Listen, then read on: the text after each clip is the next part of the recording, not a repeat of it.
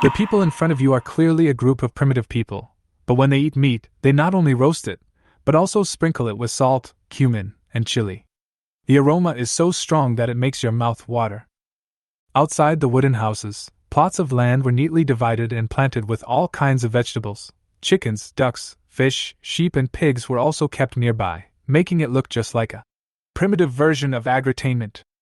Even more outrageous is that they were no longer wearing leaves to cover their bodies, but sturdy and durable rattan armor.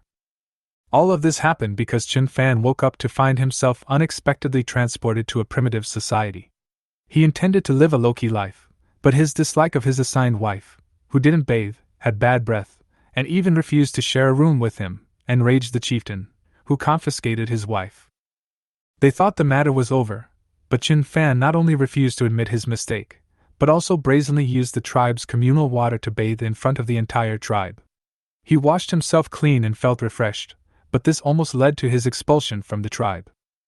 Just when his life was hanging by a thread, Chen Fan's space sign-in system suddenly activated.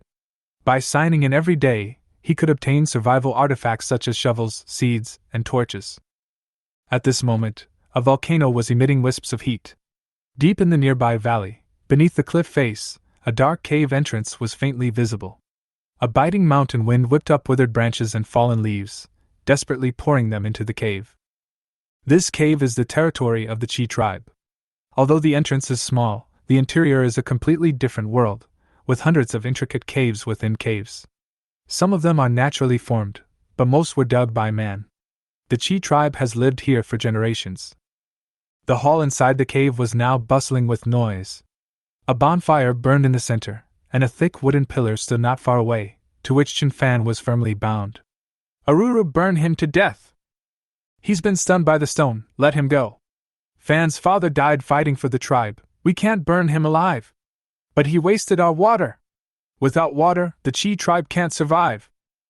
Aruru, just as the argument was getting more and more heated, the chief finally appeared. He was a man with an animal skin wrapped around his lower body and a few dirty feathers stuck in his head. His whole body was covered in hair, like a walking wild beast. As soon as he appeared, everyone fell silent, waiting for his decision on Chen Fan. "Put Fan down." The chief sighed, a hint of hidden worry in his eyes. "Aruru, chief, we can't let him go so easily." "Yes, we can't." Several strong-willed tribesmen immediately objected. The chief's eyes suddenly turned cold as he swept his gaze across the crowd, who immediately fell silent and lowered their heads. He then continued, "Fan's father is a hero of the tribe. We must forgive him this once." His voice was loud and clear, and his words were distinct.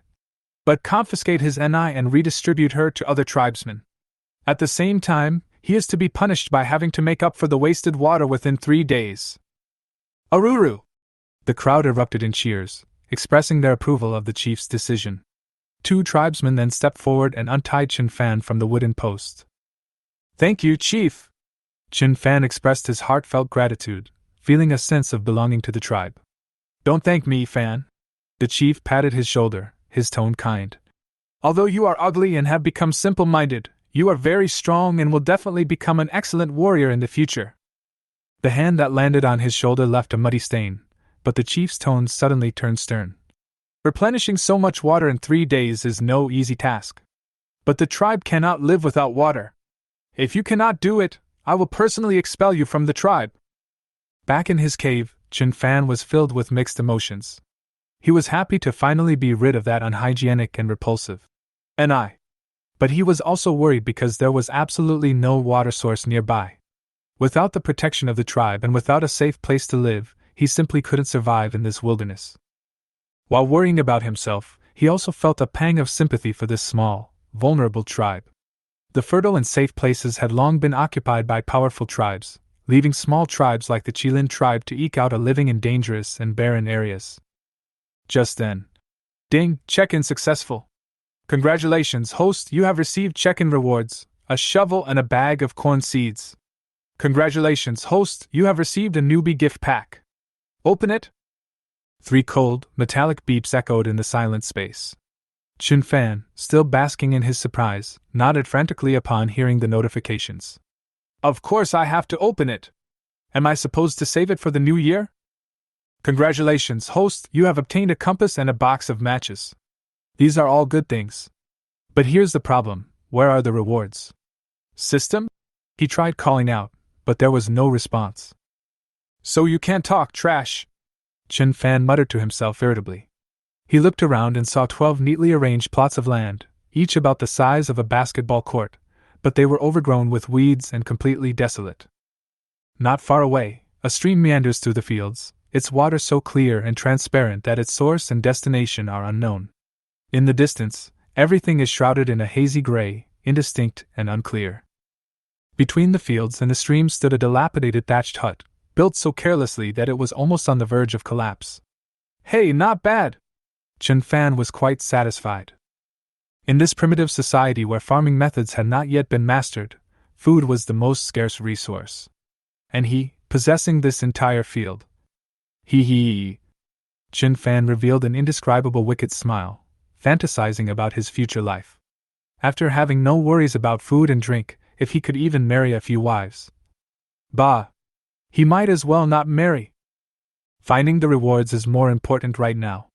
Looking around the entire space, the only place he could put anything was probably that thatched hut. So he went straight there. Sure enough, all the rewards were kept inside.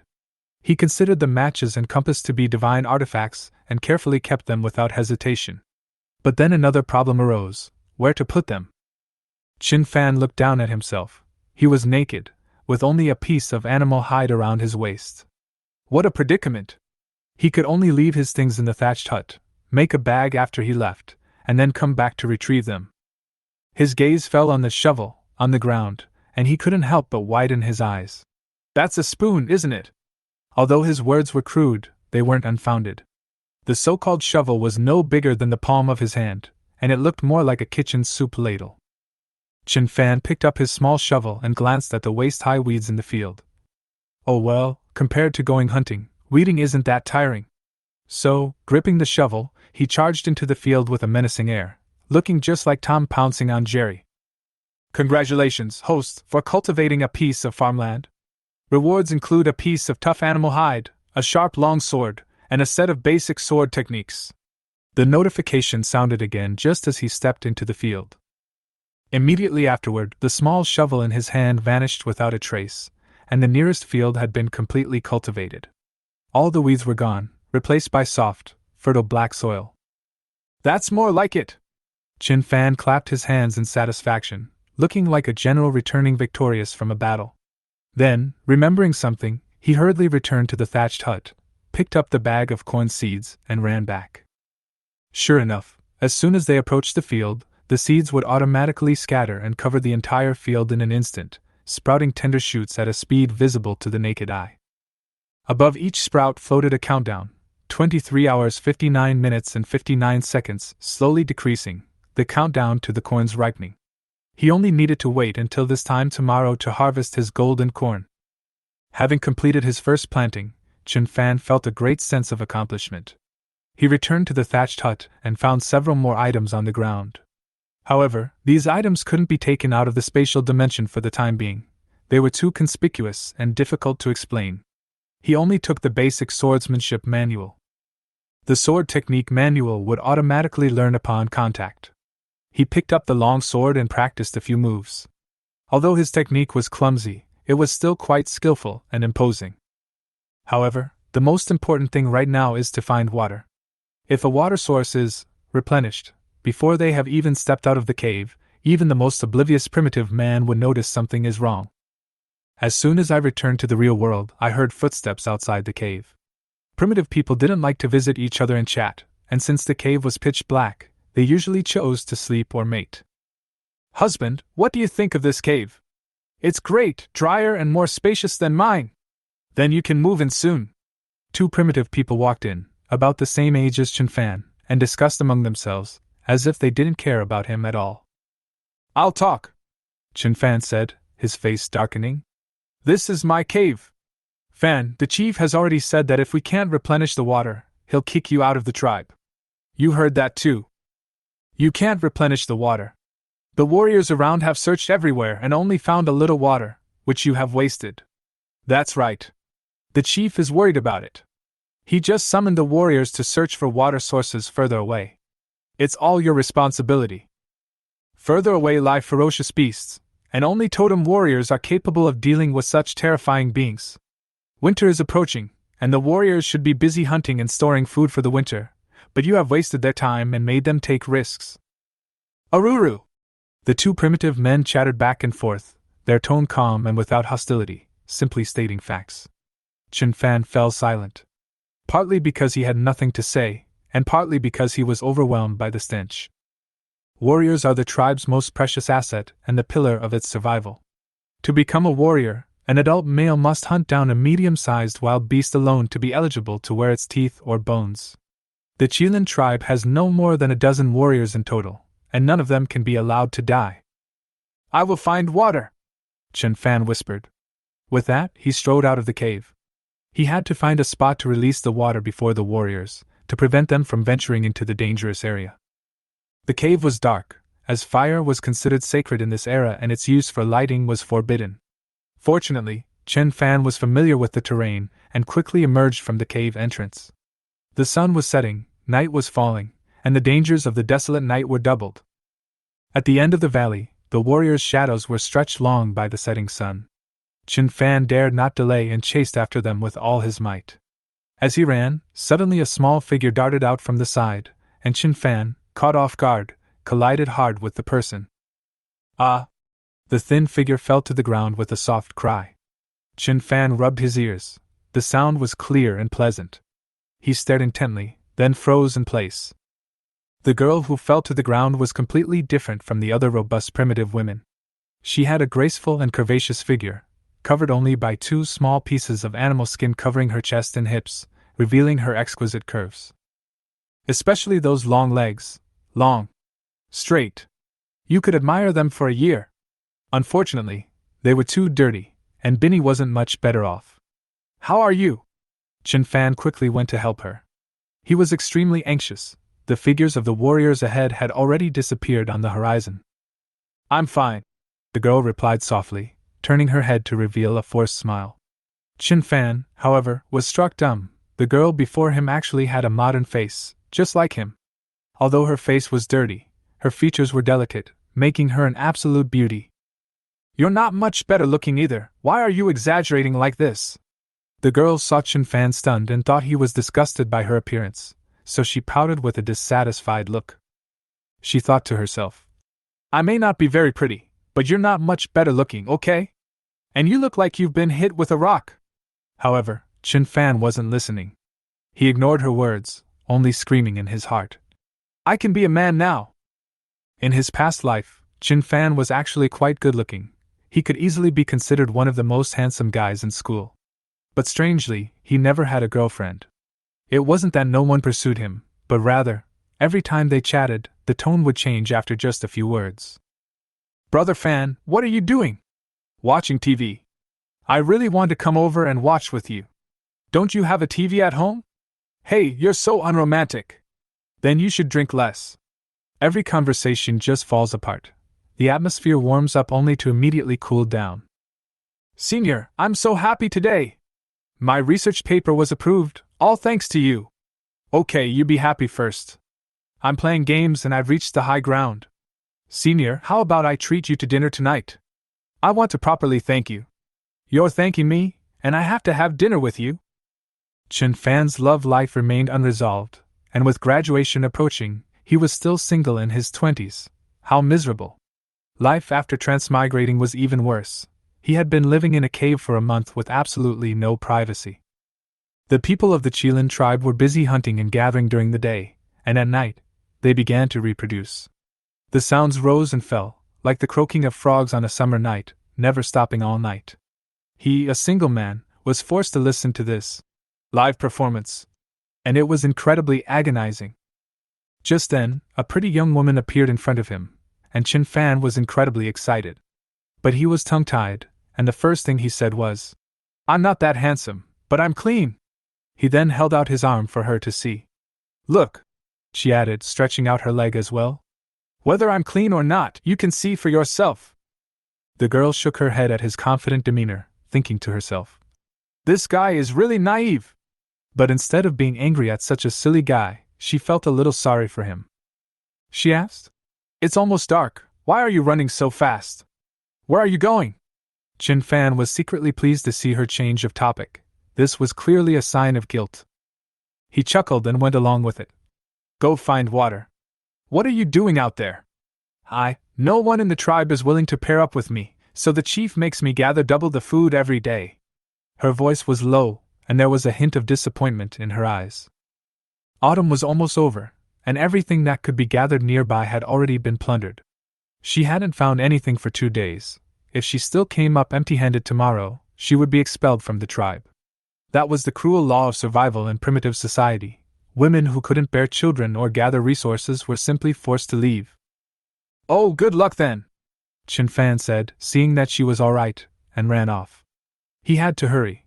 The tribe's warriors had already set off, and if he dawdled any longer, he wouldn't be able to catch up. His current body was strong, and he didn't feel tired at all while jogging.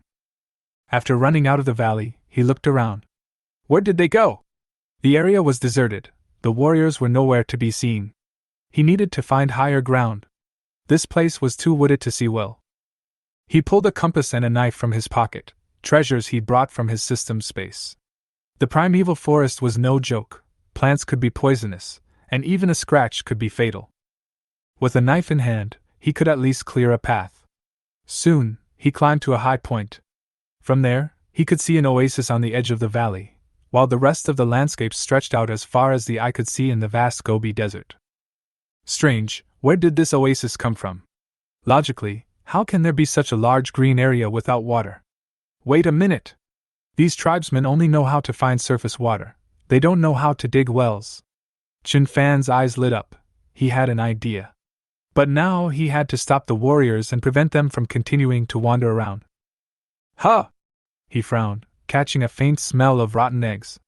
Just as he was about to investigate, he caught a glimpse of movement below the jungle. It was the warriors! So they had circled around and climbed back up the mountain. No wonder they couldn't find water. But that was fine. It saved him the trouble of searching for them again. He continued upwards, the stench growing stronger with each climb. Finally, near a giant rock, he found a suitable reservoir. The rock, shaped like a boat, had half of it suspended in midair, forming a natural pool. Without a word, Chen Fan summoned stream water from his spatial storage and filled the entire puddle. Then he packed up his tools and shouted, "There's water here! Come quick!" Aruru! As soon as the sound faded, the warriors quickly caught up. Upon seeing the pool of clear water, everyone was extremely excited. Especially the leader, a ruthless man with 3 white lions painted on his face, who had hunted 3 wild beasts. He knelt down excitedly and shouted, "Heaven bless the great Qilin!" while leaning back and spreading his arms wide, as if welcoming a miracle. The other warriors also knelt down, creating a truly awe-inspiring scene.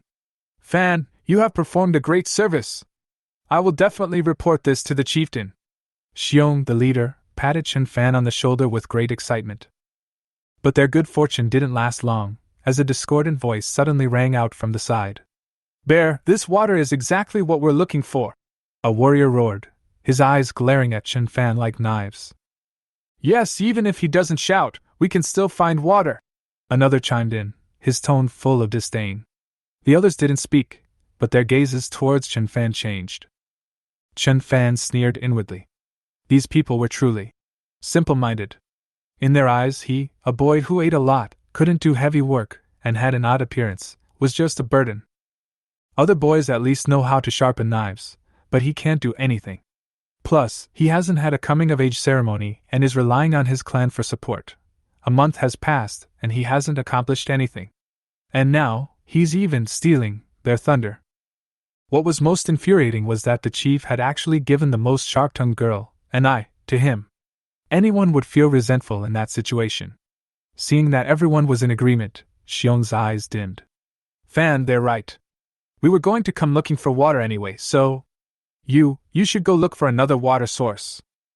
Chen Fan rolled his eyes after hearing this. He quickly understood, in this primitive society, the tribe was everything. For these people, the tribe was more important than life itself. To them, an outsider like him, who seemed dull-witted yet had a huge appetite, was nothing but a burden. In this situation, reasoning wouldn't help. He made a decisive move, no more pretense, just lay it all out. Through the remaining memories in his body, he learned that there exists a being called totem warriors in this world. These beings can awaken special powers and possess speed and physique far exceeding those of ordinary people. However, his Qilin tribe didn't have any warriors like that. This led the young men of the Qilin tribe to dream of awakening their totem and becoming powerful during their coming-of-age ceremony. Given that, it wouldn't be unreasonable for him to display some unusual abilities, would it? Alright, you guys found it. I won't take it, I'm leaving now. Chen Fan pretended to back down, and then reclaimed the water from the pit. Everyone was stunned for a moment, then panicked. The water in the pit was visibly sinking. This stone is leaking! Quick, scoop the water out! Xiongde rushed forward and pulled out a large ladle, a tool made of animal hide and gourd, specifically for holding water. The other warriors also swarmed forward, quickly filling the ladle with water. The water was dwindling, almost to the bottom, so they filled ladle after ladle, and everyone breathed a sigh of relief. Although it wasn't much, with a little beast blood, it would at least last them a few days. Xiong looked at Chen Fan, his eyes no longer filled with guilt, but rather with disappointment. This idiot, he came out to find water without even bringing a ladle. The situation was so urgent just now, and he didn't even help. Suddenly, a warrior cried out, "Arururu, water! The water's gone again!" Everyone looked and saw that all the water in the ladle had vanished, not a drop was left. They looked at each other, wondering if the ladle was broken. But when they looked down, the ground was spotless, not a drop of water had leaked out. Xiong looked up at the sky, his eyes reddening. "Ancestors, what wrong has the Qilin tribe committed?" Chen Fan stepped forward and smiled gently. "Lying is wrong." The moment these words left his mouth, the faces of the warriors darkened. Even Xiong's eyes reddened, glaring at him angrily. Chen Fan remained calm and pointed to the puddle. The next second, water flowed out again, quickly filling the entire puddle. Xiong rubbed his eyes, utterly incredulous. The others stood frozen in place, their anger gradually replaced by astonishment. "Lying will be punished." Before Chen Fan finished speaking, the water disappeared again. Everyone stared in disbelief as the puddle dried up little by little. When they looked at Chen Fan, their eyes were filled with complex emotions, surprise, fear, and a little admiration. "Now tell me, who found this water?" Chen Fan's voice was calm, yet carried an undeniable authority. He had to make them understand that only by obeying him could the tribe survive. "If you answer correctly, there will be water." He continued to guide the group, his attitude patient and gentle. The warriors exchanged glances. Although they found it unbelievable, they had all witnessed what had just happened. "It was you found it." The bear spoke, cautiously probing. "Very good." Chen Fan nodded in satisfaction, and with a wave of his hand, the water reappeared. Seeing that the water had truly returned, the warriors suddenly became excited and knelt down at Chen Fan's feet with a thud. "A shaman! Our Qi tribe has a shaman!" They were so excited that they didn't even bother to fill their water containers. They rushed forward, touching Chen Fan's feet, their foreheads touching the ground, their faces full of awe. In their eyes, shamans are as sacred as priests, beings who communicate with heaven and earth and their ancestors. But shamans are even rarer than priests. The entire Qi tribe hasn't had a true shaman for many years. The tribe exists only as long as the shaman exists. Only the shaman can bestow totem upon the totem warriors and change the tribe's destiny. The shaman governs the ancestral totem. Only with the shaman's blessing can the warrior awaken their powerful strength. The shaman is responsible for bestowing totems from the heavens, granting warriors abilities through sacrifices of ferocious beasts' blood. If someone possesses 2 totems, they are a fighter, the strongest force in the entire tribe. Now, they believe that Chen Fan is a shaman. Chen Fan is no stranger to the term shaman, having discussed it extensively during archaeological work. One theory suggests that shamans were intermediaries for communication with ancestors in ancient times, holding a very high status. Another theory suggests that shamans were a product of the Shang dynasty, a role derived from the shaman. However, he clearly understood that his current environment was not that of the Shang dynasty. Therefore, these people genuinely regarded him as a messenger of their ancestors. "This is quite convenient," he thought to himself, figuring he wouldn't have to explain himself anymore this way. Get up, all of you! He looked at the men kneeling on the ground, still feeling a little awkward. Modern people can't stand this kind of worship.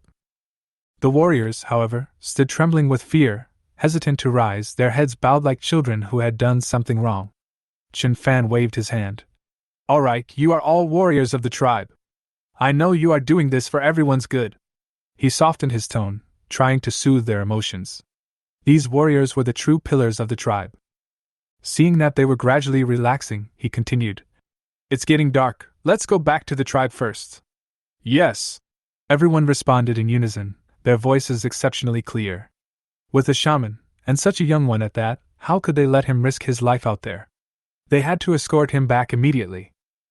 Xiong led the way, his sturdy body like a wall, a stone knife clutched tightly in his hand, ready to protect Chen Fan at any moment. As Chen Fan walked, he recalled the memory, the smell of those rotten eggs, still lingering in his mind. He vaguely remembered smelling it somewhere in his past life, but couldn't quite place it. Soon, the group safely returned to the valley.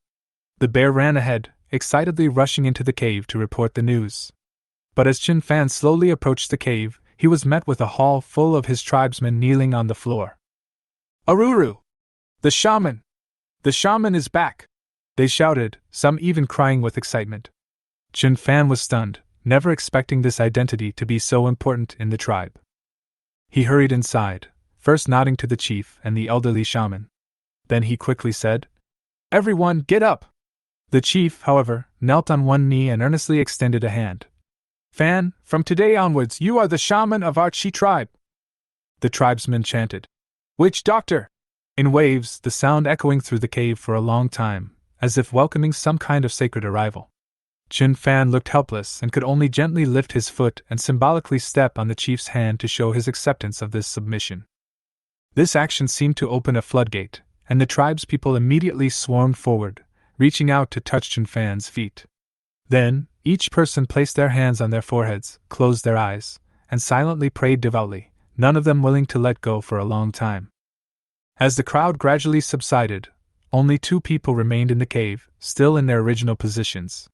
One was an elderly witch. She was a shaman by birth and did not need to receive blessings from priests, possessing her own mystical status. The other one was the girl Chen Fan bumped into in the valley. She knelt in the far corner, her eyes filled with anticipation and nervousness.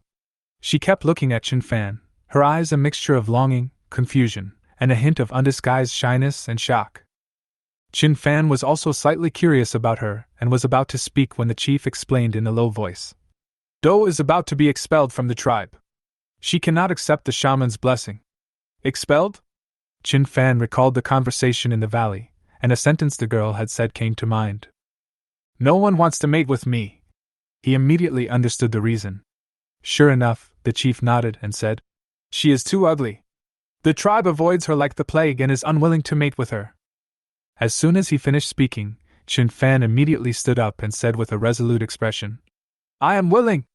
His expression was as if he was going to rid the people of evil and sacrifice himself for others, and he looked like a person of great righteousness. In reality, he was secretly overjoyed. Now that he had become a shaman, how could he not take in a few attractive women? He couldn't bear to see men who looked like Yuan Mo Man ruining the faces of modern beauties. The sudden, I do, silenced the entire tribe. Everyone was stunned. The shaman wasn't particularly handsome, and no one wanted to marry him. The chief hadn't even assigned him one of his women. Now he's actually willing to accept Do, the girl who was most disliked, as a second choice? The tribespeople were both moved and impressed, deeply touched by his spirit of sacrifice. Looking at the unwavering determination on his face, they felt as if his ugly face was glowing, as if revealing a great soul. In their hearts, the shaman's willingness to suffer hardship rather than allow his people to be driven out was nothing short of saintly. The chief felt even more guilty, and hurriedly said something that almost made Chen Fan lose his composure. Witch doctor, I can reassign an eye to you. No! Chen Fan quickly waved his hand and said righteously, An eye is the most beautiful woman in the tribe. She should be rewarded to the strongest warrior. These words immediately ignited a surge of excitement among the warriors present, their eyes lighting up with renewed hope. Previously, one could become a warrior simply by hunting a single beast. However, only by accumulating 10 kills could one be promoted to the rank of warrior. Warriors not only get more food, but also red pigments symbolizing glory. Now, they even have the chance to marry the most beautiful girl. It's a win-win situation. The strongest warrior, Xiong, had eyes that practically blazed with fury, his breathing becoming rapid, and his gaze towards Chen Fan filled with reverence.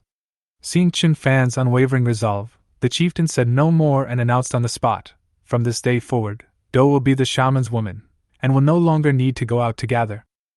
Do knelt on the ground, overjoyed and weeping, tears rolling down her cheeks and flowing into the dim light of the campfire. Just then, the elderly shaman slowly walked up to Chen Fan. She rarely left her cave, and her appearance at this moment immediately commanded respect. This was the first time Chen Fan had seen her since his transmigration. Only now, by the light of the fire, could he make out the totem patterns on her body. The patterns resembled mountains and rivers, as well as fierce beasts and gods, and her eyes, though on her wrinkled face, were exceptionally bright. "Young shaman, I can sense something different about you."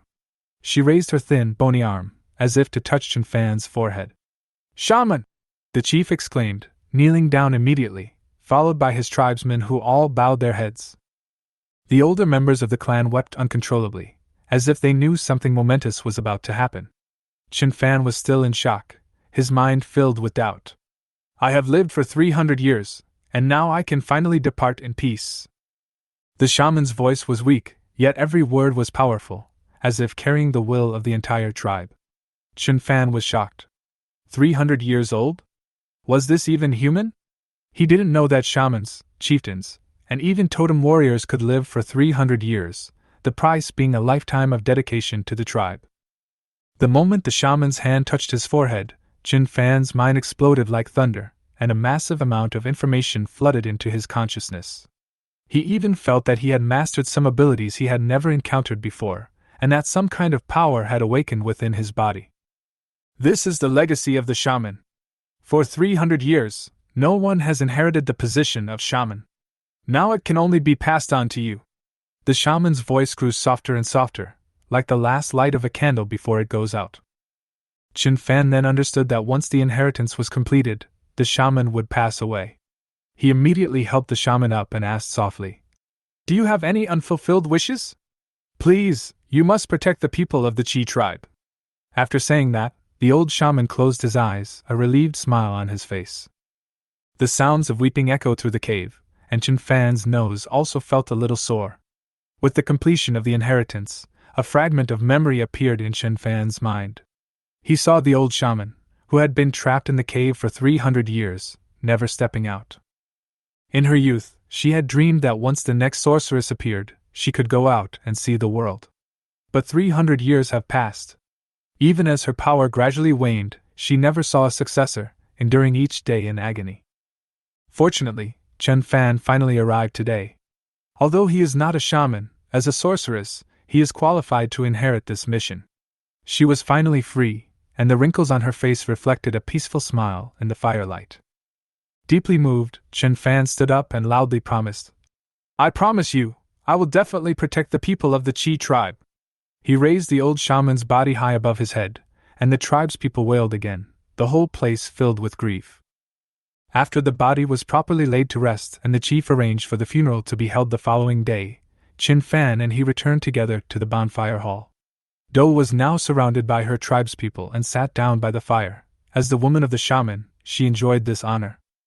The chief knelt again and pleaded, "Please, shaman, guide us." Chen Fan nodded, knowing that the tribe couldn't remain immersed in grief for too long. "Follow me." He had a sudden idea and pulled Do towards the water reservoir, with the chief quickly leading his men to follow. From today onwards, the Qi tribe will no longer have to worry about water shortages. He filled the pool with water, then turned to his tribesmen. "From now on, everyone must take a bath, and those who do not will be expelled from the tribe." A gasp of shock suddenly rippled through the crowd. Some people stared at the pool, their eyes lighting up. "There's such powerful magic in this water." The previously somber and oppressive atmosphere was instantly ignited, followed by cheers, and some were even moved to tears. After all, the Qilin tribe was severely lacking in water. Not to mention, holy water, with magical power. At this moment, the entire tribe seemed to come alive, and the grief brought by the passing of the old shaman was also somewhat dispelled. As the scene gradually quieted down, Chen Fan stepped forward and announced his first decision after becoming the shaman. From today onwards, everyone must take a bath. Those who do not bathe, please leave the chieftain tribe. Everyone was stunned at first, then burst into a thunderous roar. Witch doctor! Witch doctor! No one questioned or objected. Everyone was celebrating the rebirth of the tribe. As night deepened, the chieftain, after discussing the follow-up arrangements with Chen Fan, advised everyone to rest early and deal with the remaining matters the next day. After the tribe's people dispersed, only one person remained standing by the pool. It was Do. She stood ramrod straight, her face buried in the darkness, her expression obscured. Only her soft breathing could be heard. Chen Fan looked at her. Your name is Do? Her voice was faint. You can take a shower here. It's dark, and no one will see you. I'm going back now. He turned and left. After all, she hadn't washed in ages, and he couldn't bear to watch her scrubbing herself clean. Although it might be fun for a petite girl to play with mud. Oh well, maybe next time. Chen Fan returned to the cave, covered himself with the animal skin, and went to sleep. The next morning, as soon as Chen Fan opened his eyes, he felt something pressing on his abdomen. Reaching down, he touched it. The texture was delicate, smooth, and somewhat soft. Master Shaman, you're awake. Do whispered beside him, then jolted awake. She quickly sat up and said in a flustered whisper, I'll go prepare the food right away. It turned out that after she fell asleep, she had accidentally put her leg on Chen Fan and had fallen asleep later than the shaman. She turned pale with fright, her heart pounding with panic, afraid Chen Fan would blame her. Just as she was about to rush out of the cave, Chen Fan frowned. Come back! Do's body trembled, thinking he was angry, and she quickly knelt down. Witch doctor, I was wrong! Chen Fan was completely bewildered by her kneeling. He was still savoring the delicate touch, and was about to touch her again when she suddenly knelt down in fright. She was taking it way too seriously. Get up! Don't kneel so easily in the future! Chen Fan pulled her up. The feel was still so good, soft and smooth, but unfortunately the light was too dim to see clearly. Seeing Chen Fan's gentle tone, Do felt a little relieved. But she was still curious. What had the shaman been touching on her arm just now? With a soft sizzle, a flame suddenly ignited in the darkness. Chen Fan lit a match and looked at her face. Wow, her eyes were watery, her nose was delicate, and her lips were rosy. Further down, her neck was long and slender, and her body was covered only by a piece of animal skin, which surprisingly created an exaggerated curve. Her skin was dazzlingly white. Living in the mountains year-round, the mud blocked the sunlight, which made her skin as delicate as porcelain. In Chen Fan's eyes, this was already goddess-level beauty. He wanted to take another look, but the match went out. Just as he was about to light another one, Do suddenly knelt down. This time, it wasn't fear, but shock. The shaman could make fire? Her heart raced, her mind a complete mess. In her understanding, fire was a gift from the gods, descending from the heavens. Even the old shaman couldn't light a fire casually, yet Chen Fan had somehow managed to light a match out of thin air. Her worldview was completely shattered at that moment. Chen Fan didn't bother to say anything more, pulled her up, and walked out of the cave. Outside the cave, the chief and several warriors were already waiting. Today, the funeral for the old shaman was to be held, and the atmosphere was particularly somber. Your Excellency, may we depart now? The chief asked respectfully. Chen Fan nodded. Let's go. A strong man carried the old shaman's body on his back, and the group slowly set off. Chen Fan had studied some history and knew that the funeral practices of primitive tribes were quite unique. Some tribes would chop up the corpses and burn them to ashes, which would then be shared among the tribe. Others would hang the skulls of the deceased on the edge of their territory to deter enemies and protect their people. However, the Chi tribe's method was relatively simple. They found a natural pit and buried the body. But there were rules. The pit had to be naturally formed, not artificially dug. In their view, if heaven and earth did not provide a burial site, it meant the deceased was guilty and should be left to rot in the wilderness. Therefore, funerals sometimes took several days, with warriors searching the mountains and fields for a suitable burial site. For efficiency, only the strongest men could participate. Upon reaching the mountain pass, the chieftain urged Chen Fan to turn back. Witch doctor, you can stop here. Chen Fan did not stop. I want to personally see the old shaman off on his final journey. In his heart, the old shaman was the first person to acknowledge him and impart his power to him. That kindness could not be forgotten. A flicker of hesitation crossed the chief's face, but he didn't dare object. Don't worry, chief, I have magical powers, safety won't be a problem. Chen Fan reassured him, patting his shoulder gently.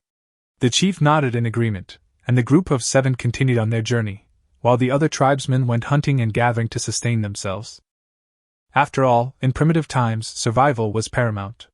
The morning wind was biting cold, making even the strongest warriors shiver. Chen Fan frowned, thinking to himself, it seems the clothing problem needs to be solved as soon as possible. Before long, they arrived at a dense forest, and the chief gestured for them to stop. Aruru! The chieftain suddenly roared, plunging his wooden staff into the ground. A pale white light emanated from him, enveloping everyone like ripples in water. Chen Fan suddenly felt a lightness in his body, all his fatigue vanished. He was stunned, then quickly searched his memories, discovering that the chieftain also possessed extraordinary abilities. He could buff his people, he was a hidden master. After the chief finished setting up the barrier, he directed everyone to spread out and search. Don't go too far. Shout as soon as you find a suitable pit. Chen Fan secretly admired them. Although these people were primitive, they were not stupid. Wait, there's movement! Suddenly, a warrior named Xiong alertly stared at the woods ahead. He raised his bone knife, crouched low, and slowly approached. 2 warriors followed behind him with spears, while the warrior carrying the corpse stood guard beside Chen Fan and the chieftain. Roar! The forest shook violently, a roar shattered the silence, and dense branches and leaves were scattered in all directions. Several small trees were snapped by the force, and a huge beast suddenly rushed out from behind the dense bushes, a truly astonishing scene. It looks a bit like a wild boar, but its size is outrageously large. It is covered in brown fur and has a prominent bony ridge on its back, making it a full 3 meters tall. The monster's length is even more astonishing, like a small house, giving it an oppressive presence. Standing in front of it, you can hardly breathe. Chen Fan noticed that the creature had a ring of bone claws around its front hooves, gleaming coldly and even more frightening than its fangs. Aruru! The bear roared as it swung its bone knife, charging fearlessly towards the monster with overwhelming momentum. 2 tribal warriors hid behind a large tree, defensively using their spears, appearing extremely tense. It's a beast! The bears can't stop them! The chief's face changed drastically, and he exclaimed repeatedly, his voice filled with anxiety and worry. This beast is no ordinary creature. It lies between a common wild animal and a ferocious beast. It lacks bloodline power, but possesses an extremely strong desire to attack and terrifying strength. Its explosive power can even rival that of some ferocious beasts, far surpassing that of ordinary wild animals, making it an extremely dangerous existence. Chen Fan's heart sank. This place wasn't far from the tribe, so there shouldn't be a beast of this level here. But at this point, he couldn't think too much about it. The monster had already launched its first attack. It lowered its head, its 2 thick, long fangs like 2 sharp knives charging straight at the bear, the sheer force of its charge terrifying. The sheer power contained in this colossal beast's single charge was enough to pulverize a human. The bear reacted swiftly, rolling to the ground and using the momentum to thrust its bone knife fiercely at the monster's neck. With a crack, the bone knife missed its vital point, instead striking the monster's shoulder and breaking instantly. 2 warriors quickly moved, their stone spears aimed straight for the monster's eyes, but the creature suddenly swung its head, smashing the spears in 2. Aruru! The chieftain roared anxiously, a white ripple spreading from his body towards the crowd. Chen Fan felt a surge of heat within his body, and a surge of power erupted from his limbs and bones. It was a power boost. As the second ripple spread, the warriors' physiques visibly became stronger. A third ripple appeared, and Chen Fan felt his body become heavier, likely due to an enhanced defensive capability. Witch doctor, hurry! Xiong and the others can't hold out much longer. The chieftain, his breathing disordered, leaned against a tree and shouted loudly, clearly on the verge of collapse. But Chen Fan remained motionless, his eyes fixed on the beast ahead, showing no intention of moving an inch. The monster changed direction, locked onto the bear again, and pawed at the ground, preparing for a second charge. Is all this thing can do is sprint? Chen Fan asked, his tone turning cold. It's a high-backed porcupine. Besides sprinting, it's also adept at trampling. Its hooves are the most deadly. If it hits you, you're dead. The chieftain cried out anxiously. We can't hurt it at all. Shaman, let's go. The old shaman hasn't been buried yet. I won't leave you here. Chen Fan finished speaking and rushed out. Even with enhanced abilities, a warrior fighting barehanded would find it difficult to deal with such a massive monster. The bear couldn't dodge. It roared, its muscles bulging, and like a primal being possessed, it gripped the monster's fangs tightly, engaging it in a head-on struggle. Two warriors rushed forward to help, one grabbing the monster's tail while the other swung his broken spear at its abdomen. Unfortunately, their strength was far inferior to the monster's. Even with their enhanced abilities, the warriors were no match for this colossal beast. The monster thrashed about wildly, whipping its head and tail erratically, sending the bear and the warrior pulling its tail flying. The man wielding the spear had no time to dodge. He screamed in agony as his arm was stomped on, shattering the bone instantly. Witch doctor, don't come any closer! The heavily wounded warrior cried out as he saw Chen Fan charging towards him, trying to stop him from taking the risk. But the next moment, blood splattered everywhere. The monster's foreleg was severed cleanly, flesh and bones spilling out, a shocking sight. Roar! In excruciating pain, the monster stood up and raised its other foreleg to stomp down at Chen Fan.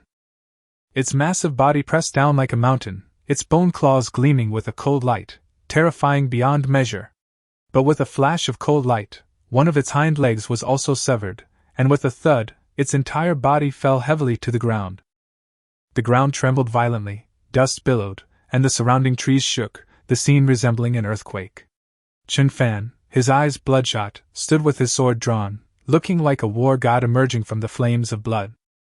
At this moment, everyone was stunned by the scene, even temporarily forgetting their pain.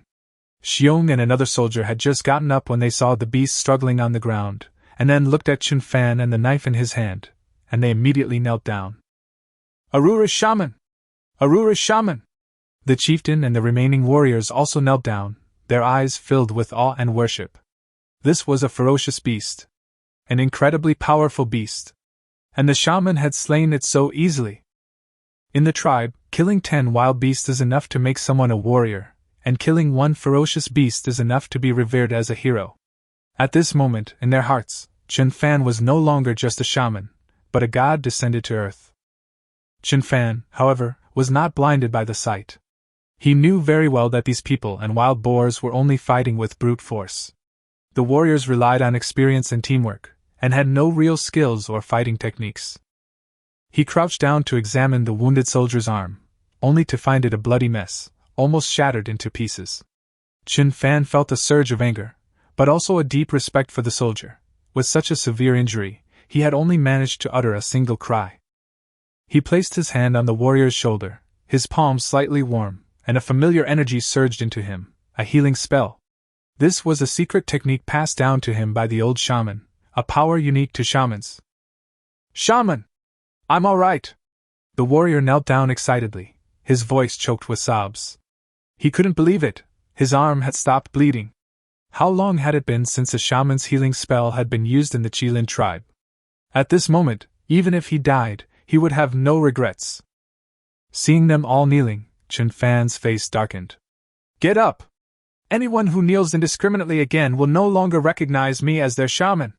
He roared, plunging his knife deep into the wild boar's throat. Blood gushed out like a fountain, and the monster died instantly. Get up now! This shout startled everyone, and they all stood up. The chief and the others looked bewildered. The shaman was strong, but his temper was a bit unpredictable. He had suddenly become angry again. Deep in the jungle, sunlight filtered through the dense foliage, dappling the ground. Chen Fan, holding a sharp bone knife, skillfully butchered a wild boar he had just hunted. The boar was too large to carry back whole. He had to dismember it and transport it separately to save time. The chief behind them had just recovered some strength and still looked tired. He looked around and reminded them in a low voice. The smell is too strong and will attract wild beasts, shaman. We have to leave quickly. Chen Fan stopped what he was doing, frowned, and asked the question that had been on his mind. This place is not far from the territory. How can there be wild beasts here? The chief nodded, looking helpless. Winter is coming soon. Every year at this time, wild beasts will approach human territory. They also need places to spend the winter. Chen Fan was taken aback upon hearing this, and the memories left behind by the original owner of the body quickly surfaced in his mind. It seemed that one of the most urgent matters at hand was to strengthen defenses. As he skinned the animals, he mentally noted this down. This was something that couldn't be delayed. Fortunately, skinning was a piece of cake for him. The original owner of this body had done it many times in his youth. Before long, he had skinned off a thick, intact pelt. The bear beside him finally couldn't resist, its eyes burning as it stared at the bone knife in his hand. Witch doctor, this knife! Shut up! The chief roared, immediately interrupting the bear's question. The shaman's possessions weren't something ordinary people could discuss casually. It's nothing, just a broken knife. Maybe I can give you one after you've rendered some service, Chen Fan said casually. This knife was indeed extraordinary. The material didn't resemble metal, but its design was rough, and he really didn't like it. Xiong's eyes lit up upon hearing this, and the other warriors were also filled with excitement. Rewards for meritorious service were unprecedented. Lord Shaman, can we also try to get a reward? Of course. Chen Fan nodded and smiled. He knew that warriors craved power, which was a good thing. It showed they had a sense of responsibility and wanted to protect their people. After the supplies were packed, the 7 men each carried their spoils. Chen Fan and the chieftain carried half a hide together. A whole hide was too heavy to carry. The 4 warriors took turns carrying the old shaman's body. Bear, dragging the heavy pig's head, walked the slowest. Fortunately, they soon found a natural burial pit, buried the old shaman, and quickly set off back to the tribe. The air was thick with the stench of blood. They were practically walking bait, needing to get home before the wild beasts caught their scent. Along the way, Chen Fan noticed the vines by the roadside. Some were still vibrant green, seemingly incredibly resilient, and he silently noted the locations of these resources. After a brisk journey, they finally returned to the valley where their tribe resided. The valley's terrain was far more defensive. Towering cliffs lined both sides, making it impossible for most wild animals to descend. The valley entrance was treacherous, but the warriors could easily defend it. From afar, Chen Fan saw several tribesmen guarding the cave entrance, with Do leading the way, anxiously peering out. This was the first time Chen Fan had seriously observed Do. Do's appearance was quite striking in this land. She had long, fair legs, bright, expressive eyes, and a primal, wild beauty that gave her a unique allure. As soon as she saw Chen Fan, she ran over happily, her graceful figure swaying with her movements, attracting furtive glances from the surrounding warriors. However, remembering that she was someone close to the shaman, they immediately lowered their heads, not daring to look any longer. After the spoils were collected, the chief sent a few strong men back to retrieve the remaining wild boar carcasses, while the rest of the tribe gathered together to pray for and bid farewell to the old shaman. By the time everything was over, it was already evening. The tribespeople sat down to eat, the flickering firelight illuminating everyone's faces. The one-armed warrior became the star of the evening, munching on wild boar meat while vividly recounting Chen Fan's hunt for the porcupine, leaving the tribesmen in awe. Although Chen Fan appeared calm on the surface, he was secretly pleased with the satisfaction he had received. He and Do received a raw lamb leg, a few jujube-sized fruits, and a ladle of blood oozing with a fishy smell. In the tribe, this was considered a top-tier delicacy, enough for 5 warriors to share. But Chen Fan had been eating raw food for a month and was thoroughly fed up. He swallowed hard, staring at the raw lamb leg, and decided, "Today, I'm eating it cooked. Do, go get some firewood." Do nodded and turned to leave. Although the tribe was poor, they had plenty of firewood, and soon returned with a large bundle. Chen Fan arranged the wood, then walked to the campfire, pulled out a burning stick, and prepared to light it. Just as he was about to do so, the surrounding tribesmen panicked. "Witch doctor, you can't do this! Stop right now, or you'll be punished by heaven!" They held a primal reverence for fire. In their hearts, fire was a divine gift from heaven and earth, not to be moved or used for personal purposes. Even the chief approached tremblingly, looking uneasy. What are you doing?" Chen Fan knew he couldn't reason with them scientifically, so he simply stood up, picked up a burning stick, and solemnly called out, Family members, we were wrong, he said solemnly, looking at everyone with a firm gaze. Fire is a gift from heaven and earth for us to use, not a plaything to be worshipped, he announced as a shaman. From now on, torches must be lit at every cave entrance to illuminate the caves. From now on, we can choose to eat raw or grilled food, and everyone has the right to eat better. We can also use fire to scare away wild animals. Fire is our weapon.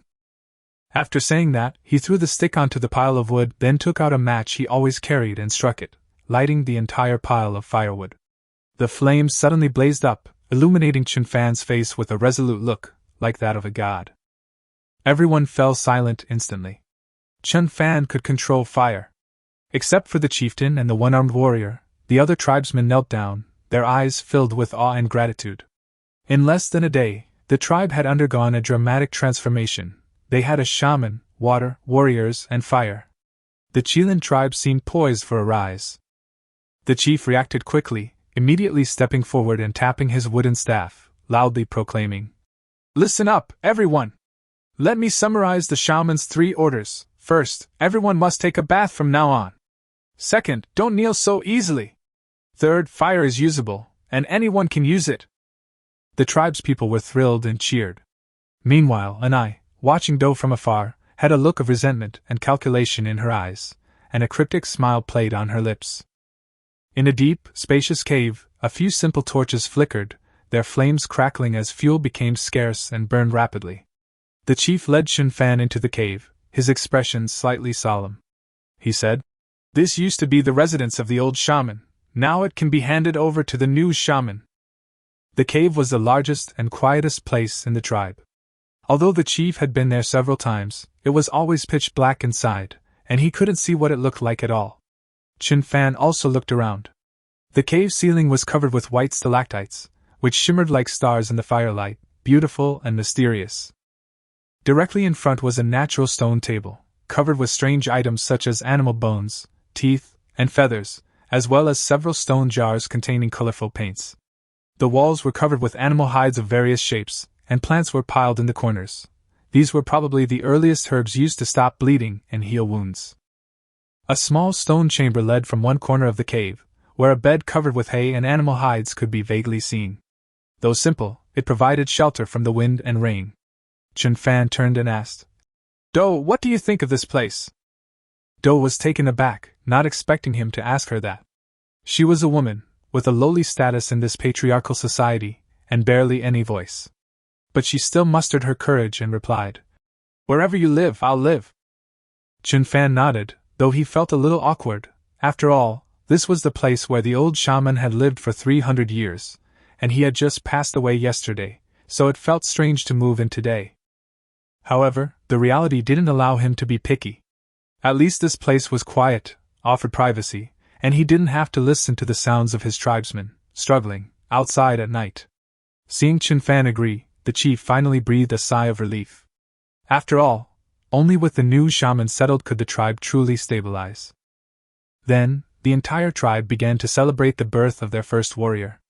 The chief brought stone powder pigment and, according to tradition, applied the warrior's mark to Chen Fan. The ceremony was originally quite complicated, requiring the pigment to be applied from the forehead to the chin, but Chen Fan found it troublesome and insisted on a simplified approach, only applying it once to his forehead. Chen Fan disliked these strange rituals and wanted to minimize them, so he hastily completed them and prepared to return to his cave to check on his corn.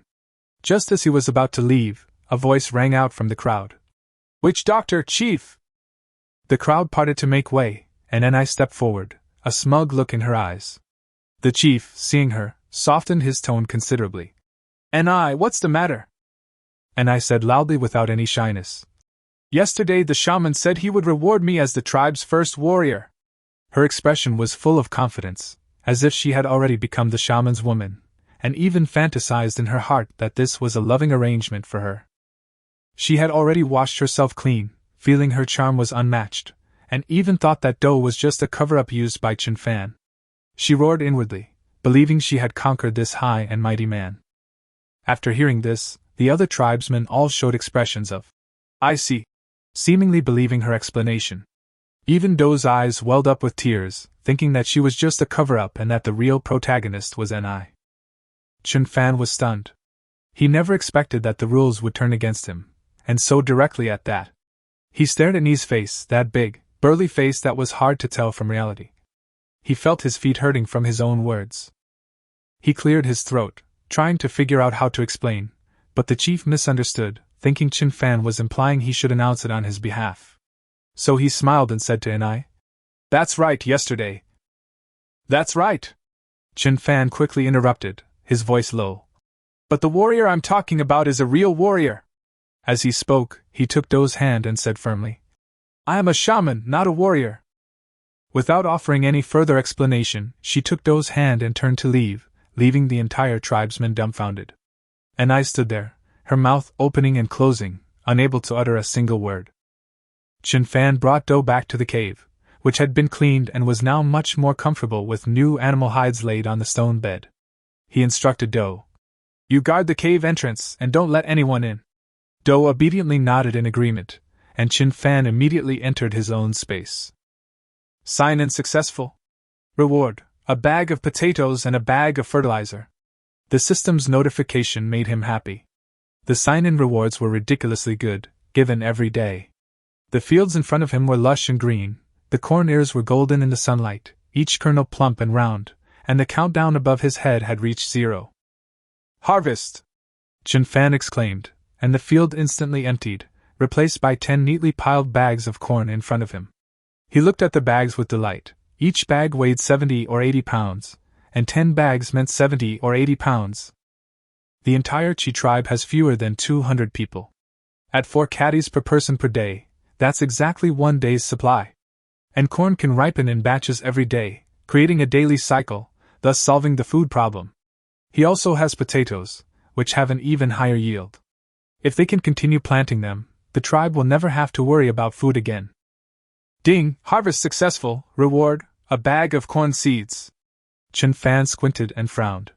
The seeds were good, but he only had 1 plot of land. Should he plant corn or potatoes? Just then, on the other side of the forest, as the sun began to set, its rays dappled through the trees like scattered gold. Bear, leading a group of warriors, slowly retreated to higher ground, their expressions tense. "Bear, there are too many snakes. We can't lead them back to the tribe." "Yes, let's fight," a soldier whispered. Bear gripped his bone knife, carefully slicing aside the flying snakes. Looking ahead, he saw a dense swarm of slithering snakes. "Head up the mountain. Avoid the valley." "Yeah, you're fast.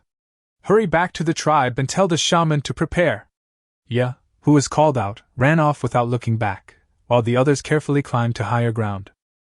They had only climbed a few steps when suddenly a colossal shadow appeared in their field of vision. It was a giant python hidden in the jungle, its yellowish-brown body almost blending into the forest floor, and its pair of scarlet triangular eyes staring intently at them. Chen Fan thought about it for a long time and finally decided to plant potatoes. In his personal space, potatoes and corn only needed 1 day to mature. But in the real world, the growth cycle of these 2 crops is actually about the same, basically about 4 months. However, compared to other crops, corn has more obvious drawbacks. It is large but weak and easily damaged. Even in today's technologically advanced society, corn is often destroyed by wild boars. Imagine how much worse the situation would be in this primitive era. Potatoes are different. Not only are they incredibly resilient, but they're also much easier to grow and require minimal technical skills. Therefore, considering all factors, Chen Fan believes that growing potatoes is more suitable for the current living environment of this primitive tribe. After planting the potatoes, he took out yesterday's animal hide reward from his spatial storage, grabbed 2 ears of corn, and prepared to return to the real world. At that moment, the tribe's girl, Do, was guarding the cave entrance, looking serious and vigilant. Chen Fan looked at her, smiled, and softly called out, "Do, come here." In this wild world, having a woman who listens to you is indeed a satisfying thing. He handed her an ear of corn, saying it was a reward from the guard. Do had never seen anything like it before and took it with a curious look. The corn was wrapped in a tender green husk and had a sweet aroma that made it seem edible. She instinctively took a bite, chewing the corn's silk and all. Chen Fan was both amused and exasperated, and quickly reached out to pull the corn silk out of her mouth. That's not how you eat it. Come on, I'll teach you. Dou's eyes curved into crescent moons as she smiled. So sweet, Master Shaman. She happily hugged Chen Fan's arm, acting like a little girl. Chen Fan didn't mind and casually stuffed the corn silk back into her mouth. It is indeed edible, but not many people were willing to eat it before. He peeled off the green husks of the corn and skewered it with a thin wooden stick. Then he built a fire and slowly roasted the corn on it. Actually, he had never roasted corn before, and his movements were quite clumsy. But Dou watched and found it extremely interesting. Her gaze towards Chen Fan was no longer merely one of awe and obedience. It held a hint of tenderness. Soon, the golden corn glistened with oil, its aroma filling the air. Ah, it smells so good! Dou swallowed hard, her eyes lighting up. All right, you can eat now. Chen Fan handed her the corn, and the two of them squatted by the fire and ate it. From his angle, he could just see Dou's simple animal skin clothing, slightly loose and slipping down, revealing an alluring curve. Chen Fan's heart raced, and his breathing became rapid. Noticing his gaze, Dou shyly moved to the side, seemingly wanting him to see her more clearly. In this world, only the shaman didn't mind her appearance, so of course she had to do her best. Chen Fan no longer restrained himself and pulled the animal hide down a little further, gently stroking it. Witch doctor! Dou murmured softly, biting into a corn cob as she slowly closed her eyes. Just as the atmosphere was heating up, hurried footsteps suddenly came from outside. Master Shaman, something terrible has happened, there's a swarm of snakes. Before the voice even arrived, the person had already rushed into the cave. Upon hearing the words, swarm of snakes, Chen Fan was startled. He was actually terrified of snakes. Even a small snake was enough to frighten him, let alone a whole swarm. But he was now the shaman, the backbone of the tribe, and no matter how afraid he was, he had to step up. After you finish eating, wash the animal hide. Tomorrow I'll make you a decent outfit. My woman shouldn't always dress so casually. After instructing Dou, he turned and walked out of the cave, just as he encountered his tribesmen and chieftain rushing over. Witch doctor! The tribesman said breathlessly. Xiong and the others have lured the snake up the mountain. What are we going to do? Chen Fan immediately ordered. Prepare torches, one for each person. The cave is currently filled with elderly people and children, so using fire to drive away the snakes is the most effective and safest method. Chief, fire is a gift from the gods. Even wild beasts fear it. You take the men and guard the cave entrance. I'll go up the mountain to meet Xiong and the others. The chief nodded in agreement. This was the most reliable course of action at the moment. Chen Fan, carrying a torch, left the cave entrance and embarked on the path leading up the mountain. The sunset outside the valley was breathtakingly beautiful, but he had no time to appreciate it, hurrying forward. As soon as he emerged from the valley, he saw the grass and tree branches crawling with small snakes. So many! Chen Fan felt a chill run down his spine. He looked around, then swung his knife and chopped at a large tree. His plan was to cut down the tree and set it on fire to deter the snakes. But as he chopped, he suddenly smelled a rich fragrance. Looking up, he saw that not a single snake was near the tree. The tree was nearly 20 meters tall, with a straight trunk, oval leaves, and slender but sturdy twigs. His eyes lit up. Wasn't this Phoebesian non-wood? This was a treasure. Not only did its fragrance repel insects, but it also had antiseptic and preservative properties. A box made from it could serve as a makeshift refrigerator. Looking around, he saw that the entire valley was covered with these trees. Overjoyed, he forgot all his fear of snakes and swung his knife even more fiercely. With a crack, the thick tree trunk fell to the ground, blocking the entrance to the valley. The surface of the golden nanu tree's branches and leaves is covered with fuzz, and it's autumn, so it's dry and flammable. As soon as Chen Fan brought the torch close, the flames instantly flared up. This tree can burn for several hours, that's enough, he muttered to himself. He cleared away the surrounding weeds to prevent a wildfire, and then continued up the mountain. Not far ahead, he suddenly saw a huge snake lying across his path, its body as thick as a water bucket, and covered with scales like leaves. Chen Fan felt a chill run down his spine. He simply didn't have the courage to fight. He decided to take a detour and find his tribesmen first. He proceeded cautiously, wary of venomous snakes and plants that might harbor poison, making progress slow. Finally, before sunset, he met the bear and the others. They were in a safe area, and the small snakes dared not approach. "Master Shaman!" The group greeted them with delight. But as soon as they ran, the little snakes seemed to explode and pounced on them. "Go back!" Chen Fan roared, grabbed his torch and rushed forward desperately, forcing a path through the crowd. "Are you alright?" Xiong asked, his face full of guilt. "I'm fine. By the way, why don't these snakes dare to approach your area? It's strange, they stop as soon as they get here, even that big snake doesn't come over." Chen Fan frowned, suddenly smelling a pungent, rotten egg odor that made him wrinkle his nose. Near the foot of the volcano, Chen Fan suddenly discovered a yellow crystal scattered on the ground, slightly transparent, with a pungent smell. This is sulfur, one of the most common minerals in volcanic regions. Although it is solid, it is essentially a liquid substance after cooling and is extremely irritating. He recalled that in his previous life, when he accompanied experts on an expedition deep into Shenangjia, the team always carried alcohol, not only for disinfection but also to repel snakes. The fact that snakes are extremely sensitive to pungent odors immediately gave Chen Fan a jolt, as if a divine intervention had arrived. With sulfur present, the snakes were no longer a threat. He steadied himself and immediately organized his tribesmen to begin the search. "Look up, there's a smelly, yellowish, translucent stone. Snakes are afraid of this," he shouted as he walked.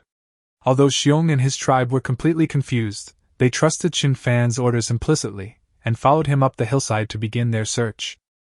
A moment later, someone came out holding a piece of sulfur and shouted excitedly. "Witch doctor, is this the kind of stone?" Chen Fan nodded immediately. "Yes, it's sulfur. Everyone, quickly light the fire, raise the torches, and find more." Seeing this, the tribesmen no longer hesitated. Having witnessed Chen Fan use torches to disperse the snakes, their confidence naturally increased. "Master Shaman, won't using fire like this offend the gods and spirits?" Xiong asked with some concern. "I have received divine instructions that fire may be used at will, and the entire tribe has already lit fires." As soon as he finished speaking, a burst of excited "Ururu" erupted from the crowd, and everyone's face was filled with excitement. They cut down tree branches to make makeshift torches and began collecting sulfur with all their might. After a long time, each tribesman held a torch in his hand and carried large chunks of sulfur in his arms, his expression now showing more confidence. "Excellent! This is a treasure!" Chen Fan waved his hand with satisfaction, signaling everyone to descend the mountain. "Let's go home!" The tribespeople were in high spirits, shouting as they rushed into the snake swarm like victorious warriors returning from a battle. The torches and sulfur in their hands worked wonders. The small snakes scattered and fled, not daring to approach. The crowd erupted in cheers, their reverence for the shaman growing even stronger. But Chen Fan's gaze lingered on a giant snake. It didn't run away like the other snakes. "Bear, what's that big snake?" Chen Fan asked warily. Xiong shouted back. "Leaf snake. It's a ferocious beast, don't mess with it."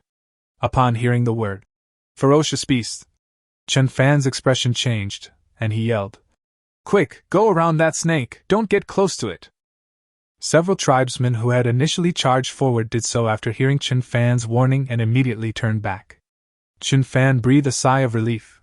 After all, while sulfur repels snakes, it didn't mean it would be effective against ferocious beasts, especially intelligent leaf snakes like these. Fortunately, the leaf snake seemed to have no intention of attacking, and slowly glided away, disappearing into the depths of the valley. The remaining small snakes also dispersed, and the tribespeople cheered and danced their way back to the valley entrance. At this moment, the campfire burning with golden Manhwa wood in the valley was still raging fiercely. Chen Fan hurriedly called out to everyone to stop.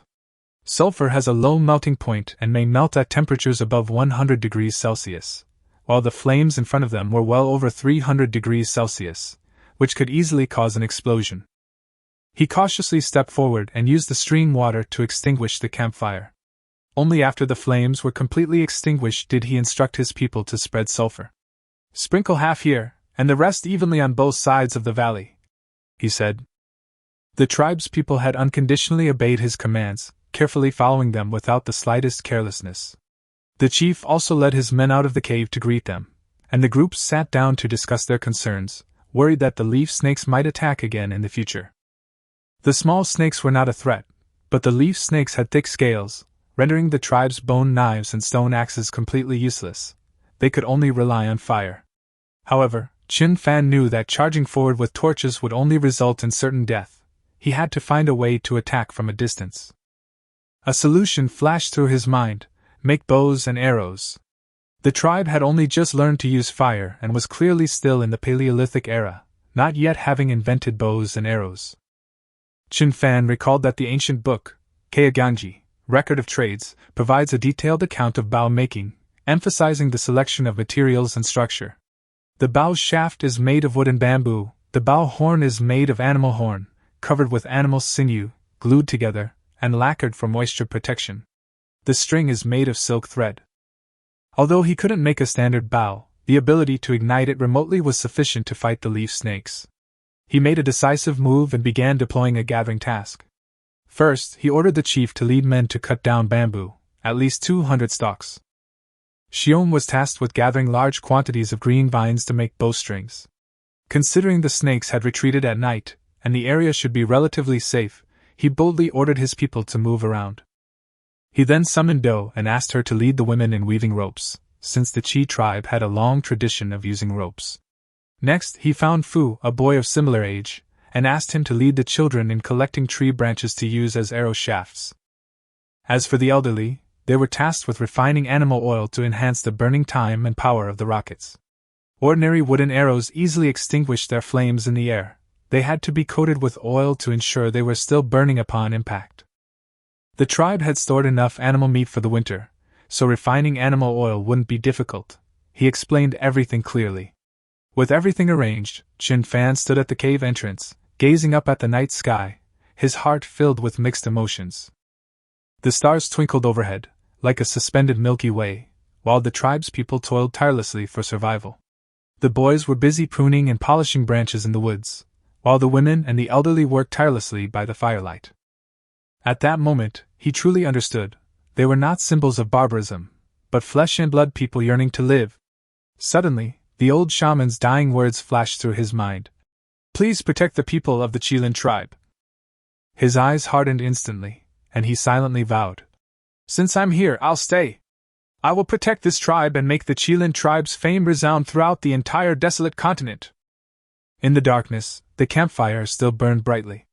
Chen Fan, along with 2 middle-aged women, dug a pit not far from the fire to prepare for the large cauldron to be cooked. He himself squatted on the ground, holding a knife, and began to slowly carve away at a huge rock. He planned to carve this stone into a pot for making soup. Earlier, he had been wandering around the valley and unexpectedly discovered several purplish-red plants. Those were saltwort trees. This plant is entirely purplish-red with fine, serrated leaves. It is the saltest plant on earth, and even its fruit has a layer of white crystals on the surface, which is actually salt. However, this fruit is so salty that eating too much can easily cause diarrhea and is not enough to satisfy hunger. It was even considered poisonous by the tribe and disposed of. So far, the tribe's people haven't discovered the true use of salt, and naturally, no one collects it. Although they haven't been able to get the fruit, the branches and leaves of the salt-producing tree are salty enough to be used for seasoning. Chen Fan decided to cook a pot of corn and pork rib soup for everyone as a reward for these hardworking tribesmen. Before long, the pit was dug, and he asked 2 women to fetch firewood, thus completing the simple stone stove. Before long, the young boys returned one after another, each carrying a large pile of branches, excitedly showing off their harvest. Witch doctor, is this enough? The leader asked expectantly. This was his first time leading a team on a mission. That's enough, you've done a good job, you can rest now, Chen Fan replied with a smile. But the boys were still excited and said they didn't want to sleep yet and could continue helping to braid the ropes. There's enough rope. Go and rest. There are more important things to do tomorrow. Do stepped forward and spoke. The boys saw that the ropes were indeed piled up very high before they reluctantly left. After the crowd dispersed, only Chen Fan and Do remained, tending the fire. Do walked over and wiped the sweat from Chen Fan's forehead, her eyes filled with curiosity and admiration. Master Shaman, what are you busy with? She asked softly. Cook. Everyone worked hard today, and tomorrow's tasks are also heavy, so I thought I'd make something delicious to help them recover. Dou's eyes lit up when she heard this. She hadn't expected Chen Fan to cook for everyone himself. How was the roasted corn you had for lunch? It was delicious. It's the best food Dou has ever eaten. She smiled brightly. The two chatted as they continued working. Chen Fan focused on chiseling the stone, while Dou stayed by his side, occasionally wiping his sweat. The campfire illuminated two young faces, as if they didn't belong to this primitive world. After a long while, the stone pot was finally finished. Chen Fan stood up with satisfaction, just as the chief returned with his men. Each of them carried a dozen or so bamboo stalks, neatly piled at the cave entrance, and looked at Chen Fan expectantly. Master Shaman, what are you going to do with these bamboo stalks? The chieftain couldn't help but ask. You'll find out tomorrow. Now let everyone get some rest, Chen Fan instructed with a smile. The crowd dispersed, leaving only the two of them by the fire once more. Chen Fan placed the large stone pot on the fire pit, where it fit perfectly. After the fire rose underneath, the pot quickly became scalding hot. He filled the pot with water, added the prepared saltwood branches and leaves, and then took a bag of corn to peel. Dou took the initiative to peel the corn husks, while Chen Fan went to get the pork ribs. Before long, the pot was filled with corn and chunks of meat. As time passed, the aroma gradually filled the air, a blend of meat and corn fragrance that whetted the appetite. The two were exhausted, so they sat together by the campfire and unknowingly fell asleep. Chen Fan had a dream in which he and Dou became desk mates, and all the tribespeople around them became students, wearing school uniforms and playing football. The old chieftain became the principal, and the old shaman became a bespectacled professor, telling wondrous stories. He and Bean even started dating on campus, kissing in the woods, and just as they were about to take things further, suddenly a crowd gathered around them. Chen Fan was startled awake, and found that Xion had brought people back. They were dragging several large clumps of vines into the valley with ropes. He wanted to get up to help, but found Dou fast asleep on his shoulder. Her peaceful face looked like an oil painting in the firelight. Not wanting to disturb her, Chen Fan remained nestled in place. The water in the large stone pot was bubbling, and the aroma of the broth grew even stronger. Chen Fan swallowed, added some water, and continued simmering. Then, he slowly drifted back to sleep. As dawn broke, Chen Fan opened his eyes again and found himself surrounded by his tribesmen, all staring at him expectantly. Strangely, however, none of them were looking at the stone pot. Instead, their eyes were filled with gratitude as they gazed at him. In their eyes, the shaman had stayed up all night in the hall for everyone's sake, and was so exhausted that he slept by the fire. In this world, even the smallest act of kindness can evoke deep emotion. The chief cautiously approached. Witch doctor, you're awake? Chen Fan nodded, only to find himself resting his head on Dou's lap, while she looked at him with a blissful expression. Chen Fan quickly got up, took out the prepared stone bowl, filled it with chunks of meat and corn, and handed it to Dou, filling the bowl with hot soup. Eat up. He affectionately patted her head, then turned to the chief and instructed. Distribute this to everyone. They still have work to do after they finish eating. Yes, the chief replied solemnly, as if accepting a sacred command. He took the ladle and, mimicking the act of serving rice, poured out bowls one by one with surprisingly efficient movements. However, there were too many people, and the soup in the pot was not enough.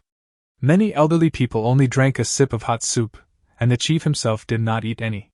In the end, he handed a small bowl of the remaining soup to Chen Fan. Sir, this is for you. Looking into his sincere eyes, Chen Fan felt a lump in his throat and waved his hand, saying, You eat. At that moment, a feeling of home welled up in his heart, a warmth he had never felt before. Without saying another word, Chen Fan took out another bag of corn from the side and began teaching the tribespeople how to roast corn. The chieftain, watching this, almost couldn't hold back his tears. After eating their fill, the entire tribe gathered in the valley, all full of energy, waiting for Chen Fan to assign them new tasks. Chapter 013 Bean, Time to Sleep. Chen Fan picked up a bamboo stalk, cut it into a meter-long piece, and handed it to the chieftain. Chief, take a few men and make all the bamboo this long. Good. He picked up another tree branch, cut it into 7 or 8 centimeters long, and handed it to his husband. You and the boys made all the branches into this shape. Yes. Dou, you take the women to gather hay, Then tie the hay to one end of the prepared tree branch with rope, and finally smear it with animal oil. Do you understand? Understood. Bear, take all the warriors, connect the vines together, climb up to the top of the valley and lower them down. Make sure it's sturdy, so that we can climb up the vines from inside the valley. Yes. Yeah, take some of the adult tribesmen and go to the top of the valley to find as many stones as possible, the bigger the better. Pile them all up there so they can be pushed down at any time, but be careful not to let them be blown down by the wind. Yes. Leave a few men behind to dig a pit with me, collect the remaining bamboo the chief used, sharpen both ends, and I'll teach you how to make a trap. Yes. The older members of the tribe stayed inside the cave to cook food.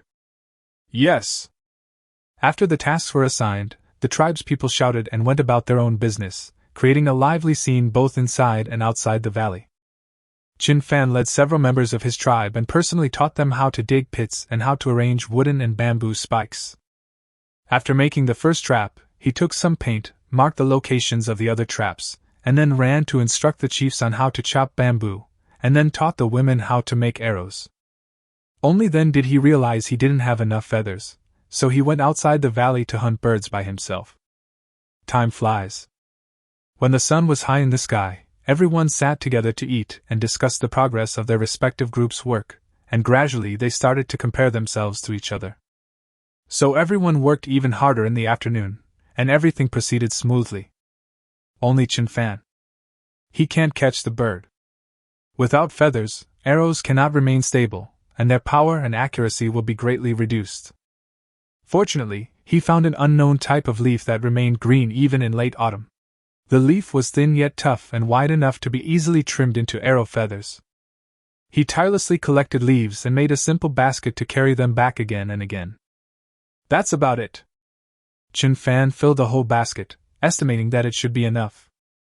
Just as he was about to go back to deliver it, he discovered that the sun had already disappeared, so he quickly entered the space first. Check-in successful. Congratulations, host, you have received a sign-in reward, a bag of wheat seeds and a bag of fertilizer. Host has checked in for 3 consecutive days. Reward, 1 arrow tower. What is it? Chen Fan thought he had misheard, but when he arrived at the thatched hut, he indeed saw an arrow tower. This is a wooden arrow tower, about the size of a thumb. If he hadn't been so sharp-eyed, he would have stepped on it and crushed it. System, come out here and give me a perfect explanation. However, he soon realized the problem. Did the space need arrow towers? No. Moreover, the arrow tower did not appear to be a solid object. With a thought, the arrow tower floated up. Only then did he realize that it was simply a light and shadow effect. Could it be? Chen Fan's heart pounded. He was almost certain that the arrow tower had been taken out and built outside. He was overjoyed. The Chi tribe lived in caves and had difficulty being aware of dangers outside the valley in a timely manner. So he already had the idea of building watchtowers, and now that there are arrow towers, it saves him a lot of trouble. Eager to test his idea, he quickly harvested potatoes, planted wheat, and returned to the real world. Really? He selected the arrow tower and took it out. A stone arrow tower, 6 meters high, immediately appeared before his eyes. It is wide at the bottom and narrow at the top. The thick stone base was also embedded with large wooden spikes, giving the arrow tower excellent defensive capabilities. Above is a small, enclosed room with firing ports on all 4 sides, like a small fortress. Good heavens, this thing probably couldn't have been made until the Qin dynasty, but I had it in the primitive society. However, it is absolutely impossible to fight the leaf snake head-on with this. It is estimated that the snake would fall apart if it swung its tail.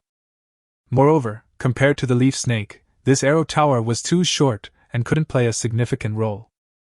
However, if conflicts arise with other tribes in the future, this will be a powerful weapon. Thinking this, Chen Fan's excitement gradually subsided. He carried the basket back home as darkness fell. At this time, the tribespeople also stopped their day's work and were discussing the progress enthusiastically in the bonfire hall, with pride on everyone's face. Master Wu Zhu! When the chieftain saw Chen Fan return carrying a basket, he felt ashamed. Master Wu Zhu! The tribespeople were a little embarrassed, as the shaman was still working while they had returned first. Thinking of how Chen Fan personally cooked for them last night, and how he himself couldn't bear to eat it. Today, I personally took charge of every little detail until the very last moment. The clansmen felt even more ashamed. They may not even realize that their emotions have become richer. Thank you all for your hard work today. Chen Fan smiled, put the basket aside, and took out 2 bags of potatoes. Do, cook these and share them with everyone. Although this wasn't the first time he had used this method of suddenly producing something, the tribespeople were still shocked, and their admiration immediately replaced their shame. Only the chieftain wondered to himself, is this really something that witchcraft can do? But he was just thinking about it. It didn't matter to him at all. Because Chen Fan is his clansman. She is a shaman from the Qilin tribe. The stronger the better. After finishing his meal, Chen Fan went to the reservoir to drain the water, and then took Do back to the cave. He had originally wanted to inquire about the progress of each group, but after thinking about it, he decided against it. Everyone was too tired today, and he could check on things himself tomorrow. Back in the cave, Do immediately saw the animal hides that Do had washed. Chen Fan slapped his forehead, realizing he had forgotten about this. He quickly took out a knife and cut the animal hide in 2. Do, come here. He compared the animal hide to the beam, got a general idea of what to do, and then began to modify it. Much later, an ugly animal skin short-sleeved shirt and a patchwork animal skin shorts were made. Wow! Do, who had been watching silently from the side, couldn't help but exclaim in surprise. Actually, the clothes Chen Fan makes are really ugly. Just think about it, how could he possibly make something like that? But the people in the tribe always just wrapped themselves in animal skins. They had no concept of clothing at all. So this stylish outfit really amazed Do. Everyone loves beauty, especially a young girl like Do who is just beginning to experience romantic feelings. Master Shaman, you are truly amazing! Do sincerely praised it. Then something happened that made Chen Fan's blood boil. Happy Bean couldn't wait to try on her new clothes, so she tore off 2 small pieces of animal skin from her body. The flawless ketone body was completely exposed to the air. Do, it's time for bed. Let's try again tomorrow. Chapter 014 Gunpowder. The primitive people of this world were very tall. Perhaps to adapt to the environment, the height of adult males is generally around 2 meters. For example, Chen Fan, although not yet an adult, is already 2.1 meters tall. The women are generally over 1.75 meters tall, with Do being nearly 1.8 meters tall. In her previous life, she was indeed a bit too tall, but for Chen Fan, who was over 2 meters tall, she was still petite and lovely. Right now, Chen Fan looked at her curvaceous figure, and his breathing became rapid. Her pure and beautiful face hides a wild temperament. Below her slender neck were a pair of delicate collarbones. The full parts are firm and towering. Her waist was so slender it could be encircled by one hand, without an ounce of excess fat, and you could even faintly see the outline of her abs. Absolutely amazing. Especially those long legs. Chen Fan could no longer restrain himself, reached out and pulled her onto the bed. A hard night's work. When I opened my eyes the next day, Do was already awake and staring at me intently. Your Excellency, you're awake? She was shy and timid, but her eyes were somewhat evasive. I'm uneasy, wondering if I did well last night. From now on, don't call me Master Shaman, call me husband. Chen Fan looked satisfied, roughly hugged her, and cuddled her again. If it weren't for feeling sorry for her first time, When the 2 finished getting ready and came out, the tribespeople were already working. There were 2 bowls of meat soup and several potatoes next to the fire pit. Chen Fan felt a warmth in his heart. In fact, the Qi tribe does not eat breakfast. Most people only eat once a day. This is because the tribe has no totem warriors, so the warriors dare not go far and can only hunt nearby. Therefore, there is never enough food. Especially during this season, when people need to stock up on food for the winter, the tribe eats even less. Only warriors who go out hunting can eat it twice. So this broth and potatoes were made especially for themselves and Do. Eat. Chen Fan pulled Do down to sit, and the 2 became inseparable, even cuddling together while eating. "My dear husband, please eat more." Do placed her potato in front of Chen Fan, her eyes filled with tenderness. "Silly girl, just eat. From now on, none of us will go hungry, and there will only be more and more food." Chen Fan stroked her head gently. After the meal, Dozy went off to do her work. Dressed in animal skin clothes, she caused quite a stir as soon as she emerged from the cave. The women were filled with envy. "Even though beans are so ugly, they look good in them. If I wore them, would the shaman take a liking to me?" Even the men's eyes lit up, and they secretly decided to make a set for their women someday. Seeing this, Chen Fan couldn't help but sigh at how simple their happiness was. Stepping out of the cave, one could see that many vines had already been hung on the cliffs on both sides of the valley. I reached out and tugged at it. It was very sturdy. So he simply climbed up, intending to instruct them on how to stack stones, so that they wouldn't fall and injure someone. There were many footholds on the cliff face, and it wasn't too difficult to climb up. He climbed up in no time. Xiong and the others were still working hard. They first tied several vines together to get a vine that was long enough. Then twist the 3 long vines together into one thick one to make it stronger. Finally, tie one end of the vine to the tree trunk and throw the other end down into the valley. Chen Fan nodded approvingly. Although it was simple, it was enough. The cliff edge was piled with stones, the smallest of which was as big as a human head, and the edges of the stones were very sharp. Throwing something down into the valley from here would definitely cause a lot of damage. But Chen Fan shook his head. There were too many safety hazards. Putting aside the possibility of rocks accidentally falling, the vegetation on the cliff edge is too lush, not only obstructing the view but also making it easy to accidentally step into a hole. He couldn't bear the thought of any of his tribesmen carelessly falling in. So he called Xiong and asked him to bring a few people to clear the plants. They also had some stone slabs and wooden planks brought in and stuck them on the edge of the cliff as a simple handrail. This not only prevents stones from falling, but also serves as a very good warning. With everything in place and the setup above the valley nearly complete, a satisfied Chen Fan led a few people back to the valley. More than 20 traps were dug in the valley, each filled with sharp wooden spikes. This trap isn't actually very effective against snakes, but Chen Fan was still quite satisfied. After all, who knows if other ferocious beasts might attack besides the leaf snake? It's always better to be prepared. Finally, there's the bow and arrow. The chief and others had already divided the bamboo into sections, doing so with great care. Each bamboo was 1 meter long. With just a bend, it can be used as a simple bow arm. "Master Shaman, what's the next step?" The chief was very excited, and the nearby tribesmen looked at Chen Fan with expectant eyes. "Next, I'll teach you how to make a bow." Chen Fan used a knife to carve notches at both ends of the long bamboo strip, then bent the bamboo strip into a crescent shape and had someone bring a rope to tie it up. A simple bow was made. These ropes aren't very elastic, but it's hard to find animal sinews right now, so we'll just have to make do. "A bow? What is that? What's it used for?" The villagers gathered around curiously, eager to see what was happening. "You'll see once you've done it. Now, follow my method and make all the remaining bamboo strips into this shape." "Yes." Having made these arrangements, Chen Fan walked toward the boy and the women, who were surrounded by piles of prepared branches. One end of the branch was tied with dry grass and soaked in animal fat, so it could be used to start a fire. "My lord." Do was very happy to see him coming.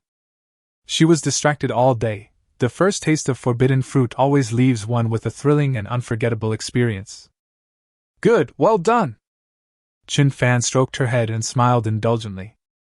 Then comes inserting the arrow feathers, which is a skill. You can't just tie the leaves directly on, because that would damage the leaves and affect the results.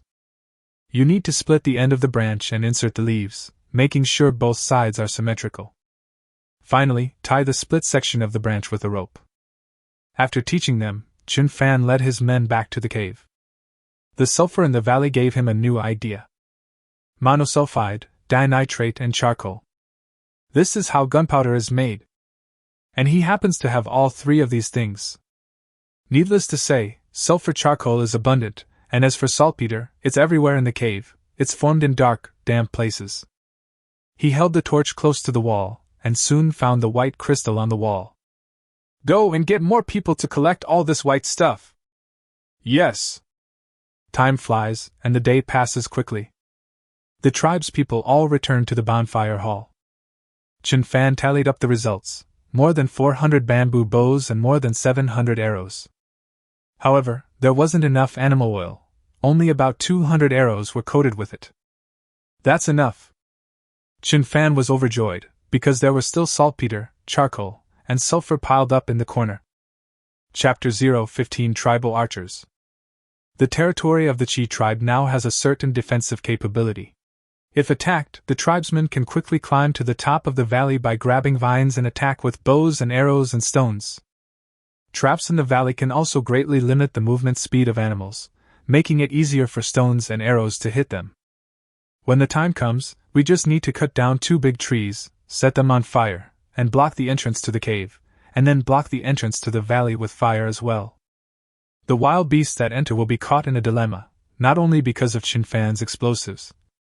This valley will become a nightmare for any wild beast. Valley of Death. Upon returning to his cave, Chen Fan immediately entered the spatial dimension. Check-in successful. Congratulations, host, you have received a sign in reward, a bag of rice and a bag of fertilizer. This information no longer gave Chen Fan much of a surprise. He had already figured out a pattern. Aside from the first sign in which I received a shovel, subsequent daily sign-ins only gave me food, seeds, and fertilizer. Harvesting grain will also yield corresponding seeds.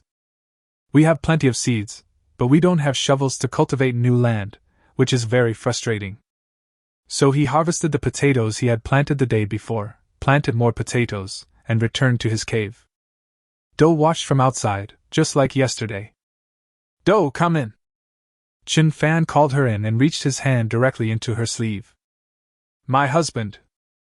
Do tilted her chin up, let out a long breath, and her cherry-like lips were so beautiful and luscious that Chen Fan was thrilled. What's wrong? Are you tired today? Not tired. Then I'll teach you something new. Come on, squat down. The cave is warm in winter and cool in summer, and it's also very safe, but one downside is that it's too dark. Chen Fan longs to see the sunlight every time he wakes up. My lord, you're awake? Do knelt down beside the bed, holding a bowl of steaming hot meat soup. The long, beautiful legs whetted Chen Fan's appetite. However, he scolded with a stern face. Don't sit on the ground, get up, and you're not allowed to sit on the ground again.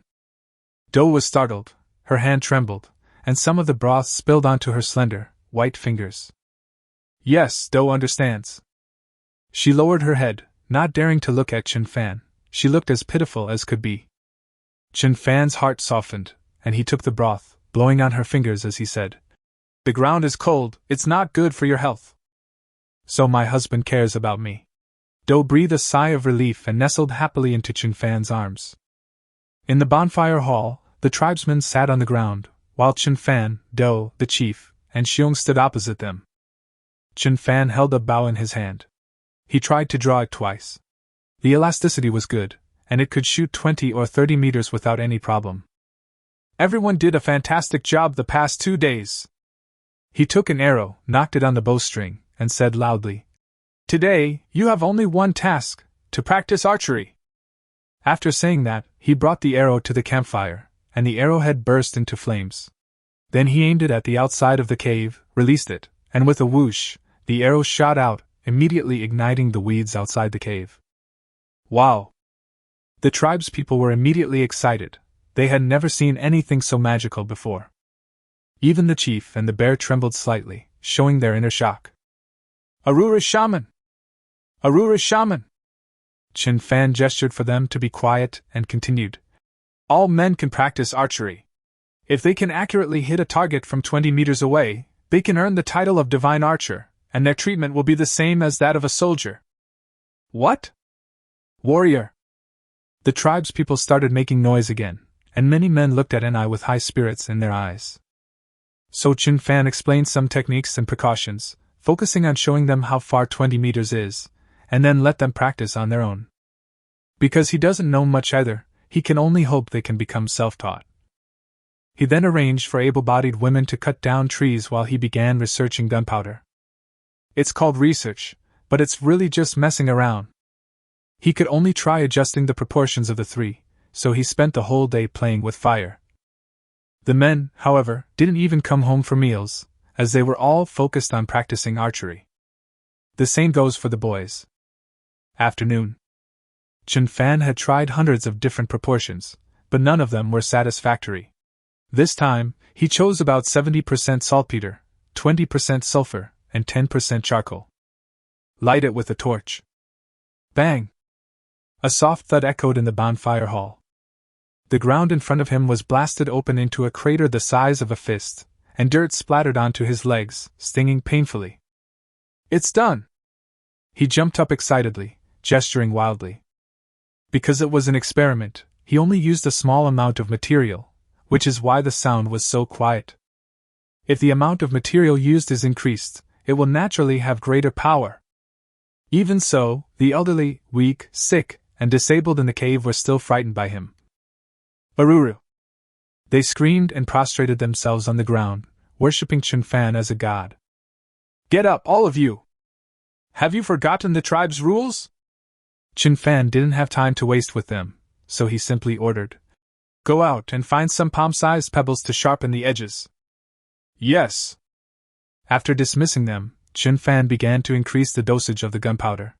By dusk, he had prepared 11 batches of crude gunpowder. Carefully placed them in the corner. This dosage, if surrounded by gravel, can produce a powerful lethal effect. Chen Fan was completely satisfied. Master Wu Zhu! Master Wu Zhu! Just then, a loud shout came from outside the cave. My lord, I am the archer! He ran quickly into the cave, clutching a bamboo bough tightly to his arms, his face beaming with excitement. Several teenagers followed behind him, looking at him with envy. This is the tribe's first archer. Unparalleled honor. Chen Fan was also quite surprised. He hadn't expected that the warriors and adults hadn't even finished training, yet this young man had already done so. This is normal, though. Teenagers react faster and their fingers are more dexterous. Thinking of his nimble fingers, he couldn't help but give Do a meaningful look. I'll have to try it in a few days. Okay, follow me. He walked out of the cave and pointed to a small tree 20 meters away. Shoot it. Without hesitation, the man drew his bow, and the arrow struck the edge of the tree trunk with a thud. Good! Chen Fan was overjoyed that he could achieve such a level of skill with such inferior bow and arrows in just one day. He is definitely a master archer. Master Wu Zhu! Just then, Xiong ran over, his face beaming with excitement. Witch doctor, I'm a master archer now. Me too. Aruru, me too. More and more tribesmen arrived, and Chen Fan checked their skills one by one until the sun had completely set. There are a total of 17 archers. 4 teenagers, 8 warriors, and 5 adults. These people, combined with rockets, would be an absolutely terrifying force. Master Wu Zhu! The chief arrived late, and everyone assumed he had become a master archer, so they all looked at him with smiles. Lord Shaman, something terrible has happened. The leaf serpent is here. Chapter 016 Night Battle. The leaf snake is here. Unlike the eagerness of the ordinary tribesmen, the chief, Xiong, and Chen Fan's expressions became solemn. To avoid causing panic, the matter of the ferocious beast was not told to most of the tribe. Ferocious beasts possess bloodline power. For tribes without totem warriors, the arrival of ferocious beasts is a catastrophe. This applies to large tribes with thousands of people as well. How much further? Chen Fan asked the chief. Not far, we're almost at the mouth of the valley. The chief tried to remain calm. With the shaman present, everything should be fine. Bear! Chen Fan shouted. Exist! You lead the warriors to lure the leaf snake into the valley. Yes, come with me. Xiong raised a torch, grabbed a bow and arrows and a bone knife, and led his men out. Chief, take the men to higher ground. As soon as the leaf snakes enter the valley, attack them with stones and rockets. Good. The chieftain and his men left carrying arrows. The rest of you stay in the cave. We can fight too. The man stepped forward, his dirty face revealing a fierce expression. The dozen or so boys beside him did the same, raising their bows and arrows and looking at Chen Fan, none of them showing any fear. You stay at the cave entrance to protect the women and the elderly. Chen Fan's tone left no room for doubt. These teenagers were the future of the tribe, and their loss was not to be tolerated. After the fire starts, smoke will enter the cave. Everyone should cover their mouths and noses with dry grass moistened with water. Husband, you led the boys to fan smoke outwards using animal hides. That too is a form of combat. The man's face flushed red, and with red eyes he shouted, Yes. My husband. Doe felt a little nervous. If it were an ordinary wild beast, there would be no need for so many people to go out. Wait for me at home. Chen Fan patted her head, picked up 2 packets of gunpowder, and walked out of the cave. As they reached the valley entrance, they could hear the hooting of bears and others, but they couldn't see anyone in the darkness. He squatted down, dug a small pit, lined the edge of the pit with stones, and then poured the gunpowder into it. After arranging these 2 sets, he made a second and a third trip. In this way, the 10 portions of gunpowder were arranged. He arranged them very carefully, and the length of the path covered with gunpowder was about the same as the length of the leaf snake. That's why he doesn't let others help him. He does it himself because he feels more at ease. During this time, he stayed in the space for a second, and immediately logged out after hearing that the check-in was successful, without even collecting the potatoes. He handed the last batch of gunpowder to his husband. If we all die in battle, ignite it with rockets from a distance and blow up the entrance. Upon hearing this, the clansmen immediately realized that things were not so simple. Master Wu Zhu! The husband knelt directly on the ground, his eyes blurry with tears. The other tribespeople also knelt down. They wanted to go out and fight, but the shaman's words were not to be contradicted. My lord, may the great Qilin live on forever! Doe held up the torch, 2 lines of tears streaming down her cheeks, and she shouted loudly. May the great Kirin live on forever! May the great Kirin live on forever! The elderly, women, and children also shouted. Chen Fan walked out of the cave and pushed down 2 large trees that had been prepared in advance to block the entrance. When the giant snake comes in, set the tree on fire. He gave one last instruction, then picked up his knife and walked towards the valley entrance. The bright moon hangs in the sky, and murderous intent fills the air. The vast land is filled with passionate blood, and the land of China is teeming with fine young men. I, Chen Fan, am a descendant of the dragon. Having transmigrated here as a shaman, I shall bravely fight the enemy, protect my people, and spread the might of the dragon. Kill! The bear had already led the group back into the valley. Chen Fan had used up all the sulfur that was originally piled up at the mouth of the valley, but there was still a strong, pungent smell in the valley. So the little snake still didn't dare to come in, but the leaf snake, which was 8 or 9 meters long, was slowly following. Its forward movement was elegant, but its forked tongue was venomous. His scarlet eyes stood out vividly in the moonlight, seemingly revealing a playful and disdainful look. Xiong and the others retreated cautiously, holding torches in front of them to provide warmth and a sense of security. Wait. Wait a little longer. Finally, the leaf snake's tail also entered the valley. The large tree at the mouth of the valley was felled by the tribesmen, and a rocket streaked across the night sky. Wow! A raging fire blocked the valley entrance, and a major battle was imminent. Smash it! The chief gave orders from the cliff, and immediately countless boulders were thrown down. Small stones are no threat to leaf snakes, but many large stones still have a good effect due to their inertia. The leaf snake's palm-sized scales were smashed, and the stench of blood immediately filled the valley. Roar! The leaf snake roared in pain, flicked its tail to sweep away the stone on its back, and then thrust its head out, its tongue piercing a warrior next to the bear. Ah! The warrior screamed as the snake's tongue flicked him into the air, and the next moment he was swallowed whole. And the bear roared mournfully at the warrior's name, lit the fire, drew the bow, and shot the arrow in one swift motion. Almost simultaneously, flames erupted above the valley as hundreds of rockets were launched. The valley was instantly illuminated as bright as day. "Get down!" Chen Fan shouted at the warriors and ran forward to help them. Then there was a loud bang. Boom! The rocket ignited the gunpowder that Chen Fan had set up. Boom! Boom! 10 gunpowders exploded in succession, sending pebbles flying. 2 warriors were immediately injured, their legs pierced by pebbles. The leaf snake struggled on the spot, many of its scales were shattered, much of the flesh on its abdomen was ripped open, and many arrows were still burning on its body. Roar! It grew even angrier, coiled its body, and hung its enormous snake head in the air, then plunging down to swallow another warrior. "Go to a higher place!" Chen Fan shouted, while simultaneously dragging the 2 injured warriors back quickly. Xiong and his men immediately grabbed the vines and climbed up, while the chief and his men attacked them with rockets and stones. The leaf snake roared incessantly, its tail whipping wildly against the cliff face. The 2 warriors who were climbing were unable to dodge, and were instantly smashed into a bloody pulp. Brute! Chen Fan's eyes were bloodshot with rage. He cast a healing spell on each of the 2 warriors, and then stuffed them into the cave through the gap in the tree. Ignition! He roared into the cave, and then climbed up the vines.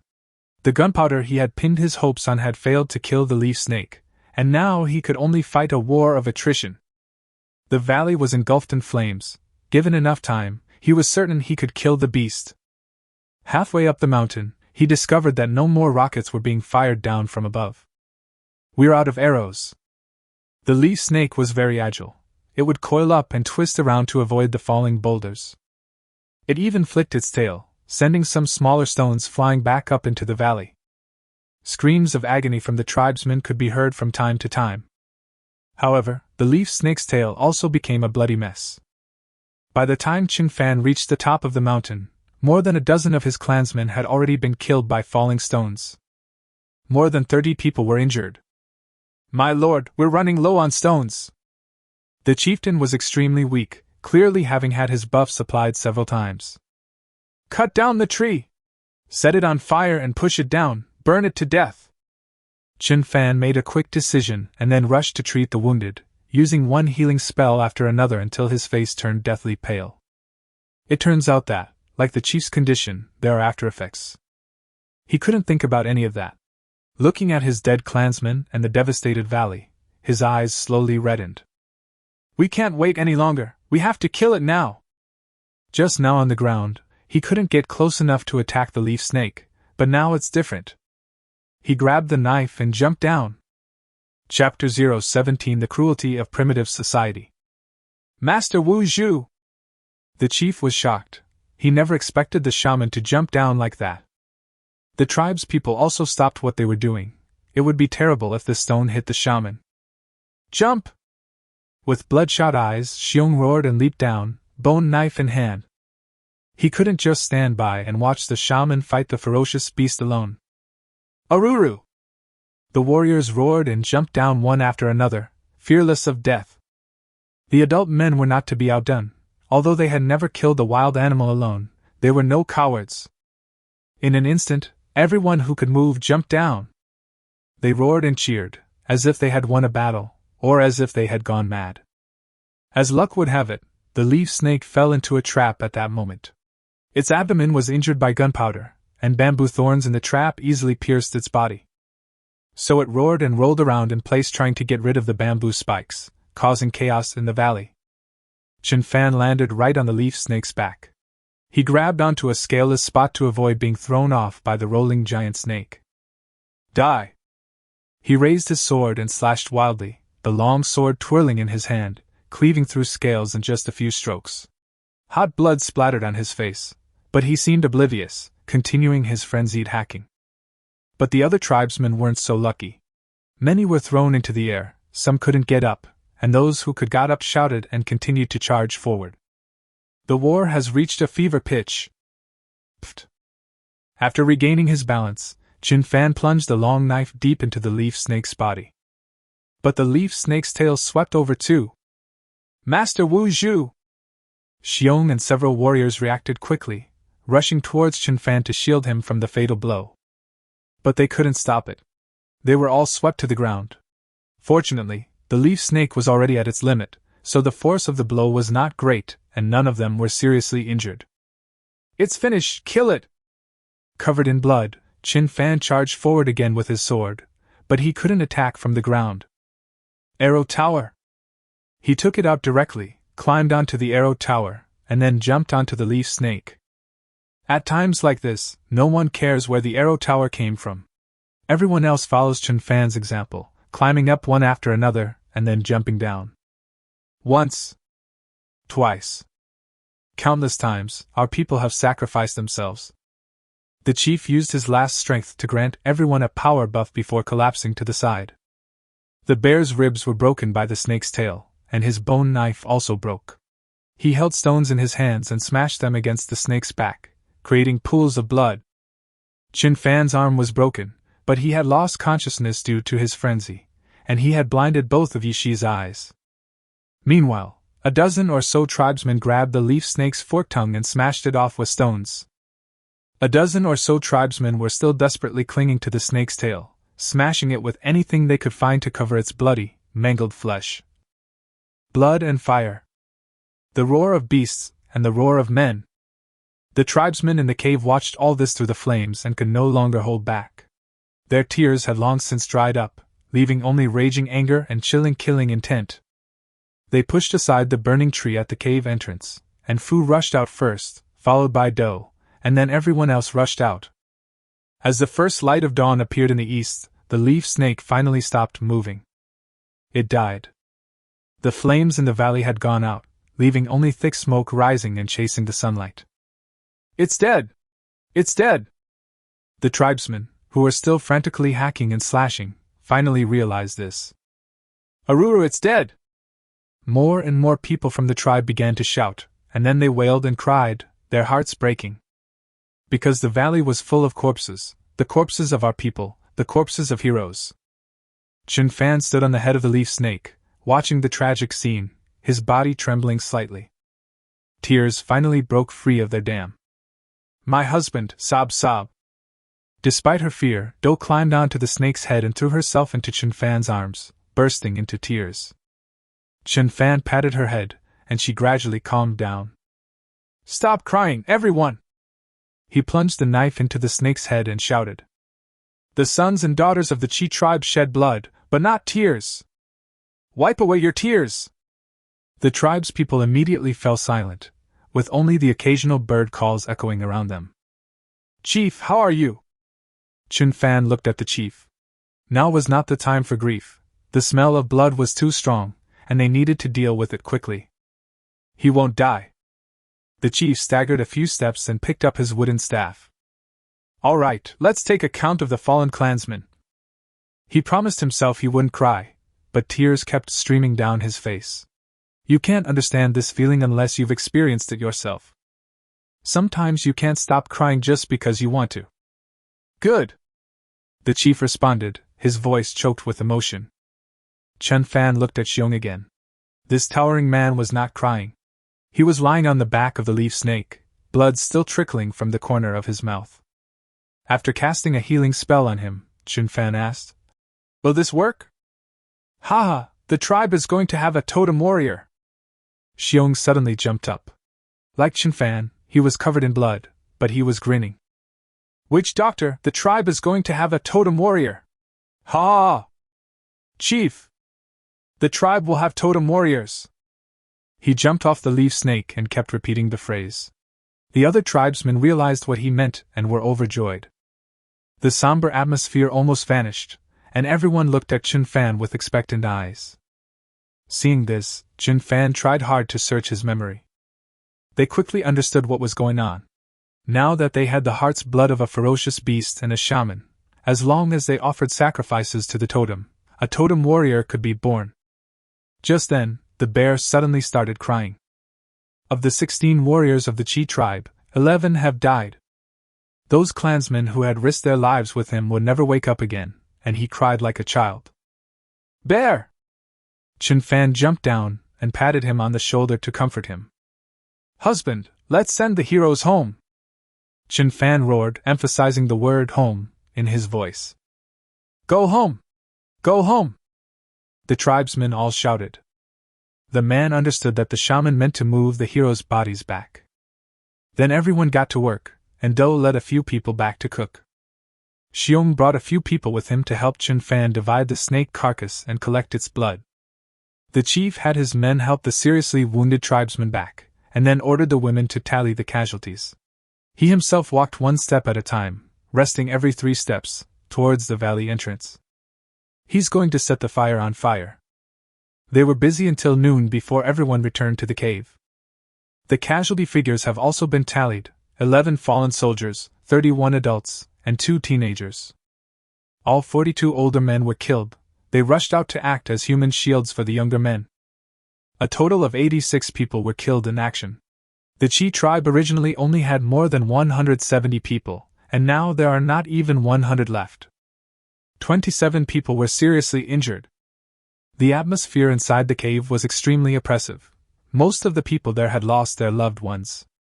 The chief knew that what was needed most at this moment was encouragement, so he drew out his words and shouted, "Please summon the totem!" Chapter 018 Heavenly Totems and Ancestral Totems. Totems are carriers of the spirits and souls of heaven and earth. They are the emblems and symbols of a tribe. Primitive people believe that their tribes originated from a specific species, and they believe that they were related to a certain animal by blood. Thus, the belief in the gods of heaven and earth became related to the belief in ancestors. In many totem myths, people believe that their ancestors came from a certain animal or plant. The records of the Grand Historian states, "Heaven ordained a dark bird to descend and give birth to the Shang dynasty." The black bird became the ancestor of the Shang dynasty, and it was also carved into a totem to represent the will of the gods of heaven and earth. As Chen Fan recalled what he had learned, some of his tribesmen carried out a totem pole. Chen Fan only glanced at it before his head began to throb violently. In his mind, a chieftain was running through the void, leaving raging fires wherever it passed and turning everything in sight to ashes. The scene flashed by in an instant, and Chen Fan was greatly shaken. Chieftain. The chieftain is male and is skilled in using fire.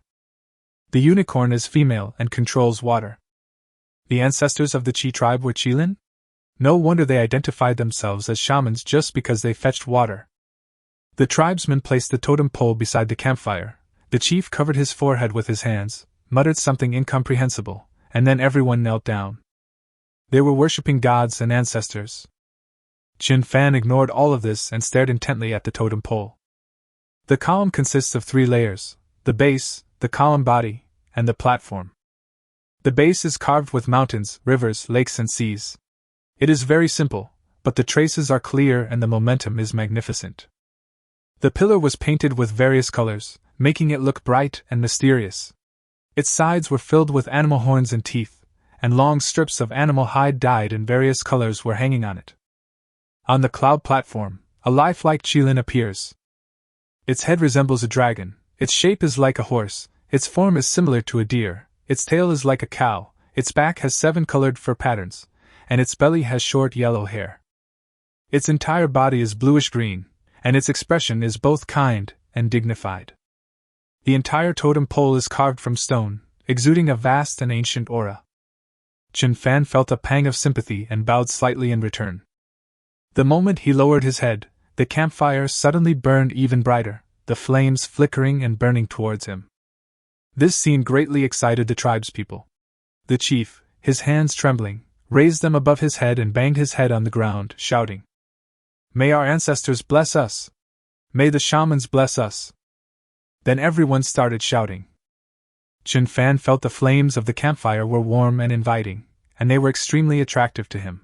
He couldn't wait for the flames to come to him on their own, so he tried to reach out and touch them. Boom! A thunderous roar erupted in my mind, then I returned to chaos. He stood there in a daze, green ripples constantly emanating from his body, enveloping all his people. Everyone was trembling with excitement, and their wounds were healing at a speed visible to the naked eye. Ah! The bear suddenly let out a painful roar and lay down on the ground. The next moment, his flesh tore open, and blood flowed all over his body, not a single drop falling to the ground. It looks like someone is painting with his blood. The crimson light was particularly dazzling in the cave. His exposed bones instantly grew larger, then flesh and blood regenerated, leaving a complex crimson pattern on his chest before slowly fading away. Ancestral totem! The chief's eyes widened. The ancestral totem was more precious than the divinely bestowed totem. He was overjoyed beyond words, then suddenly filled with regret. If the totem had been brought out sooner, if the bear had become a totem warrior a day earlier, those people would not have died. He gritted his teeth, tears blurring his vision. Actually, it's not his fault. Totems are the most sacred things in the tribe and cannot be used lightly. They can only be used for important events such as obtaining the heart blood of a ferocious beast or coming-of-age ceremonies. If he hadn't obtained the leaf serpent's heart's blood today, he wouldn't have asked for the totem. As for the ancestral totem, he had never seen it before, nor did he know that he needed to invite the totem to awaken it. So it wasn't his fault that he hadn't thought of this before. At this moment, another member of the clan began to awaken. He was an adult, and unlike Xiong's crimson color, he radiated white light. He was halfway through his awakening when a warrior also began to awaken. It was also a white light. 3 totem warriors! The chief was crying and laughing at the same time. He clutched his chest, feeling that his emotions were fluctuating too much. After a long while, Chen Fan finally woke up, and he was fully aware of what had just happened around him. He felt as if he had truly become the medium. Shocked, was this really the primitive society of Earth? Aruru! Bless Daki! May heaven bless the great Qilin! The chief then led his men in shouting again. Xiong and the other 2 also recovered, and their size increased. Xiong was a full 2 meters and 67 meters tall. The other 2 are also around 2.5 meters tall. They were tiny giants, but luckily the cavern was high enough to accommodate them. Master Wu Zhu! Xiong's eyes gleamed, and he knelt on one knee in front of Chen Fan. Although he knew that the shaman did not like kneeling, he had to do it. Master Wu Zhu! The other 2 totem warriors also knelt down.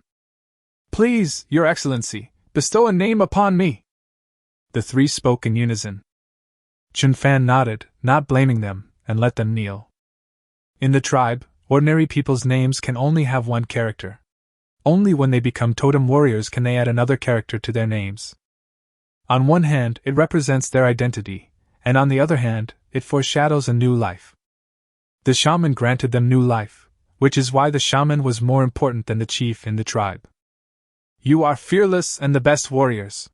I will bestow upon you the word war. War bear. War be safe. Warrior. The 3 of you must stay true to your original aspirations, protect the tribe, and fight for the tribe for the rest of your lives.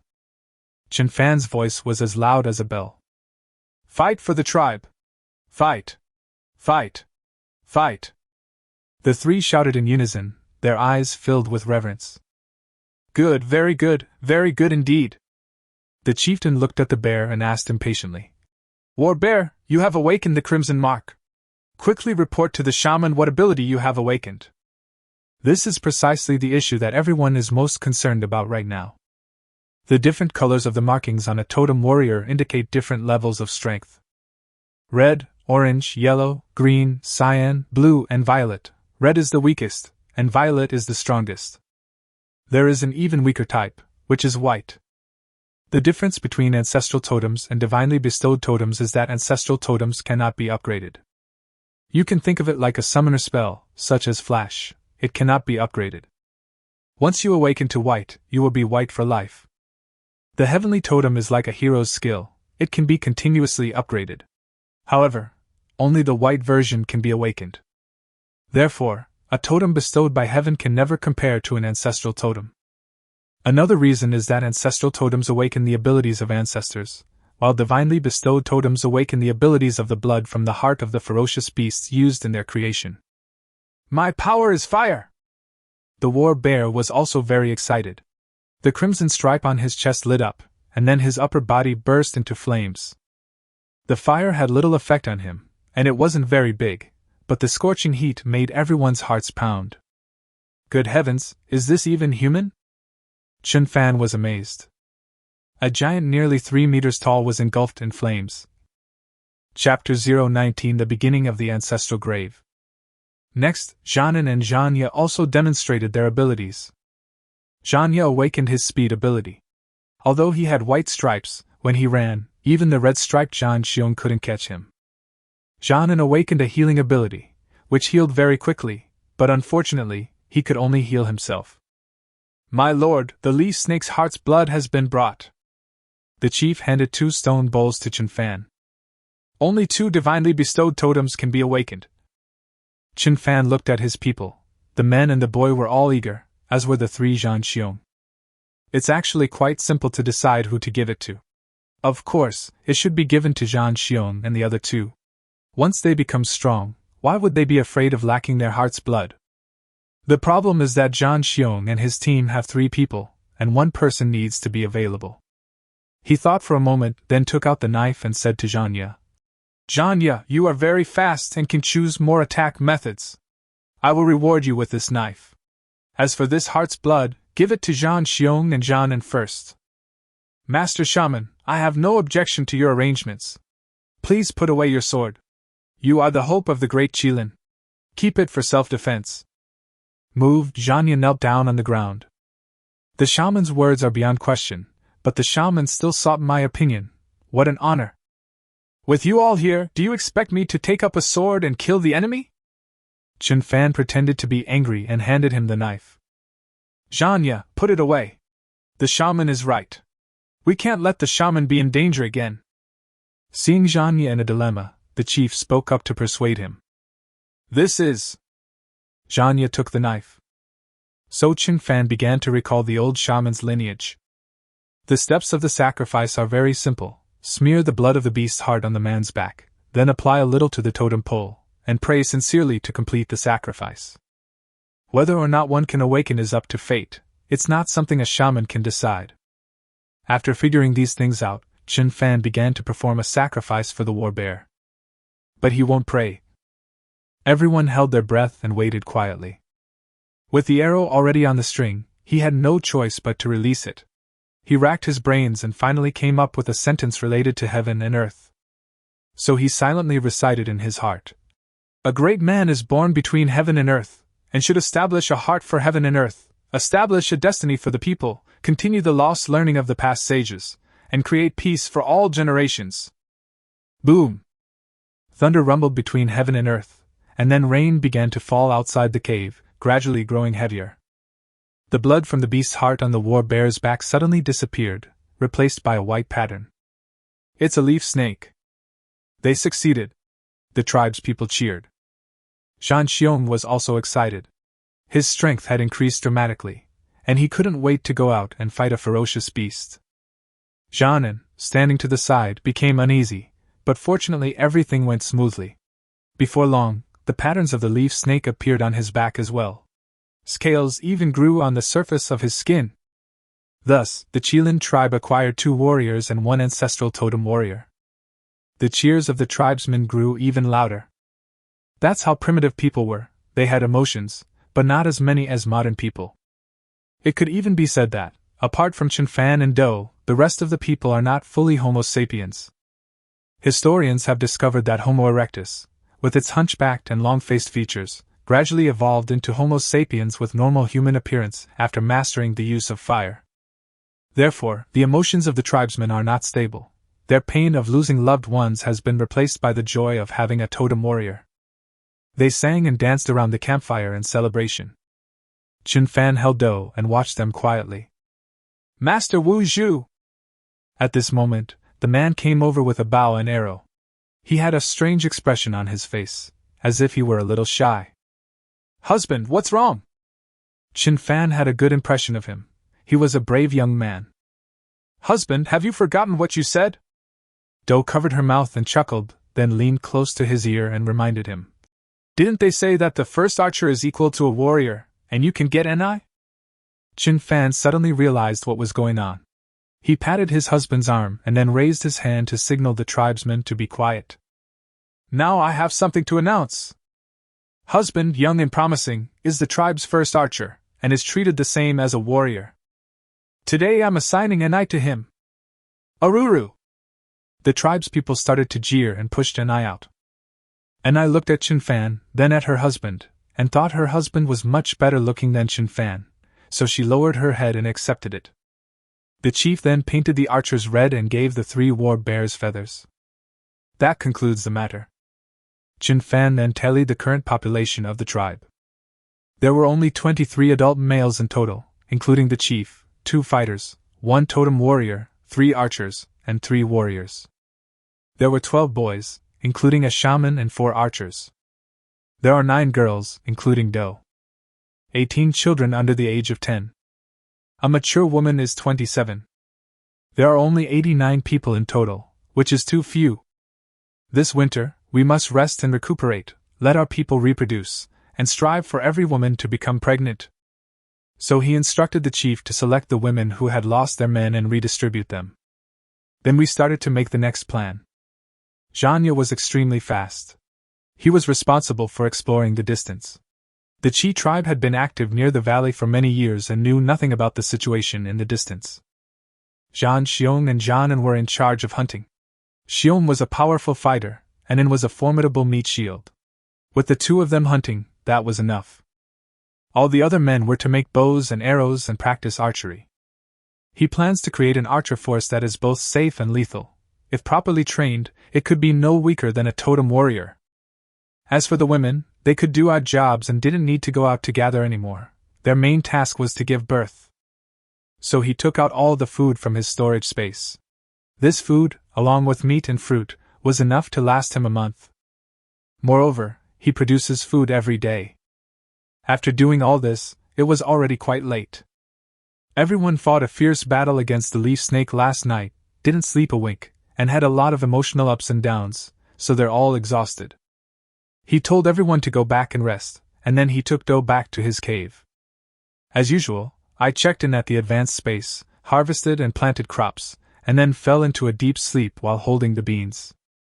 The next morning, the rain stopped and the sky cleared. The 3 warriors had already disappeared, while the others waited at the cave entrance. Today we bid farewell to our heroes. The chief's expression was complicated. Too many people had died, and he would have to come back several times to carry them all. Moreover, it's not easy to find so many natural pits all at once. Master Wu Zhu! Chen Fan stopped him in his tracks and decisively announced. From now on, all the heroes who died in battle will be buried above the valley. I want them to see that the Qilin tribe they risked their lives to protect will not let them down. I want them to watch as the Qilin tribe gradually transforms into a colossal force in the wilderness. Chapter 20: The Strange Ugly Woman. Funeral rites involve very complicated procedures. Based on what he knew, Chen Fan revised the funeral practices of the Qi tribe. It includes 4 parts: lying in state, announcing the death, preparing the body for burial, and burial. The practice of keeping the body in state is a long-standing custom of the Qi tribe. The deceased is not buried immediately, but must wait until the next day. This is mainly to imbue the soul of the deceased with the spirit of the tribe so that they can be reborn into the tribe in the next life. The announcement of a death was a new addition by Chen Fan based on ancient funeral practices, with the aim of cultivating a sense of gratitude among the clan members and further promoting unity. And coffining is the process of preparing a coffin for the deceased. Simply throwing the deceased's body into the pit was far too simplistic and crude. Of course, making coffins is not easy for the Qilin tribe now, so Chen Fan decided to use hay as a substitute for the time being. Burial involves filling a grave with earth and erecting a tombstone. This matter of life and death presented Chen Fan with his first opportunity to establish rituals for the tribe. The clansmen had no objections. Whatever the shaman says goes. So the entire day was spent holding a funeral. As dusk fell, nearly 100 new graves appeared above the valley. Each one had a wooden tombstone. Once the last wooden tablet was in place, people knelt or bowed in respect as instructed by Chen Fan. Just then, countless tiny green lights suddenly rose from the grave and fluttered towards Chen Fan. Chen Fan frowned slightly. The clansman showed no reaction to the green light, as if only he could see it. He instinctively tried to dodge, but it was too late. The tiny points of light landed on him, and his mind instantly became clear, as if some mysterious power had been amplified. Could it be mental power? He sensed his own condition. His senses had become more acute, but he didn't feel anything else unusual, nor did his strength increase. That's it. He shook his head helplessly. In such a dangerous world, he certainly longed for power. Now it seems that the only hope is that I will awaken the power of the totem during my coming-of-age ceremony. After a brief moment of reflection, he walked towards the chief. The sun is setting, it's time to go home. The girls couldn't climb down and had to take a longer route. However, when he got closer to the chief, he could see a green light hidden between the chief's eyebrows. The chief's spot of light was a size larger than all the previous spots of light. What exactly was this spot of light? In Chinese legends, shamans were believed to be able to communicate with the heavens and interpret divine will. The gods here are the most primitive gods, referring to the sky god, the fertility god, and the functional god. The sky gods include wind, rain, thunder, lightning, and the sun. The fertility gods include the earth, rivers, and trees. The functional gods include the god of war and the god of craftsmanship. Pleasing these gods is the most basic job of a shaman. But since Chen Fan transmigrated, he has discovered that the shamans of the Qi tribe are not like that. The shaman here truly knows magic, such as the healing spell passed down to him by the shaman. At that moment, he suddenly remembered something: the growth of witchcraft power depends on the faith of the people. Do these small dots of light represent the people's beliefs? Can absorbing these tiny points of light increase my mental strength? Now it seems that only when a member of the tribe dies can the faith take flight. So this is how the shaman grows up. No wonder the old shaman's magic was so weak. Master Wu Zhu! Chen Fan was still pondering when the chieftain, seeing him motionless, called to him softly. Chief, can your abilities be enhanced? Chen Fan snapped out of his daze and asked. Totem warriors can be enhanced, witch power can be enhanced, so there's no reason why chieftains can't be enhanced. Sure! The chieftain's eyes gleamed with anticipation as he said softly. A chieftain's power primarily comes from the tribe's population. A tribe with fewer than 500 people is a chieftain. A tribe with 500 to 1,000 people can become a great chieftain, and their abilities will be greatly enhanced. What about those over 1,000? I don't know either. It said that our Qi tribe only had a little over 500 people at its peak. Chen Fan nodded. It seemed that developing the population was the most important task at present. But there are too few women. The tribe currently has only 27 women, and even if every woman is pregnant, the population can only increase by 27 per year. Even if you're carrying twins, it's still far from enough. Let's go back first. The sun has already set. We can't delay any longer. When they returned to the cave, the tribespeople were too lazy to cook and just ate raw meat. Only Do took a few potatoes and roasted them for Chen Fan. Chen Fan kept thinking about ways to increase the population. Besides natural reproduction, there was only one other way. Plunder. Just then, he heard hurried footsteps in the valley. He looked out and saw that Zhanya had returned. He was holding an unconscious woman in his arms. A woman with a modern appearance, probably in her 30s, was wearing exquisite leather armor, which was stained red with blood, and had a row of feathers stuck in her hair. She exudes an aura of authority, dignified and elegant, with captivating charm. Witch doctor! Chief! Zhanya rushed into the cave like a gust of wind. There's a tribe in the desert! He was excited, and his speech quickened as a result. This ugly woman was being hunted down by their tribe, and I brought her back. What? The chief's expression changed, and he stood up to ask. Zhanya, where is that tribe? Did you see it clearly? Zhanya put the woman down, snatched a piece of meat from a tribesman's hand, took a bite, and mumbled. No, I saw some people riding wolves chasing her in the desert, so I rescued her. She fainted as soon as I rescued her. Wolf riders! The chief exclaimed in surprise. Chen Fan was also slightly surprised. The woman's leather armor was quite exquisite, with very fine stitching, which indicated that they had a certain level of craftsmanship. Riding wolves indicates that they had mastered the methods of taming wild animals. This is a tribe with a level of civilization far surpassing that of the great Qilin. How could such a tribe live in the desert? Why have I never been to the oasis? Moreover, Although the woman was covered in blood and sand and looked quite disheveled, she was actually quite clean. Do desert tribes have facilities for bathing? Wake her up! Filled with questions, Chen Fan cast a healing spell directly on the target. He could clearly feel that his healing magic was much stronger than before.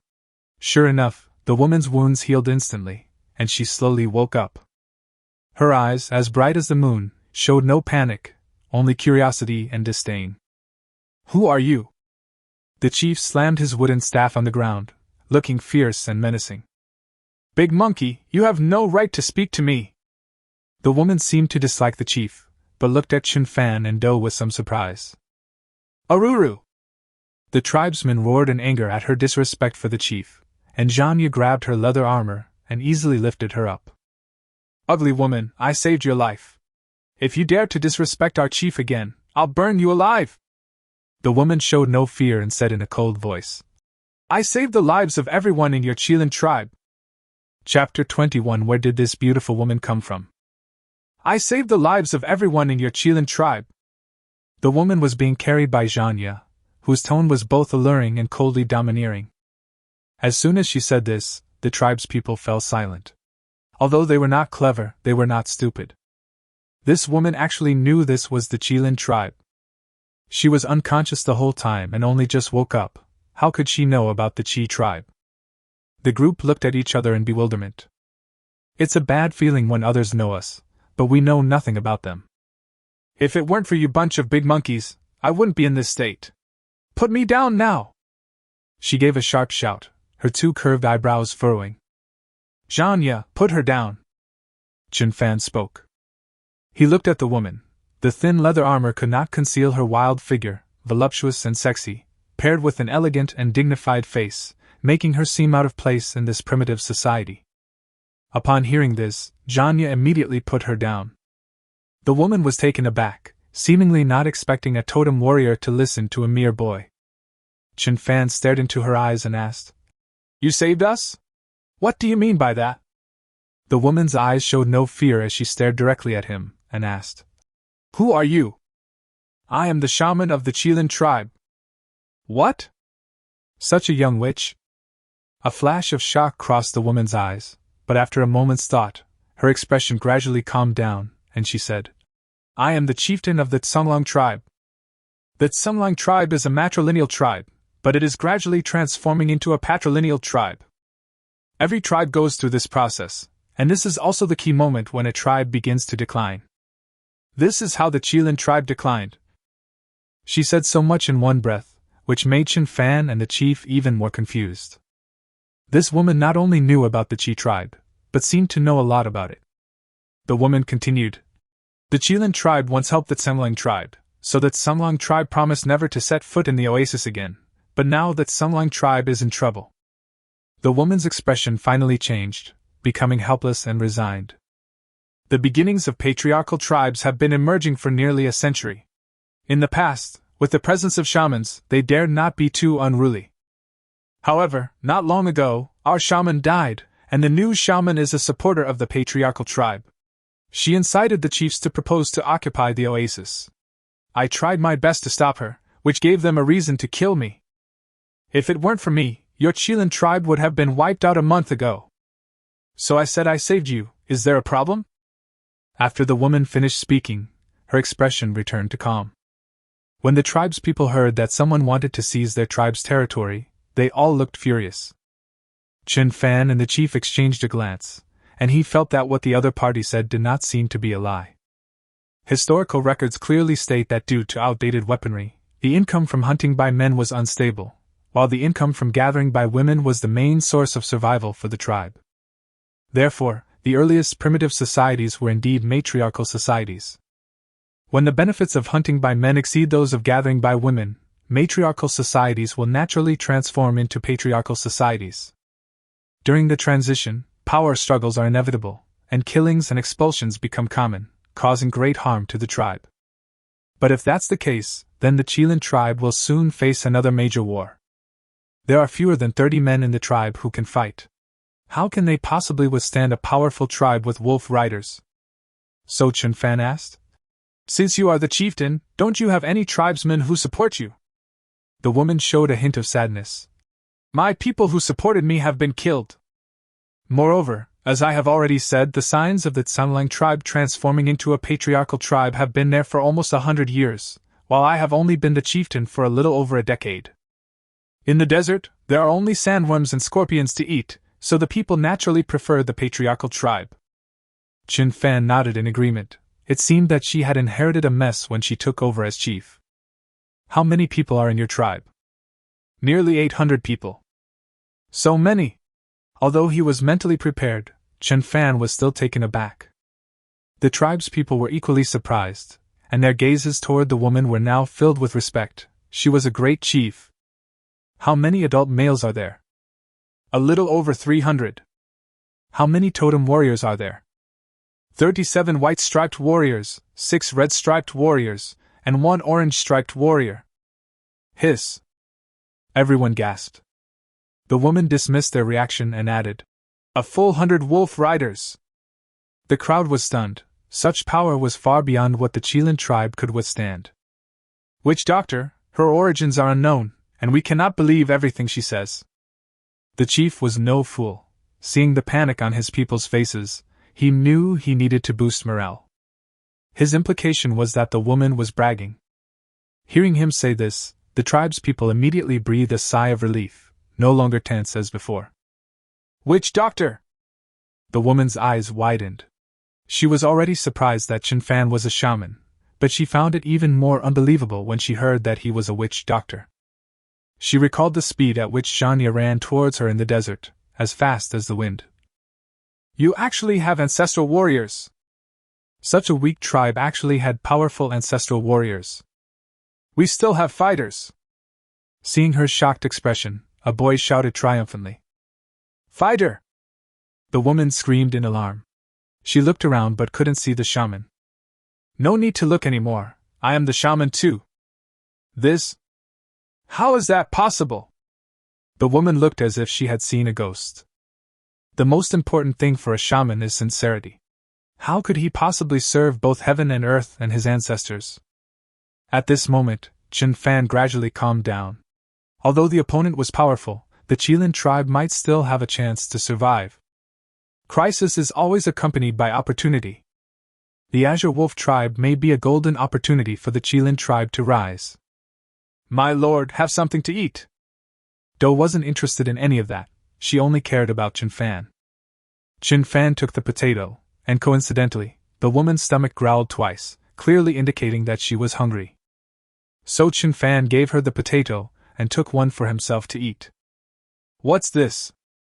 The woman took a bite and found it crispy on the outside and tender on the inside, a delicious taste she had never experienced before.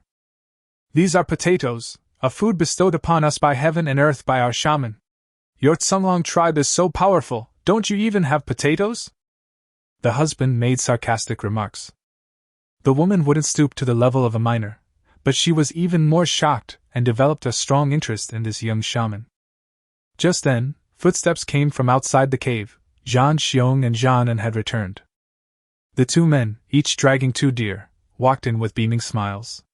Zhang Xiong was taken aback when he saw the woman, then couldn't help but complain. Why did you bring back such an ugly woman? He realized he had said the wrong thing as soon as he finished speaking, and quickly lowered his head to secretly look at Chen Fan and Do. Seeing that the 2 weren't angry, he asked again. Where did this beautiful woman come from?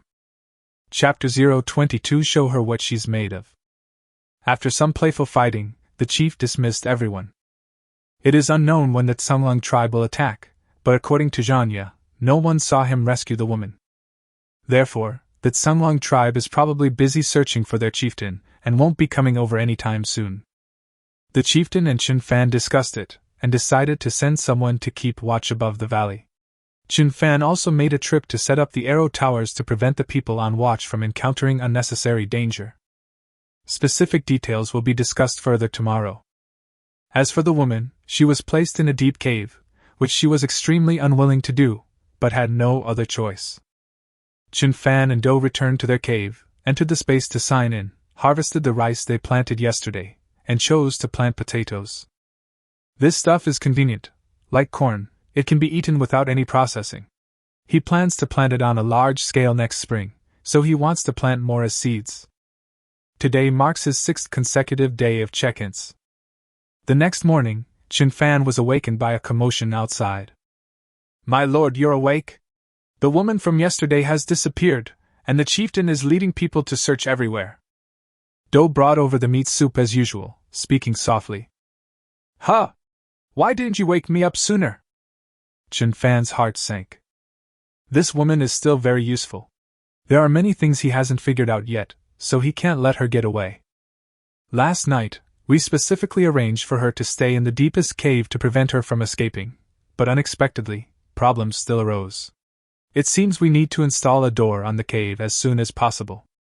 "Husband, have you taken a fancy to her?"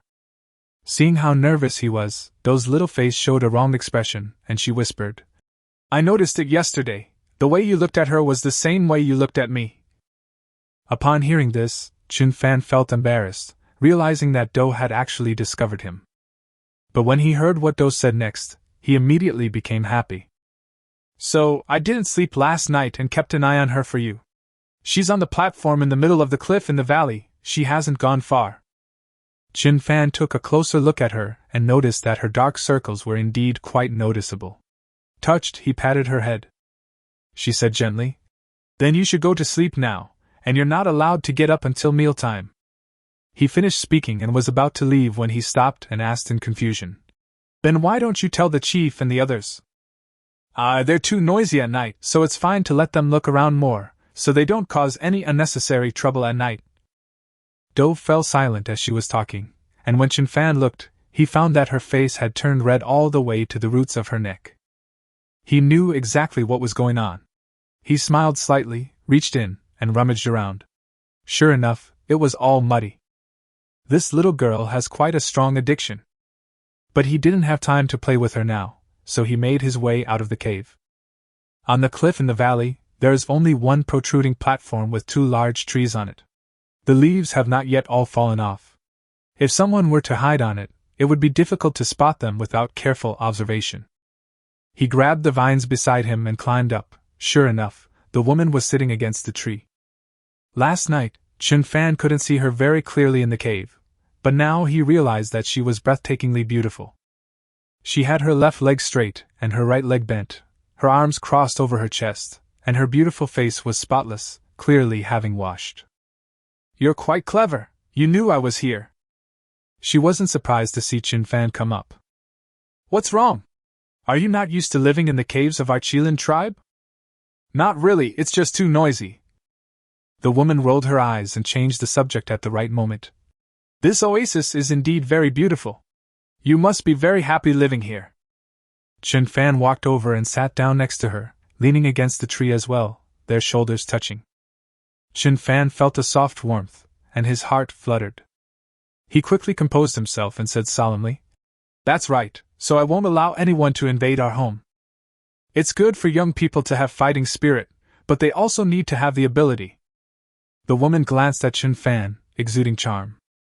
"Do you think the Chieftain tribe has a chance against the Sunlong tribe?" The woman turned to face Chen Fan, her eyes seemingly filled with disdain. "The Chieftain tribe will prevail." "Oh? Where does your confidence come from?" "From you." Chen Fan smiled slightly, stood up with his hands behind his back, and said in a firm tone, "Know yourself and know your enemy, and you will never be defeated. You are in my hands, and I will know everything about the Sunlong tribe, while they probably know nothing about us. Know yourself and know your enemy, and you will win every battle." The woman repeated the sentence to herself, finding it very reasonable, and looked at Chen Fan with surprise. "Is this something a teenager should say?" However, she said, "What makes you think I would help you?" "Because the only thing you can rely on is our Chieftain tribe. If we are wiped out, you won't survive either." Chen Fan leaned down and stared at her, speaking each word clearly. "So today, you must join the Chieftain tribe." "Impossible!" The woman resolutely refused. She is the chieftain of the Sunlong tribe. How could she possibly join the Chieftain tribe?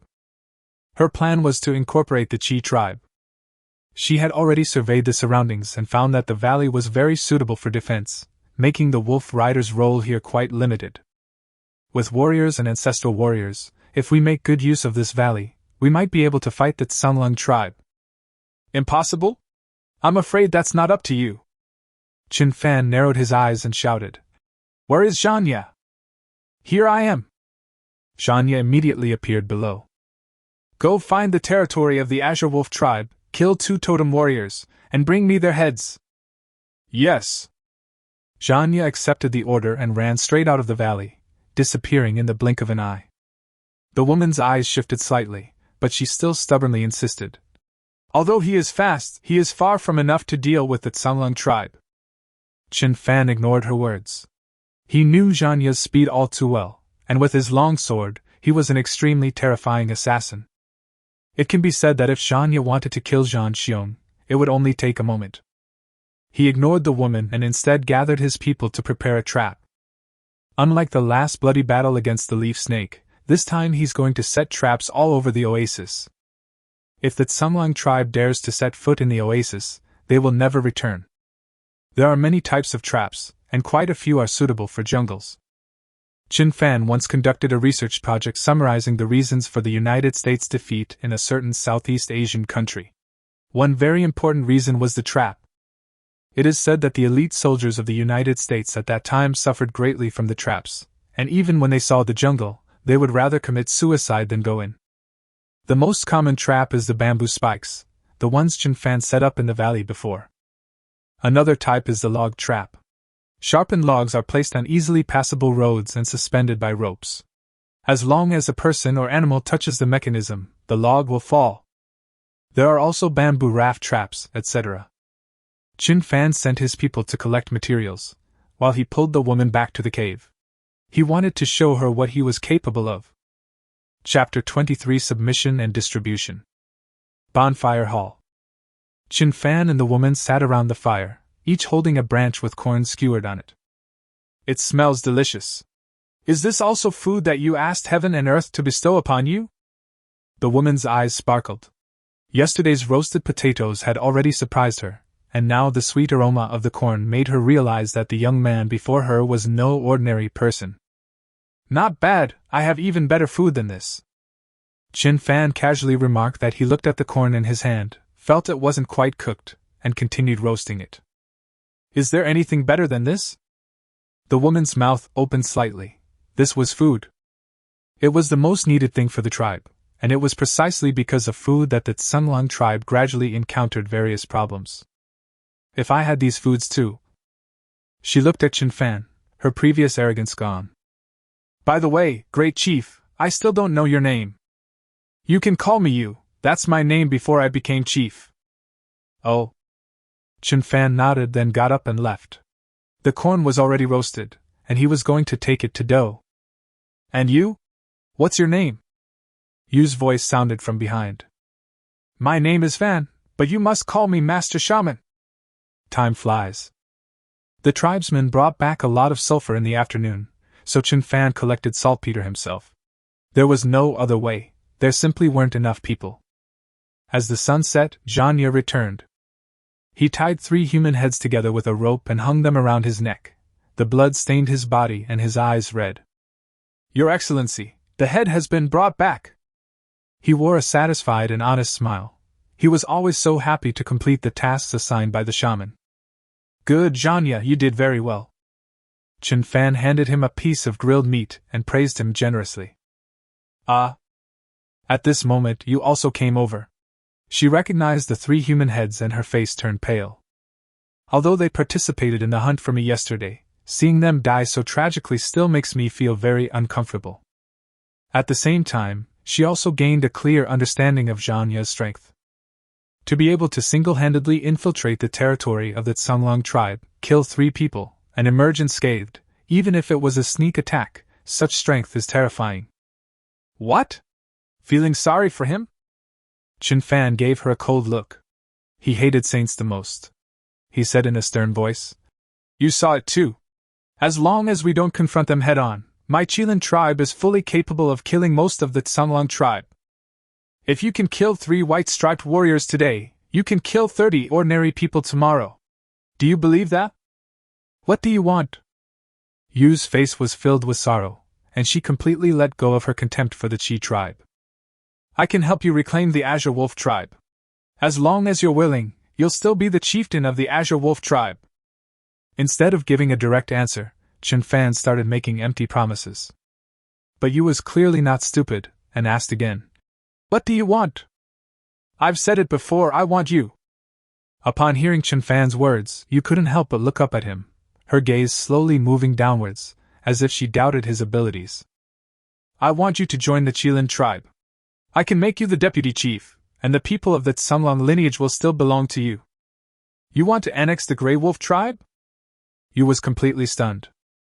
She thought Chen Fan was just trying to protect himself, but she never expected him to have such a big appetite. By this time, she had learned that the Qilin tribe had a population of less than 100. How could such a small tribe possibly attempt to swallow up a large tribe of 800? He's still just a kid. But what's with the way these people are looking at me? Why does everyone seem to take it for granted? It's not annexation, it's integration. Chen Fan took a branch from the campfire, pinched the burning part, and with a hissing sound, the branch went out.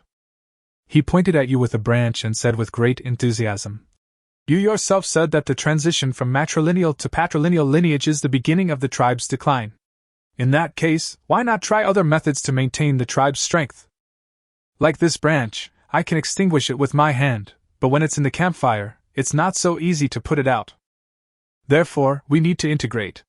The wilderness is not just about the Qilin tribe or the Tsunglong tribe. Only by integrating can we survive for a longer period of time. Yu was shocked. She couldn't believe that these words came from a young boy, but she knew that Chen Fan was right. Without their chieftain, the wolf tribe's fighting strength will be greatly reduced, and even finding food for the winter will become a problem. Furthermore, internal strife will continue for a long time, resulting in the deaths of many tribesmen. She composed herself, and the authority of a superior reappeared on her face. Even if we merge, our Tsunglong tribe will be the main force. Joke! Chen Fan threw away the branch he was holding, leaned close to her ear and said, You're nothing but a stray dog. If Shanya hadn't saved you, you would have been dead long ago. So you have no right to negotiate. If you're unwilling, that's fine with me. I'll slowly slaughter everyone in the Azure Wolf tribe. With me here, the Daki tribe will rise to prominence sooner or later.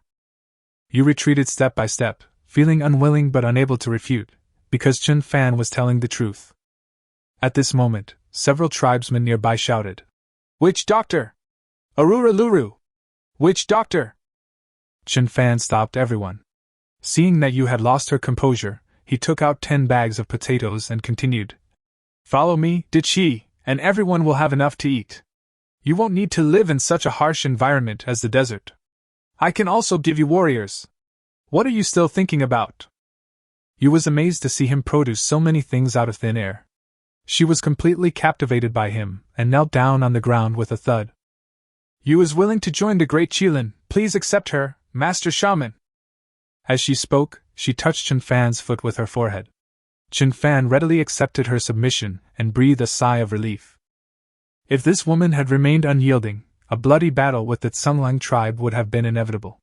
Now that she has submitted, there is still room for maneuver. Get up, from now on the Daki tribe will be your home. Chen Fan held her arm, feeling her warm and soft body, and his heart couldn't help but flutter again. Just then, the chief returned. After learning what had happened, he laughed like a child and immediately had the totem pole brought out. This is the rule of all tribes. To join a tribe, you must obtain the approval of the totem pole. Without further ado, Yu first knelt down in the direction of the Tsunglong tribe, praying for the forgiveness of their ancestor Tsunglong, and then bit her fingertip, dripping her blood onto the pillar. The blood was absorbed directly by the totem pole, and not a single drop dripped down. Aruru! The tribe's people cheered, expressing their welcome to Yu. With this, the Chi tribe gained another woman. So here's the question. At a time when we're vigorously developing our population, who should we allocate her to? Chapter 25 Subduing Them All. The barking beast gazing at the sky remained motionless, like a statue. The barking beast that was watching Chen Fan and the others slowly got up. It was not very big, about the same height as the war bear. At this moment, It jumped off the boulder and shook its ugly body. "Step back!" The war bear immediately prepared for battle. "Get out of my way!" The chief shoved him aside and walked towards the barking beast. Zhan Xiong and Zhan tensed up and were about to step forward when Chen Fan stopped them. The chief isn't stupid. In the Qi tribe, besides himself and Do, the smartest person is the chief. He must have his reasons for daring to do this. The chief did not stop walking. He walked directly to the barking beast and reached out to touch its snake head. The barking beast actually lowered its head in a very cooperative manner, allowing the chief to touch it. "This is..." Zhan Xiong was astonished. "Didn't the shaman just say that this barking beast is a descendant of the Qilin, sharing the same roots as us?" As Zhan spoke, he squatted down to touch the cubs in the cave. A young animal was startled awake by him, its belly growling, and it flicked out its tongue to scare him, but it did not attack. Hey. Zhan had a lot of fun and really liked the little animal. Seeing this, Zhan Xiong also tried to touch the other cub. Just as he reached out, the barking beast on the boulder suddenly started barking wildly. Everyone looked up and saw a large bird swooping down, its target the cub that Zhan had carried out. "Huma!" Chen Fan could see it clearly. The bird had brightly colored wings, a small tuft of purple whiskers under its long beak, and a tail that was raised in the shape of a diamond. "It looks majestic and extraordinary, exactly as described in the classic of mountains and seas." It was incredibly fast, and in the blink of an eye it had already rushed up to us. The barking beast on the boulder lunged, but Huma easily dodged it. Zhan roared, scales sprouted from his body, and he swung his bone knife at Huma. But Huma simply flapped its wings and sent Zhan flying. All of this happened very quickly. Just as Huma was about to attack the cub, a dog's bark suddenly came from inside the belly of the great barking beast. "Woof!" This cry was different from the previous chaotic cries. This one was deep and heavy, as if it were a sigh from the distant past. Chen Fan and the others felt a jolt in their minds and immediately collapsed to the ground. Huma in the air also fell down like a leaf in the wind. But the moment it landed, it flapped its wings and flew up again, circling above everyone's heads, either coming down nor leaving. Chen Fan struggled to his feet and went to help the war bear beside him. The barking beast's single halt completely rendered them incapable of fighting. It was terrifying. However, he seemed to be the least affected, probably because his mental strength was stronger. Zhan Xiong grabbed Chen Fan's arm and sat up, looking somewhat embarrassed. He had just intended to kill the barking beast. Seeing that he was alright, Chen Fan quickly went to check on Zhan, and Zhan had been hit by Huma and injured by the howling of the beast, and had already fainted. Fortunately, nothing serious happened. Chen Fan took out some water and poured it on his face, and he woke up. "Your Excellency, this is a calamity beast." Zhan looked panicked. Disaster beasts are even more terrifying than ferocious beasts. Their appearance is a calamity, hence the name. "It's all right, look." Chen Fan helped him up and pointed to the chief. The chieftain was now sitting on the back of the barking beast, looking majestic and exuding a sense of primal vastness. Zhan's eyes lit up, and he couldn't help but look at the other barking beast. The barking beast may be ugly, but its ferocious nature is exactly what primitive people love. "Lord Shaman, are you all right?" The chief rode over on his barking beast and asked with concern. "I'm fine, Chief. How did you manage to subdue it?" Chen Fan was very curious. "It summoned me. I can sense its thoughts." The chief didn't seem to understand either, but seeing that Chen Fan and the others were all right, he was extremely happy. Chen Fan nodded, no longer dwelling on the issue. He took out the beast taming ring, preparing to subdue Huma. "But if it won't come down, how can we put the beast taming ring on?" He thought for a moment and realized that he could only use the young animals. Huma didn't come down simply because it was afraid of the great barking beast, but it also didn't leave, clearly because it was unwilling to give up and wanted to find an opportunity to continue attacking. Since that's the case, let's create an opportunity for it.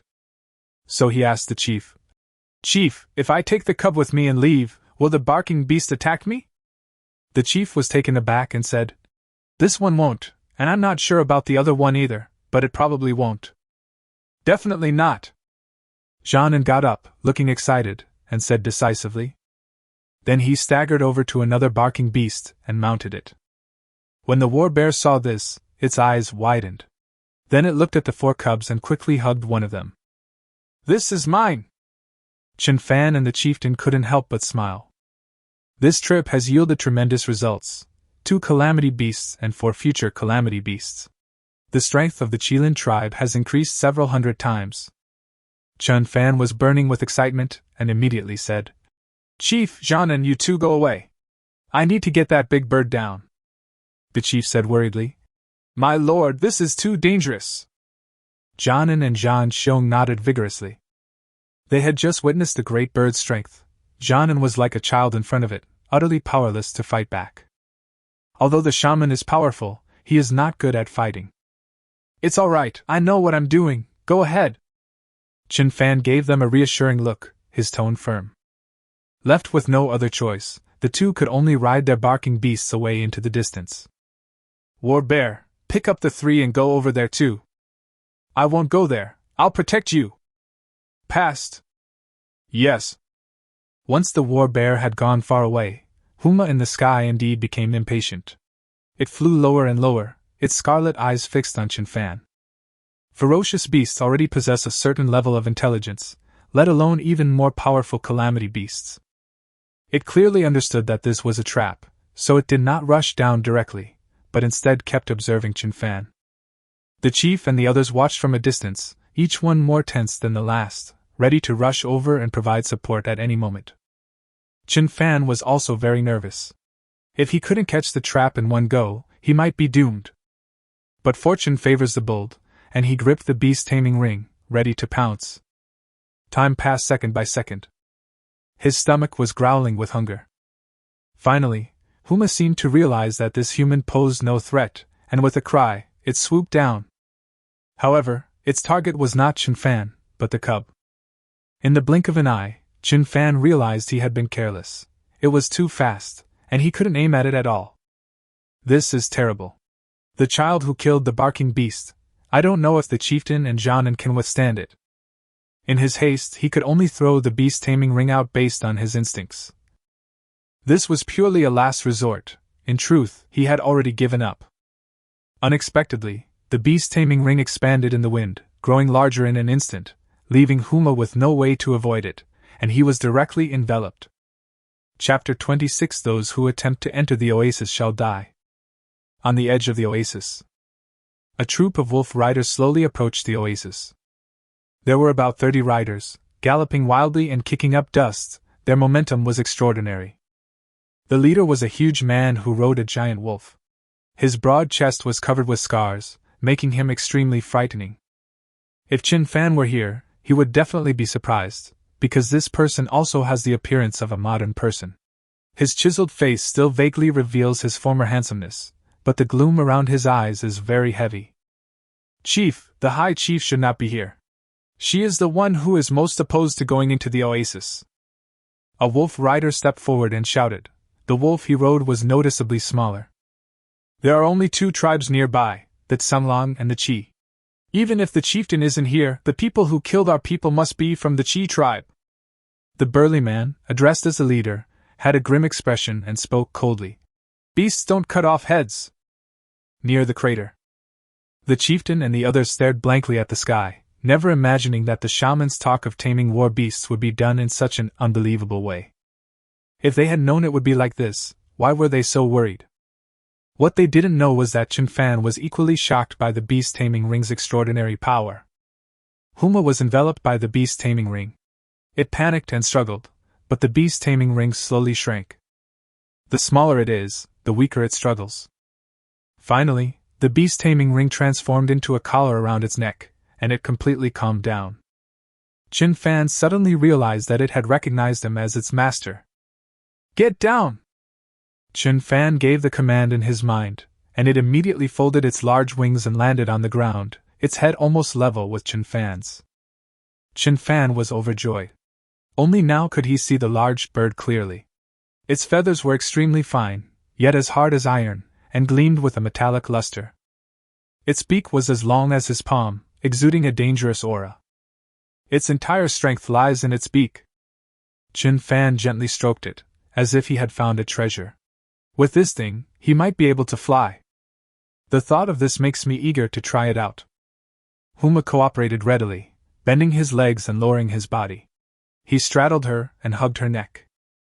The next moment, it soared into the sky. Ah! Chen Fan couldn't help but let out a long shout, and Huma flew higher and higher, making the mountains and trees appear smaller and smaller in his eyes. He passed through the clouds. He traveled with the wind. For the first time, he felt that the wilderness was wonderful. After circling once, he had Huma land. It was too cold up there. They could play around after he made a new set of clothes. The chief and the others were already terrified of him, and were almost kneeling on the ground. The war bear even threw the cubs on the ground. Suddenly, he felt that the barking beasts didn't taste so good anymore. How about it? Isn't my battle beast cool? Chen Fan, brimming with self-satisfaction, ignored their shock. He could feel Huma's intense desire to attack the barking beast beneath him. He tried to calm it down, but he couldn't hide the smugness on his face. So handsome, so incredibly handsome. The chief gently stroked the barking beast, expressing his heartfelt admiration. Zhang Xiong and Zhang nodded repeatedly, thinking to themselves, "You may be a bit ugly, but your battle beast is really handsome. Haha, let's go back." After calming Huma down, Chen Fan flew directly down the mountain. This time, he didn't let Huma fly too high. He wanted to take a good look at his territory. Seeing this, the chieftain and Zhang also rode their barking beasts down the mountain. Only the war bear remained. He glanced at Chen Fan, who was gradually disappearing into the distance, then at the two chieftains who were running away, and finally at the 4 ugly cubs on the ground. I sadly picked them up and ran as fast as I could down the mountain. Not long after, Chen Fan returned to the valley first, startling the tribespeople who were thrown into a panic. He even drew his bow and shot an arrow at him. "It's me!" Chen Fan quickly came down. The clansmen were far too impulsive. "Lord Shaman, you're back!" Fu felt a pang of shame, but he seemed very anxious and immediately said, "We have discovered the wolf riders of the Tsanglang tribe." "What?" Chen Fan was surprised. "They arrived so quickly? Is anyone injured?" "No, Zhanya went to stop them, and hasn't come back yet." Upon learning that no one was injured, Chen Fan breathed a sigh of relief. As for Zhanya's safety, he was not worried at all, so he slowly asked, "Where is you?" "I'm here." Yu emerged from the cave, her face filled with resentment. She glared at Chen Fan, furious at his actions the previous night. She froze on the spot as soon as she came out, staring at Huma in disbelief, and exclaimed, "Disaster beast! A calamity beast?" The tribespeople working in the valley were thrown into chaos again. They had never seen the terror of the calamity beasts, but they had just personally experienced the terror of the ferocious leaf snake. "This is my mount, Huma." Chen Fan smiled faintly, very satisfied with Yu's reaction. He had shattered the woman's arrogance. Although her body was dirty, her lips were very sexy, and it would be nice to cool her down occasionally. "Your mount is a flying monster?" You still couldn't believe it. There is also a calamity beast in the desert, which has been the enemy of the Tsanglang tribe for generations. In order to resist it, countless warriors of the Tsanglang tribe have been forever asleep in the desert. If it weren't for the orange-striped warriors, the Azure Wolf tribe would have been wiped out. But now, this young shaman, her own man, actually has a calamity beast mount, and it's an even more troublesome flying type. Is that so strange? My great Qilin tribe has plenty of calamity beasts. Chen Fan made a comparison at the opportune moment. As soon as he finished speaking, the chieftain and Zhanan rode their barking beasts into the valley. Whether they did it on purpose or not, the barking beasts were howling wildly. Their frenzied manner, coupled with the smug expressions of the two men, was truly astounding. Upon seeing this, Yu swayed and barely managed not to fall. 3 calamity beasts were enough to easily wipe out the Tsanglang tribe. She is now incredibly grateful for her decision yesterday. Joining the Qilin tribe is probably the best decision she has ever made in all these years. After Chen Fan finished showing off, he was in an even better mood and pulled her onto the Huma together. The Huma was very spacious and could comfortably seat 2 people. "Let's go and see your people." Huma soared into the sky. Yu was extremely nervous. Beneath her lay a monstrous beast, and she dared not move an inch. As Huma climbed upwards, her body involuntarily slid backwards, pressing directly against Chen Fan behind her. Chen Fan was a little disgusted, but with such a warm and soft woman in his arms, his body still reacted. So either of them spoke, except that Chen Fan occasionally shifted his position. It was unclear what he was adjusting. Fortunately, the process was not long, and the two soon reached the edge of the oasis, where the boundary between the grassland and the desert seemed to be a natural horizontal line. In the desert, a group of wolf riders stood with grim faces, several wolf carcasses lying nearby. Janya stood on the grass, holding a knife in his right hand and a wounded warrior of the Tsamlang tribe in his left. He remained calm and composed. The Chi tribe is not one you can afford to offend. I have already shown mercy. Anyone who continues to pester us and attempts to set foot in the oasis shall die. Chapter 27. He still cares about me. Mo Lang's expression was very bad. As one of the most powerful warriors in the Tsamlang tribe, he possessed his own pride and dignity. But now, his wolf riders were stopped by a lone man, and even one of his tribesmen had been captured by the enemy without anyone noticing. This was a disgrace. What's even worse is that the other party made outrageous remarks and threatened me. This is intolerable. He decided to kill the person in front of him, even if it meant sacrificing a member of his clan. Red markings appeared on his chest, resembling a desert wolf with sharp, conspicuous claws. No one can threaten the warriors of the Azure Wolf tribe. You will die. He stared at Janya with a crazed killing intent in his eyes, but he was not a reckless person. He gave the order to the wolf riders behind him. 3 riders per group, back to defend, don't let him launch another sneak attack. Seeing his stubbornness, Janya sneered disdainfully. The long sword bestowed by the shaman was incredibly sharp, and he didn't take these wolf riders seriously at all. If he hadn't known that the shaman wanted to integrate the Tsamlang tribe, he wouldn't have only killed wolves and not people. Both sides were ready to fight, but then a clear bird song came from the sky. A large, colorful bird swooped down. It was Huma. Disaster beast! Run! Mo Lang, who had just been filled with murderous intent, was shocked and turned his wolf head to run away. He was just a crimson warrior, and had no chance against the calamity beast. However, the giant wolf beneath him was intimidated by Huma's imposing presence. Its legs went weak, and it could no longer run away. The other wolf riders fell down, their wolves sprawled out. Mo Lang, even you have moments of fear? Yu, her face flushed, jumped off the ground and scolded in a delicate voice. In his panic, Mo Lang felt that the voice sounded familiar. He turned his head and was so surprised that he opened his mouth wide and couldn't say a word. The great chieftain is here, riding a monstrous beast. Oh my God! Mo Lang rubbed his eyes, and after confirming that this was not a hallucination, a look of despair appeared on his face. This is terrible. The chieftain used to treat her well, but because of her own desires and to get her, she chose to do everything she could to support the wolf who wanted to seize power. The high chieftain must hate herself to death. She has a calamity beast, she's finished. Mo Lang, you've become mute after just 2 days. Seeing his expression, you knew exactly what he was thinking. Feeling pleased, she couldn't help but scold him again. Great chieftain, Mo Lang avoided eye contact, not daring to look at you. Just then, Chen Fan rode over on his horse, Huma. Janya's eyes lit up, and he immediately went over to him. Master Wu Zhu! Chen Fan nodded approvingly. He had witnessed Janya's performance earlier, and seeing that he still had a wolf rider under his control, he said, Janya, let him go. Yes. Janya was very excited. With the calamity beast, there was no need for hostages anymore. He let go of the unlucky guy, and then mustered up the courage to touch Huma. Chen Fan ignored him, jumped off the Huma horse and looked at the wolf cavalry opposite him. By this time, they had been routed and were in a sorry state. These are the wolf riders of your Azure Wolf tribe? Nothing special. He couldn't help but mock you.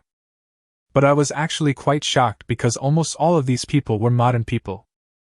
Only a few still have long beaks and hunchbacks, but it's not as noticeable anymore. Considering that Yu was not surprised at all when he used fire, he once again expressed his approval of the level of civilization of the Tsunglong tribe. Even such a tribe could not withstand the monstrous beasts, and they also lived in such a harsh environment as the desert. There must be even more powerful tribes, tribes capable of facing the monstrous beasts, tribes with a higher civilization. With that thought, he instantly lost any desire to show off. Yu was speechless when he asked her that question. Wolf riders gallop across the desert, much faster than humans, and some powerful wolves are ferocious beasts that can aid in combat. Even the wolf's mount, the Wolf King, was a powerful and ferocious beast that made countless contributions to the tribe. Therefore, the wolf riders have always been the pride of the Tsunglong tribe. But now they are facing a monstrous beast. It's not that they're incompetent, it's that you're too twisted. Just as she was feeling indignant, Chen Fan spoke up again. Do these people still listen to you? Those who listen to you stay, and those who don't, I'll kill them all. He spoke in a flat tone, as if he were talking about a trivial matter. Yu's heart tightened, and she quickly shouted to Mo Lang and the others. Mo Lang, I know you have been bewitched by Wu Lang. As long as you turn back now, I can pretend that what happened before never happened. Great Holy Mother!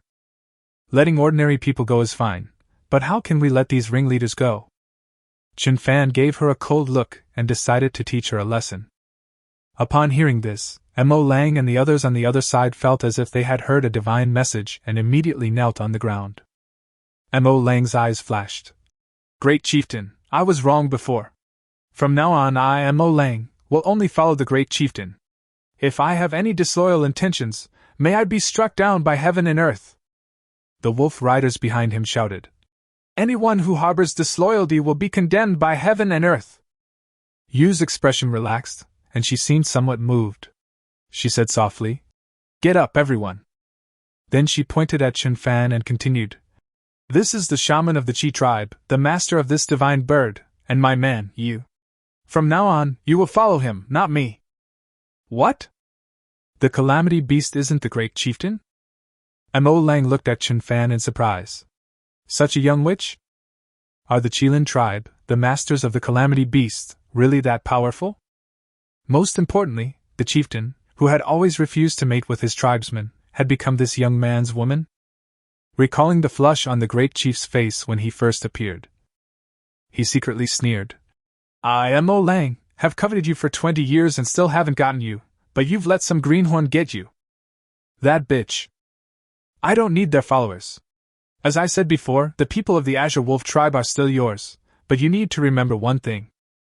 Chen Fan stared into Yu's eyes and said, word by word, Stop with your nauseating kindness. No sooner had he finished speaking than Huma charged forward, its sharp beak slicing into Mo Lang's chest, swallowing a heart whole. Just as humans need the heart's blood of ferocious beasts, beasts also need the heart's blood of totem warriors. This happened so suddenly that no one expected it. By the time everyone realized what was happening, Mo Lang was already dead. You! Anger flared in Yu's eyes. That was a crimson warrior. He knew he was wrong, so why kill him? Great Chief, save us! Upon seeing this, the wolf riders were all terrified. They are not afraid to die for their tribe, but they know which to choose, a meaningless death or submission to the chieftain. Upon hearing this, Yu's gaze softened as she looked at Chen Fan, even becoming pleading. Lord Shaman, they are all excellent warriors who can contribute to the tribe. Chen Fan gave her a deep look and warned. Your men are not allowed into the valley. Let them find their own way to spend the night. After saying that, he called out to Zhanya, asking him to protect you, and then climbed up to Huma to go home. Yu burst into tears of joy. He still cares about me. Chapter 028 Doing Certain Things. Back in the cave, Chen Fan ate 3 roasted corn cobs. He was starving.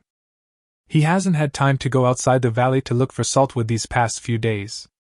Although the beast meat itself is salty, it doesn't taste very good, and he just can't get used to it. So sweet roasted corn became his favorite. Huma didn't like the dark environment of the cave, so Chen Fan left it at the entrance. The tribespeople cheered and jumped around it, making it very lively. As for the chieftain and Zhanya's barking beasts, they made their home at the valley entrance, and the cubs were taken into the cave by the war bear to be raised. As dusk approached, Chen Fan entered the space to check in. This time, he chose to plant chili peppers. He had enough food for the time being, so he could plant some seasonings as well. Unfortunately, we haven't gotten a shovel yet. If we could cultivate more land, we wouldn't have to worry about food after merging with the Grey Wolf tribe. Gathering food is the tribe's primary task, which leaves people with little time to think about other things. Only with sufficient food can productivity be unleashed. In tribes like the Chieftain, the daily work now consists of collecting various materials, without having to hunt or gather anything. Back in the real world, Do hadn't returned yet, and since he wasn't sleepy, he simply took a piece of animal hide to make himself a garment. The animal hides left behind by the old shamans were of very high quality, dry and soft, and odorless. However, when he figured out what to do, he discovered that he didn't have a knife, not even a bone knife. He had no choice but to give up for the time being and instead go to collect saltpeter. His tribesmen had already collected enough sulfur for him, but they still didn't have enough saltpeter. I was so busy that I didn't even realize when I fell asleep. When I opened my eyes the next day, I saw Do kneeling by the bed, her big eyes blinking as she looked at me. Their eyes met, and both felt a surge of passion within them. "Husband, have some soup." Do lowered her head shyly. Her tribesmen were all busy, but she only wanted to mate. It was too shameful. "Where did you go last night?" Chen Fan took the stone bowl. It wasn't hot at all. He took a sip and asked, "I wanted to make a dress for my husband, but there was no knife in the house, so I went to my husband's place to have it made." As Do spoke, she picked up a neatly made animal skin garment, her face full of a boastful expression, which was quite adorable. Chen Fan felt a warmth in his heart, put down the stone bowl, and took the clothes. The design was a bit ugly, and the stitching wasn't neat, but he was very satisfied. The animal hide was tough, and it wasn't easy for the tribesmen to cut with their bone knives. No wonder she hadn't returned. It must have taken a lot of time to make. Only Do would think of making clothes for him. Other tribespeople treat him with awe and respect. Beans, on the other hand, care about themselves. Chen Fan pulled her into his arms and said gently, "You did a great job, but you're not allowed to stay up late anymore. Sleeping with me is the most important thing, okay?" After saying that, the two of them rolled around together. After the lovemaking, Chen Fan emerged from the cave wearing new clothes. In the campfire hall, the women were still braiding ropes. These ropes weren't very durable and would be used up quickly, and winter was coming soon, making it difficult to find dry grass. The man led a group of people to make bows and arrows in the valley. He was very clever and had already modified the bows based on the problems he had discovered while using them. He made good use of the leaf snake's tendons to make 3 powerful bows that could shoot 100 meters, which were very useful. "Master Wu Zhu!" When Fu saw Chen Fan come out, he quickly came over. He had discovered something. As long as the shaman was present, he could benefit from it. Seeing the expectation in his eyes, Chen Fan taught him how to make arrows. Previously, in order to deal with the leaf serpent, all the arrows were without arrowheads, only fire arrows. However, animal oil is indeed difficult to collect, so not many fire arrows have been made yet. Stone arrowheads are not sharp enough, so a stronger bow is needed, and the more fully the bow is drawn, the greater its power. So he taught his husband how to make animal glue, which is actually very simple. Just put the animal's hides and fur in water and boil them at high temperature. Some small animal hides are not very useful, but they are good for making glue. With glue, we can make better bows. The man studied very diligently, and the boys around him listened with rapt attention. Seeing how dedicated they were, Chen Fan simply demonstrated it for them on the spot, and time passed little by little. In a sand pit in the desert, surrounded by caves, lies the dwelling place of the Grey Wolf tribe. Inside the largest cave, a towering man was pacing back and forth. He had only one eye, yet his gaze was imposing and chilling. "Great Chief, we have searched everywhere, but we have not found any trace of Chief Mo Lang." A wolf rider rushed into the cave to report. "No need to search anymore. He hasn't returned all night, and the chances of him being alive are slim. Has anyone found any trace of the Sandone King?" Mo Lang's claws were no problem dealing with ordinary ferocious beasts. After thinking it over, the big man concluded that only the Sandone King, a calamity beast, could wipe out Mo Lang's squad. Nothing was found. The wind was strong last night, burying all traces. The wolf riders returned. Okay, go down. The big man wasn't annoyed. After the wolf riders left, he turned and walked deeper into the cave. He knew he wasn't very bright, so he figured it was always good to ask Boss Wu for advice. The cave is not flat. The passageway extends downwards, and the air becomes more humid as you go down, with small puddles gradually appearing on the ground. This is why the Grey Wolf tribe was able to survive in the desert. They had enough water. Don't come in! As the burly man reached the deepest part of the cave, a gentle voice came from within. Yes. The burly man waited obediently, a glint of longing flashing in his one eye. A short while later, a gentle voice rang out again. Come in. Chen Fan taught his husband, only to find that he couldn't see Huma. After searching around, he found it lying on the arrow tower above the valley. Although the arrow tower was damaged by the leaf snake, it was still relatively sturdy and just big enough to hold Huma. He ignored it, checked the large rocks piled up in the valley, and then walked out of the valley with satisfaction. He felt very satisfied with the thriving scene of the tribe. So when he saw you and the others, he didn't give her a hard time anymore. Master Wu Zhu! You was delighted to see him coming. He was worried because I didn't go home all night. Chen Fan nodded, noticing that they had set up some makeshift shelters, and couldn't help but ask. Does it take this long to build all this? He was genuinely curious, but to you, it took on a different meaning. Is he upset that I haven't been back for too long and that he misses me? Her beautiful eyes revealed a charming allure, and she suddenly wanted to tease Chen Fan, so she said with a charming smile. Setting up these things naturally doesn't take that long, but other things do take time.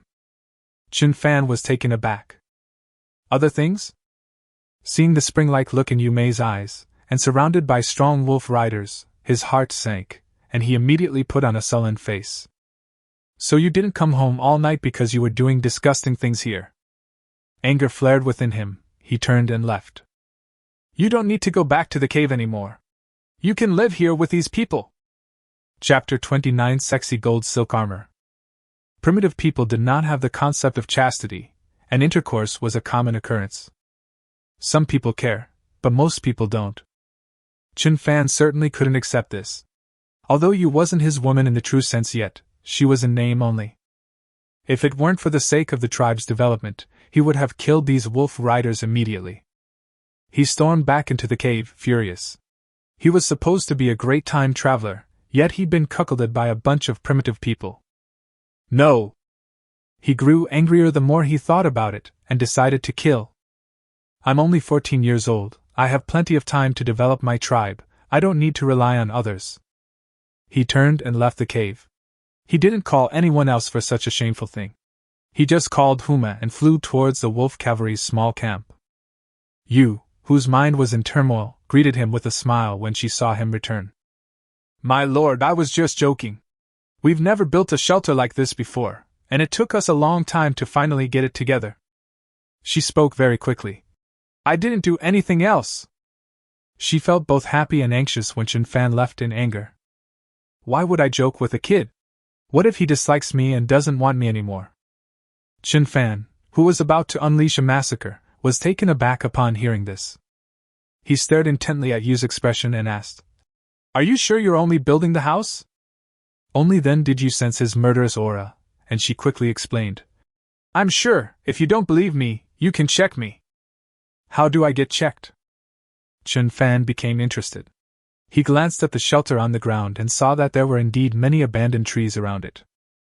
These people live in the desert year-round, so it's normal that they'd never built houses with trees before. It's quite impressive that they were able to build a house like this in less than a day. It seems I was overthinking things. How would you like to examine me, Your Excellency? Yu blushed and lowered her head. Although she was not young, her shy expression still made Chen Fan's heart burn. Come on up! Chen Fan grabbed her, pulled her onto Huma's back, and then soared into the sky. Let's do the checkup here. Chen Fan impatiently laid her down on Huma's back and roughly tore off her leather armor. She's a girl. Chen Fan sensed an obstacle, was startled, and his spirits lifted. When they landed on the ground, the two were already dressed. Yu Mei's eyes were full of affection, and she couldn't take her eyes off Chen Fan for a moment. Although it was painful, the madness and ecstasy made her long-suppressed desires erupt. I felt like my whole being had been elevated. Chen Fan finally realized that he had been misunderstanding her all along, so his tone softened considerably. Go back and rest first. Yu, as obedient as a kitten, entered the cave, turning back every few steps. Chen Fan smiled, quite satisfied with his strength, and then rode Huma back to the wolf cavalry camp. Among these wolf riders are 3 white-striped warriors who need to be taken back to worship the totem. As for the ordinary warriors, it doesn't matter whether they worship or not. After finishing all this, it was already quite late, and the busy day finally came to an end. The tribesmen have basically finished collecting materials, and tomorrow they can set up the traps according to his requirements. Back in their cave, Do and Yu were chatting, occasionally covering their mouths and giggling. One woman was youthful and vibrant, the other mature and elegant. Chen Fan was completely satisfied. This was much more comfortable than his previous life. After checking in at the advanced space, he looked around the bed. Now that Yu was his woman, it wouldn't be appropriate to let her sleep on the floor anymore. Husband, what are you looking at? Do thought he was thinking about something embarrassing, so she blushed and asked. The bed is too small. Chen Fan pinched his chin thoughtfully and said, We need to make a big bed. The next day, Chen Fan woke up earlier than Do, which was unusual for him. He cooked a meat soup, added some chili peppers, placed it by the bedside for the 2 women, and then went to instruct the tribesmen on how to set up traps. He only had time to cut down trees when the sun was high in the sky. Before dark, a sturdy golden nana bed was finally made. I don't know what he was thinking, but this bed is extremely spacious. It could easily sleep 5 people. He used the remaining piece of wood to make a door, which improved the privacy of the bedroom. After installing the wooden door with his exhausted body, he immediately went into the space to check in. Check-in successful. Congratulations, host, you have received a sign-in reward, a bundle of garlic sprouts and a bag of fertilizer. Host, check-in for 10 consecutive days, reward, a shovel. Chen Fan, who was planting corn, was stunned. He quickly ran to the thatched hut and sure enough, he saw a small shovel. He was overjoyed. He received the arrow tower after signing in for 3 consecutive days, and the beast taming ring after signing in for 7 consecutive days. Therefore, he always thought that the rewards for consecutive sign-ins were things that would enhance his combat abilities. Unexpectedly, they gave him a shovel today, which was exactly what he wanted most. Food was always the scarcest resource in primitive society. Moreover, the larger the tribe, the more food it lacks. Most importantly, he was given equipment and cultivation techniques when he cultivated his first piece of farmland. Although the basic swordsmanship was just that, basic swordsmanship, without any internal energy or true chi, the sword itself was truly excellent. So he couldn't wait to pick up his little shovel and start cultivating the land. Congratulations, host, I'm cultivating a piece of farmland. Reward, a pair of straw sandals, a set of golden silk soft armor, and a basic body strengthening technique book. As the pleasant electronic music started playing, Chen Fan quickly planted the corn and then jogged back to the thatched hut. The straw sandals were tattered and stained. I had no idea where they came from. However, something is better than nothing. The people in the tribe all walk barefoot, and he himself was used to walking barefoot, so he didn't think of making shoes. He put on straw sandals and picked up the gold-threaded soft armor. It was a complete set, including a top and trousers. Ridiculously, the trousers had an open crotch design. Chen Fan was shocked. This is a treasure. It can be used as stockings, oops, it can protect your whole body. Moreover, the gold-threaded soft armor has a good protective effect against metal weapons, and against modern bone and stone weapons, it can be said to be impervious to blades and spears. This can be used on Do. She has no fighting ability at all. I'll feel more at ease if she wears this. He happily put away the soft armor and finally picked up the body strengthening technique. As the name suggests, physical strengthening techniques are methods to improve physical fitness and can increase defense to a certain extent. Trash! Chen Fan was very dissatisfied. This thing was the same as the basic sword technique, with no special functions, and he didn't like it at all. Back in the real world, Do and Yu had returned and had even made the bed with animal skins. The two women praised Chen Fan's superb craftsmanship. The two women were startled when Chen Fan suddenly appeared. They looked at the closed door and then at Chen Fan. "Husband, you!" Chen Fan smiled slightly. Before, he would always have Do guard the outside when he entered the space, but now that there was a door, he had forgotten about it. "But it doesn't matter since I'm a witch, no matter how magical I am, it's not too much. Don't ask any more questions, just put this on." He threw the gold-threaded soft armor onto the bed and said with ill intent. Chapter 30, Setting Off to Conquer the Azure Wolf Tribe. Do looked at Yu, a little embarrassed. That night's experience made her shy for a long time. Chen Fan found her dawdling, so he simply let Yu wear it. Yu was more uninhibited and immediately took off her leather armor and put on the gold silk soft armor. The torch crackled and burned. Yu, alluring and sexy, had seductive eyes and covered her private parts with both hands. Chen Fan's eyes lit up. This gold-threaded soft armor was extremely improper, looking no different from stockings. Wearing it on Yu's already plump and fair body, it was incredibly alluring. Glug. Swallowing hard, Chen Fan gently pried her hands apart. The sun and moon revolve, and the clouds roll and unroll. 3 days later, on the morning, the Chi tribe members gathered in the valley, their faces beaming with excitement, for today, their shaman was going to conquer the Tsunglung tribe. Zhan Xiong held a pair of stone hammers, new weapons made for him by Chen Fan, carved from granite and extremely hard. Most importantly, it is large enough that only the war bear, with its incredible strength, can use it. Ordinary people simply cannot lift it, let alone wield it in battle. That's why Chen Fan decided to have him guard the house. There was no other way, as Mo Lang's giant wolf simply couldn't carry him. Zhanya was temporarily appointed by Chen Fan as the new leader of the wolf cavalry, while the original 3 white-striped warriors of the wolf cavalry became deputy leaders. At this moment, Zhanya, riding a giant wolf, was directing the wolf cavalry to form ranks according to the method taught by Chen Fan. The chieftain and Zhanan waited at the valley entrance, riding their barking beasts. Chen Fan and Yu rode on Huma, and they laid a piece of animal skin on Huma's back to prevent its feathers from getting dirty. This is the lineup for the expedition. Chen Fan got ready and said to the war bear, "Guard the home. When I bring the Wolf King back, it will definitely be able to carry you." Zhan Xiong nodded firmly. "Rest assured, shaman." Chen Fan gave him an encouraging look, then said to Do, "Wait for me at home and take good care of the 4 cubs." Do is very well behaved. Set off." With a loud shout, Chen Fan sent Huma soaring into the sky. "Aruru! Aruru!" The chief roared and charged out of the valley with his men. The later novel The Legend of the Savage Lands records this as follows. In the autumn of the first year of the imperial calendar, the emperor rode a divine bird, and his generals and soldiers followed on their own beasts. They left the oasis and entered the desert. This marked the beginning of the Great Qilin War and was also the greatest blessing for the savage lands.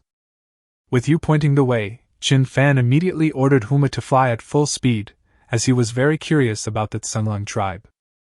Although Yu had introduced him to a lot of information about the Tsunglung tribe in the past 2 days, he still wanted to see it for himself. "My lord, must the black wolf really die?"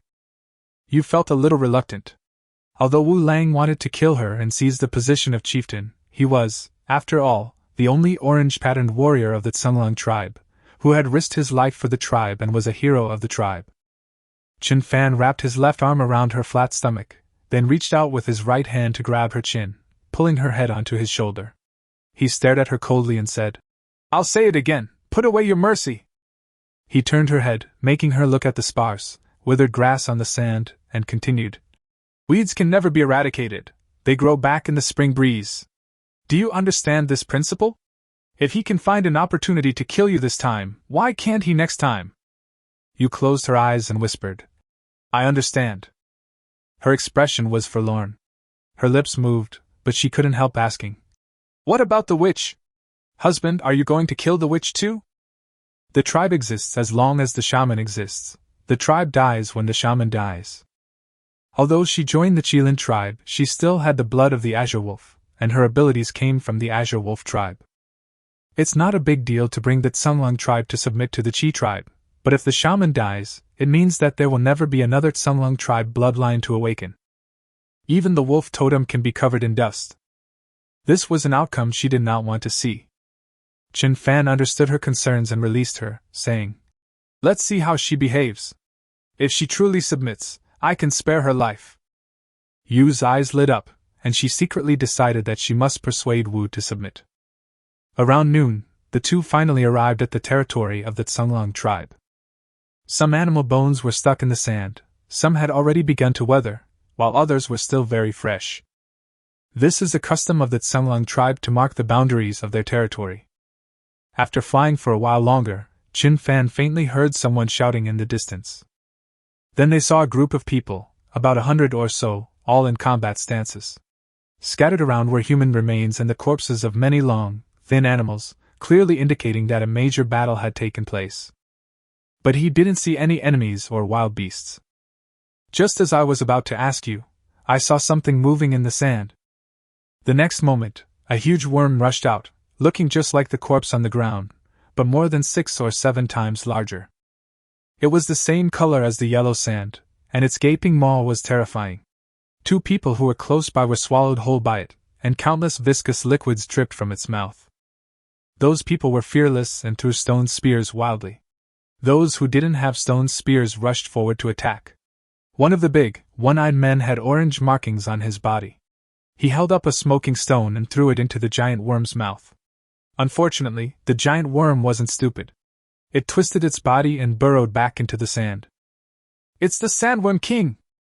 Yu's eyesight was not as good as Chen Fan's, and she only saw the battle ahead at this moment, and cried out in alarm. "The Sandworm King?" Chen Fan understood. He had seen many of these sandworms in his previous life while playing games, but he never expected to see their real form today. "Husband, take me down there. Without my help, they can't defeat the Sandworm King and will be eaten clean bit by bit." Yu was so anxious that her voice was almost choked with tears. Chen Fan rolled his eyes. This woman looked smart, but she was actually very stupid. "If you help them defeat the Sandworm King, how am I supposed to show off? How can we make them kneel and submit when divine soldiers descend from the sky? No wonder you're being chased. Don't rush. If you go down now, it's uncertain whether they'll kill the sandworms first or you." Upon hearing this, you realized that she was no longer the chieftain she once was, and she calmed down a bit, but the worry in her eyes was still undeniable. The two watched each other from a distance, and before long, another person was swallowed by a sandworm. Chen Fan was secretly amazed. This Sandworm King was very clever. Every time it appeared, it would only attack once and then immediately hide in the sand. The people of the Grey Wolf tribe could only attack during the brief period when it emerged, but their attacks were completely ineffective against the Sandworm King. However, the one-eyed giant kept using red-hot stones, which made the Sandworm King very wary. "That's the Black Wolf you mentioned?" "Yes, that's him.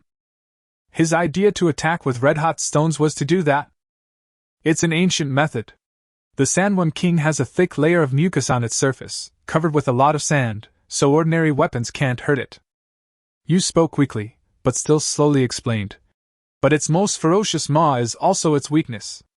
As long as you throw a scalding hot stone into it, it will retreat and won't reappear for a long time. We really shouldn't underestimate the wisdom of primitive people." Chen Fan nodded. This was indeed a good method. "But if that's the case, what's the point of you going down there? Can you possibly increase your shooting accuracy?" Chapter 31. Just because she's my woman. "Burn more! Without the great chieftain's blessing, I need more stones." Wolong picked up a red-hot stone and spoke to the tribesman next to him who was in charge of burning stones. Just now, another soldier had half his body bitten off by the Sandworm King. If this beast is not driven away quickly, the morale of the tribe will be affected. Their leadership abilities may also be questioned. It's all that bitch Yu's fault. His single, scarlet eye was filled with the light of hatred. "If Yu dies, I can become the great chief. Then you can possess the abilities of a great chief."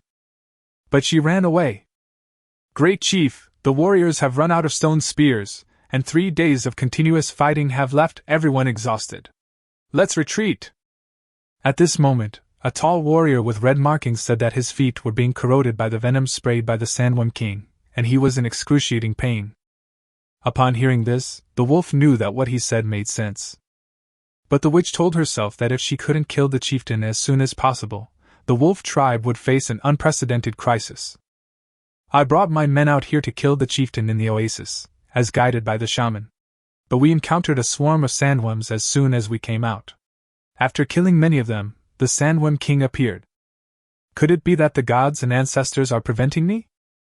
Am I wrong to always think of the tribe's interests? I don't believe it. He raised his eyebrows and roared at the crimson-striped warrior. We can't retreat. We must kill it today. Just then, the Sandworm King emerged again, knocking 2 tribesmen responsible for burning stones flying, and then swallowing them whole. Beast! Seeing the Sandworm King so close at hand, the black wolf didn't waste the opportunity.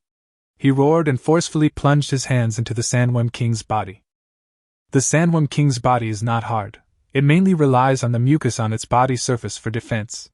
This mucus is highly toxic and can absorb sand, forming a sand helmet on its body surface.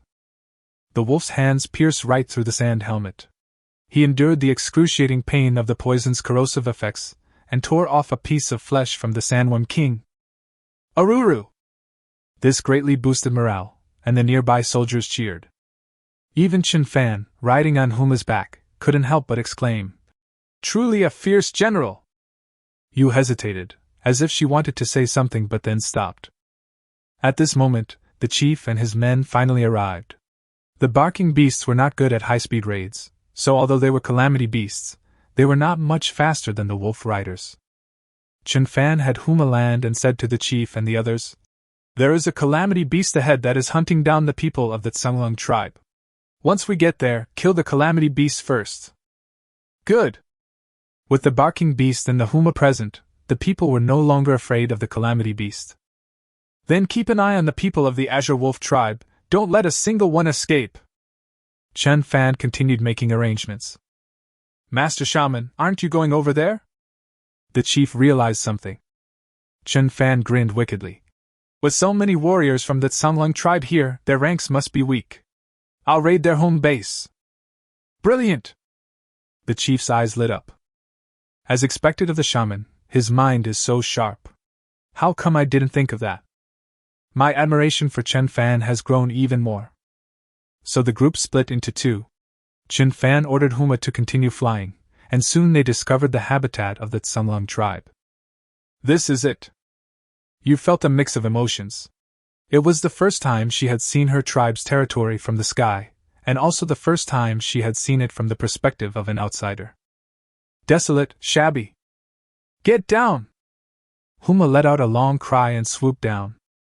Its howl startled the people of the Grey Wolf tribe, and several wolf riders ran out from various caves and gathered in the sand pit. Upon seeing Huma in the sky, the wolf riders were thrown into chaos. From their angle, they couldn't see the person on Huma's back and assumed it was a monstrous beast attacking. So they roared and ran back into the cave, and then Chen Fan saw that the cave entrances were blocked by large rocks. Wow, they've even learned how to make doors. Chen Fan gave them a thumbs up, then said to Yu, It seems your people don't welcome us. Yu was worried that he would launch a strong attack, and her heart was in her throat. Just as she was about to say something, Chen Fan had already made Huma land. As soon as he landed, he grabbed Yu by the throat and shouted, Your chieftain is in my hands. If you want to save her, come out. He did this to destroy Yu's spirit and make her abandon her self-righteous attitude and realize her current situation. If he's right, the people of the Tsunglung tribe will definitely not come out to save her. They might even hope she dies quickly. Upon hearing his words, Yu felt uneasy. She knew Chen Fan wouldn't hurt her. But do my people still recognize me as their chief? They were forced into this situation by the Black Wolf. Surely they'll come to my rescue? However, all around was silent, and none of the 6 or 7 caves of varying sizes were opened. I'll count to 3. If you don't come out by then, I'll snap your chief's neck. Chen Fan shouted again. 1. 2. Yu's face slowly turned pale. Her eyes were dull and lifeless, as if all her strength had been drained away. If Chen Fan hadn't been supporting her, she would have collapsed to the ground. "Husband, stop counting!" 2 lines of tears slid down her cheeks as she spoke in a pleading tone. She knew that her people could see outside through the holes, but she never imagined that they would just watch her die. Chen Fan looked at her and knew that she couldn't accept all of this. But at this moment, he had to break her heart, otherwise she wouldn't learn her lesson. 3. Quiet. Not a single person came out. You gave up completely, and then she suddenly smiled. Ha ha ha ha!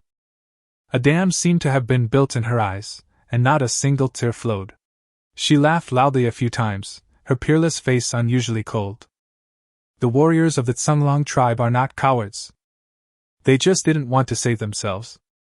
Since that's the case, from now on, we're completely cut ties. She pulled a bone dagger from her waist, grabbed her long hair and cut it, causing strands of hair to fall in a flurry. The so-called gray wolf. It howls at night, making tigers and leopards tremble. It emerges during the day, hiding all other beasts. The so-called gray wolf. Unrivaled in packs in the mountains, yet equally flamboyant when roaming alone in the snowy regions. You people are not worthy to be citizens of the Azure Wolf tribe. I, Tsunglong you, as the great chieftain of the Tsunglong tribe, hereby expel you all from the Tsunglong tribe. From this day forward, you are slaves, and your lives will never be free. Her voice resounded throughout the surrounding area. Her cold eyes swept over the tightly closed openings, her heart aching as if it were being torn apart. Chen Fan nodded in satisfaction upon seeing this. This woman wasn't too stupid. She knew to expel others from the tribe instead of leaving it herself. What a joke! You are no longer our chieftain.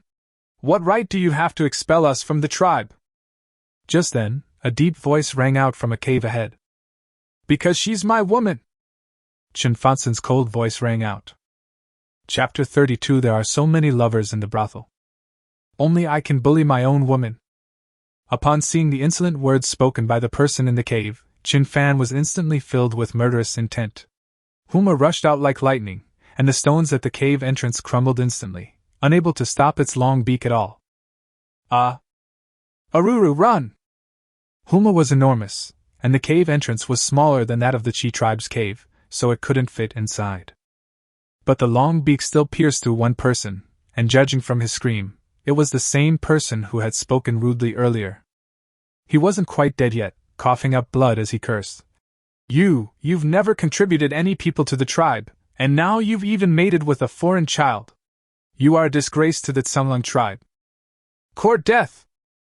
Chen Fan picked up a large rock from the ground and smashed it directly on his head, abruptly stopping the cursing. Yu's expression was cold, but her pale face betrayed the pain in her heart. It's all right, I'll take care of everything from now on. Chen Fan took her hand and kissed her on the forehead. My lord. Yu couldn't hold back any longer and leaned on his shoulder, convulsing for a while before calming down. Come on, I'll take you back what's rightfully yours. Chen Fan took out the bone knife he had brought with him, and pulled her into the cave. My husband, is it just the two of us? Yu was stunned for a moment. Huma couldn't get into the cave, so if the two of us went in, wouldn't we just be sending ourselves to our deaths? What are you afraid of? Wasn't that Crimson Warrior who just died a little guy? Chen Fan smiled slightly. He had calculated that there were no more red-striped warriors here, only white-striped warriors at most. Yu was wearing a golden silk soft armor. She had swordsmanship and body-strengthening techniques, and she could also use healing spells to recover. This was more than enough to deal with these primitive people who only knew how to use brute force. Yes, but the two of us. Yu was still a little worried. She wasn't worried about herself, but about Chen Fan, who was all she had left now. Stop talking nonsense, let's go! Chen Fan roughly pulled her into the cave. As for the other caves, with Huma guarding the outside, no one can escape. My husband! What's wrong now? Chen Fan glared at her. This woman was so slow and indecisive. What kind of chieftain was she? I wish you all the best. After you finished speaking, she started muttering to herself, and then several crimson halos spread out. Chen Fan felt that he had suddenly become much stronger. It provides bonuses to recovery, strength, defense, and speed. It can even accelerate. Chen Fan felt a surge of excitement. This was an ability that the chieftain did not possess. It seemed that the great chieftain not only had stronger buffs, but also some new abilities. If she gives Janya a speed boost, he felt his own power, and the feeling of having power was wonderful. Great! Let's go! Now he felt more confident and stepped forward, sword in hand. At this moment, the people of the Tsunglong tribe should have all run deep into the darkness, and not a single person could be seen. What's in this cave? Chen Fan couldn't help but ask. If there's nothing in this cave, then there's no point in coming in. The deepest parts of these caves are all connected. Let's go find the witch. If we catch her, we can force them all to leave. You said sadly that she had been the chieftain for more than 10 years, but in the hearts of her people, she was not as good as a new shaman. Good.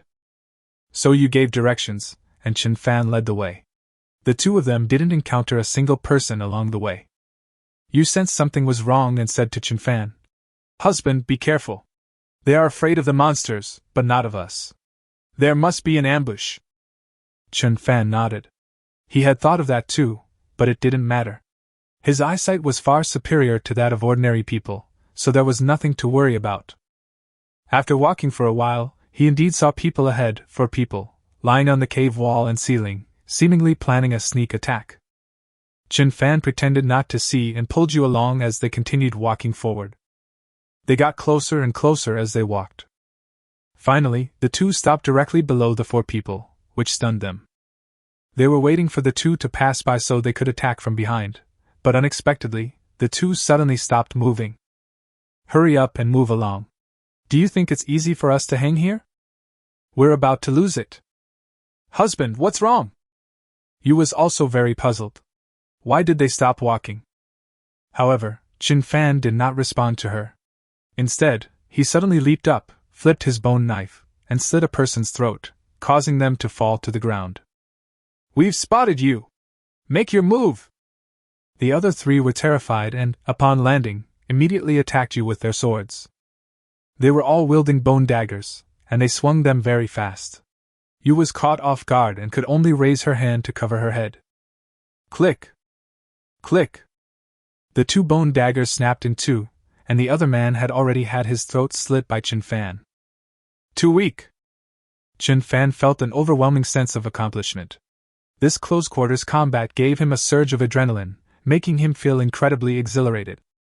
With a leftward swing of his bone knife, he killed another person. The man was terrified, never expecting that this boy-like person could be so terrifying, and turned to run away. But how could Chen Fan let him go? He hit his own woman and then tried to run away. There's no way he can get away with that. He kept his left leg still, stepped forward with his right leg, bent his left elbow and brought it to his right shoulder, and thrust the knife straight out with his right hand. This was a lunge thrust, a basic sword technique, which he executed with exceptional skill. The tip of the bone knife easily pierced the man's back, ending his life. Husband, this! You was still saddened by the attack on her by her clansmen, and was immediately surprised to see Chen Fan's strange posture.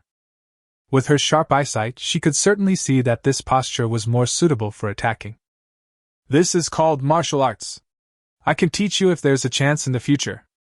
Chen Fan sheathed his sword and stood at attention with a smug look on his face. It felt pretty good to be able to show off a little in front of such a beautiful woman. Martial arts! Yu Mei's eyes sparkled with admiration. Her man was truly skilled in so many things. Thinking about it this way, she couldn't help but think of Chen Fan's strange and unusual tricks, and immediately her face turned red and she felt extremely hot. Let's go, there's a group of white-striped warriors ahead, let's go and meet them. Chen Fan didn't notice Yu's unusual behavior. He stared at the faint light ahead, full of heroic spirit. Husband, the totem warriors are too powerful. Even the white-striped ones, You started nagging again. It's okay, if you can't win, just run away. Chen Fan disagreed. He had come to understand that sometimes the strength represented by a color was not absolute. For example, Janya, although he has white stripes, can kill a red-striped war bear with a sharp long sword. So there's nothing to be afraid of. I'm a man who knows martial arts. So the two of them walked forward. Great Chief, you shouldn't have come back. An elderly white-striped warrior looked pained, as if he could already see you being killed. Wolf servant, if you still acknowledge me as your chieftain, then step aside. You stepped forward, trying to shoo him away. The white-striped warrior hesitated, but ultimately did not move. Another gaunt, white-striped warrior shouted, What great chieftain? Die! He awakened the ability of the sand halberd, a highly poisonous plant unique to sandy areas. It resembles a cactus but is narrower and longer, like a long halberd. Of course, they called this plant sand spear, because there were no halberds at that time. He shouted, and finger-length spikes sprouted from his arms as he charged towards the two of them. Chapter 33 Descendants Who Shouldn't Exist. Be careful, my lord! His thorns are poisonous! You urgently reminded him, and even tried to block Chen Fan from view. In her mind, Chen Fan had no way of dealing with the white-striped warriors. Even if his martial arts look impressive, they probably won't be very effective against an absolute difference in strength. Chen Fan quickly pulled her away. The golden silk armor could block swords and blades, but it couldn't stop stabs. During the transition between their bodies, Chen Fan wielded the bone knife, unleashing a devastating attack. However, the newcomer was completely unafraid of the bone knife, simply reaching out and grabbing it in his hand. Even with the power boost from you, Chen Fan couldn't hold on to it anymore. His hand loosened, and the bone knife was snatched away. This? Chen Fan was dumbfounded. It turned out that Yu's worries were all correct, and he had been too arrogant. Don't panic, it's nothing serious. That's it. The white-striped warrior looked disdainful and threw away his bone knife to grab Chen Fan. Chen Fan smiled calmly and prepared to pull Yu into the space. He had not been completely unaware of the worst-case scenario. Stop! Just then, a delicate shout came from deep within the cave. The white-striped warrior trembled, as if he had heard some terrifying sound, and immediately stopped in his tracks, no longer moving. Chen Fan was slightly taken aback. He looked up and saw a woman walking gracefully towards him. Her gait was very peculiar. Although she was walking, Chen Fan felt as if a snake was crawling towards her. She was completely naked except for a thin layer of snakeskin, which was perfectly intact but translucent.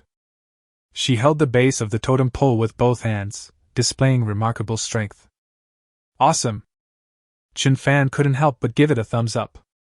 Although her figure wasn't as voluptuous as Yu's, she possessed a unique and alluring charm that was equally captivating. Unfortunately, her face was also covered in snakeskin, making her look sinister and terrifying. The great chieftain has finally returned. What are you all doing here? Disperse! The woman's voice had a certain allure, captivating the heart. Which?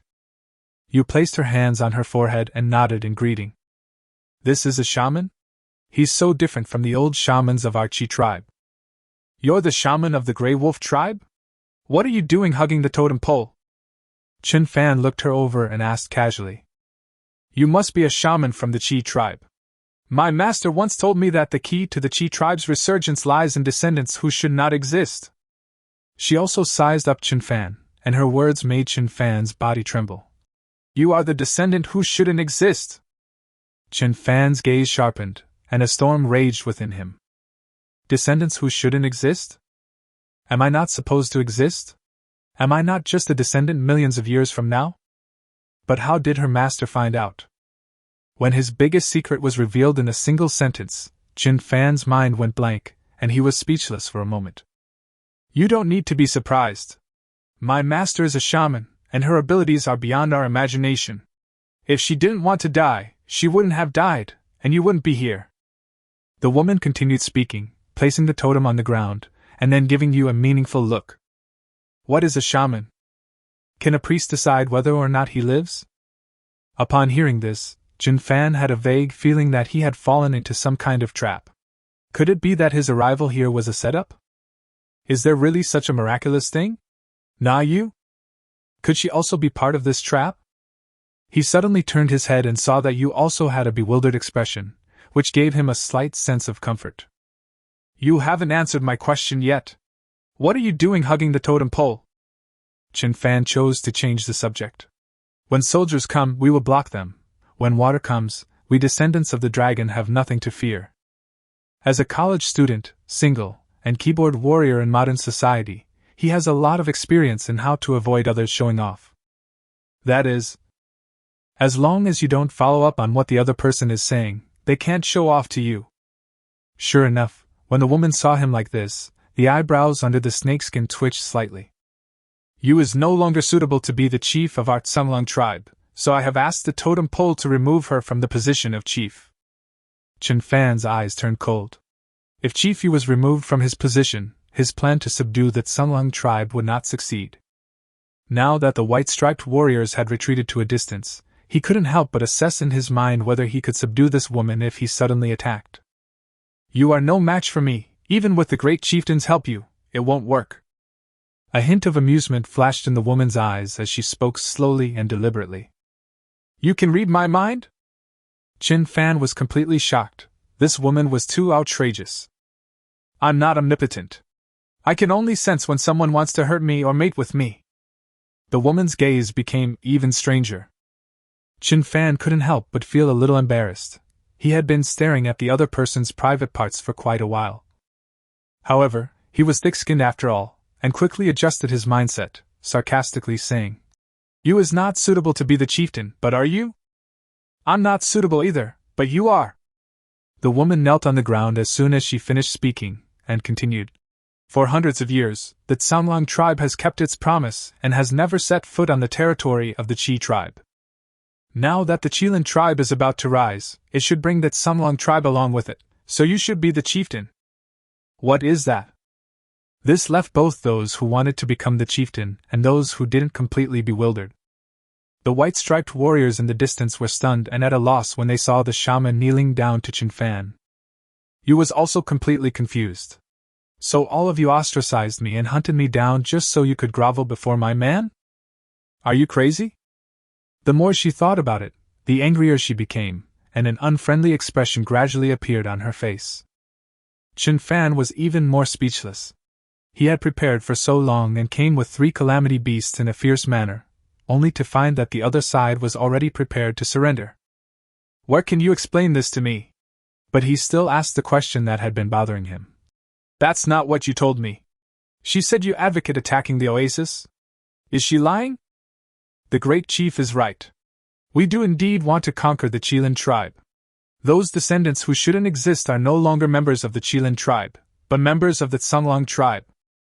The woman looked up, her alluring eyes still captivating even in the darkness. We know that the Chi tribe is a patriarchal tribe, and we are worried that they will not be able to accept the conquest by the matriarchal tribe, so we want to convert them to a patriarchal tribe. Otherwise, this area would be barren and there would have been nothing to gather long ago, so why wait until now to change things? But the old chief begged my master before he died, and my master promised him that he would not convert to a patriarchal tribe during his lifetime. We hunted down the great chief because our master once said that an undeserved descendant might harm the wolf tribe because of the great chief. Unfortunately, we acted too late. You've already arrived here. My master said that if you come to the territory of the Tsunglung tribe, the Tsunglung tribe will face an unprecedented crisis. At this point, Chen Fan basically understood that the root of everything was this woman's master. That magical shaman. Chapter 34 Prediction Techniques. This is a vicious cycle. The shaman foresaw that you would influence the course of events, so that Tsunglung tribe, guided by the snakeskin woman, hunted down you. You was being hunted down, but was rescued by Zhanya and became Chen Fan's woman, which allowed her to return and influence the course of events. In other words, if they hadn't hunted down you, today's events might not have happened. Chen Fan didn't know whether the deceased priest was powerful or not. But it doesn't matter, he definitely won't become the chieftain anyway. The great chieftain's ability is to buff status effects, meaning that the great chieftain must be present whenever there is a battle. That won't do. Right now, the tribe is small, so he can participate in battles frequently. But as the tribe grows, he certainly can't always be fighting. It's better to be a hands-off manager. To be honest, that woman's back is really sexy. He looked at the woman kneeling on the ground and began to have inappropriate thoughts again. The woman sensed this and lowered her body even further. Get up! You is the great chief, and that cannot be changed. Chen Fan stated bluntly. You is my woman, and her tribe is naturally under my protection. You must never be the great chieftain again. The woman remained motionless. Patriarchal tribes are an inevitable trend, and she has lost the support of the people. If she continues to be the chieftain, she will only drag down the Tsunglong tribe. Yu stood to the side with a desolate expression. She felt that the shaman was right. She was no longer suitable to lead the Tsunglong tribe. My lord, let someone else take over the position of chieftain. I'll be content as long as I can serve you well. Upon hearing this, Chen Fan nodded after a moment's thought. Since the Tsunglong tribe was sincerely submitting, whether you became the chieftain or not wouldn't make much difference. Moreover, it's really not appropriate for her, a woman, to always go to battle with others. Seeing him nod, Yu seemed much more relaxed. She bit her fingertip and dripped blood onto the totem pole of the Tsunglong tribe. The 10 fingers are connected to the heart. This is actually the blood of the heart. Almighty heaven and earth, thank you for the power you have given me. Great ancestors, thank you for your blessings. From this day forward, Tsunglong Yu will no longer serve as the chieftain of the Tsunglong tribe. He voluntarily returns his power to heaven and earth and his blessings to his ancestors. Yu knelt down toward the totem pole, her voice high-pitched and intense, echoing in the cave. However, the totem pole did not react. The blood she dripped onto it did not slide off, nor did the totem pole absorb it. What's going on? Yu and Wu were stunned. Did heaven and earth and their ancestors not accept all of this? Chen Fan touched the totem pole and muttered, Is this thing broken? Just then, something unexpected happened. The totem pole emitted a strong white light, and Chen Fan felt his mind go blank before a flood of mysterious information entered his mind. Witch doctor! Upon seeing this, Yu and Wu couldn't help but exclaim in surprise. Shamans can use totem poles for rituals, but they cannot manipulate the totem poles themselves. However, priests can manipulate totem poles. He is clearly from the Qi tribe. How could he possibly become our shaman?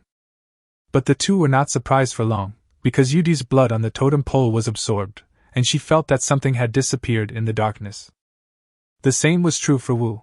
Her original sensory abilities suddenly disappeared, as if they had been forcibly taken away. Upon seeing the strange phenomenon of the totem pole, the white-striped warriors behind them had already prostrated themselves on the ground, trembling with fear. To them, this represents the manifestation of the gods or ancestors. Chen Fan felt his mental strength had increased like never before, and he suddenly understood why the snake-skinned woman's master could foresee the future. This is called divination. The snake-skinned woman can sense parts of other people's thoughts using this technique, but she is still the lowest-ranking witch and her abilities are not strong. Now, Chen Fan is no longer the lowest-ranking shaman. He has become a priest-shaman. This was information he obtained out of thin air after his mental strength greatly increased, like an apple being placed on a tree, which you will get when you climb the tree. The ranks of shamans, from lowest to highest, are shaman, sacrificial shaman, fate shaman, earth shaman, heaven shaman, and venerable shaman. Of course, it is said that after the venerable witch, there is also the ancestral witch, also known as the witch ancestor. Once you reach the level of a fate wizard, you can become a king. The shaman is the king. The two characters are written in basically the same way. The character, witch/shaman, has a horizontal line at the top representing heaven, a horizontal line at the bottom representing earth, two human figures representing ancestors and people, and a vertical line in the middle representing communication. The character, Wan, has a horizontal line at the top representing heaven, a horizontal line at the bottom representing earth, a horizontal line in the middle representing balance and justice, and a vertical line in the middle representing communication. Only by reaching the level of a fate shaman can one comprehend the will of one's ancestors, thereby understanding the way of balance, and becoming a king.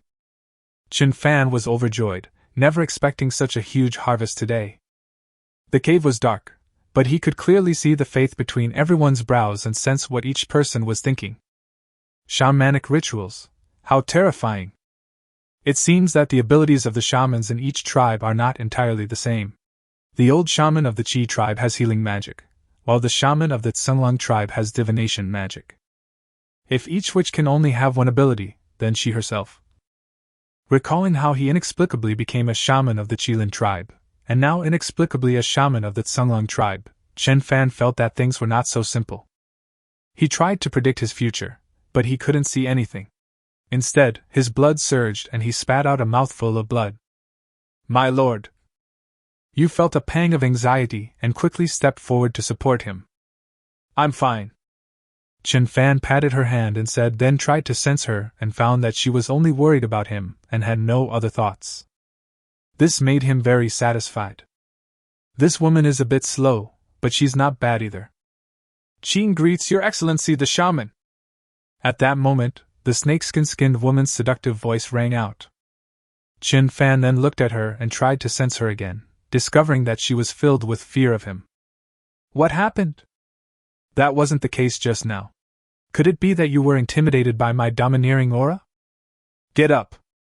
This woman meant no harm and genuinely cared about the Tsunglung tribe, so there was no need to hold a grudge against her. "Yes." As Qing slowly stood up, the magnificent scenery was revealed once again. The cave was dark, and only he could see clearly, which made him feel a surge of excitement. "Master Shaman, have you stripped me of my powers?" Qing asked uncertainly. Chen Fan was taken aback and asked in return. "Your ability has disappeared?" Qing nodded, confirming her suspicions. It turned out that what her master said was true. The totem pole had a spirit and would automatically choose the person it desired. Chen Fan then understood why he had suddenly learned the art of prediction. If that's the case, then as long as you have enough totem poles, you can master more abilities. He immediately tried to sense his surroundings to see which direction there were other tribes. Upon realizing this, his expression changed drastically, and he truly understood what Qing had said before.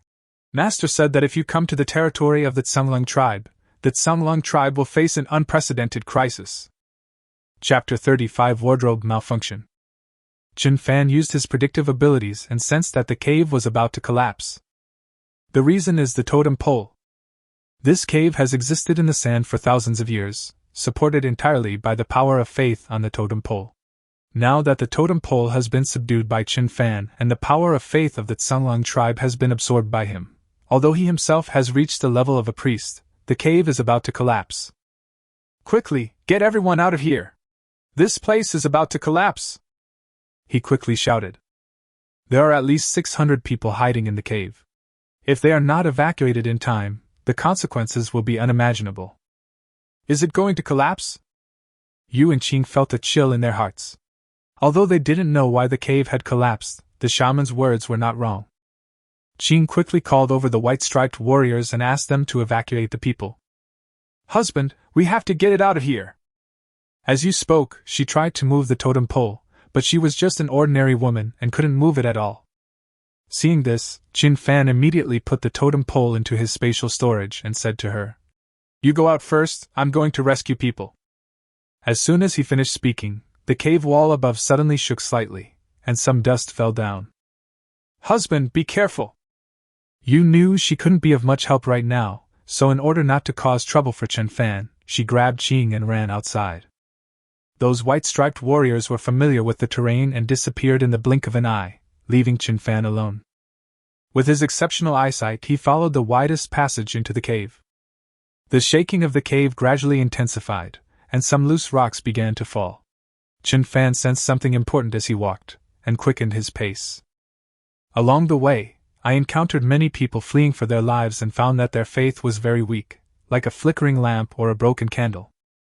The lower they went, the narrower the tunnel became, with shallow pools of water beneath their feet, and they didn't encounter anyone else. At the end of the cave passage, there is a stone door with a gray wolf carved on it.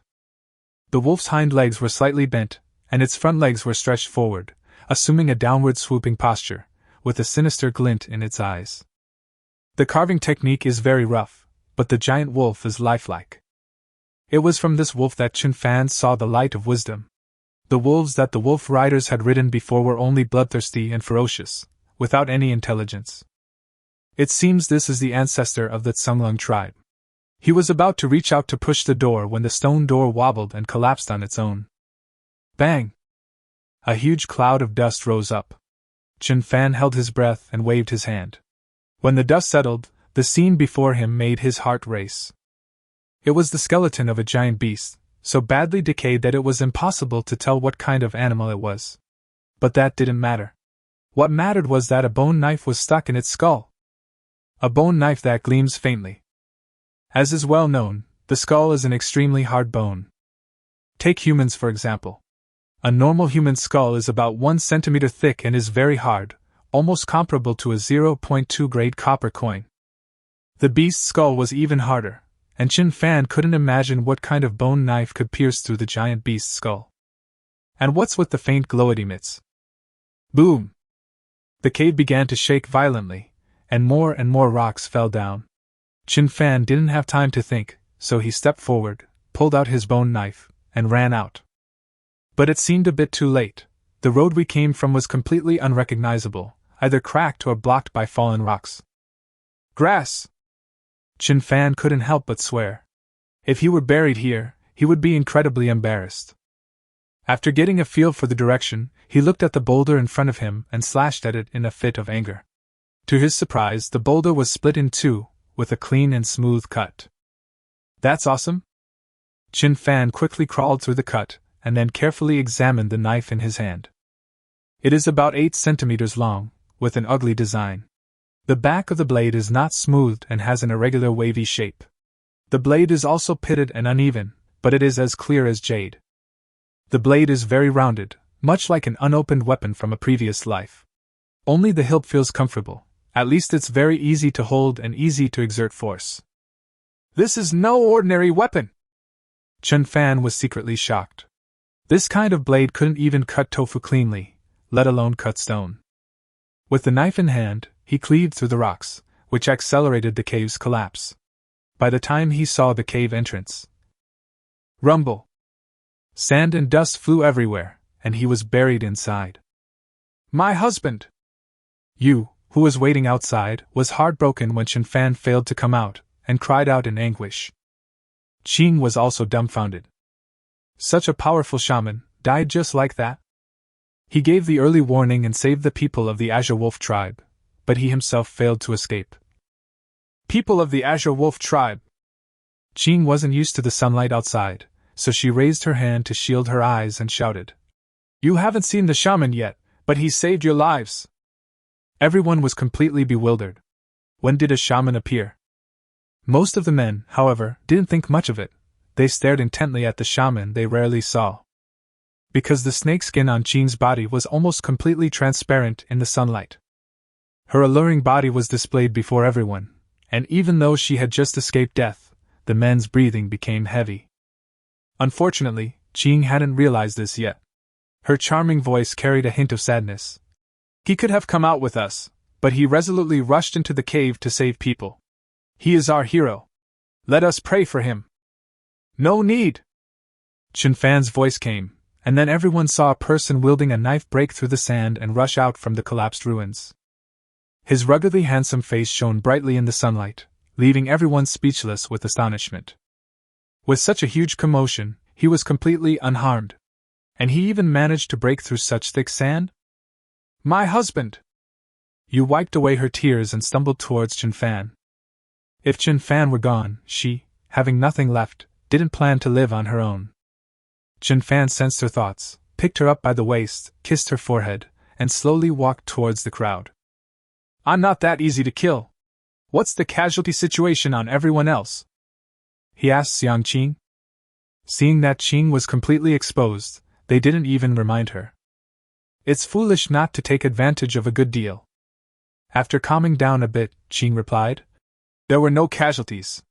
All 602 members of the Tsamlang tribe are here. After saying this, she knelt down and bowed her head, saying loudly, Please, Lord Shaman, take on the role of the great chieftain of the Tsamlang tribe and protect the people of the Tsamlang tribe.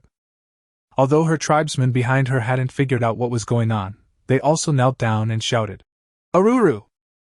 Some of the male tribesmen had excellent vantage points, their eyes never leaving Qing's buttocks. Chen Fan was speechless, and said seriously, I already have someone in mind to choose as the chieftain. Everyone, please get up. Qing looked up. Who is the person the shaman has in mind? Chapter 36, Casually Creating Orange-Patterned Warriors. According to Chen Fan's original plan, he wanted to kill all the high-ranking members of the Tsunglong tribe. But things are different now. He has the ability to predict the future and can sense other people's true thoughts. So if the leaders of the Tsunglong tribe sincerely submit, he wouldn't mind sparing their lives. In particular, Chen Fan witnessed firsthand the fierce battle between Wu Lang and the Sandworm King. If he has no ulterior motives, it would be perfectly acceptable to make him the chieftain. So he said, "Let's talk about it when everyone's here." At this moment, an elder stepped forward, staring at Chen Fan with an excited expression. "Are you our Wuju?" Chen Fan sensed that he harbored a lot of resentment, and was very dissatisfied with him. "That's right."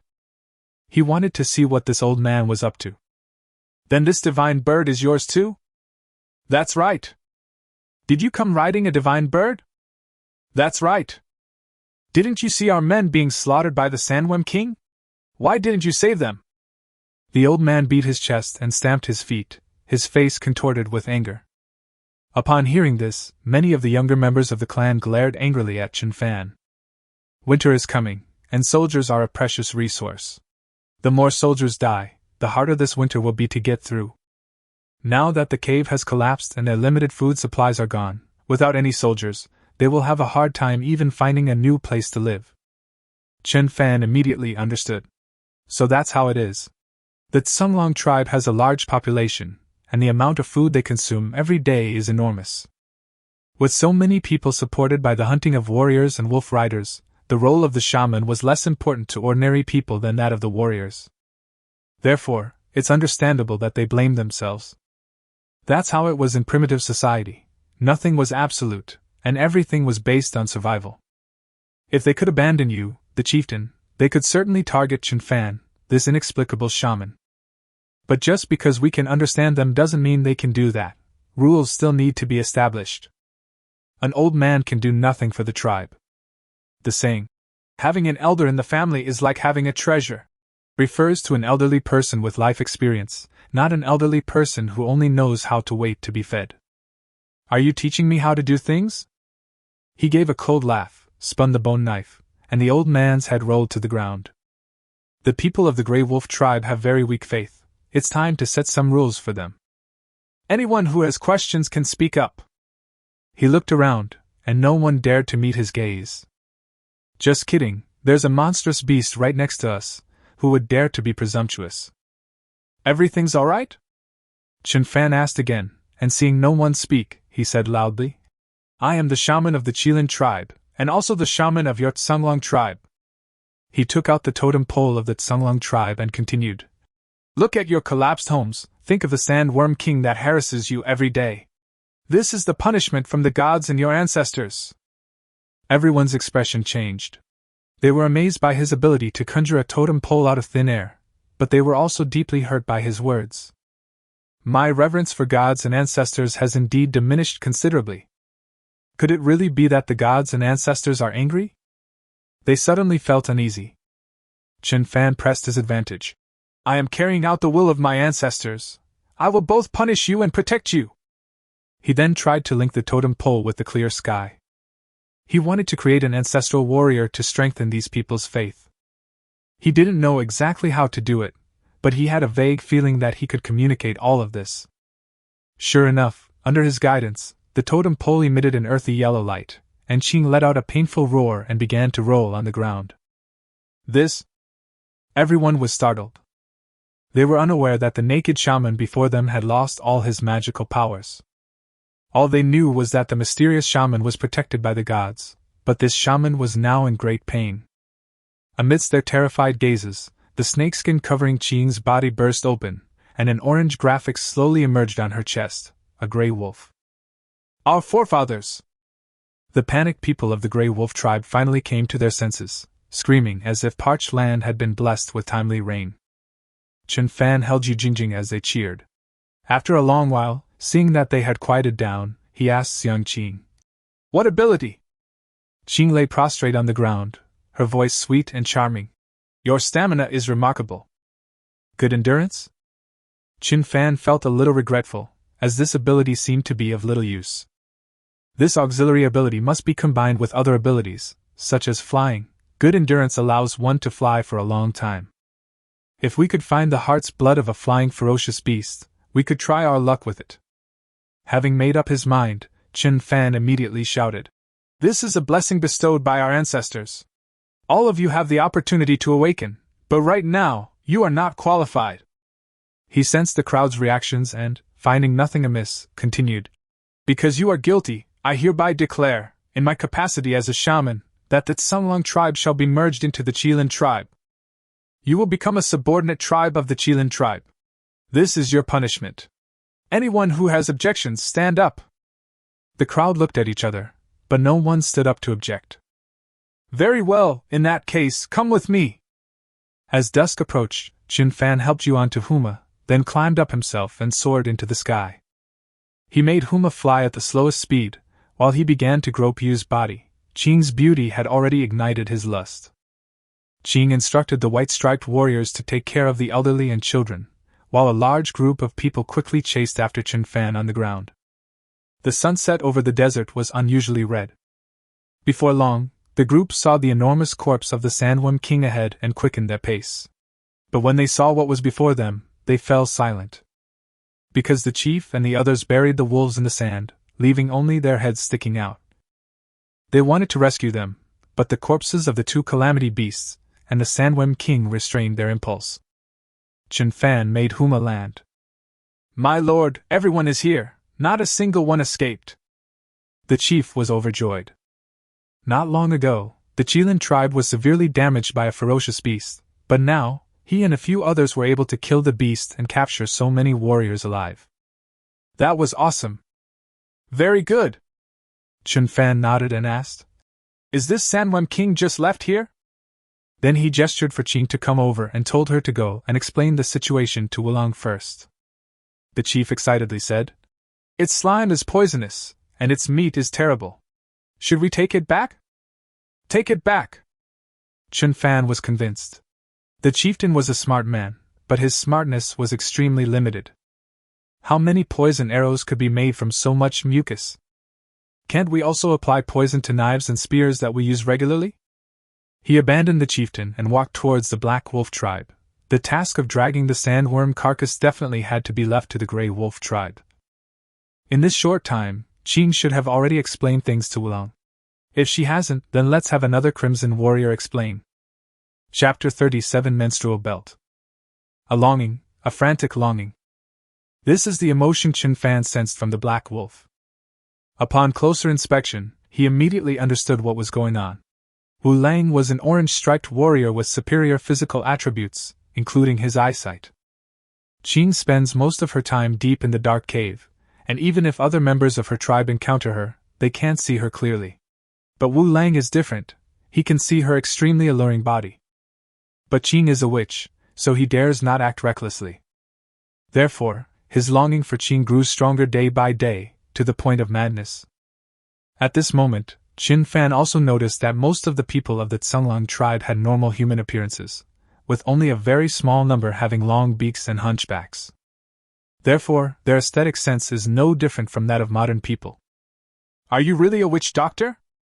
The Black Wolf, with only its head above the ground, looked at Chen Fan, its single eye revealing suspicion. "You have no right to ask questions. Now tell me, do you submit?"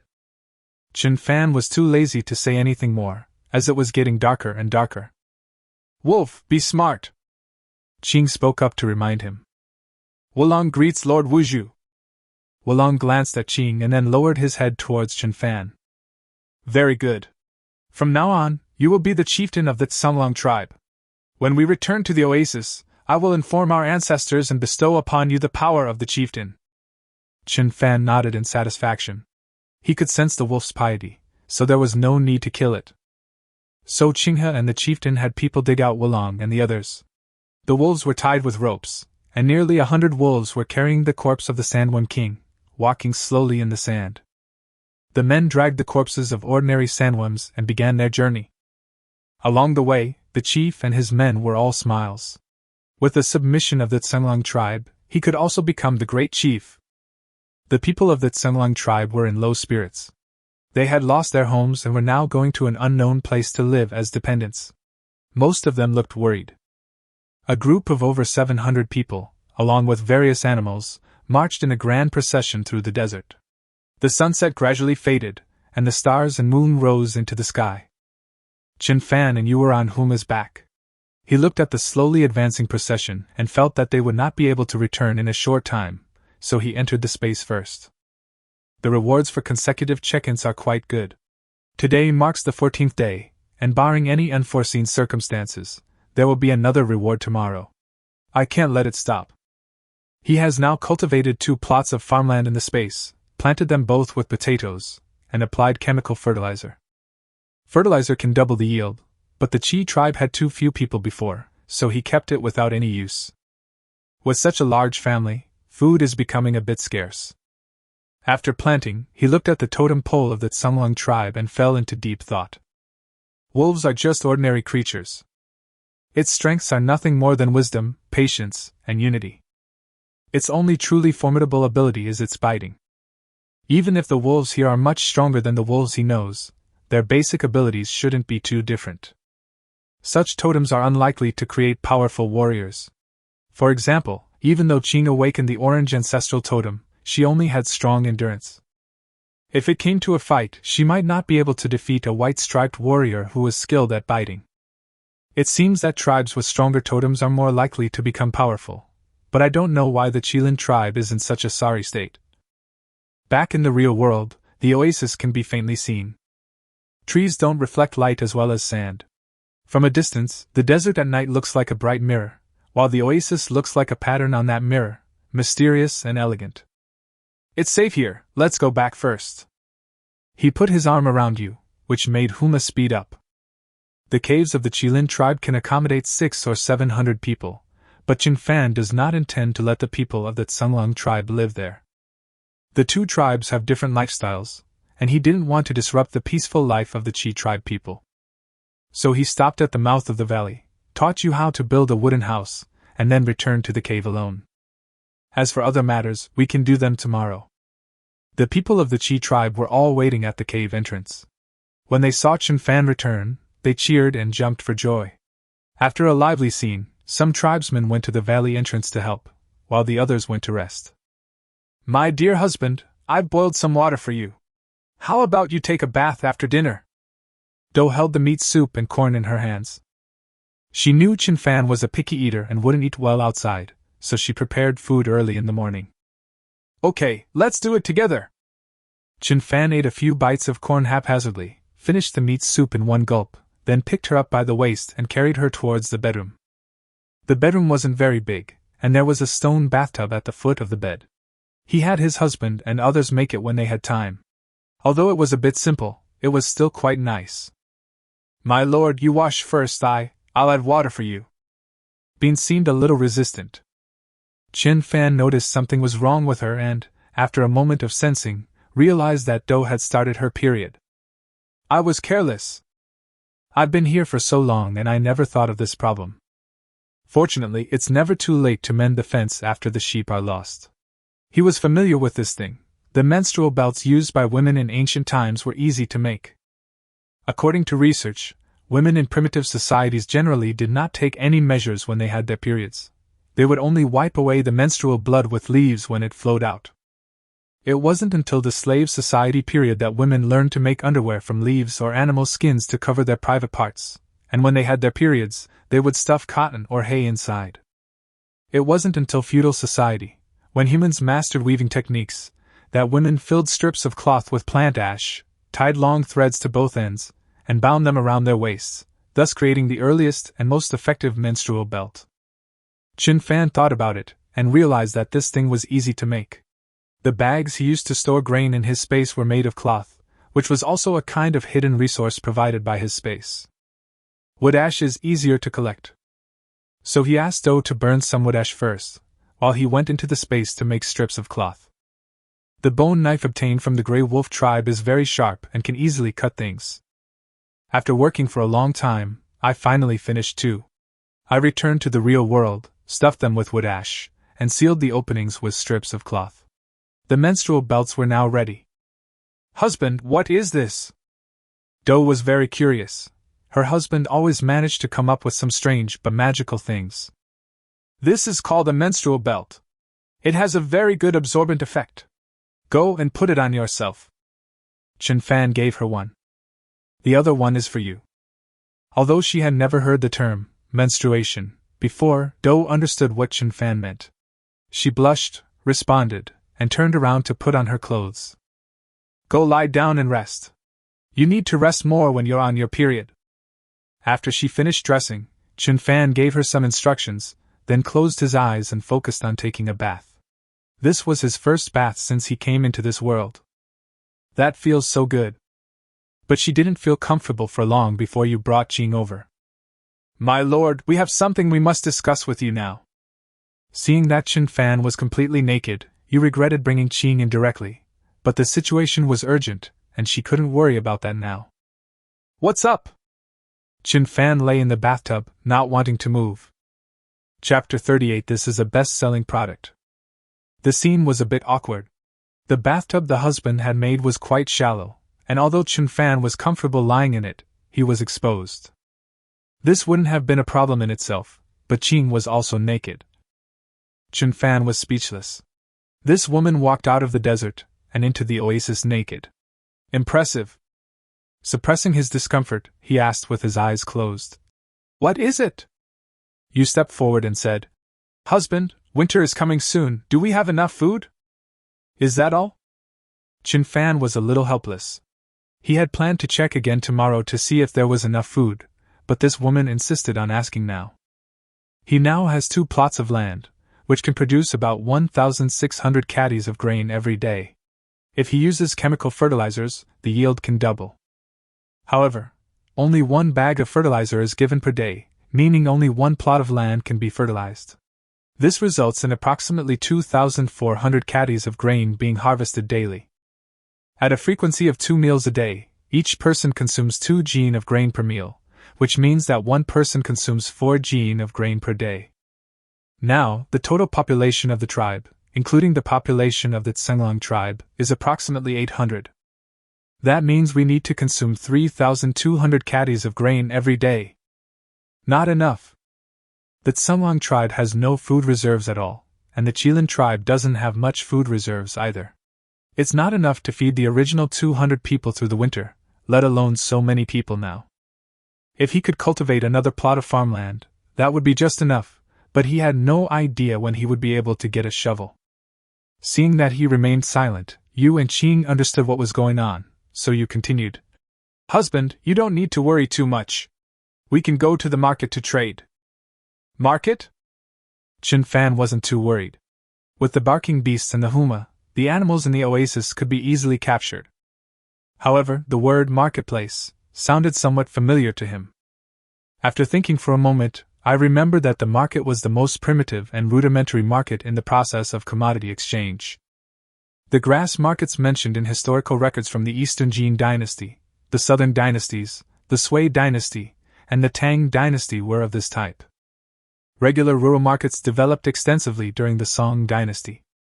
In many areas, this type of market is still called grass market, while in other places it is also called village market, mountain market, wild market, sub-market, or early market. These rural markets all had fixed dates, such as in Lingnan villages and settlements, merchants would gather every other day, which was called the grass market. Even in the 21st century, this type of market remains very popular in towns and rural areas of China, only it is called Ganji. But now, in this primitive society where even fire is not widely used, there are already markets? Chen Fan continued to ponder. In primitive society, people's trading method was always barter. The specific method is as follows. When they have leftover prey or gathered items, they exchange them with others to obtain the items they need. Of course, how much to exchange, how to exchange, and what to exchange all depend on the needs and agreement of both parties for the transaction to be successful. As history progresses and humanity advances, the number of goods that need to be traded gradually increases, and the number of people involved in these trades also grows. Some transactions even require secondary or tertiary exchanges, meaning that people need to use the goods they have already acquired to trade with others in order to meet their own needs. To facilitate transactions, people began to trade in fixed locations, making it easier for them to find what they needed. This was the prototype of a market, the birth of the marketplace. Husband? Seeing that Chen Fan was in a daze, you thought he was worried and gently comforted him. The Tsunglong tribe has already pledged allegiance to the Qilin tribe. We are willing to offer up our wolf pack and exchange it for food at the market. That's right. The oasis is now protected by 3 calamity beasts, so there won't be any battles in the short term. Weapons from the Azure Wolf tribe can also be contributed. Qing added from the side. You're overthinking it. Chen Fan composed himself and said solemnly to the 2 women. Now that the Tsunglong tribe has submitted, as the shaman of the Tsunglong tribe, I will naturally not let them go hungry. The wolf pack and weapons are the only assets the Grey Wolf tribe has left. Let them keep them, I have my own plans. But where is the market you're talking about? Yu and Qing were moved to see that he truly regarded the Tsunglong tribe as one of his own. Qing continued. The market is on the edge of the desert. Legend has it that the Qi tribe used to go there often hundreds of years ago. Didn't you know that? Have no idea. Chen Fan shook his head. The civilization of the Qi tribe must have suffered a break. According to the chief, the Qi tribe he knew of had a maximum of more than 500 people. Chen Fan later thought about this and felt it was unrealistic because the location of this oasis was too good. At first, he thought this place was terrible and that being close to the volcano was dangerous, but he gradually discovered that it wasn't like that at all. This cave is warm in winter and cool in summer, and the valley outside the cave is easy to defend and difficult to attack, with abundant food nearby. This is not a habitat that a small tribe can find. Moreover, there are barking beasts guarding the mountain. By all accounts, the Qi tribe shouldn't be such a weak tribe. Besides, why did I happen to travel to this place? Is it really just a coincidence? Why is the market town on the edge of the desert? Are there any tribes there? Chen Fan asked. It's a desolate place with no inhabitants or tribes, which is why it became the location for the market. Qing glanced at Chen Fan in surprise. How come this young, mysterious shaman doesn't even understand this? Trading is a very dangerous business. One wrong move and you could be robbed. Who would dare to trade in someone else's territory? Therefore, markets are often located in deserted places. Upon hearing this, Chen Fan immediately thought of this as well. He nodded and said, We will go to the market. It's too late now. You should go and settle the people of the Tsunglong tribe first, and we'll talk again tomorrow. Yes. Yu and Qing received a reply and left happily.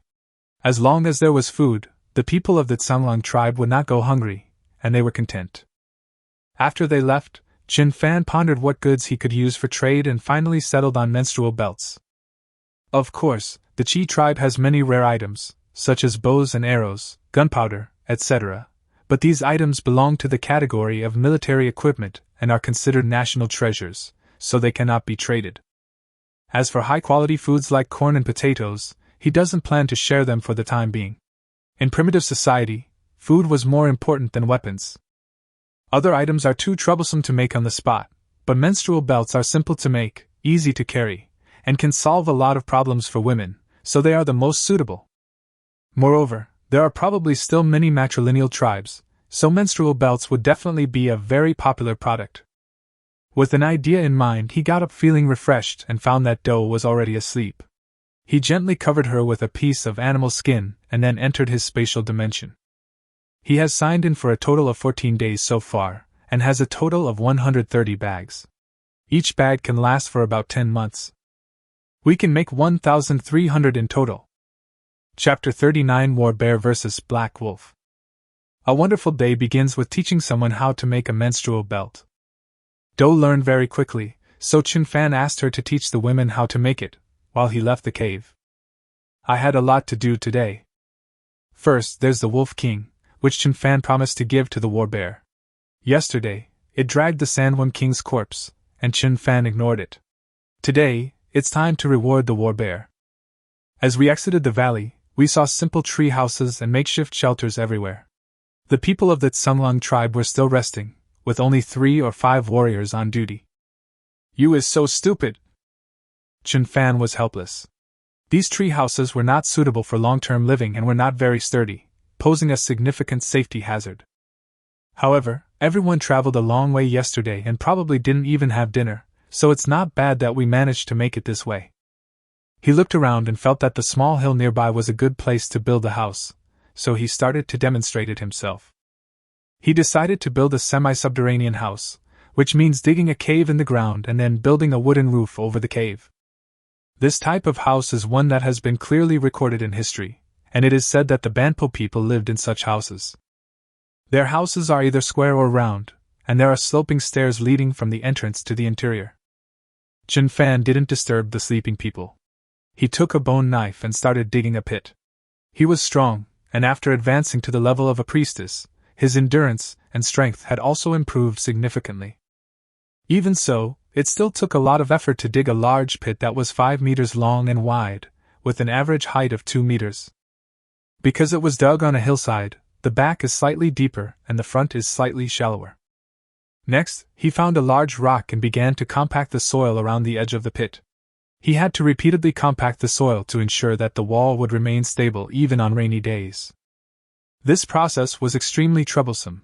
He didn't finish until the sun was almost directly overhead. Without taking a break, he found some 3-meter-long logs and stuck them into the walls around the pit, so that the house would be tall enough. The logs were arranged closely together and tied together with ropes. The gaps between the logs and the pit walls were covered with mud mixed with fine grass to prevent water and wind damage. They found 2 larger pillars and inserted them into the middle of the pit to support the roof. The roof was also made of wood, and he made it square, with holes for light and ventilation. It was also covered with mud and straw. With that, the house was almost finished. Panting as he looked at his masterpiece, he then covered the walls and floor of the house with mud and straw, and finally lit a fire to bake the mud and straw until it hardened. By the time all this was done, it was already past noon. The people of the Tsenglong tribe slowly awoke and gathered around to watch. "This house is so beautiful! The shaman is so powerful! It's much better than our cave, and it seems warm inside too." Chen Fan. "Damn it, why don't you help out? What are you doing commenting? Didn't you see there's no door or ladder yet?" Having no other choice, he set up the ladder and door and began explaining to everyone. Time flew by, and by the time Chen Fan was starving, these people finally said they understood. To make sure they really understood, he roasted corn on the side and watched them repair the house. With more people, things get done much faster. Under his guidance, one house after another sprang up on the hillside. The people of the Tsenglong tribe were overjoyed and worked tirelessly. Seeing this, Chen Fan left satisfied. The king of the wolf and his pack were resting in the jungle. They were very intelligent, and several giant wolves, which were of ferocious beast quality, were roaming around, probably on patrol. "Come with me." Chen Fan said something to the wolf king, then turned and headed towards the valley. Wolves are an intelligent species, and the Azure Wolf King is a ferocious beast with considerable intelligence. Its eyes darted around, and it quickly followed. The man and the wolf hadn't gone far when they were stopped by someone. It was Wu Lang and Qing. "Master Wu Zhu!" The two bowed, then looked at Chen Fan with strange expressions. Chen Fan also looked at the two of them with a puzzled expression. He sensed the wolf's insane lust. Because Qing was still completely naked, her full breast swaying up and down, what man could resist that? "What are you two doing here? Where's you? You used to help everyone build houses, and we wanted to come and see the Wolf King."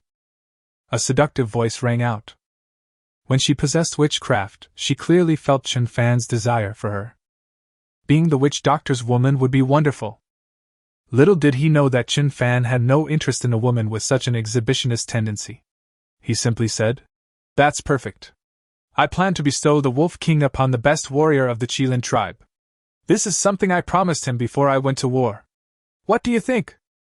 Qinghe and Wulong were taken aback upon hearing this.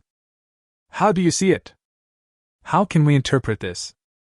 However, the wolves of the Tsenglong tribe are a legacy passed down through generations and are considered walking totems. It would be unwise if the Tsenglong king were taken away.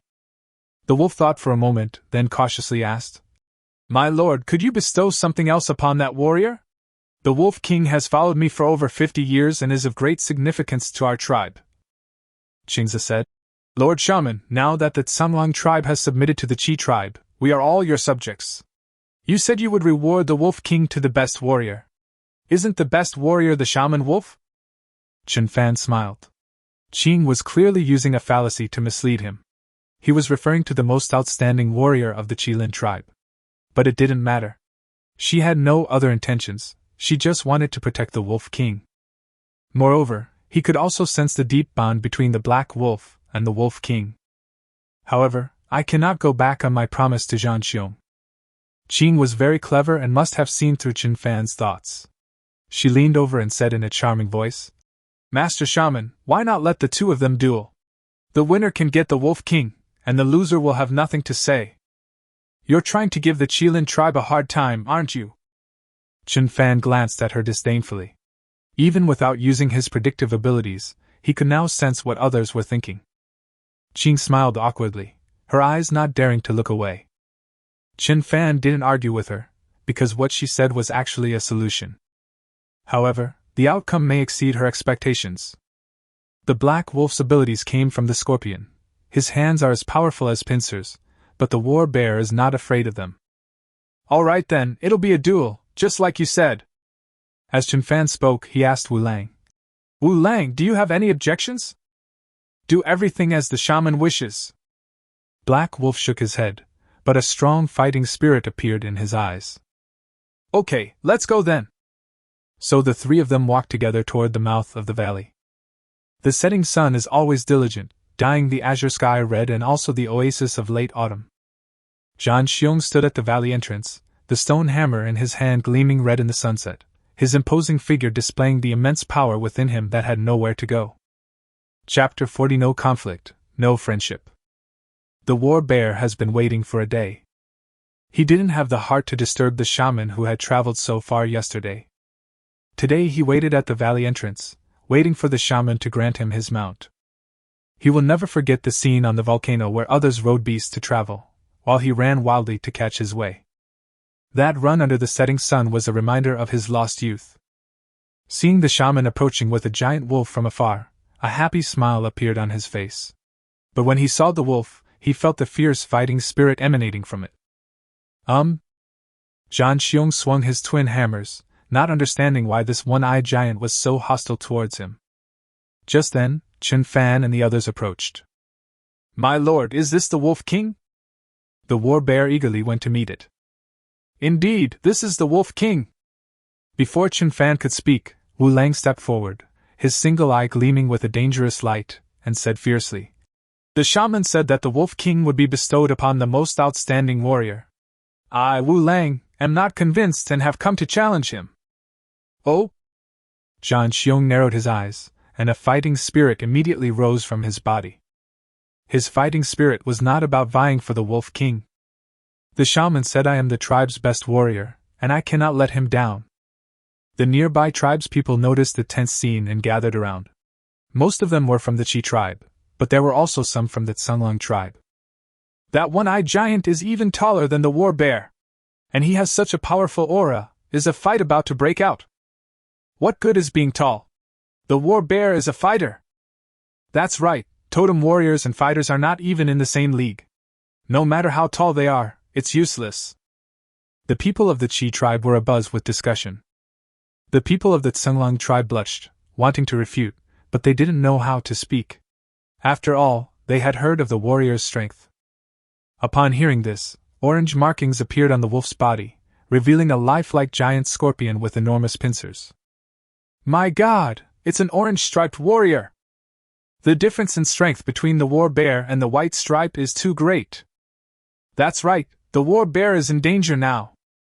A hint of smugness appeared on Wu Lang's face. He was very satisfied with their discussion.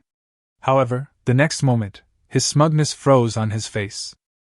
The members of the Tsunlang tribe who were about to speak also shut their mouths.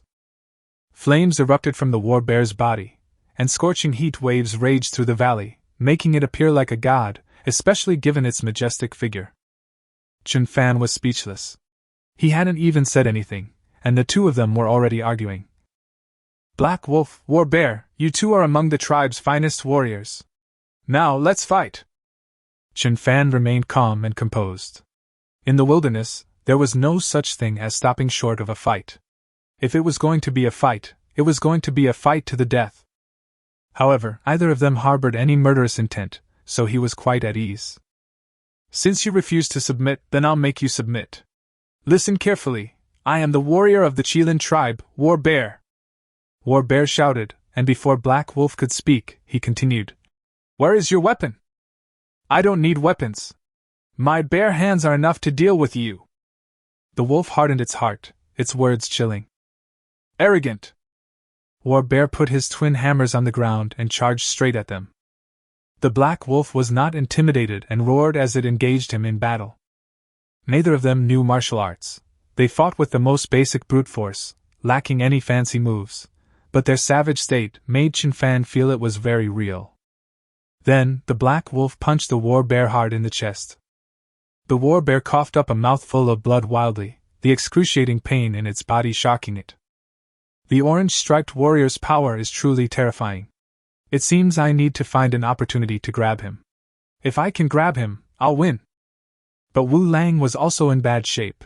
His right hand was burned by the flames, leaving him unrecognizable. I threw a punch and then backed away, yet I still got burned like this. Wu Lang's eyes became serious. He had a wealth of combat experience, and knew that he could no longer attack recklessly. He could only look for an opportunity to defeat the enemy in one blow. So the two of them bent over, stared at each other, and started spinning around. No one wanted to make the first move. The great chief's hand is injured. The longer we delay, the worse it will be. That's right, but if the great chief can find an opportunity to strike that War Bear on the head, he can secure victory. The people of the Tsanlang tribe were very much looking forward to it. TCH, why don't you say that as long as the War Bear gets close to your chief is doomed? The people of the Chi tribe were unhappy. Then let him come closer. Yeah, let him get closer. Let's see if our leader can kill him with one punch. If your chief is so powerful, why doesn't he dare to take the initiative? Let your chief take the initiative. The two sides started arguing loudly.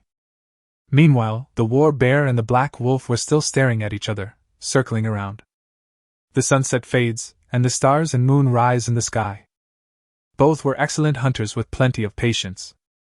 Of course, the Black Wolf is, after all, an orange-striped warrior, and its physical strength is much better than that of the War Bear. This kind of highly focused confrontation is more advantageous to the Black Wolf. However, his burns continued to worsen, while Zhang Xiong's internal injuries were slowly healing. With this ebb and flow, the two remained evenly matched. My lord, who do you think will win? Chiyu asked. If it were a life-or-death battle, the two would perish together, but now, the War Bear will win. Chen Fan smiled slightly. Isn't this a life-or-death battle? Xing raised her voice a little. Chen Fan rolled his eyes at her. This woman was reminding Wu Lang to go all out. Sure enough, upon hearing this, the Black Wolf suddenly moved. His hands suddenly swelled up several sizes, his fingers grew, and even serrated bone spurs emerged from the base of his thumb. It viciously clawed at the War Bear's ribs. Good timing! Zhang Xiongyi ran was not afraid. Instead of retreating, he advanced and hugged Wu Lang tightly. Pfft! The wolf's hands plunged deep into the War Bear's body, but he himself exuded the aroma of roasted meat. All of this happened so fast that everyone was completely stunned. Come, taste my claws! Despite the pain, Wu Lang used his strong hands to tear off 2 pieces of flesh from the War Bear, even pulling out a rib. That's all there is to it. The War Bear gritted its teeth, and the flames on its body weakened slightly.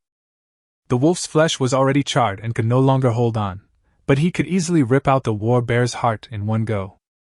Okay, let go now! Just as the two were about to perish together, Chen Fan stopped them in time. Upon hearing this, the two, who were blinded by rage, immediately stopped what they were doing. The flames on the War Bear's body went out, revealing 2 large holes on either side of its body, through which its ribs and internal organs were clearly visible. The wolf was in an even worse state. Its upper body was completely disfigured, and it no longer resembled a human. Chen Fan casually cast 2 healing spells and asked Zhang Xiong. Zhang Xiong, who do you think won? The wounds on Zhang Xiong's body healed rapidly, and he honestly said, Wu Lang spared me. If he had grabbed my heart, I would be dead. Chen Fan nodded, then asked Wu Lang, What do you think? As fresh flesh grew from its charred body, the wolf glanced at the war bear and said, If the war bear hadn't restrained its divine fire, I would have been burned to death too.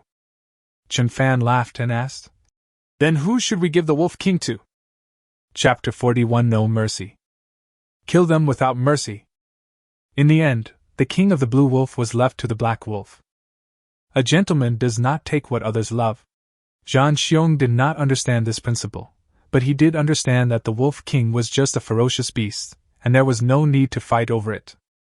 Most importantly, he recognized the strength of the black wolf. Thus, the 2 tallest warriors in the tribe became acquainted after their initial conflict and left arm in arm. Upon seeing this, the tribe's people dispersed. My lord shaman, when will the Azure Wolf tribe have a warrior? Qing was very surprised by the performance of the bear. The burning flames were incredibly enviable. There's no rush.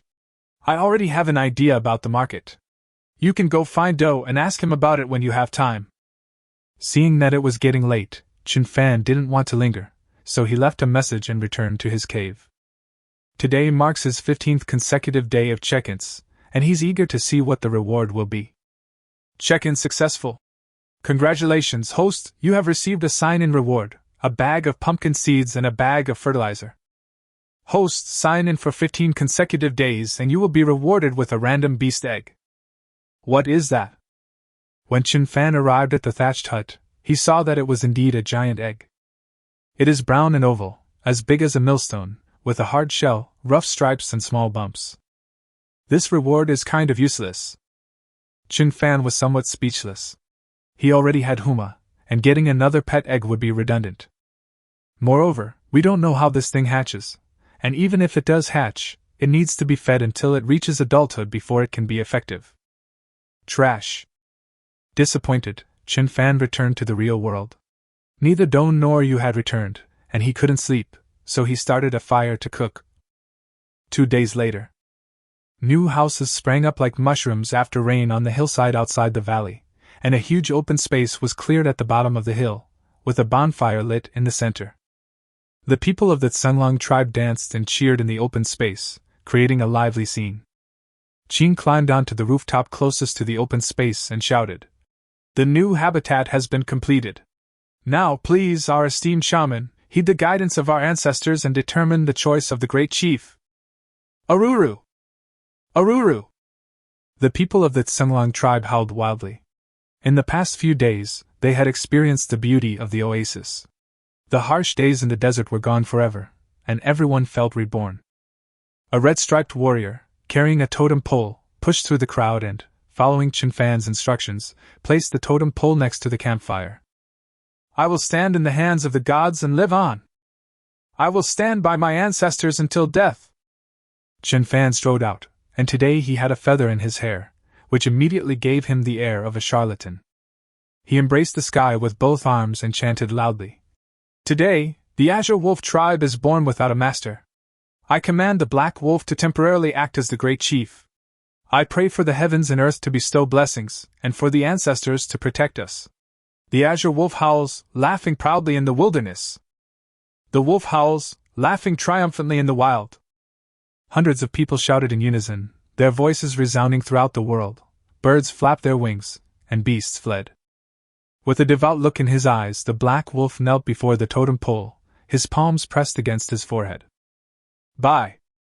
Chen Fan murmured. The power of the shaman was mysterious and profound. The totem pole emitted a soft light that enveloped the kowtowing black wolves.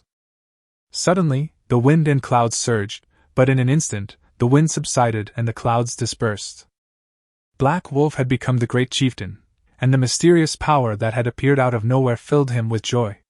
So he turned and bowed to Chen Fan. Black Wolf has been reborn, all thanks to the shaman. Please accept Black Wolf's bow. Witch doctor! Witch doctor! The people of the Tsunglong tribe knelt down in unison. Chen Fan looked up at the sky, muttering repeatedly. At the ends of the earth, From this day forward, the shadow of the azure wolf and the form of the chieftain will be intertwined, the soul of the azure wolf and the spirit of the chieftain will be connected. I have done this, so what is there to complain about? Oh, azure heaven, how boundless is your power! Boom! Suddenly, thunder rumbled in the sky. Such immense power of heaven and earth greatly shook the hearts and minds of the people of the Tsunglong and Chieftain tribes, and the power of their faith between their brows suddenly increased.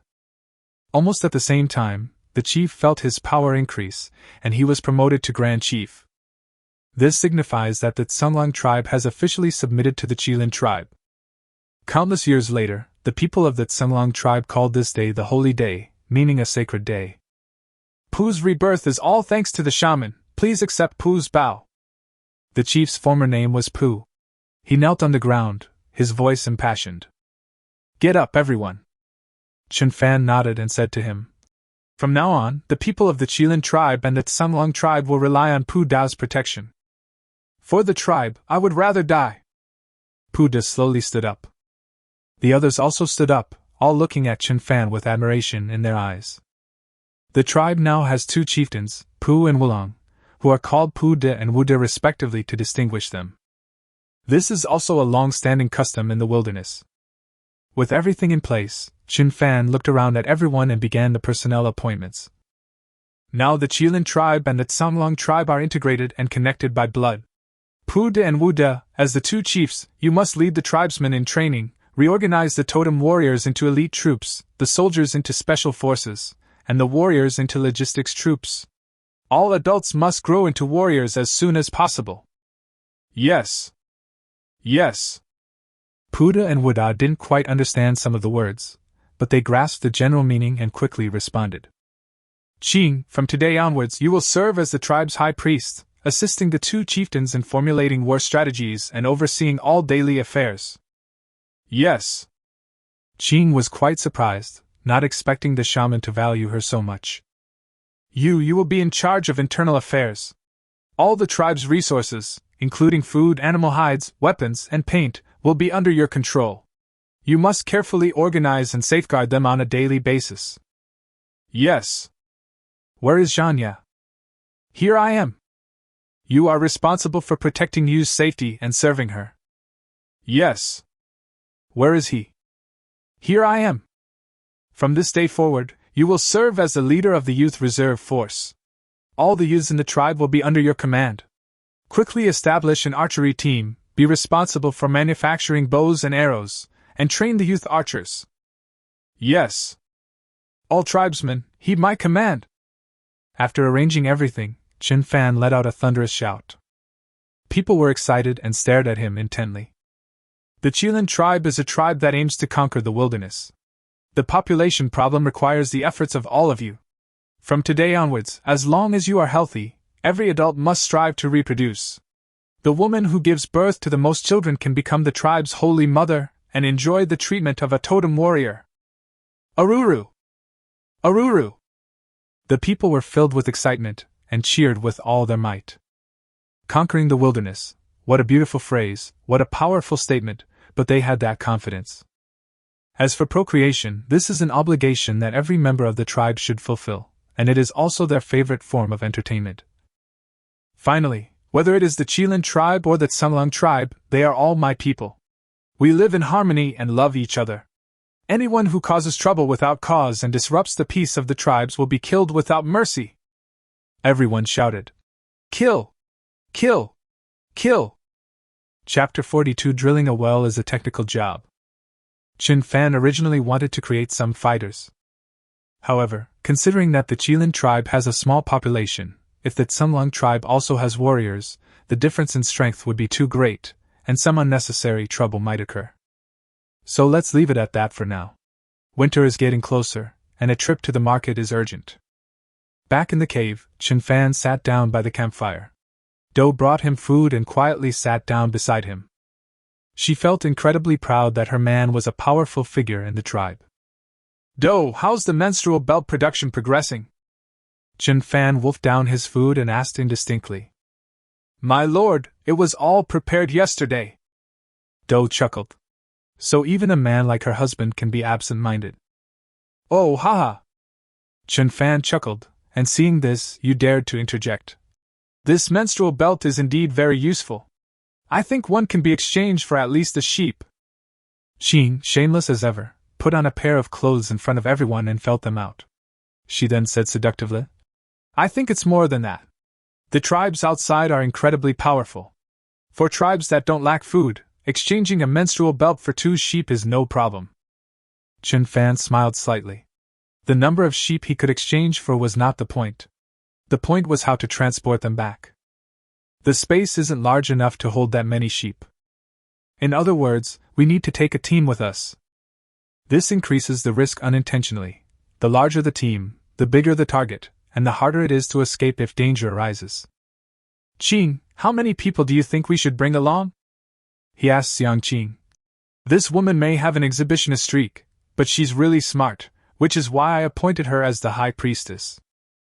Is Your Excellency the shaman concerned about the weight? Qing immediately saw through Chen Fan's thoughts. Carrying weight? Chen Fan's eyes lit up. How could he have forgotten about this? Primitive people nowadays all carried things on their backs. They didn't have any means of transportation. If I could make some handcarts myself. No, there's not enough time. There are at most 2 weeks until winter, which is simply not enough. Using a pack of wolves to drag them would probably not work either, as most wolves are not very large and would not be able to handle sheep or other animals that are several times heavier than humans. Master Wu Zhu! Seeing that he was lost in thought and silent, Qing called out softly. That's right. We need a large amount of meat, but the journey is long. How can we transport it back? Chen Fan snapped out of his reverie and decided to listen to their opinions first. Qing and you exchanged a glance, hesitated for a moment, and you said somewhat embarrassedly, Husband, could we steal a mammoth? Chen Fan was taken aback. Mammoth? Right. Qing continued. Most tribes that go to the market to trade ride mammoths. Their backs have enormous space, enough to carry massive amounts of supplies. If we could rob a few. Chen Fan suddenly realized that he was no stranger to mammoths. These creatures were enormous.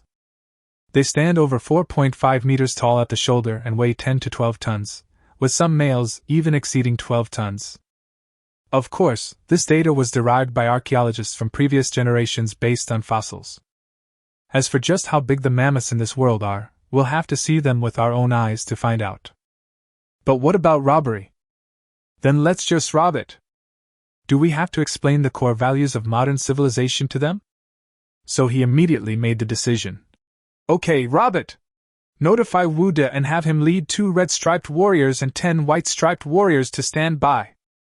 After thinking it over, I decided it would be more reliable to bring Zhang Xiong and Zhang along, so I asked you to inform the 2 of them. With that, the travel lineup was basically finalized. Chen Fan, Qing, Wu De, Zhang Xiong, Zhang 2 red-striped warriors, and 10 white-striped warriors. A total of 17 people. Chen Fan finished the last drop of soup in his bowl, picked up dough, and returned to the cave. This trip to the market will take at least 10 days, and possibly longer. I must make sure to feed this little glutton dough. My husband, my period hasn't ended yet. Dough felt Chen Fan's hands were getting a little too handsy, and she looked shy and timid. Forehead. Having forgotten about that, Chen Fan reluctantly put her down and gently kissed her forehead. My lord, let me help you with my mouth. Dough slowly squatted down, feeling a little guilty. What use was she if she couldn't serve her husband? After declining Dough's offer of help, Chen Fan suddenly realized that the tribe's water supply had become a major problem since he had been away for so long. It's time to dig a well. Digging a well is a technical job. It's not as simple as just digging a hole. There are many legends in China about the invention of wells, the main one being that Bui, during the reign of Shun and Yu, invented the method of digging wells to obtain water. The Lu Shixuanqiu, Master Lu's Spring and Autumn Annals, in the chapter, Do Not Be Self-Reliant, states, Bui made a well. The Huainanzi states, Bui made a well, and dragons ascended to the dark clouds, and gods dwelled in Kunlun. Of course, some archaeologists believe that the prototype of a well was discovered at the Himuda site, but the reliability of this claim is low. It wasn't until the Ming Dynasty that a systematic method for digging wells was developed, and only then were sturdy wells that could be used for a long time created. According to Su Guangqi's Complete Treatise on Agriculture, well digging involves 5 aspects: selection of well site, determination of well depth, identification of well water quality, construction structure and materials of the well bottom, and avoiding harmful gases during the well digging process. This actually involves some scientific knowledge that modern primitive people could not understand. In oases, where there is no surface water, one must carefully search for a location to dig a well. To determine whether there is underground water, methods such as gas testing, plate testing, and fire testing can be used. A vapor test involves digging a cellar at a chosen location and checking inside in the morning. If water vapor rises from the ground, it indicates the presence of underground water. The test requires a copper plate, but Chen Fan doesn't have the necessary equipment right now, so I won't go into details. The fire test is the simplest. Dig a large pit at the chosen location, light a fire in it, and if the smoke rises and meanders, it indicates the presence of water vapor. Chen Fan was too lazy to dig a pit, so he picked a trap in the valley and started a fire. Now that the tribe is powerful, there is no need for traps in the valley. To prevent tribesmen from being accidentally injured, the bamboo thorns inside have long been removed. Master Shaman, what are you doing? Fu Jing was leading people to make bows and arrows when he saw Chen Fan starting a fire, and he ran over eagerly. You've come at the right time. Take a few men and start a fire in the trap. Yes. The husband took a little kindling and went to start a fire. In this way, Chen Fan found a water source in no time. Sure enough, such an oasis could never lack water. Husband, go and call a few adults over here. Having identified the water source, the next step was to dig a well, something Chen Fan certainly wouldn't do himself. After explaining to them how to dig, he wandered around, inspecting his territory, and even moved the arrow tower to the hillside where the Tsunlung tribe was located.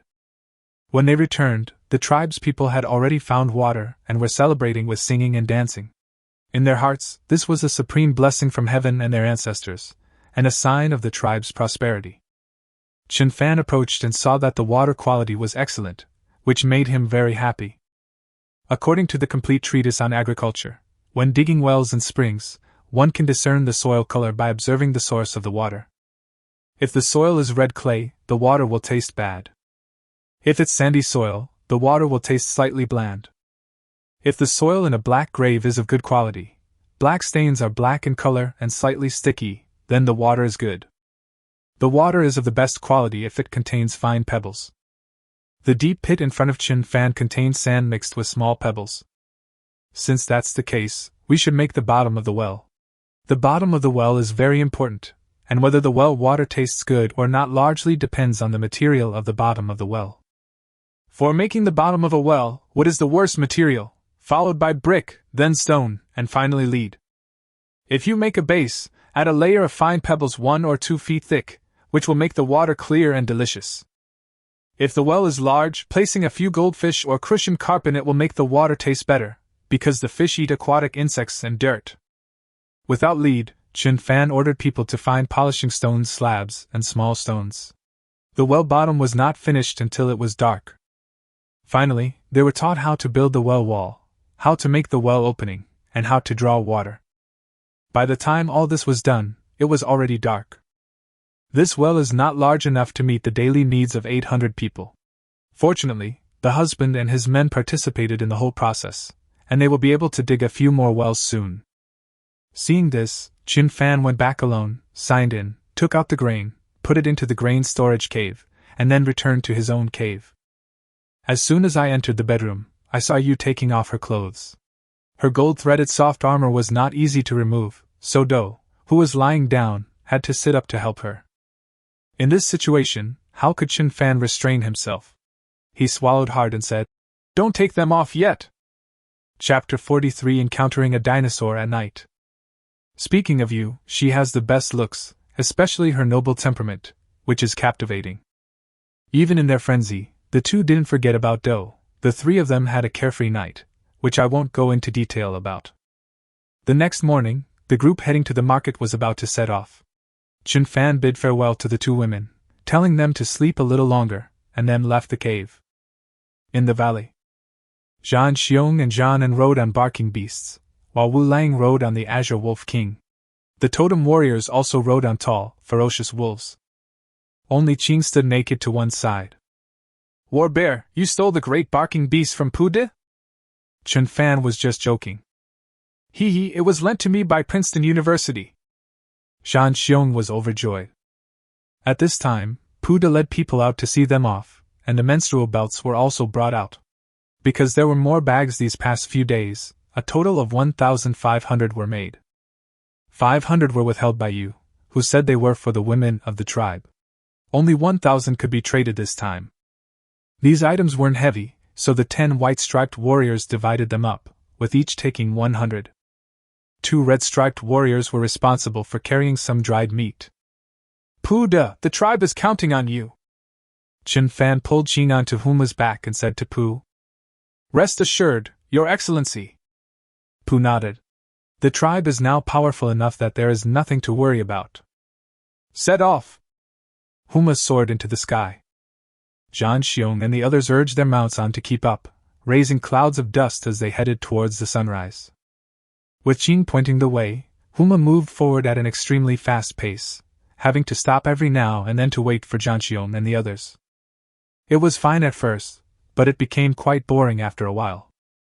Chen Fan took out a bone knife, a treasure he obtained from the territory of the Tsunglung tribe, which was extremely sharp. He never had the time to find out what it was. Having nothing else to do, he handed the knife to Qing in front of him and asked, Do you recognize this knife? Qing looked confused, took a look, and then shook her head. Never seen it before. This was found deep inside your cave. You haven't seen it before? Chen Fan was a little confused. This bone knife was emitting a faint, dazzling light in the cave. How could you, as a shaman, have never seen it before? Upon hearing this, Qing frowned and pondered.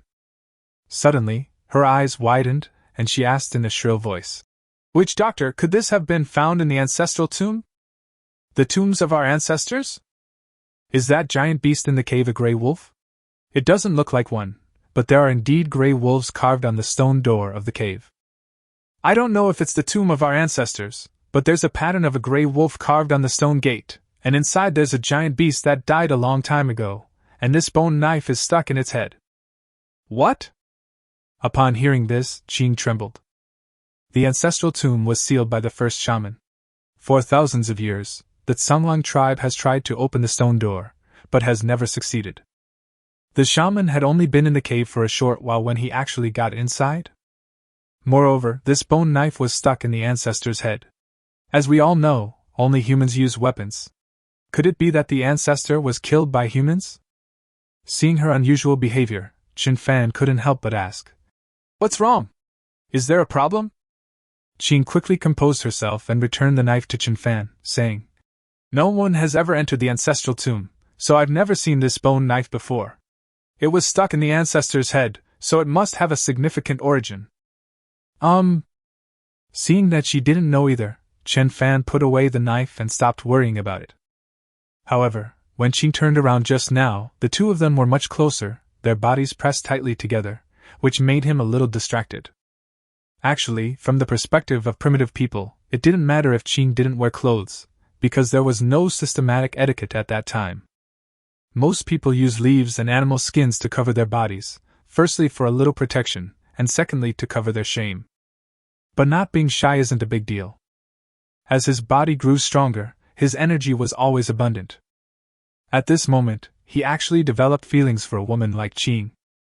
He was always decisive, and he reached out directly, resting his head on her shoulder and asking softly, How many men have you mated with? Master Wu Zhu. Qing was startled by him, but she quickly calmed down, placed her hands on the back of Chen Fan's hands, closed her eyes and said, The totem warriors in the tribe have all mated with me. Chen Fan was speechless. The Tsunglung tribe had more than 30 totem warriors. This woman was amazing. However, the witch wolf's usual behavior didn't suggest he tasted success, so he tightened his grip and continued. Every single one? No, Wu didn't. Why didn't he have it? He's different from others. We can't let him succeed in controlling him. Upon hearing this, Chen Fan couldn't help but exclaim in amazement. This is a primitive society, and this woman has already learned to control men with her body. Knowing all this, he lost all interest. Even if he weren't a germaphobe, he wouldn't touch a woman like that. But she still had to calm down. To be honest, Qing's mouth was still quite charming. At this moment, Zhan Xiong and the others finally caught up, but fortunately they could not see what was happening on Huma's back. They walked and stopped like this, and didn't leave the desert until it got dark. Witch doctor, we should set up camp now. The wolves need to rest. Her eyes were as soft as silk. Chen Fan also noticed that it was taking Zhan Xiong and the others longer and longer to catch up, indicating that the barking beasts and the wolf pack were exhausted. Just as he was about to go down, Chen Fan suddenly noticed a giant beast lying in the leeward side of the desert below, aided by the starlight. Chapter 44. You dare to be so insolent in front of me? The leeward side of the sand dunes. A giant beast lay prostrate on the ground, blending into the desert. It was almost invisible unless you looked closely. At this moment, Chen Fan's eyes widened. If he wasn't mistaken, it was a dinosaur.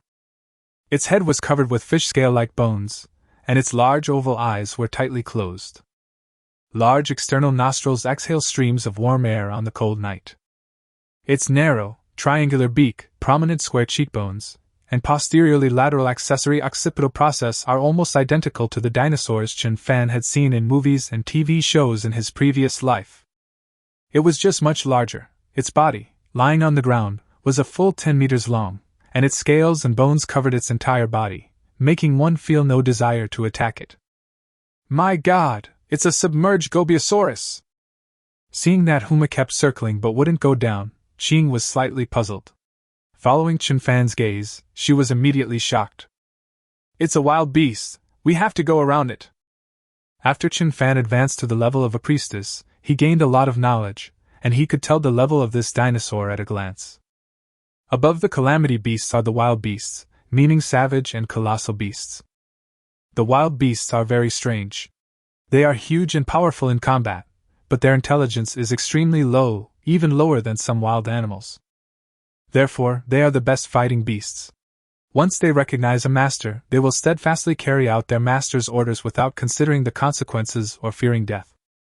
The suborder Gobiosaurus below is a herbivore, a solitary creature, and not very aggressive, which is why Chen Fan did not sense any danger. Witch doctor, shall we kill it? Qing was somewhat eager to try. She was currently an ancestral warrior, but she lacked combat power. With the heart's blood of this wild beast, she could become a fighter. Fearing Chen Fan might back down, she continued. It's sleeping, this is the perfect opportunity. We just need to sneak up and use that bone knife to kill it. Chen Fan was somewhat tempted by her words. This big guy was a deep sleeper, and not easily woken up. The bone knife was extremely sharp, and it might actually be able to kill it. He quickly calculated the pros and cons of the matter in his mind, then used his predictive ability to sense it, and slowly shook his head. This is its territory. If we kill it, the huge smell of blood will attract its neighbors. Let's ignore it for now. As he spoke, he asked Humafei to lower his head so that Zhanxiong and the others could see him more easily. Qing was somewhat disappointed, but the shaman's words were not to be refuted, so she did not insist. After finally waiting for Zhanxiong and the others, the group dug a large pit as a campsite. The mounts had already caught food along the way and fell asleep immediately. Chen Fan munched on some jerky and offered some potatoes to everyone to eat with it. The group was exhausted, so he didn't mention the wild beasts, lest they worry and lose sleep. Fortunately, nothing happened overnight. When everyone heard the sound of wild beasts in the distance the next morning, they were all like they'd been given stimulants, running incredibly fast. As a result, the distance traveled on the second day was much greater than the distance traveled on the third day. The group encountered many monstrous beasts along the way, but adhering to the principle of avoiding trouble, they did not engage in any battles. It wasn't until noon on the third day that Chen Fan finally saw the market. Below is a vast grassland, with many pits dug in the ground. These are called caves, which are caves dug out of flat ground at an angle. Almost every burrow was surrounded by people dressed in leaves and animal skins. They didn't seem very civilized, but most of them looked like modern people. In the distance are all sorts of enormous beasts. Chen Fan couldn't wait to let Huma land. Although the secluded life in the oasis was fulfilling, it was too peaceful for him. He needs passion. Lord Shaman, shouldn't we wait for Wu Da and the others? Seeing Chen Fan walk straight ahead, Xin couldn't help but remind him. Then let's wait a bit. Upon hearing this, Chen Fan realized that he had indeed been too hasty. Going up alone like this, he might easily suffer losses if he got into a conflict. However, things sometimes happen in such a peculiar way. Instead of Zhang Xiong and the others, they were greeted by a group of uninvited guests. Thump! Thump! Two enormous mammoths walked towards the two of them. Amidst the earth-shaking tremors, Huma let out a long bellow, and the mammoth calmed down, ceasing its forceful stomping. Looking around, Chen Fan saw that this big guy was no smaller than the Gobi dragon in the desert, and was even bigger. Mammoth skulls are shorter and taller than those of modern elephants. Its entire body is covered in long, brownish-brown hair. From Chen Fan's perspective, its back is the highest point of its body, and it drops very steeply backward from the back. However, someone has put wooden planks on it, making it a platform like a deck, which is wide and flat. Mammoths have a distinct indentation on their necks, and their skin is covered with long hair, making them resemble hunchbacked old men. Woman, come with me! Chen Fan and Qing were still observing the mammoth when a man on the mammoth suddenly poked his head out and looked at Qing with a lewd grin. As he spoke, he lowered a rope ladder, as if he was certain that Qing would go with him. Who are you? The visitor seemed hostile, and Chen Fan felt a surge of murderous intent. He was a little embarrassed to try and steal someone else's mammoth, but now that someone has delivered it to him, he's happy to accept it. Kid, this is none of your business. We are from the Yenmu tribe. We only want this woman. If you don't want to die, get lost. The man jumped directly off the mammoth's back, and Chen Fan and Qing could finally see that he was a true giant. Standing at nearly 3.5 meters tall, Chen Fan really looked like a child in front of him. The most striking feature was a shimmering tree branch between his eyebrows, which must have been the flame tree he mentioned. Badan, you can't walk past women, haha! At that moment, another person popped out from on the mammoth's back, loudly mocking it. You're no different. This woman is beautiful. My brothers and I are going to have a contest to see who can last longer. Do you dare? The giant named Badan looked at Qing and uttered despicable words. Court death! Chen Fan was furious. Huma charged forward, its long beak pecking at Badan's heart. Chen Fan also grabbed a bone knife and slashed Badan's abdomen with a long, sweeping motion. His sudden action caught everyone off guard. Badan hastily engaged in battle, his skin instantly turning to wood. The thick, dried bark provided him with excellent protection, but ultimately it couldn't stop Huma's long beak. Pfft! A piece of flesh was torn from his chest by Huma, and blood flowed freely. Ah! Kid, I'll kill you! Badan roared, completely disregarding the little Chen Fan and ignoring Huma, attempting to capture Chen Fan. Perhaps confident in his defense, he used his left arm to block Chen Fan's bone knife, while his right hand fiercely grabbed at Chen Fan's neck. Pfft! Ah! Badan screamed again as his left arm was severed and fell to the ground, still splattering blood. All of this happened in the blink of an eye. Qing was dumbfounded, but the people on the mammoth's back were in an uproar. Chen Fan remained unfazed. He placed the bone knife on Badan's shoulder and shouted sternly, You dare to be so insolent in front of me? Chapter 45 Acquiring a Mammoth. More than 30 people jumped off the mammoth's back. Most of them were very tall and looked fierce as they surrounded Chen Fan.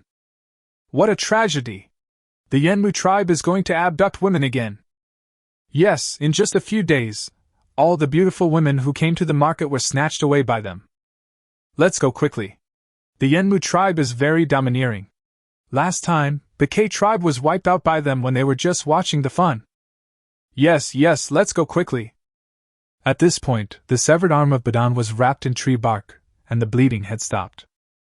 His eyes blazed with fury, and yellow markings appeared on his body, resembling a withered tree, yet it looked vigorous and powerful. That ignorant brat! Badan's furious roar was suddenly interrupted by Chen Fan. As the Yenmu tribe drew closer, Chen Fan knew he had to intimidate them, Otherwise, if so many people rushed at him, he and Qing would surely be torn to pieces. So he drew water from the stream in the space, and the thick column of water directly knocked down the giant like Badan. Determined to establish his authority, he continued to spray water onto Badan's face until the little giant suffocated and passed out, at which point he stopped. This scene was so shocking that the people of the Enmu tribe looked at each other in disbelief. They were certain that Chen Fan was not a totem warrior, so how could he have such powerful water abilities? Ignoring their reactions, Chen Fan walked straight forward and beheaded Badan with a single stroke. "You dare! Batan! You must die for killing my people of the Enmu tribe!" The crowd erupted in excitement.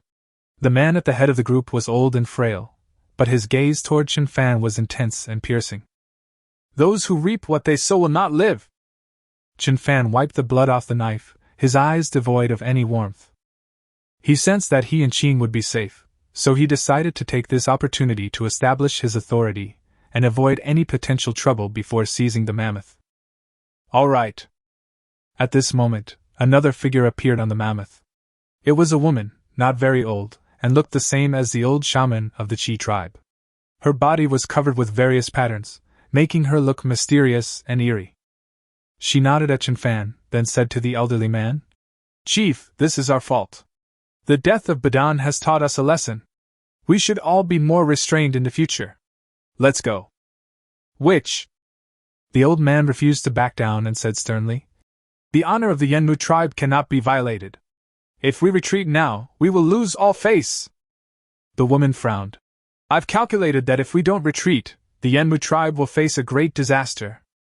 Chen Fan was a little surprised when he heard this. Was this woman's ability also divination? Is it because the shaman's abilities are too limited, or is it just a coincidence? But it doesn't matter. He saw the old man lower his gaze and knew that the other party intended to leave. "That won't do, I haven't gotten the mammoth yet." Then he pointed to Qing, who was staring in disbelief, and said to the woman, "It seems you are the shaman of the Enmu tribe. I am the shaman of the Tsunglong tribe, and the honor of the Tsunglong tribe is equally inviolable. Your Enmu tribe has been coveting our women. This matter cannot be left unresolved." The woman's gaze sharpened upon hearing this. She felt that Chen Fan was somewhat arrogant and ignorant. Although the tribes that could come to the market were not weak, the Enmu tribe was definitely one of the strongest tribes. Trying to reason with the Enmu tribe is a very foolish thing to do. The Enmu tribe has more men than women, and abducting some women is a necessary measure for the tribe to develop its population. If she hadn't had a premonition of danger, she would never have come out to stop her tribesmen. So she closed her eyes and began to use her divination skills to see how things would go. Seeing this, Chen Fan also began to make predictions. Not long after, the two opened their eyes at the same time. The woman let out a long breath and said in a low voice, "Young shaman of the Tsunglong tribe, what do you want?" Chen Fan, "Leave one mammoth behind, and you can leave." "Impossible!" The old man standing nearby got angry. "Impossible? Then you might as well just leave." Chen Fan smiled slightly and said calmly. He had just sensed in detail that the Enmu tribe had a rival tribe called the Five Poisons tribe. The shamans of the Five Poisons tribe used goo magic to kill people without anyone noticing. The Enmu tribe relied entirely on this woman's predictive abilities to survive. The two tribes were evenly matched and had a 1,000-year-old feud. If Chen Fan interferes and helps the Five Poisons tribe predict the situation of the Flamewood tribe, then the Flamewood tribe could very well suffer a devastating blow. Therefore, Chen Fan concluded that she would never dare to leave like this. Because at this very moment, the Five Poisons tribe was watching from a distance. "I'll give you the mammoth, and we'll be even, how about it?" Sure enough, the woman clearly sensed all of this and, suppressing her anger, spoke to Chen Fan. "You're a smart woman. Keep the big one and get out." Chen Fan showed no mercy. "Which this?" The old man and the people of the Enmu tribe were completely baffled. They couldn't understand what the woman was doing. They were just two ants, and they could simply be crushed. "Stop talking nonsense, take the stuff down, and leave the mammoth to them," the woman said in a shrill voice. Mammoths are enormous beasts that can play a significant role on large battlefields. However, these giants are unintelligent, clumsy, and ineffective in small-scale battles. Chen Fan and Qing watched helplessly as the people of the Yenmu tribe left, and immediately rode Huma to the back of the mammoth.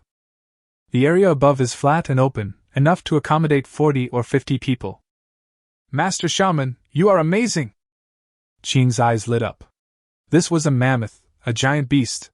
The shaman had already gotten his hands on one before even entering the market. It was taken from a powerful tribe. In fact, she had already prepared to go with the Yenmu tribe, but she didn't expect the shaman to be so domineering. What's the big deal? Chen Fan feigned modesty for a moment, then said smugly, They're lucky they knew what was good for them, otherwise both mammoths would have been ours. He wandered around and found many stone nails stuck in the necks of the mammoths. There were more than a dozen of them, big and small. He knew that these were the mechanisms for controlling the mammoth, similar to a car steering wheel. That's all. Zhang Xiong and the others hadn't arrived yet when he suddenly got excited, grabbed Qing, and pressed her head down. I'm really angry right now. When Zhang Xiong and the others arrived, it was almost dark. After Qing finished recounting how Chen Fan seized the mammoth, Zhang Xiong and the others turned green with shock. Especially the wolf, who always thought he was the strongest warrior in the tribe, with only the war bear comparable to him. I only just realized that the shaman was able to single-handedly kill the yellow-striped warrior. In an instant, everyone's awe of Chen Fan rose to a new level. After everyone finished visiting the mammoth, they started a fire to cook a meal. Since the barking beasts and wolves couldn't come up, they stayed down below to keep watch, and everyone slept on the mammoth's backs at night, without having to dig burrows. Chen Fan was awakened from his sleep by some noise. He opened his eyes and saw that Qing and Zhang Xiong were mating not far away. Chapter 46: The Orphans of the Lin Tribe. The incident happened so suddenly that Chen Fan was a little caught off guard. How did these two get together? As far as he knew, Zhang Xiong preferred women like an eye. The two were making quite a racket, and the breathing of several soldiers who were awakened became noticeably rapid. Fortunately, the wolf was a deep sleeper, otherwise if he had seen his new best friend and the woman he had been longing for, that would probably make him furious. Early the next morning, after packing up their menstrual belts, the group headed to the market to trade. It was just getting light, and there weren't many people around yet. Chen Fan found a spot, set up his things, and let everyone watch over them before wandering around. He wanted to see what people were trading so he could roughly gauge their level of civilization. The first stall we encountered was quite interesting. It was run by a group of dwarfs, and in front of them was a stone that looked like an old ginger plant. Copper ore! Chen Fan recognized it at a glance. He had also found some exposed copper ore on the surface in the oasis. He didn't send anyone to dig because he didn't have any smelting tools. But now, someone is actually putting it up for trade, which can only mean that they have discovered the value of copper ore. According to the knowledge he learned in his previous life, the earliest bronze artifacts appeared in ancient Mesopotamia, Babylon, 6,000 years ago. Large bronze knives with lion motifs from the Sumerian civilization are representative of early bronze artifacts. In China, bronze artifacts also appeared between 5,000 and 4,000 years ago, which corresponds to the legendary era of Yao, Shun, and Yu. Ancient texts record that people had already begun casting bronze artifacts at that time. Archaeological excavations have uncovered bronze artifacts at dozens of Longshan-era sites in the middle and lower reaches of the Yellow River and Yangtze River. But by then, there were no more dinosaurs. The timeline was a bit chaotic, so Chen Fan temporarily abandoned the idea of analyzing the timeline. He approached the stall and tentatively asked, "What is this?" A rather strong dwarf looked at Chen Fan, seemingly annoyed by his young age, and said impatiently, "Don't ask if you don't know him, kid." Chen Fan was speechless. "Is this how you do business? You have absolutely no sense of service. I might file a complaint against you." However, he was too lazy to argue and moved on to the next stall. The goods here were quite common, mainly bone and stone weapons, mostly knives and spears. Chen Fan wasn't interested in that. He glanced to the side and noticed some shell-made weapons. These shellfish weapons are much tougher and sharper than weapons made of stone and animal bones. However, what Chen Fan cared about was not that, but the sea. The presence of shellfish weapons indicates the presence of a nearby sea, which in turn suggests the presence of salt. The amount of salt-producing wood on the oasis is limited and cannot meet the needs of so many people in the tribe, so finding a way to purchase salt is quite important. Unfortunately, after visiting several more stalls, he found that the goods were mostly food and weapons, and he did not see any salt. People's clothing was also very backward, and he saw several women like Ching who were completely naked. Just as he was about to go back, he suddenly noticed a little boy squatting on the ground in a corner, with a small animal skin in front of him. He had a vague feeling that the small piece of animal hide was a bit dangerous, so he walked over to it. The little boy was extremely thin, skin and bones. When he saw Chen Fan approaching, he seemed a little scared and curled up even tighter. "What's this?" A pang of sympathy rose in Chen Fan's eyes, and he asked as gently as possible. "It's a map of Mount Kinabalu." The little boy quickly grabbed the animal skin and mumbled something under his breath. "Map of Mount Kinabalu?" Chen Fan was shocked. How could there be a map when there is no written language? "May I take a look?" He smiled, trying to put the little boy at ease. "I can only take a look." The little boy remained silent for a long time before handing him the animal skin. Chen Fan took it and saw that it was indeed a map, but only half of it, as the animal hide had been torn in the middle. He looked at it carefully. There were 2 pictures on the map. The first one was complete, with desert and mountains. Chen Fan felt this was somewhat familiar. Wasn't this the territory of the Qilin tribe?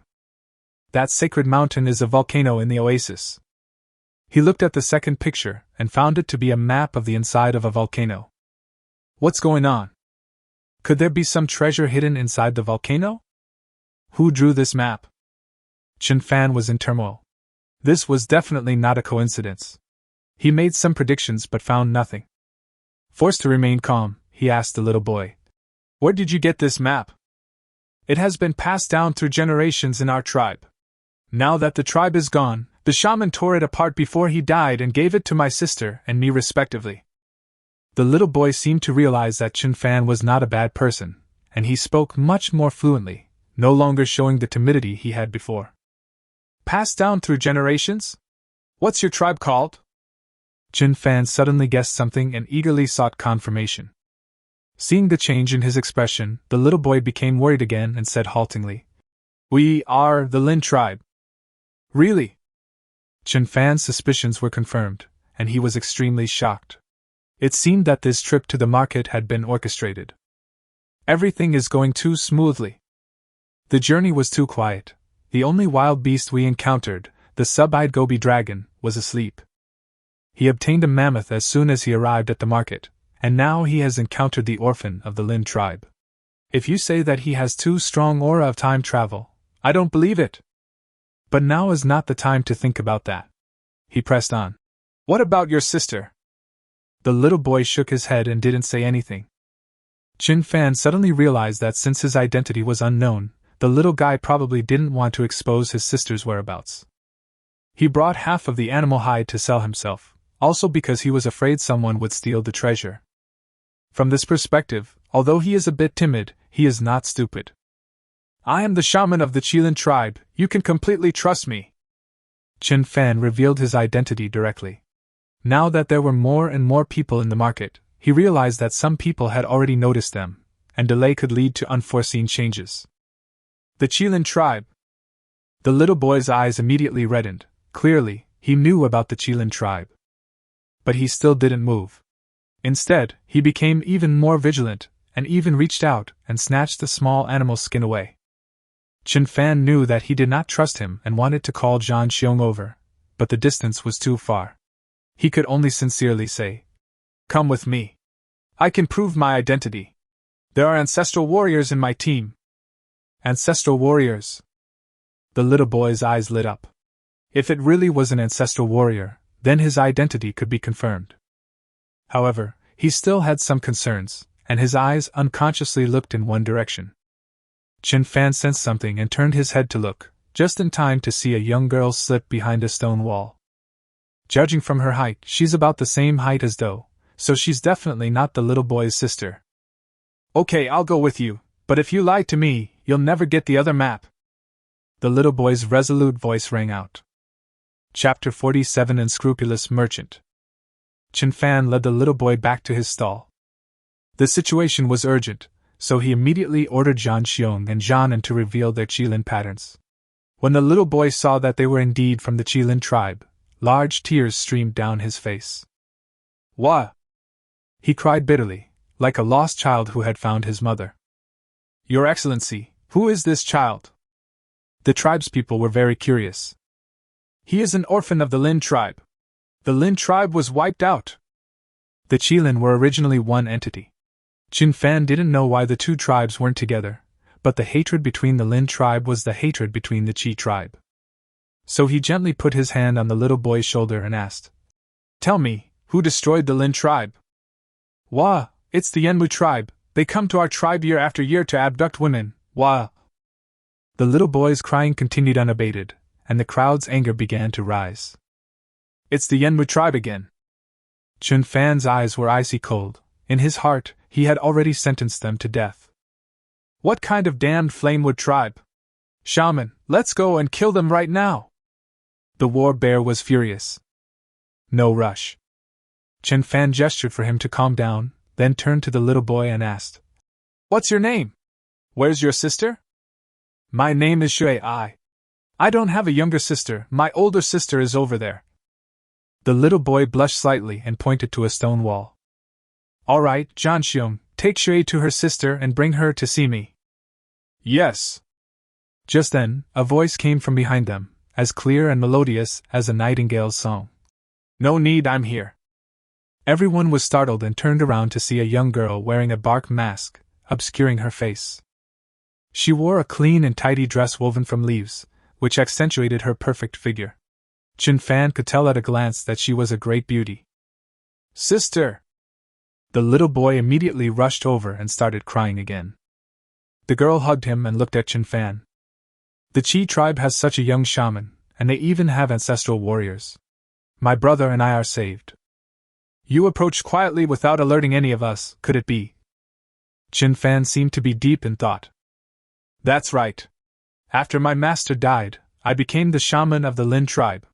My ability is water escape, which is why I dared to bring my younger brother here." "Water release technique?" Everyone was unfamiliar with this, but Chen Fan understood the general idea. The Qi belongs to the element of fire, while the Lin belongs to the element of water. Water escape technique should be about transforming into water to move. This ability is amazing, but it's not very useful to the tribe, which is probably one of the reasons why the Lin tribe was wiped out. At this moment, Chen Fan asked, "What do you want to exchange for these maps?" Selling out the territory of the Qi tribe is hardly something to be praised. "In exchange for shelter," the girl said calmly.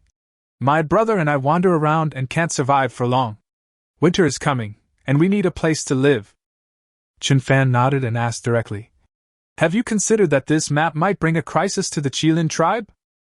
The existence of the Qi tribe is just a legend to us, and the sacred mountain will protect the Qi tribe.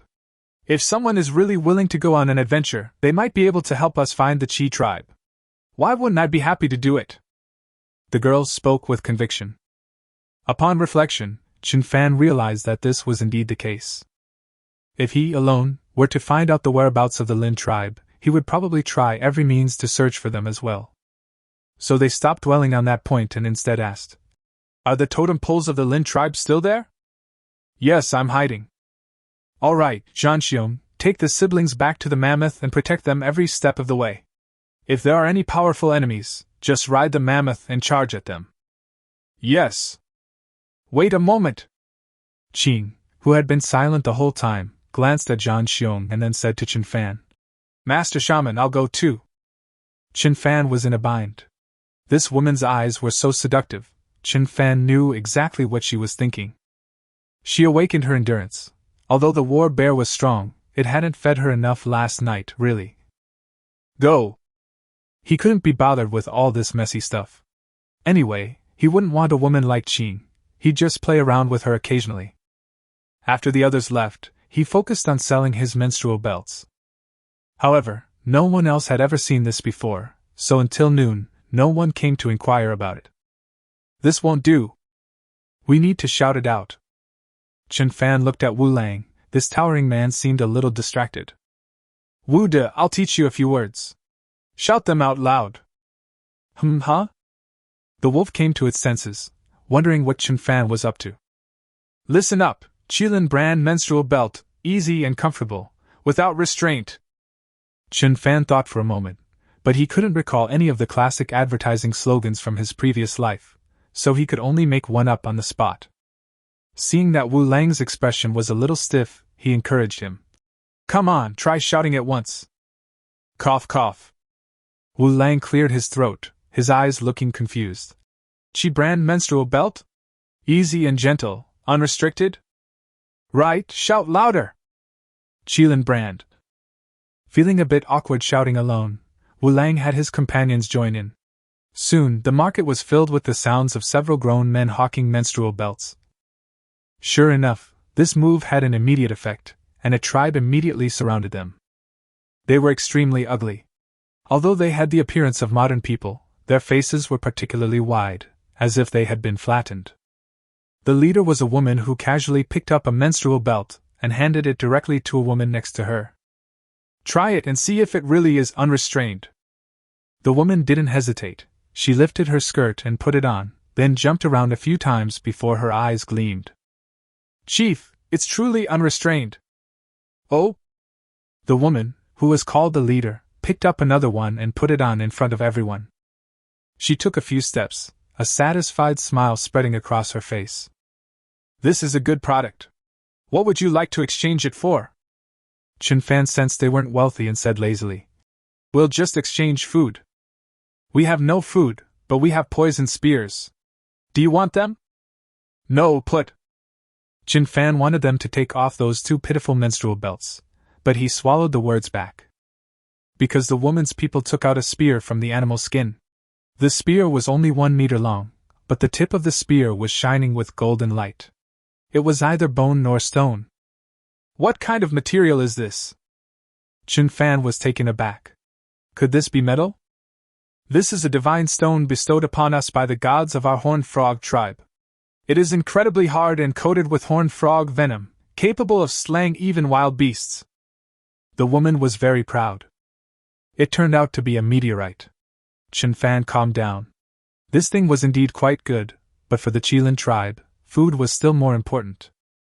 However, it's not impossible to take some meteorites back and study them. So he said slowly and deliberately. Anything else? This spear can only be exchanged for a menstrual belt. What? The woman's expression changed. Change it? You heartless businessman. Chapter 48 The Agreement with the Five Poisons Tribe. Change at least 2. The woman's face darkened, her eyes filled with resentment. No way! This menstrual belt of mine is made of special materials bestowed by the gods. Not only is it comfortable to wear, but it also provides excellent protection for your private parts. If you can't afford it, then get out of my way. Chen Fan showed no mercy. You. Okay, we'll buy 3. The woman gritted her teeth, and upon hearing this, her tribesmen behind her took out 2 more short spears and handed them to Chen Fan. All right, friends from the Horned Frog tribe, welcome to visit us again next time. Chen Fan happily accepted the money and completed the transaction. Everything is difficult at the beginning. With a good start, Wu Lang and the others cheered even more enthusiastically. Customers came in droves, and by evening, more than 100 had been sold. Chen Fan also reaped a lot of food, mostly meat, but also some dried fruit. However, every cloud has a silver lining, and the news of a ruthless merchant appearing in the market quickly spread. Just as Chen Fan was about to pack up and close his stall, another tribe surrounded him. There were 8 or 9 of them, all tall and with their hair full of poisonous insects such as centipedes and scorpions. The 5 Poisons tribe? Chen Fan recognized them and thought to himself. You've finally arrived. According to his perception, the 5 Poisons tribe, like the Flamewood tribe, was extremely short of women. The 2 tribes had a conflict over women, which eventually escalated into a life-and-death feud. Respected shaman of the Chieftain tribe, I am the holy chief of the 5 Poisons tribe. Our shaman has asked me to deliver a message to you. The shortest middle-aged man said to Chen Fan. Oh? What did you say? Chen Fan listened attentively. The enemy of my enemy is my friend. To destroy the Enmu tribe, we must unite with the Five Poisons tribe. 3 days later, in the south, logging begins. After the chief of the Five Poisons tribe finished speaking, he looked straight at Chen Fan, waiting for Chen Fan's reply. Logging likely means attacking the Enmu tribe. Okay, it's a deal. Chen Fan made a decisive decision. This is like a pillow being delivered when you're sleepy. The grudge against the Lin tribe cannot go unavenged, and the Enmu tribe must be destroyed. Furthermore, he also needed more totem poles to enhance his strength. The Enmu tribe was powerful, and their totem poles must contain a considerable amount of faith power. Aruru! The chieftain shouted excitedly and said respectfully, "We have prepared enough food, esteemed shaman, you may trade with us." What food? Chen Fan smiled slightly. The people of the Five Poisons tribe were very sensible. 2 pregnant serpent dragons! Noble shaman, this is the best food for getting through the winter, you should know that. Serpent dragon? Chen Fan genuinely didn't know. Upon seeing this, the chief explained. It is an evil wild beast. They are enormous, with firm flesh, enough to feed 1,000 people for a month. Once pregnant, the serpent dragon loses its ability to move and can only be slaughtered at will. They can lay nearly 100 giant eggs in one litter. Chen Fan's eyes lit up. If that was the case, then these 2 snake dragons would indeed be enough for the tribe to get through the winter.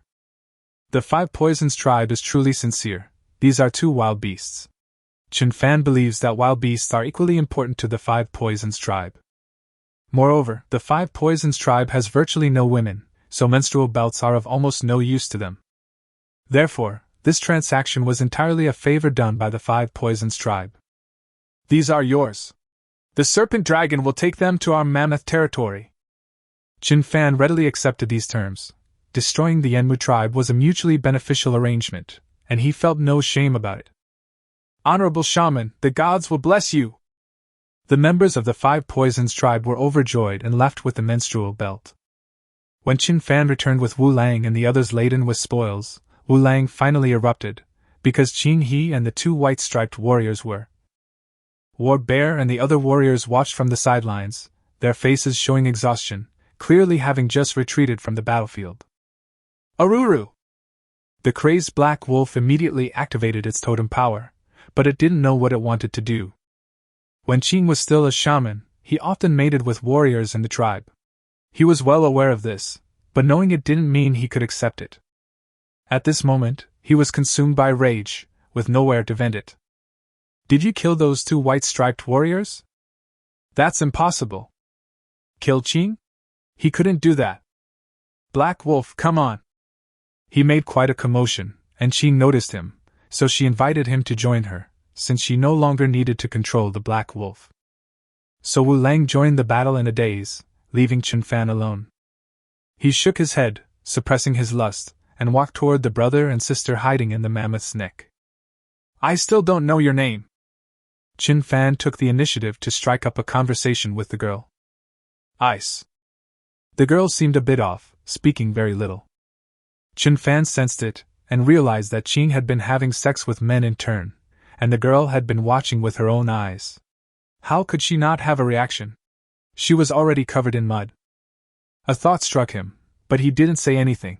He sat down next to her and said, 3 days from now, I will take you to destroy the Flamewood tribe. Real?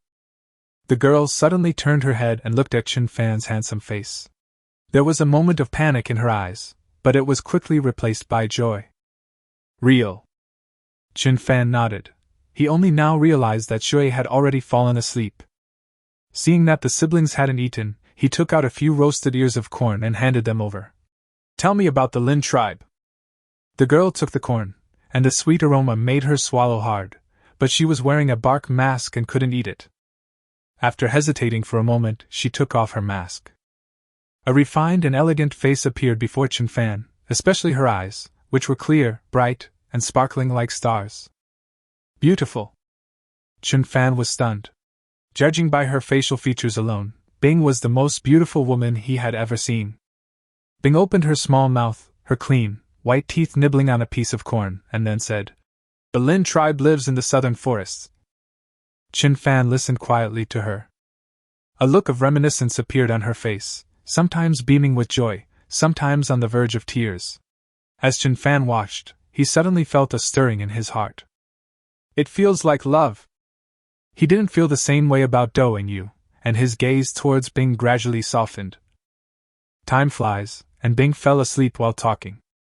The siblings had been hiding these past few days and probably hadn't slept well. Chen Fan felt sorry for them, so he gently stroked their hair, covered them with a piece of animal skin, and then went into his spatial dimension. Check-in successful. Congratulations. Host, you have signed in for 20 consecutive days and have received a shovel. Another shovel? Chen Fan was overjoyed. He had now obtained 3 shovels in total, from his first sign-in, 10th sign-in, and 20th sign-in. In other words, you can get a shovel every 10 days. He couldn't wait to start cultivating the land, and a system notification sounded. Congratulations, host, I'm cultivating a piece of farmland. Reward, a pair of underwear, a set of basic footwork techniques, and a piece of Qingxin jade. Basic footwork, this must be light body kung fu. Chen Fan started learning directly, and he has now figured out the rewards given by the space. They all seem ordinary, but they are actually very useful. For example, basic knife skills, although they don't have any cool moves, are already a game changer against silly primitive people. As for physical conditioning techniques, he had never practiced them, but his physical fitness was extremely strong. It could be said that he was the only man in the entire tribe who could fight Qing to a standstill. Having learned the basic footwork, he immediately felt much lighter. He tried taking a few steps and his movements were swift, showing a hint of Zhang Ye's style. With this footwork combined with swordsmanship, it would be even easier to kill someone like Badan if we encountered a master like him. Chen Fan, feeling quite pleased with himself, picked up the Qingxin jade from the ground again. The jade felt cool to the touch, instantly extinguishing the lust aroused by Qing and the others. Upon closer inspection, he realized the jade was only the size of a fingernail, with a thin thread running through it. Jade, as its name suggests, truly has the power to purify the mind. Chen Fan put it around his neck and was very satisfied. Finally, there's that pair of underwear. He hasn't worn it since he transmigrated here. The feeling of indulging in freedom isn't so bad.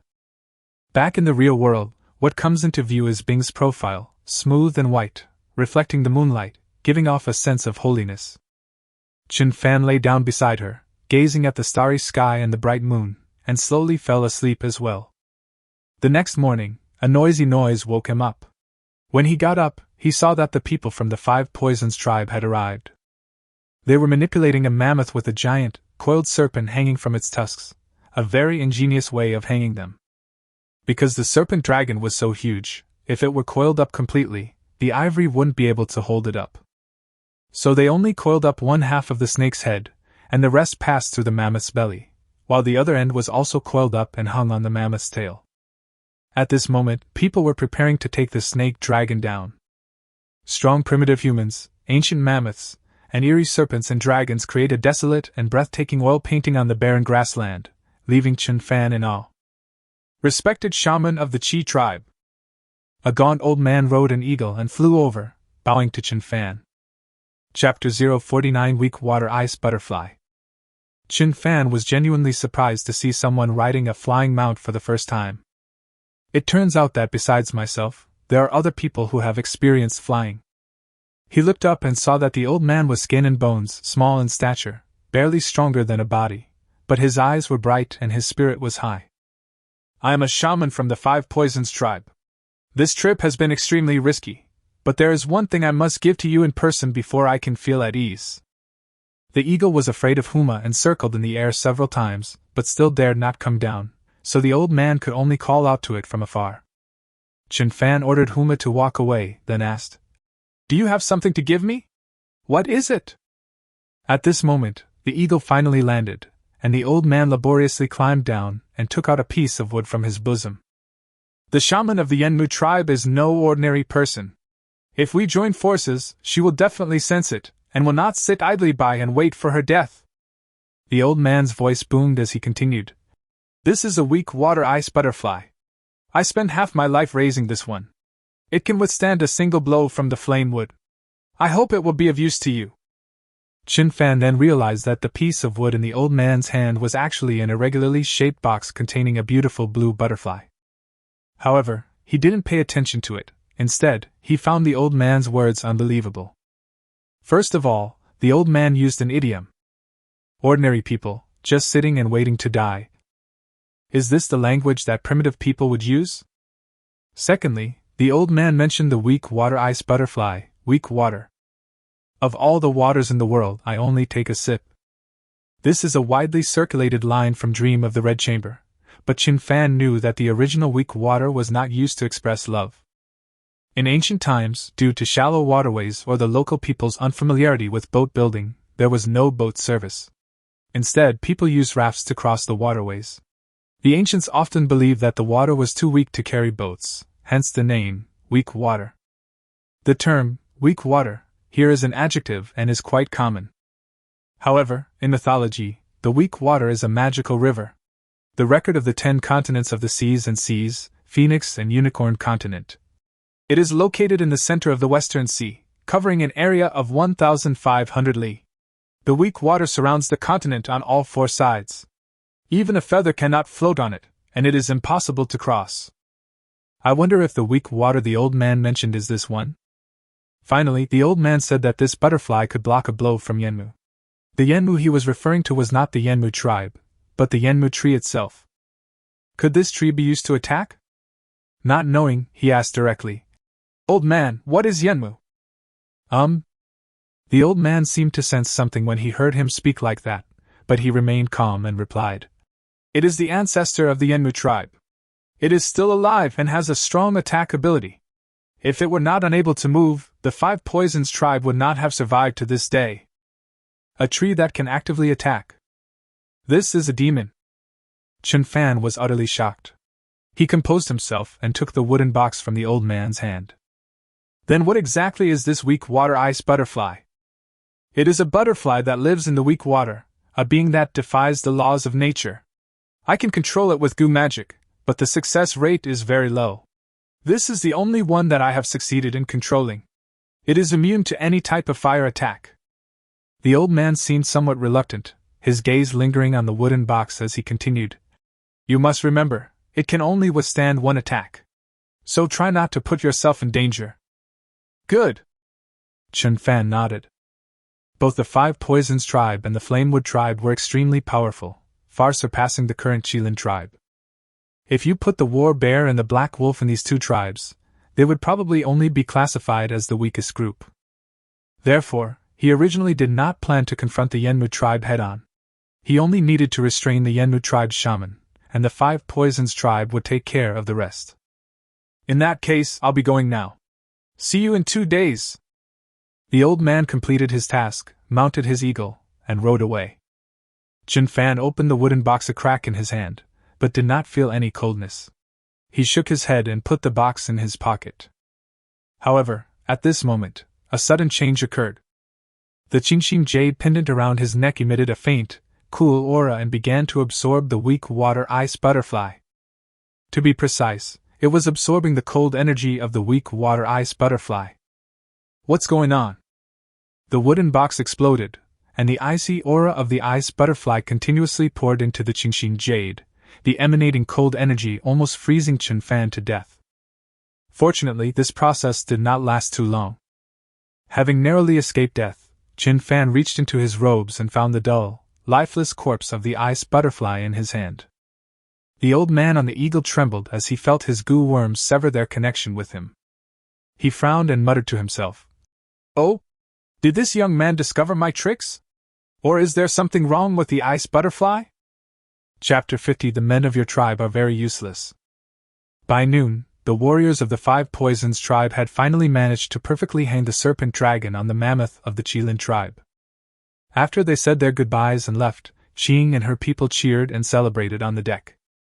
No one expected that they would get so much food in just 2 days at the market. As for Bing Shui and her brother, they will be members of the Qi tribe from now on, and seeing how wealthy the Qi tribe is, they are naturally very happy. The group disembarked from the mammoth, dug a pit in the ground to start a fire, and Qing approved the food. After a hearty meal, they planned to set off south. Ice, how long does it take to get from here to the territory of the Flamewood tribe? Chen Fan observed that the people of the Yenmu tribe had disappeared yesterday, presumably having returned. 1 day is enough. Bing thought for a moment, and then answered. So close? Mammoths weren't very fast, about the same speed as wolves, so a day's distance wasn't really far. Large tribes are even less likely to take risks easily. This market was actually set up by large tribes such as Yenmu and Wudu, so it is very close to their territories. Then let's continue our journey tonight. Let's go to the market now and see if there's anything good left. Chen Fan made a decision instantly. They arrived too early yesterday, and he didn't have time to visit many of the stalls. Mammoths and serpent dragons are symbols of power, and placing them here would be especially safe. Most tribes wouldn't dare approach, so he felt very secure. She led the group toward the market. Shopping is a woman's nature, even for primitive women. Qing has lived this long life, mostly in caves in the desert. Not to mention Bing, who was on the run with her younger brother. How could she dare to go out in public? So the two women held hands and walked to the front. They weren't interested in food or weapons, so they walked faster and faster, gradually becoming separated from the men. At this moment, Chen Fan saw the copper ore again, and the same few dwarfs again. Their business didn't seem to be doing very well. This time, with Zhang Xiong and the others following behind him, he couldn't be called a child again, so he stepped forward and asked, "What is this?" The dwarfs seemed to remember him, and one of them said, "This is called a golden stone. It's useless to you. Stop surrounding us. If you stay here, no one else can get past." Chen Fan rolled his eyes. "You're just blaming your butt because you can't poop. I haven't been here all day, and you haven't sold anything either."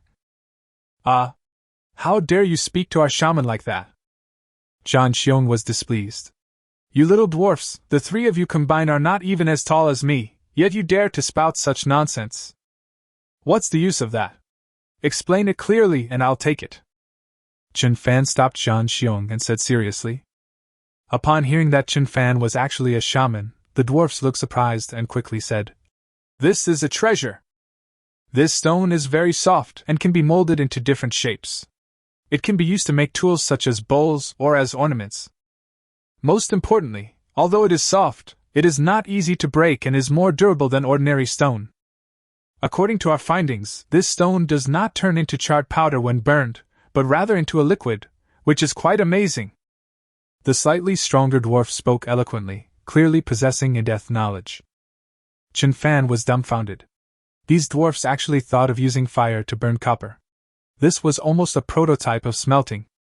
He suddenly lost interest in the copper ore and became filled with curiosity about the dwarfs in front of him.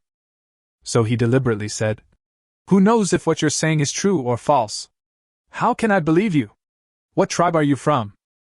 Upon hearing this, the dwarfs seemed to have been greatly insulted, and anger appeared on their faces. "We are from the Hammer tribe. You don't have to do business with us, but don't tarnish our honor. The warriors of the Hammer tribe never lie. To consider a hammer as an ancestor, you guys are something else."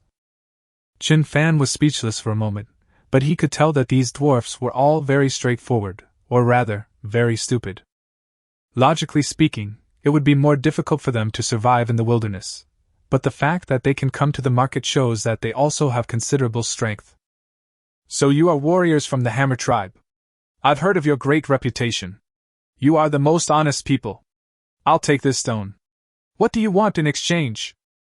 Chen Fan flattered her, hoping to extract more information. "We need food." The dwarf's eyes lit up with longing, and they answered decisively. "Very good. We are from the Qi tribe. We have plenty of food. If you join the Qi tribe, you will never have to worry about food again." Chen Fan wanted to recruit them. These people were able to discover copper during the dinosaur era. They were definitely talented. "Young man, you are insulting the great Hammer tribe. Leave now, and we can pretend we didn't hear you." The dwarfs were furious. They drew their daggers and instantly assumed a fighting stance. Chen Fan's eyes lit up. Their daggers were actually encased in copper. "Good heavens, I'm taking these dwarfs. Your Excellency, the High Priest seems to be in trouble." At this moment, the wolf saw a tribe in the distance surrounding Qing and Bing. Chen Fan was pondering how to win over these skilled craftsmen when he heard this and became very displeased.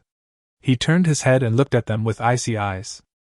By joining our Chieftain tribe, your hammer tribe will be reborn. He took out the compass that the system had rewarded him with, tossed it to the dwarf, and added, This is a tool I made to guide you. Follow me, and I can teach you this technique. After saying that, he walked towards Qing and Bing. From afar, one could hear the men's filthy voices. You two sluts, one of you isn't wearing anything, and the other isn't even showing her face. What do you mean by that? Take off that hateful, ugly mask. I heard that Badan from the Yenmu tribe was beaten to death for taking a fancy to a naked woman. Could that woman be you? Ha ha, send the men of your tribe to fight us. Upon hearing this, the black wolf and the war bear instantly activated their totem patterns, and the other warriors were also enraged. Chinka is their woman. Master Wu Zhu! Everyone looked at Chen Fan, waiting for him to give the order. Kill them all, leave no one alive! Chen Fan said coldly. Bing is the woman he loves, and he will kill anyone who displeases Bing. Aruru!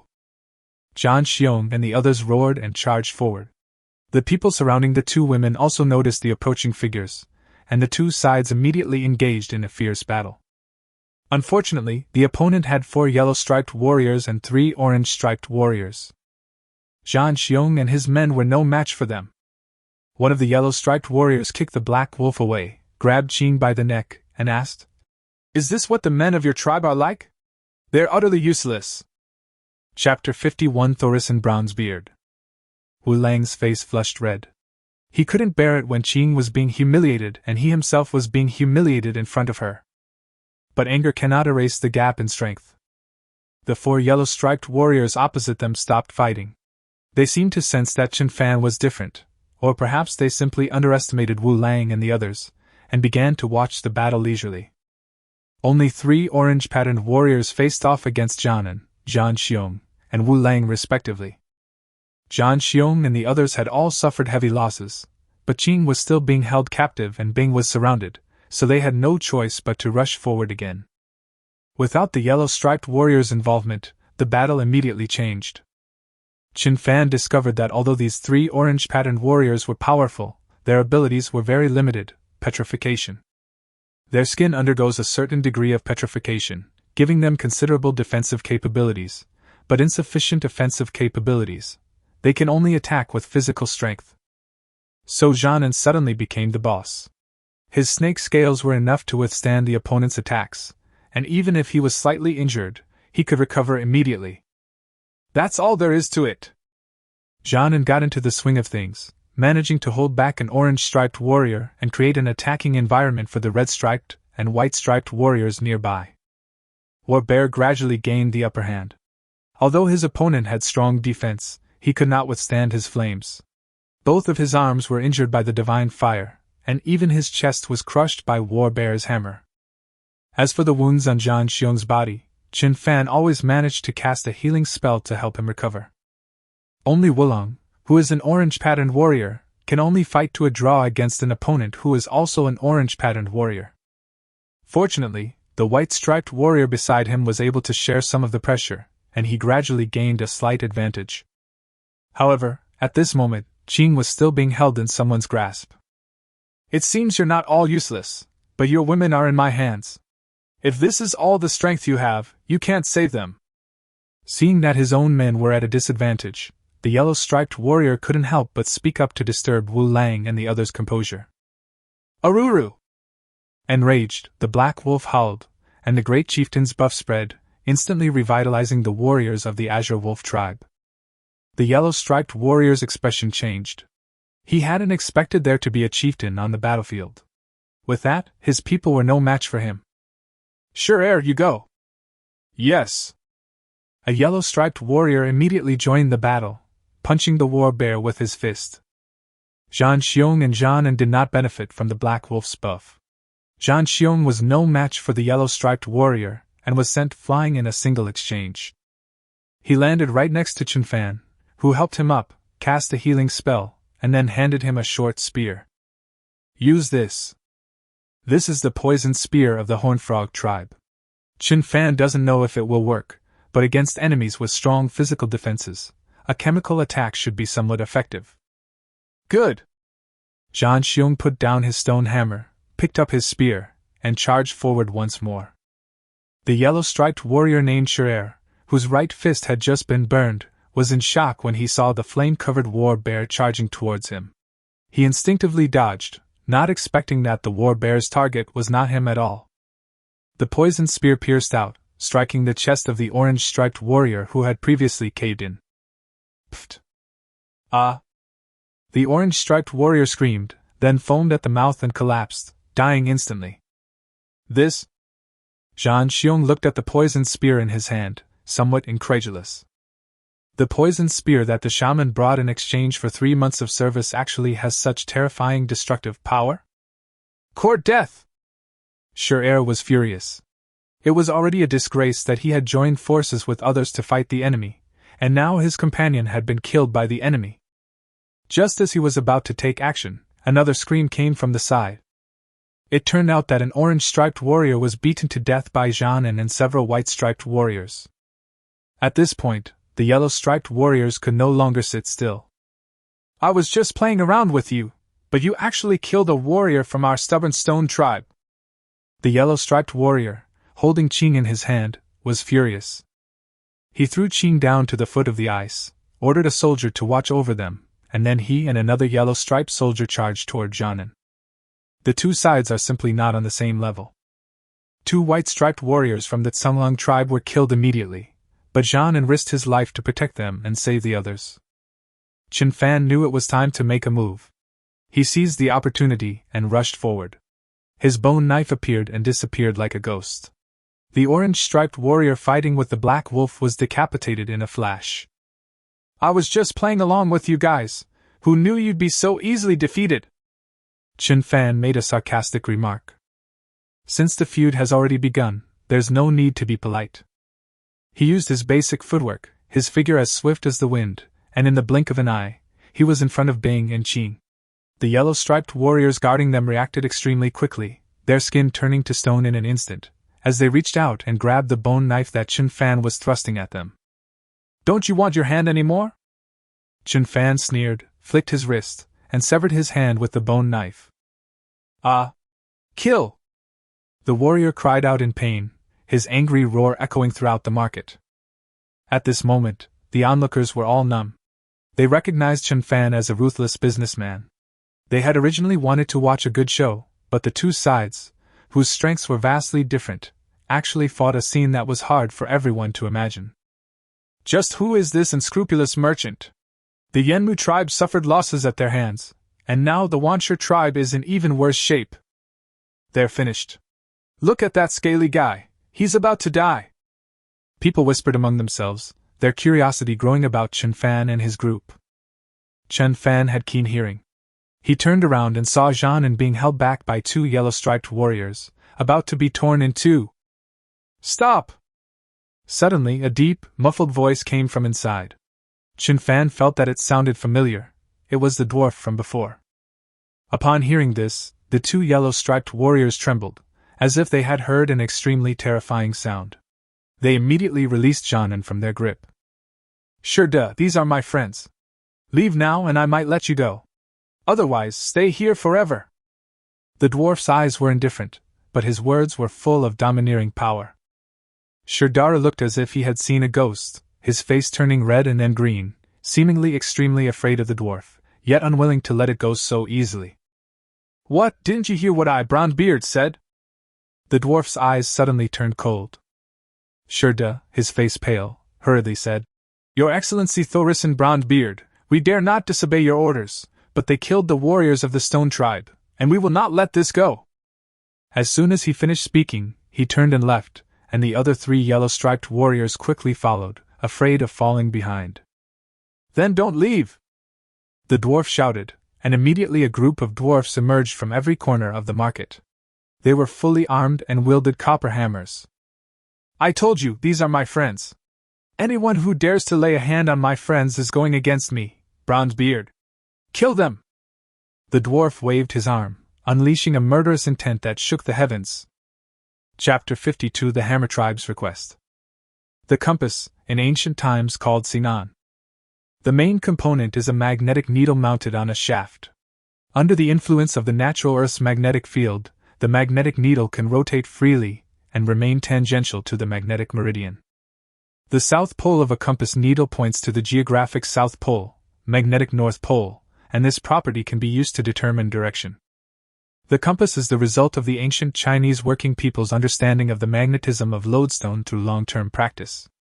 According to the ancient mining records, the compass first appeared in the Sichuan area during the Warring States period. As one of the four great inventions of ancient China, its invention has played an immeasurable role in the development of human science, technology, and civilization. The compass that the space rewarded Chen Fan with was a modern technological product, about the size of a child's palm. Its exterior was made entirely of special plastic with a special glass surface. The scale on the surface was clear, and the magnetic needle inside floated on the water, turning as desired. Such exquisite craftsmanship is unimaginable to primitive people, and even the Hammer tribe, skilled in crafting, was deeply fascinated by it.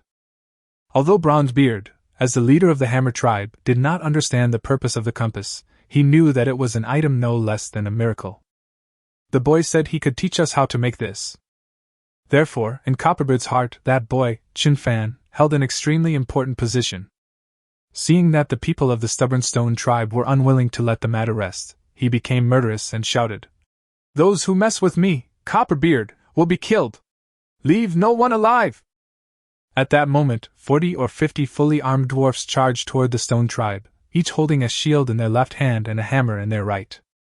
Facing the yellow-striped warriors, they showed absolutely no fear. "Aruru!" Shurda and his group panicked. They were tall and had long, thick limbs. They used both hands and feet to attack, and the dwarfs who rushed in front of them were easily knocked away. But two fists can't fight four hands. The dwarfs surged forward from behind, smashing copper hammers into various parts of their bodies. In just a short while, they were all silent. The powerful yellow-striped warrior was killed so easily. "My lord, these short men are at least as strong as crimson-striped warriors." Qing was shocked. "I'm afraid it's more than that. Look at those people." Chen Fan pointed to the dwarfs who had been knocked away by Shurda and the others. The dwarfs were unharmed, except for the wooden armor on their bodies being shattered. "What powerful defensive capabilities!" Qing and the others realized what was happening. Even if the people of the stubborn stone tribe are not good at attacking, they are still yellow-striped warriors. The formidable strength of warriors of this level is not something that just anyone can withstand. Even John was almost torn apart by a person just now. But these dwarfs were completely unharmed. At this moment, Copperbeard walked over, holding the compass that Chen Fan had given him. "Young man, did you really make this?" Judging from his appearance, he seemed only interested in the compass, and didn't seem to care at all about killing a few yellow-striped warriors earlier. "That's right, it's just a small item. As long as you follow me, I can teach you a lot of techniques, such as how to better use copper ore." Chen Fan's eyes darted around, filled with longing for the dwarfs. The dwarfs already knew how to use copper ore, but their methods were too crude, making it only slightly better than stone and failing to fully utilize the true potential of copper. "Copper ore?" Copperbeard was taken aback. He had never heard of this word before. "It's what you call metal and stone." Chen Fan sensed his question and offered an explanation. "You also know how to use metal and stone?" Copperbeard was astonished. The use of metal and stone was the Hammer tribe's proudest achievement. How could this young shaman know how to do it? This was impossible. "Of course I will." Chen Fan smiled and said no more. The compass was the strongest proof of his trust. Sure enough, Copperbeard's expression changed for a moment before he said, "The Hammer tribe has its own mission, so it's impossible for them to follow you." "Never mind then." Chen Fan didn't press the matter. He took the compass and said sincerely, "Thank you for saving my people. I assure you that the gates of the Qi tribe will always be open to you, and I believe that one day you will choose to follow me." At this moment, the dwarfs around slowly approached. Upon hearing Chen Fan's words, their faces showed disdain, and their long beards twitched, expressing their dissatisfaction. Chen Fan didn't care. He took out 20 bags of corn and said, "These foods are a specialty of our Qilin tribe. I'm giving them to you." After saying that, he prepared to leave. The Hammer tribe is even more powerful than the Stone tribe. Subduing them will not be a matter of a day or two. However, his ability to produce so much grain out of thin air left everyone in the market dumbfounded. "You!" Copperbeard pointed at Chen Fan with a trembling finger, utterly shocked. "Don't mention it, let's go!" Chen Fan's first half of the sentence was addressed to Tongxiu, while the second half was a greeting to Qing and the others. He then turned and left, walking towards the mammoth. The white-striped warriors were too badly injured and needed to go back to rest. Along the way, everyone made way for him, which made Chen Fan feel very comfortable. "Your Excellency, you are incredibly audacious to even consider having Thorison Bronzebeard follow you." Bing slowly approached Chen Fan and whispered, "Oh?" Chen Fan suddenly remembered that the people from the Stubborn Stone tribe had called the dwarf Thorison Lord. Could this dwarf be someone of high status? So he asked, "You know him?" Bing said seriously, "He is one of the leaders of the Dwarf Alliance, possessing unimaginable strength. It is said that he once lifted a mammoth with one hand." "What?" Upon hearing this, Chen Fan nearly collapsed to the ground. Putting aside whether it's an alliance or not, how could that dwarf be so strong? If they're so strong, how could they lack food? And why would they personally come to the market to trade? The dwarf tribe has no shamans, so they live in fear all day long. They have no faith, and only by uniting together can they feel a little safe. Bing continued speaking. At this moment, Qing asked, "A tribe without a shaman? Then where does their strength come from?" Chen Fan was also very curious. "It is said that their strength is innate and fixed, and there is no way to improve it. However, they are very powerful. Some people once called them a race abandoned by the gods, and they wiped them out. A tribe without a shaman is born with formidable strength and defense. They must be a race blessed by the gods." Chen Fan didn't quite understand the logic of these primitive people, but he did realize one thing: this world was a bit mysterious. He originally thought the abilities of totem warriors, shamans, and chieftains were already outrageous, but his trip to the market completely overturned his understanding. Back at Mammoth Village, they carried the wounded upstairs and started a fire to cook. The group's conversation still revolved around Bronzebeard and his companions. After chattering for a while, Bronzebeard actually arrived with his men. They rode short-spiked porcupines, making a great show of themselves. Copperbeard, the first pig, shouted loudly, "Honorable shaman of the Chi tribe, we wish to trade your compass." Chapter 53. I'm fine, I'm not upset. Copperbeard's long beard fluttered in the wind. Chen Fan dismounted from Huma and threw the compass over. He had never used the compass since he got it, so he didn't care at all. Besides, as a modern person, he had too many ways to determine direction on land, so the compass was useless to him. Copperbeard reached out and caught it, saying excitedly, "Honorable young wizard, what do you desire?" "You don't have what I want, so this compass is for you." Chen Fan waved his hand, indicating that he could leave. Seeing this, Copperbeard whispered to the people around him for a while, and then said, "The Hammer tribe will not take advantage of others. We have something that can be used as a trading compass." Upon hearing this, Chen Fan became interested and asked, "What is it?" "The totem pole of the Hammer tribe." Copperbeard made a startling statement. He rode his short-spiked porcupine forward 2 steps and solemnly said, "You are a respectable person. Our tribe is cursed by the gods. We have totem poles but no shamans. I will give this totem pole to you." "What is that?" Chen Fan straightened up, unable to believe what he was hearing. This dwarf actually took out a totem pole and gave it away. Moreover, how could he know that their totem poles would be useful to him? "Respected young shaman, we have studied the totem pole carefully, hoping to use the mysterious power it contains, but unfortunately we have been unable to succeed." Copperbeard seemed worried that Chen Fan wouldn't accept it, so he began to explain. "You're different. I can sense the same mysterious power within you, so our totem pole might be useful to you." Chen Fan was relieved. It turned out that the dwarf wasn't sure if the totem pole would be useful to him.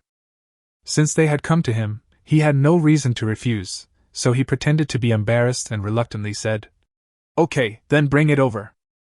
Copperbeard scratched his head sheepishly and said awkwardly, The totem pole is in our territory. I've already sent someone back to get it, and it will be ready in 2 days. So you're here to buy on credit? Chen Fan was speechless for a moment, but it didn't matter. He could come back and get it after he destroyed the Yenmu tribe.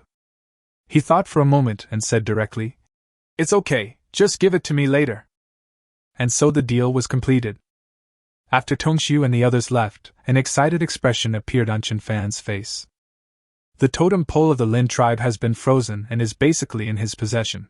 Now that he has the totem pole of the Hammer tribe, if he can also take the totem pole of the Yenmu tribe, he may be able to directly advance to the level of a life witch. A sorcerer can become king. Excited, he couldn't wait to order everyone to set off for the Yenmu tribe. The Crimson Warriors were in charge of manipulating the mammoths, while the barking beasts and wolf packs followed on the ground. Huma even stopped on the mammoth's head to sleep, and the mighty army began its southward march. To the south, dense forests begin to appear, with ancient and magnificent trees, some of which are even 200 or 300 meters tall.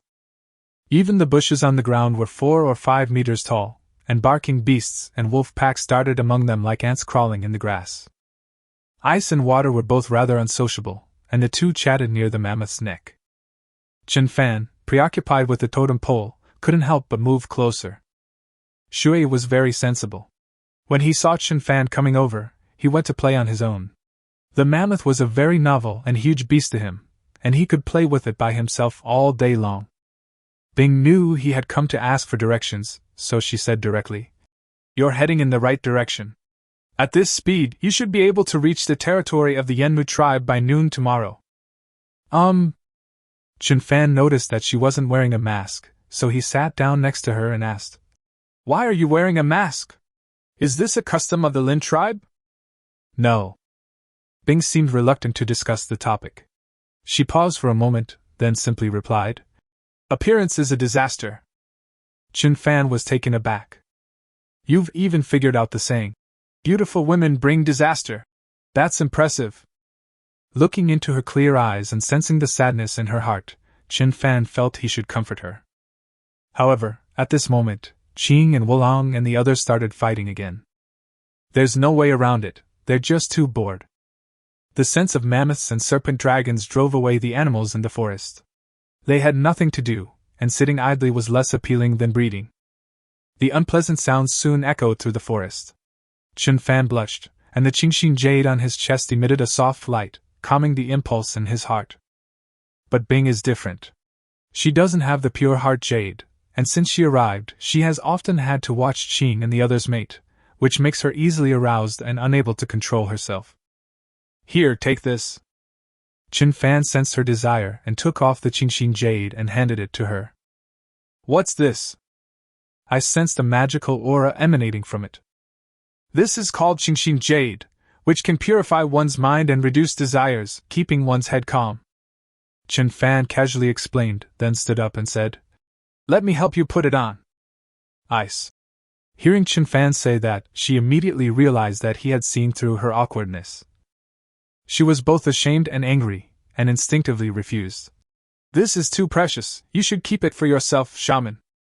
"I'm fine, I'm not feeling unwell." Chen Fan was completely oblivious to the strange atmosphere. This straight-laced old man was even smug about his ability to come up with a gift. He put the Qingxin jade on Bing's wrist before asking about the important matter. "Bing, where did you hide the totem pole of the Lin tribe?" "We're still in the Lin tribe, why is the shaman asking this?" Bing sensed that Chen Fan had ulterior motives.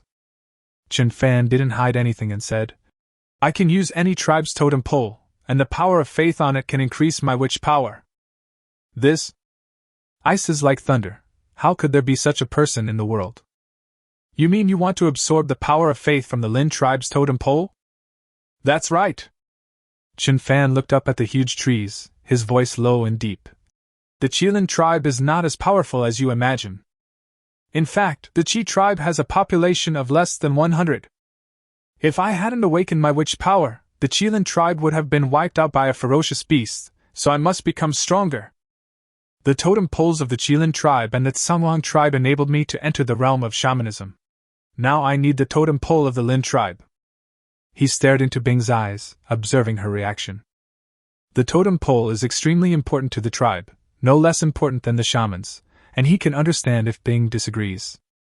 Should we go to the Enmu tribe first, or retrieve the totem poles first? I asked. Go first. Chen Fan was stunned. Are you really going to be so quick to agree? Aren't you going to ask me what the consequences will be if I absorb the power of faith from your totem pole? If nothing unexpected happens, your magical power will disappear. Chapter 54 on the correct use of water escape technique. Chen Fan ultimately decided to go to the Lin tribe to subdue the totem pole first. In his previous encounter with the shaman of the Enmu tribe, Chen Fan could sense that his level was about the same as the shaman's. This stalemate was not what he wanted to see. As a great man once said, never fight a battle you are not prepared for. So the group followed Bing's guidance and headed towards the ruins of the Lin tribe. There was no danger along the way, and as night fell, Mammoth continued on his journey while the others took turns keeping watch and resting. The next morning, when Chen Fan woke up, he saw a lake as big as a football field, like a sapphire embedded in the forest, elegant and blue. Fish swim among them, swans float on the water, and the reflection of the white clouds in the sky appears in the lake, creating a breathtakingly beautiful scene, like a fairyland. Oh my God, it's so beautiful! Qing and the others were refugees in the desert, and had never seen such a sight before, so they all went down to the ground to play in the water. Even Chen Fan was stunned by the pristine ecological beauty, his mind racing and unable to calm down. Witch doctor, the totem pole is at the bottom of the lake, I'll go get it. Bing informed him and then prepared to go into the water. Etc. Chen Fan suddenly sensed danger.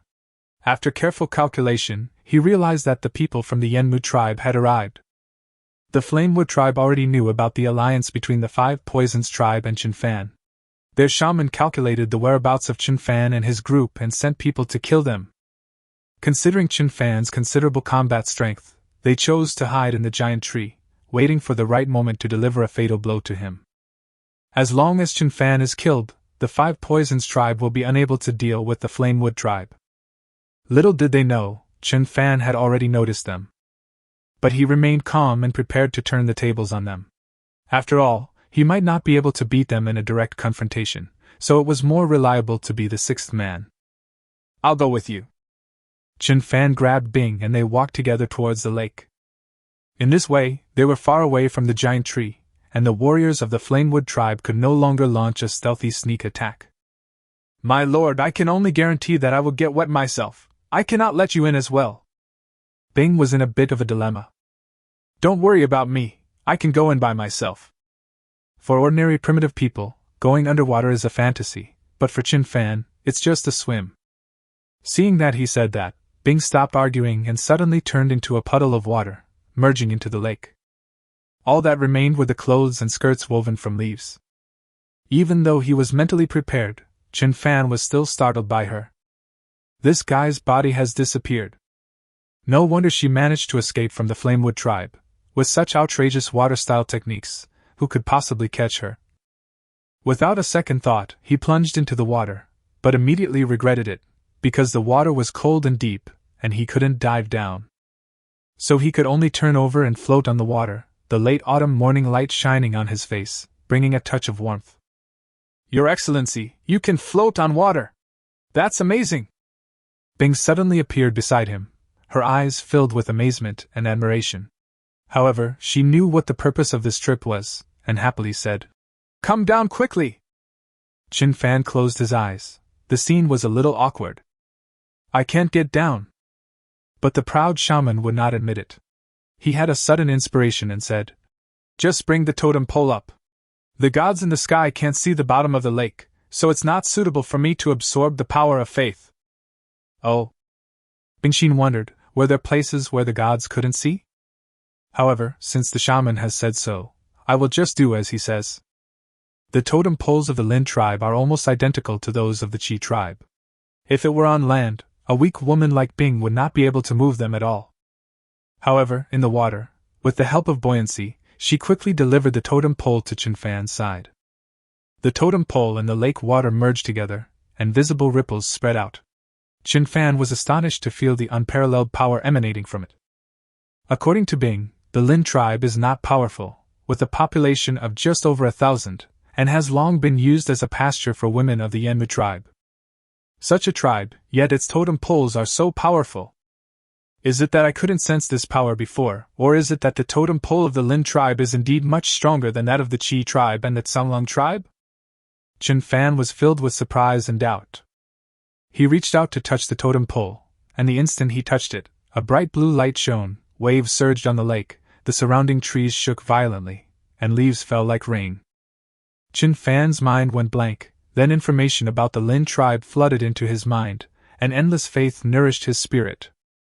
Master Wu Zhu! Qing and the others noticed the strange phenomenon in the lake and exclaimed in surprise. Not good! The Flamewood tribe warriors on the giant tree on the shore realized something was wrong. They exchanged glances and jumped down from the tree. Quickly kill him!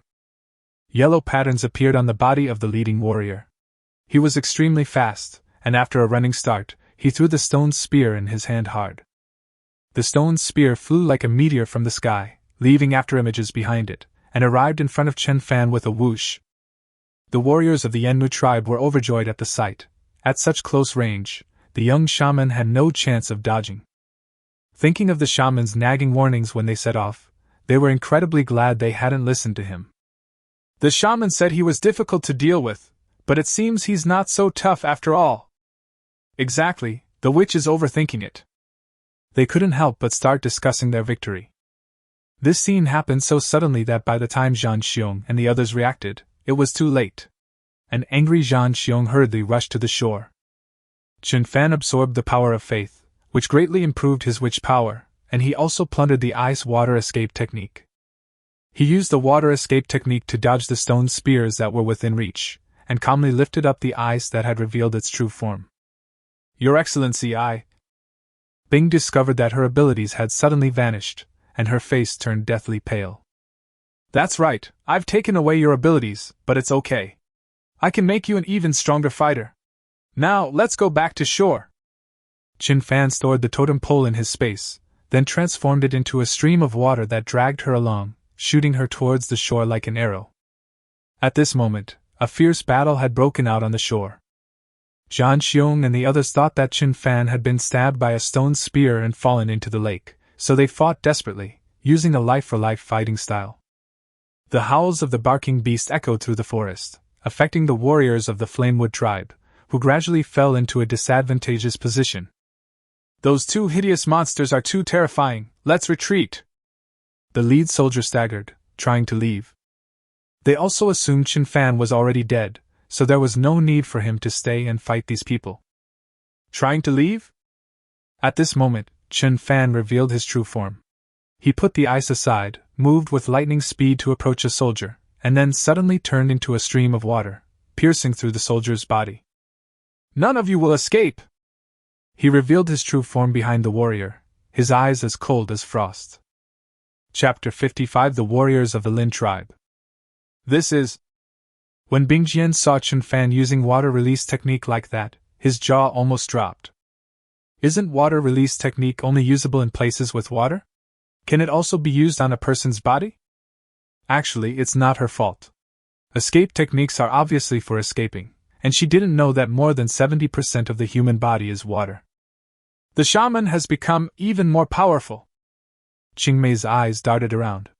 Chen Fan had taken away her predictive abilities back then, so she was very familiar with this scene. You're not dead! The leader of the Yenmu tribe gaped, terrified by the mysterious death of his companion. He might not be afraid of being beaten to death, but being shot to death by a stream of water is hard to accept. You think you can kill me with just a few of you? Does your tribe's shaman underestimate me? Chen Fan watched them with a calm and composed expression. Huma flapped its wings and landed beside him, gently rubbing its head against his leg. The tall trees could not block the cold autumn wind, and the warriors of the Yenmu tribe felt a chill throughout their bodies, a bad premonition rising in their hearts. Escape! The lead soldier's fingers sprouted vines that grew to over 10 meters in an instant. With a wave of his arm, the vines clung to the trunk of the giant tree. Like a monkey, he tried to use the vines to get away quickly. The other soldiers also used their own unique abilities to escape. They were controlled by the barking beasts and had no way to exert their normal strength. Continuing to fight would only be suicide. I told you, none of you are leaving here! Chen Fan took out his bone knife, mounted Huma, and chased after the leading warrior. Although he was fast on the swing, how could he outrun Huma? Chen Fan swept past like a flying knight, and with a single stroke of his bone knife, he severed his head. The vines between his fingers were still green, suspending the headless corpse in the air. Woof woof! The barking beasts weren't idle either. Their roars momentarily halted the remaining warriors' movements, and War Bear and the others immediately pounced. The battle was almost a one-sided massacre, and before long, all 9 yellow-striped warriors of the Yenmu tribe were slaughtered. Awesome! Zhang Xiong and the others finally got their revenge. Ever since they left the desert, they had felt their lack of strength. Every time they fought, they were bullied. This was the first time they had fought so fiercely. The barking beast is truly a divine beast. The black wolf looked enviously at the 2 barking beasts, suddenly realizing that its own giant wolf king was utterly worthless. Haha, I still have 4 more of these barking beasts. The war bear became smug. Black Wolf's expression tightened, and he quickly moved closer. Brother War Bear, look! At this time, the barking beasts had eaten some of the heart blood of the Yenmu tribe warriors, and their breathing was somewhat unstable. Chen Fan and Huma had to go to great lengths to get them onto the mammoth's back. Led by the giant wolf king, the wolf pack also went to devour the heart's blood, which was how they grew. Unlike the barking beasts that only consumed the heart's blood, the wolf pack devoured the entire carcass. Unfortunately, only the giant wolf king underwent a noticeable change. Chen Fan then put it back on the mammoth, and Huma went to eat the corpse hanging in the air. Before long, it was noon. The aroma of meat and the fresh scent of corn filled the forest. People sat in a circle, eating and chatting, their faces beaming with joy. Master Shaman, since the shaman of the Yenmu tribe foresaw our movements, he must have also foreseen their defeat. Why then did you send someone here? While eating corn, Qing voiced her question. Upon hearing this, everyone else fell silent, waiting for Chen Fan to explain. She couldn't have predicted that. Chen Fan tore off a piece of meat with his teeth and said while chewing, Our abilities cancel each other out. Just like I didn't expect their ambush before, and only after arriving here did I sense their killing intent. Qing suddenly realized and nodded, saying, So, divination techniques influence each other. You can't predict her, and she can't predict you? Not entirely. Chen Fan thought for a moment and said, It only affects the effect of passive perception. If you actively predict, you can still perceive it, but it's not very meaningful. I understand. In other words, no matter what she calculates, we can also calculate her. If both sides are constantly sensing each other, it's as if they're not sensing each other at all. Good. Chen Fan gave Qing a praising look. This woman is really smart. She understands immediately, while the others don't quite get it. Actually, this is a very simple matter.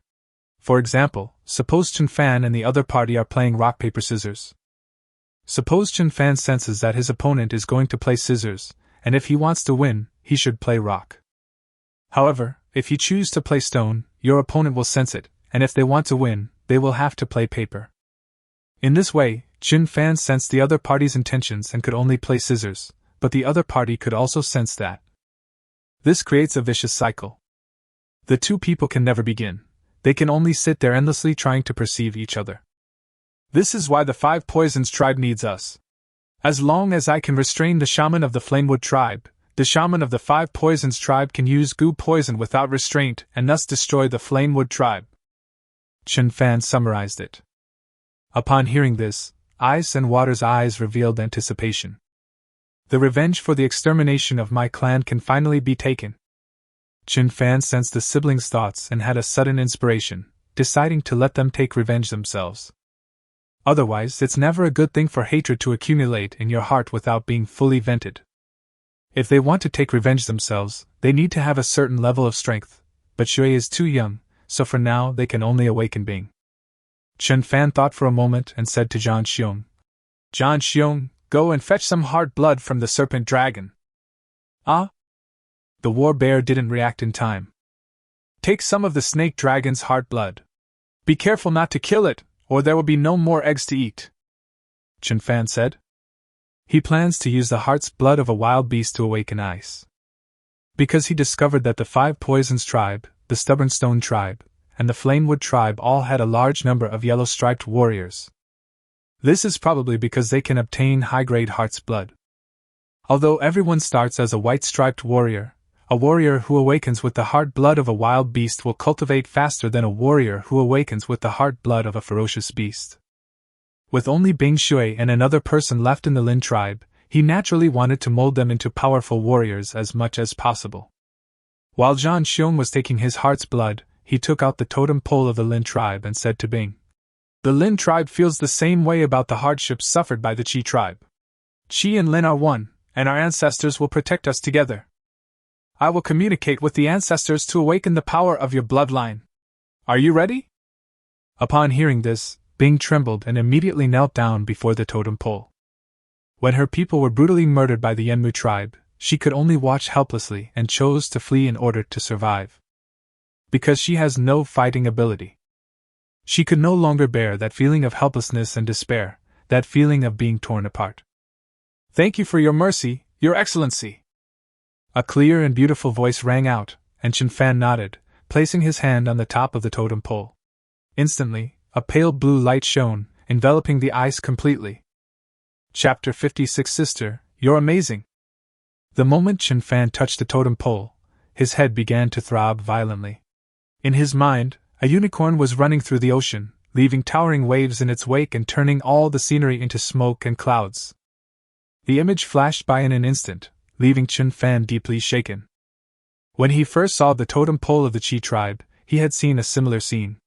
At that time, it was a Qi, and the sky was filled with fire, burning everything. However, the totem poles of the Tsunglong tribe do not have this problem. Is it because the gray wolf is too weak? A thought flashed through Chen Fan's mind, but he stopped thinking about it as the pale blue light dissipated, enveloping the ice. Bing curled up on the ground, dressed in clothes made of leaves, so there were no obvious changes in her appearance. Suddenly she leaned back, and a dazzling green light burst forth in front of her. Birds chirped and insects swarmed through the forest. "My God! Green stripes!" Zhang Xiong was dumbfounded. His own ancestral totem only had red markings, and Zhang had white markings, which were worlds apart from the green markings. "Quiet!" Chen Fan stopped their exclamations and focused intently on observing Bing's condition. Because of the leaves and clothes covering the ice, he couldn't see the specific patterns, but he could see that fine scales had grown on Bing's neck. Blue-green, jewel-like scales. 2 tiny horns even grew on her forehead. Atavism. Atavism is a special type of genetic phenomenon. This refers to the appearance of anatomical and physiological characteristics in individual humans that were present in human ancestors but have disappeared in modern humans. Therefore, atavism is also evidence of biological evolution. Chen Fan was completely stunned. "I can't stand a woman with scales. My love story ended before it even began?" Just as Chen Fan was lamenting in his heart, the blue and green lights slowly disappeared, and Bing had completed its awakening. She reverted to her normal human form and knelt before Chen Fan. At this moment, she exuded an air of mystery, standing out in the crowd like the moon among fireflies. "Ice, what ability have you awakened?" Chen Fan asked impatiently. "Great shaman, my ancestors bestowed upon me the ability to control water." A clear, melodious voice rang out, and the lake's surface surged with wind and waves. Suddenly, a majestic beast formed from the lake water appeared, the water qilin. It runs on the lake, water droplets constantly flowing into the lake, and the lake water continuously repairs its body, creating a breathtaking, magnificent, and unique scene. Suddenly, the qilin opened its mouth wide, and a jet of water shot out, spanning the lake and striking a giant tree not far from the group. Click! A thick tree, too heavy for 4 or 5 adults to encircle, snapped in two, startling the birds in the forest into flight. Even the mammoth standing nearby took 2 steps back, its large head swaying back and forth, appearing restless. The wolves lay prostrate on the ground, their fur bristling. Only the barking beasts seemed excited. The 2 barking beasts ran to the lakeside, barked a few times, and then laid down on either side of the ice. Oh my God! Qing looked on with amazement and envy. Thinking about her own awakened endurance, she suddenly teared up. Wu Lang and the others were also dumbfounded. This was no longer a skill, this was true supernatural power. The green-veined ancestral totem is terrifying. Good, very good. Chen Fan helped Bing up. With such a powerful green-patterned ancestral warrior, the Yanmu tribe was even more confident. Lord Wuzhu, the heart blood of the serpent dragon has been retrieved. After his initial surprise, Zhan Xiong approached, holding a leaf in his hands. There was only a tiny bit of heart's blood on it, which seemed to be just enough for Bing to awaken. Qing couldn't help but roll her eyes at him. He himself has not awakened the heavenly totem. If he obtains enough heart's blood, the shaman will naturally help him awaken it. But he only took this little bit. This long-snouted war bear is such a fool. I'll have to give him a break from now on. If Zhan Xiong knew what she was thinking, he would be wronged to death. How could he know that the shaman was carrying the totem pole of the Cunlong tribe? Chen Fan took the heart's blood from the snake dragon. The blood was pink and as clear as water. Your Excellency, the shaman, have shown me such great kindness and virtue that I have no way to repay you. Upon learning that the serpent dragon's heart's blood was also intended for her, Bing knelt down once again. The plesiosaur was a type of dinosaur. Unlike the gentle mammoth, the plesiosaur was an extremely bloodthirsty beast. Male serpent dragons have almost no natural enemies, but they are cold-hearted and solitary, while female serpent dragons value relationships. Their inability to move when pregnant becomes a fatal weakness. Chen Fan looked at Bing with expectant eyes. I am deeply grateful and have no way to repay your kindness. I would give myself to you in return. These three phrases are usually used together. Just finish saying them. Unfortunately, it seems Bing didn't mean that. Ahem, the Qilin is a single entity, you don't need to do this. Chen Fan said awkwardly, not knowing who he was trying to comfort. After saying that, he removed a few leaves from Bing's back, smeared the snake dragon's heart blood on his right hand, and smeared it on her smooth, snow-white back. He poured the rest of his heart's blood onto the totem pole of the Lin tribe. The sacrificial ceremony begins. The totem pole resonated with his energy. With a single thought, the wind and clouds would change color. Boom! Between heaven and earth, thunder rumbled, and a blazing flame seemed to flash and disappear in the void. Ice trembled, and the blood on her back disappeared, replaced by a serpent dragon with its mouth wide open. It's done! Chen Fan breathed a sigh of relief. Whether the heavenly totem would succeed or not depended entirely on fate, something even he couldn't control. Get up! What ability do you have? Bing's expression changed slightly, her face flushed, and she whispered, It's devouring.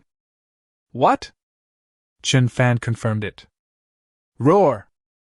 Bing roared, and a faint phantom of a serpent dragon appeared behind her. A large amount of lake water was lifted up and swallowed by her. Everyone was stunned again, especially Chen Fan. What kind of weird abilities are these? Bing was a perfectly normal girl, and now she looks like no one at all. He asked, in a pained and ill-timed manner. You drank it? Bing shook her head, spat out a large amount of water from her small mouth, and transformed into a water mammoth. Excited, she leaped onto it. Isn't this still water control? Chen Fan sensed something was wrong. Upon hearing this, Bing roared again, uprooting a nearby sapling and swallowing it whole. Chen Fan. Clear. The soldiers. Sister, you're amazing! The water on the mammoth's back was vibrant and lively, and its thin body trembled slightly.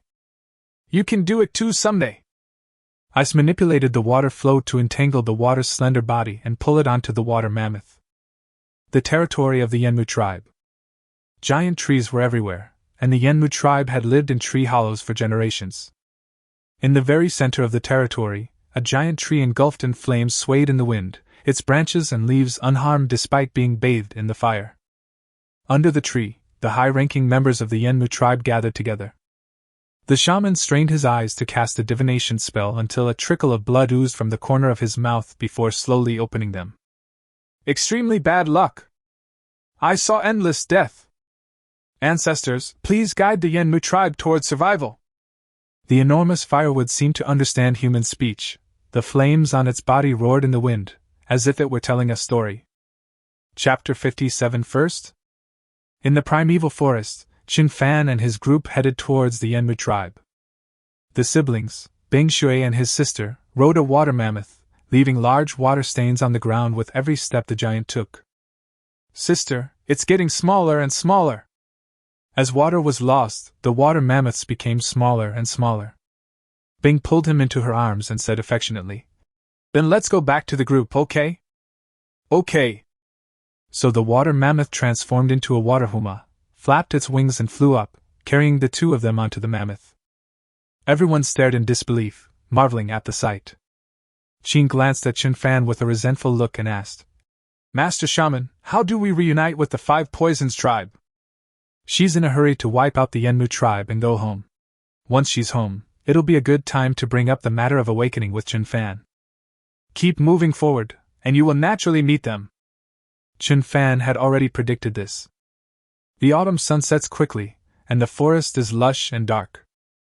After a long time, the group indeed saw the spies planted by the Five Poisons tribe. The spies, driving a swarm of poisonous insects, spotted Chen Fan and the others and immediately reported to the main force of the Five Poisons tribe. Before long, the people from the Five Poisons tribe arrived.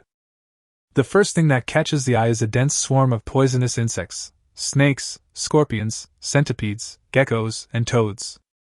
Chen Fan estimated that there were at least 1,000 of them, mostly black, of varying sizes, which sent chills down one's spine. Following them were warriors from the Five Poisons tribe, numbering over 300, some of whom rode larger poisonous insects as they emerged from the dense forest. "Ha ha, esteemed shamans of the Qi tribe, you have finally arrived!" A gaunt old man appeared riding a hawk, laughing loudly. "Sorry to keep you waiting." Chen Fan had a good impression of the shaman of the Five Poisons tribe. After all, the shaman had given him the precious weak water ice butterfly. "The timing is perfect, let me introduce it." The old man jumped off the ground and pointed to the warrior riding the giant snake behind him, saying, "This is Gon, the leader of the snake tribe of our Five Poisons tribe, and also our most powerful yellow-striped warrior. This is the leader of the scorpion tribe, Lu Mao. Centipede department magpie virtue. The gecko has 1,000 legs. And there are blood packs from the toad's body." After the old man finished introducing everyone, he pointed to the middle-aged man that Chen Fan had seen before and said, "This is the holy chief of our Five Poisons tribe." Chen Fan was secretly alarmed. These people were no ordinary individuals, and the clansmen behind them were all totem warriors. Moreover, their Five Poisons tribe's territory must still have totem warriors guarding it. When will the Qilin tribe have such a lineup? The Five Poisons tribe is full of talented people, it's truly enviable. Chen Fan smiled slightly and offered a feigned compliment. "Not at all, they're all useless show-offs. This time, we'll have to rely on the two of us to attack the Yenmu tribe." The old man was implying something. "Leave the shaman of the Yenmu tribe to me, you can handle the rest yourselves." Chen Fan did not refuse. "Good." The old man rubbed his hands excitedly and asked, "Shall we charge in now?" As soon as he said this, the people of the Five Poisons tribe immediately sprang into action, and it seemed they were eager to start the war. "Wait a minute." Chen Fan used his predictive skills to begin his calculations. This time he saw the scene: flames soaring into the sky, countless poisonous insects being burned to death, and countless soldiers struggling and screaming in the fire. Puff! The video suddenly cut off, and Chen Fan coughed up a mouthful of blood. "Master Wu Zhu!" Qing and the others were shocked. The people of the Five Poisons tribe were also tense. Bloodshed before battle was not a good omen. "I'm fine." Chen Fan waved his hand and said to the old man, "The Yenmu tribe uses fire attacks. Do you have any way to counter them?" The old man nodded solemnly. "The centipede and scorpion parts can make poisonous insects burrow into the soil to avoid the flames, while the toad part can also withstand ordinary flames." "That won't do." Chen Fan bluntly poured cold water on their enthusiasm, then said, "You guys shouldn't go in yet. I'll hold off their shaman, you use your goo magic to kill the enemy, and we'll lure them out." The old man frowned in deep thought. The holy chief of the Five Poisons tribe said, "The witch's goo technique also relies on poisonous insects to be used. If we don't go in, Bigu technique will be difficult to kill the enemy on a large scale. The leader of the snake tribe grew impatient. His expression turned fierce as he spoke loudly. The mere Flamewood tribe? We've fought them before. Why are you being so timid and talkative, young man? If you're so powerful, why would you need to ask our shaman for help? The black wolf was furious. Hey, shut up! The old man rebuked him sternly, but his expression showed no severity. He clearly agreed with Hagon's words. You've fought before? Didn't the Yenmu tribe use fire attacks? Chen Fan didn't care about Hagon's words. He was just surprised. Yenmu is indeed troublesome, but it moves slowly, so we just need to go around it. The old man returned. No, what I predicted was not the flame tree, but a sky full of fire. Chen Fan immediately made another prediction after speaking. He needed to determine whether he had simply missed Yenmu or if the Yenmu tribe had used other methods. The scene reappeared, and indeed, amidst the raging fire, there was a large tree. In a place that is not clearly visible, there is a small, bright red sapling. They nurtured the saplings of the flame tree and offered them as a sacrifice to their ancestral flame tree. Puff! Chen Fan coughed up a mouthful of blood. He was shocked. The Yenmu tribe was so heartless that they would even sacrifice their ancestors. Almost at the same time, the shaman of the Yenmu tribe also coughed up blood. Her face was pale, and she murmured, "This is bad. The boy's shamanic power has increased, and he has seen our plan." So, did you figure anything out? The old man asked anxiously. After calming down and the dizziness subsided, Chen Fan pushed away Qing, who had come to support him, and said coldly, "It is indeed Yenmu. In that case, you may go in." With the die already cast, and adhering to the principle of sacrificing a friend rather than oneself, the only option was to send these warriors from the Five Poisons tribe into their deaths. Making a fuss over nothing, humph. Hagon made a sarcastic remark, seemingly quite disdainful. Why do you talk so much nonsense? Chen Fan rode Huma straight over, and the barking beast roared at the right moment. Hagon was distracted for a moment, and Chen Fan had already slapped him across the face. Snap! Say one more word and I'll kill you right now! His eyes were like black holes, and his tone was cold and domineering. Once he regained consciousness, Hagon was both shocked and furious, but dared not make any rash moves. Hagon, the shaman of the Chi tribe is our friend, so don't say anything more. A shadow crossed the old man's eyes. The holy chief of the Five Poisons tribe clenched his fists, his gaze unfriendly. He looked at the howling beast, then at Chen Fan, and finally turned and roared. Let's charge in and wipe out the Flamewood tribe first. Chapter 58. Each with their own ulterior motives. Night. Partly cloudy. In the primeval forest. In the distance, there were dazzling flames and deafening shouts of battle. The great war between the Five Poisons tribe and the Flamewood tribe officially began. Both sides had been planning this for a long time, and the war quickly reached a fever pitch. First, there are the poisonous insects of the Five Poisons tribe. Just as the old man had said, centipedes and scorpions burrowed into the soil and invaded the territory of the Yenmu tribe. They appear and disappear unpredictably, ambushing the warriors of the Flamewood tribe directly from underground. Although they cannot kill them instantly, their poison can instantly neutralize their fighting ability. The snakes and geckos climbed the giant tree, hiding in the darkness, concealed among the thick branches and leaves, with only their scarlet eyes appearing intermittently. They work together seamlessly. The gecko is smaller and more agile, often taking the initiative to lure the Flamewood tribe warriors in the trees before the venomous snakes deliver their fatal blow. The toads followed the warriors of the Five Poisons tribe. Their mouths and backs were filled with poison sacs, which could both injure enemies and, to some extent, ward off fire. As for the warriors of the Five Poisons tribe, their abilities all come from the blood of five poisonous insects. There are not many warriors with strong defenses, so they have never really gotten close to the center of the battlefield.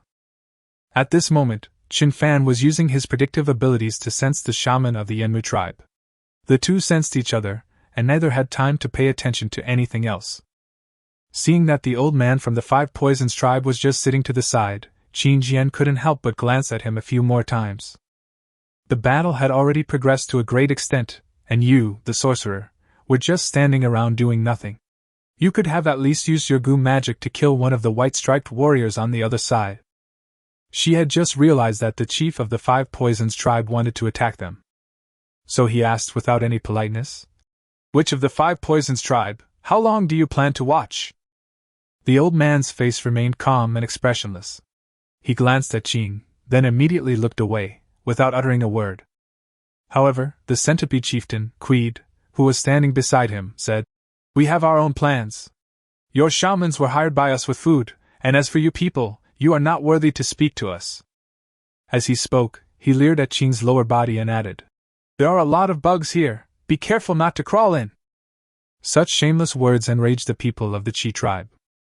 The black wolf had been holding back its anger for a long time, and its orange markings appeared as it prepared to go forward and fight. "Never mind." Qing reacted quickly, grabbing him and shaking her head. The fact that the centipede leader Queed and the gecko leader Qianzu did not go to the battlefield but stayed behind to protect the old man shows that their strength is not much weaker than Hagon's. If Bing doesn't take action, Wu Lang and the others are definitely no match for them. Of course, the barking beast could also put up a fight against them, but the two sides are still cooperating for the time being, so it's not appropriate for them to fight now. The territory of the Yanmu tribe. Beneath the flamewood tree, a shaman covered in mysterious patterns sat with her eyes closed, surrounded by high-ranking members of the flamewood tribe. The aged and decrepit chieftain looked at an extremely tall warrior beside him, and asked, "How is it? Has anyone been affected by the goose spell?" The warrior shook his head, his enormous, bell-like eyes flashing with a dangerous light, and said in a deep voice, "Holy chieftain, are we just going to wait here like this? The 5 Poisons tribe is utterly vulnerable. We have over 400 totem warriors. What do we have to fear in a head-on battle with them? Of course we are not afraid, but the shaman of the 5 Poisons tribe is too strange. The shaman has no way to control him now. If we are not careful, all the tribesmen may die. So let's proceed according to plan." The holy chieftain looked helpless. The mighty Yanmu tribe was attacked at its doorstep and could only passively defend itself, an unprecedented humiliation. "Holy chieftain!" At this moment, a member of the tribe ran over, knelt down, and said, "The seedlings and the tribe have been moved. They told us that we must come and reunite with them." Upon hearing this, the holy chieftain's eyes flashed with a sharp light. Among the tribespeople who were being evacuated was his own grandson, whose fate in this battle was uncertain. He felt quite distressed. He immediately issued the order, "Have the warriors who have awakened their avian abilities take action and find all the filth underground." "Yes." A junior leader accepted the order and left. "Have the warriors in the trees come down. Warriors with fire abilities, set all the trees in the territory on fire." "Yes." "All remaining orange-striped warriors, go and face the enemy head-on, and slaughter the entire 5 Poisons tribe." "Yes." "The yellow-striped warriors will go in groups of 3 to hunt down their leader." "Yes." After arranging everything, the holy chieftain looked once again at the extremely tall warrior beside him. "Double fire, the ancestors bestowed your power upon you to protect the tribe. Now go and kill the 5 Poisons tribe and that Qilin tribe shaman." "Yes, I will not come back alive if I don't kill them." The warrior named Twin Fire flashed and disappeared into the tree. "For the horde!" the holy chief shouted loudly. "For the tribe! For the tribe!" Beneath the blazing wood, the shouts were deafening. As the warriors of the Yanmu tribe poured out, the brutality of the war escalated to a new level. Countless poisonous insects were dug out of the ground and hacked at with various weapons, killing them. The splattered blood also caused the deaths of some white-striped warriors of the Flamewood tribe. Nearby trees were set ablaze at almost the same time. The dry branches and decaying leaves of late autumn were highly flammable, and the fire shot into the sky, illuminating the surrounding area for miles as bright as day. "Holy chieftain, it's time!" Hagon rode a giant serpent, his arms possessing terrifying strangulation power. At least 5 or 6 Yanmu tribe warriors died from his arms. But more and more enemies surged in, and after he managed to twist and kill an enemy yellow-striped warrior, he shouted with all his might. Upon hearing this, the holy chieftain of the 5 Poisons tribe, who was not far away, immediately chanted a spell, and waves of light spread out, adding various status effects to the warriors of the Five Poisons tribe. The most unique of them is the Berserk state. This skill is only available after upgrading to the Holy Chieftain level. After the warriors of the Five Poisons tribe went berserk, not only did their size increase and their various attributes improve, but they also became fearless and only knew how to kill. Once he used this state, his mission as the Holy Chieftain was complete, and the two non-berserk yellow-striped warriors protected him as they prepared to retreat. Die! However, the people of the Yenmu tribe had already set their sights on him. 5 yellow-striped warriors descended from the sky, slashing fiercely at him with their weapons. After a chaotic battle, 2 yellow-striped warriors who were guarding the Holy Chieftain were killed, but the other side still had 4 men left. Because of their frenzied nature, the warriors of the Five Poisons tribe now only know how to kill the enemy and have no idea how to provide aid. At the critical moment, Hagon, who had only a sliver of reason left, arrived. Unfortunately, he couldn't hold them off alone. Although he displayed great power and held off 3 people at the same time, another person swiftly wielded his blade and chopped the weaker Holy Chieftain into mincemeat. Aruru! Hagon was consumed by rage and went completely berserk. Good, the goo worm has gone in. The old man, who had been sitting quietly, showed a happy expression. He took out a stone drum and began to beat it rhythmically. Chen Fan suddenly opened his eyes, looked at a giant tree in the distance, and then closed his eyes again. Chapter 59 Green patterns appear again. The term, goo, has multiple meanings in modern philology, with one of the main meanings being worms in the abdomen. Intestinal worms means that many worms have invaded a person's stomach, which is also known as insect poisoning, a kind of poison that enters from the outside. When numerous insects invade a person's intestines and stomach, causing a corrosive effect, it is called goo, also known as Zhong-gu. According to legend, the method of creating poisonous insects is to put various highly venomous insects, such as snakes, scorpions, and lizards, into the same container, allowing them to devour and kill each other. The only surviving insect at the end is the insect called a goo. There are many types of goo, among which the most influential are snake goo, dog goo, cat ghost goo, scorpion goo, toad goo, insect goo, and flying goo. Although goo appears to be a tangible object, since ancient times it has been considered a mysterious creature that can fly, transform, and emit light, appearing and disappearing without a trace like a ghost. Those who create goo can use magic to remotely control the goo worms, bringing various diseases to the target, or even killing them. The ancients had unwavering faith in the magic of poisoning and causing illness. In the 8th year of the Qingli reign of Emperor Rinzong of Song, a book titled Qingli Shanji Fang was promulgated, which introduced methods for treating goo poisoning. Even medical books such as Treatise on the Symptoms of Various Diseases, Prescriptions Worth 1,000 Gold Pieces, and Compendium of Materia Medica contain detailed analyses of the symptoms of goo poisoning and medical prescriptions for treatment. The goo technique used by the shamans of the Five Poisons tribe is certainly more ancient, but the principle is the same. Their goo is actually a transformation of shamanic power, which is stored in the body of poisonous insects. When the insects get close to the enemy, they can infect the enemy with goo.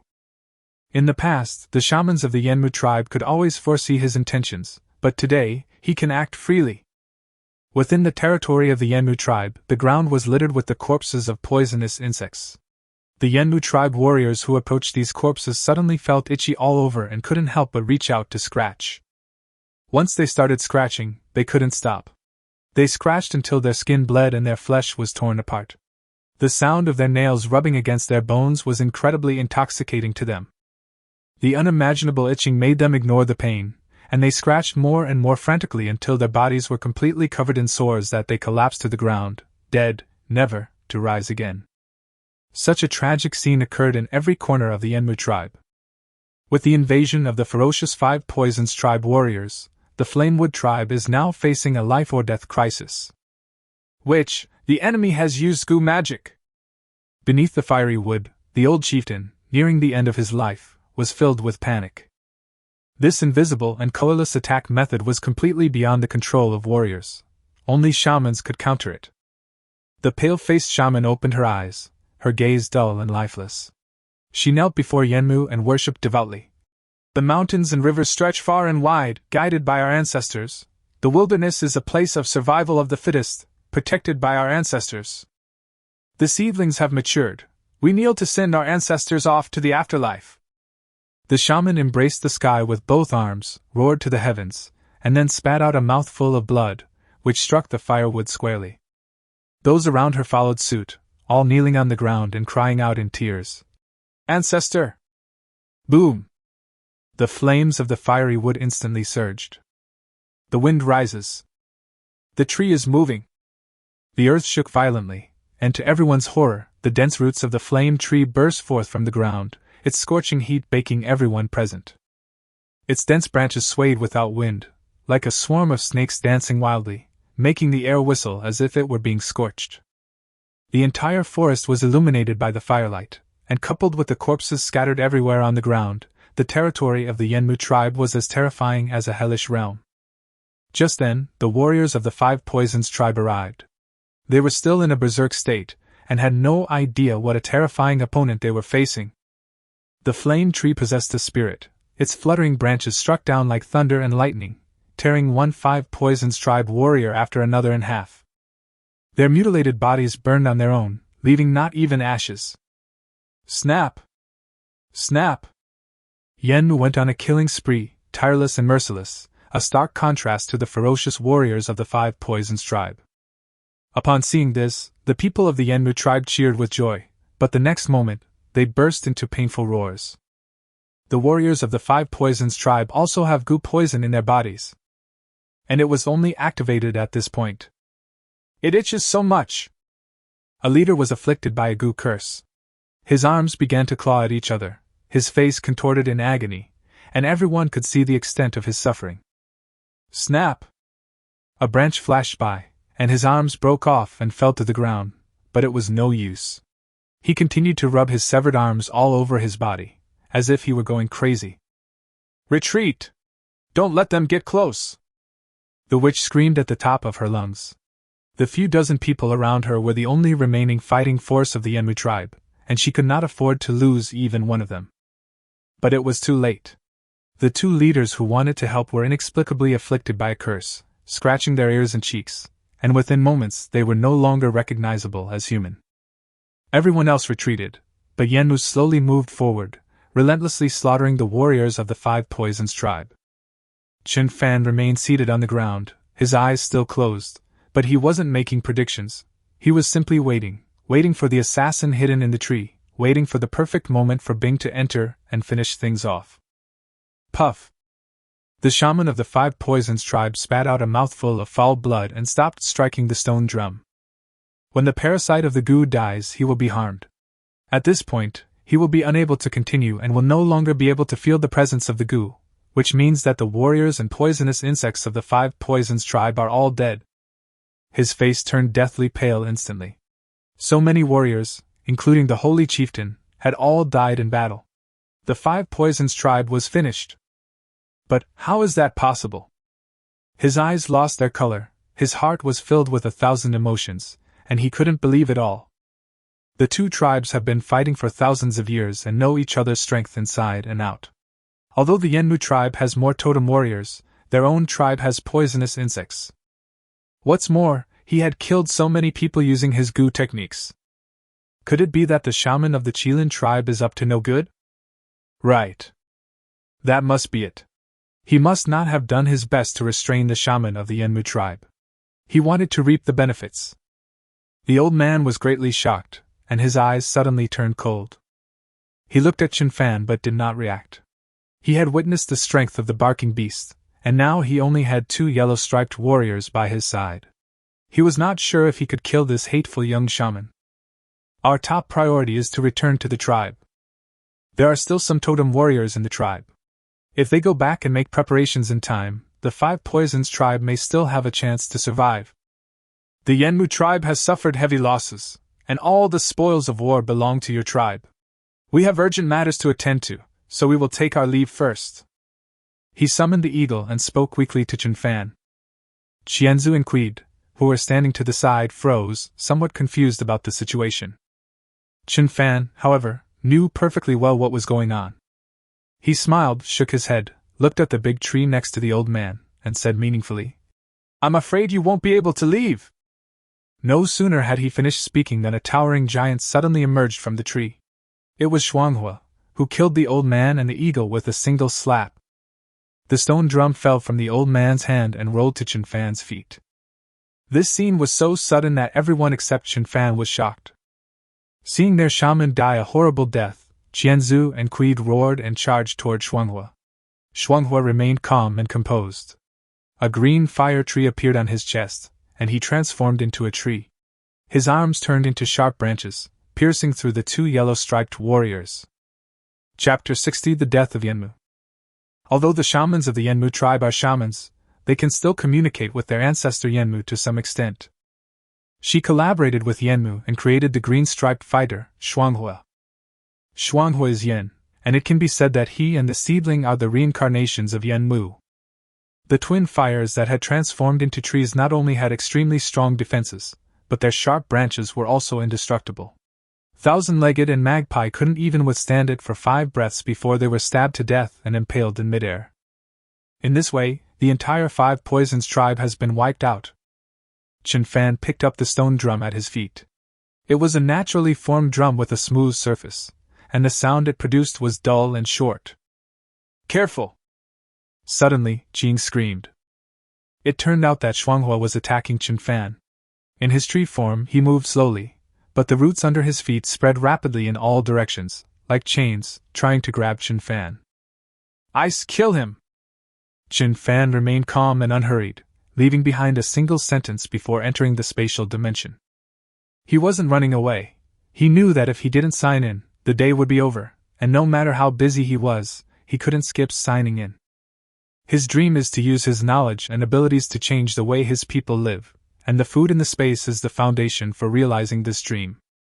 Only when there is sufficient food and a safe environment can infrastructure construction begin. Otherwise, if everyone is hungry or there are always people coming to harass them, then no matter how well they build the tribe, it will be useless.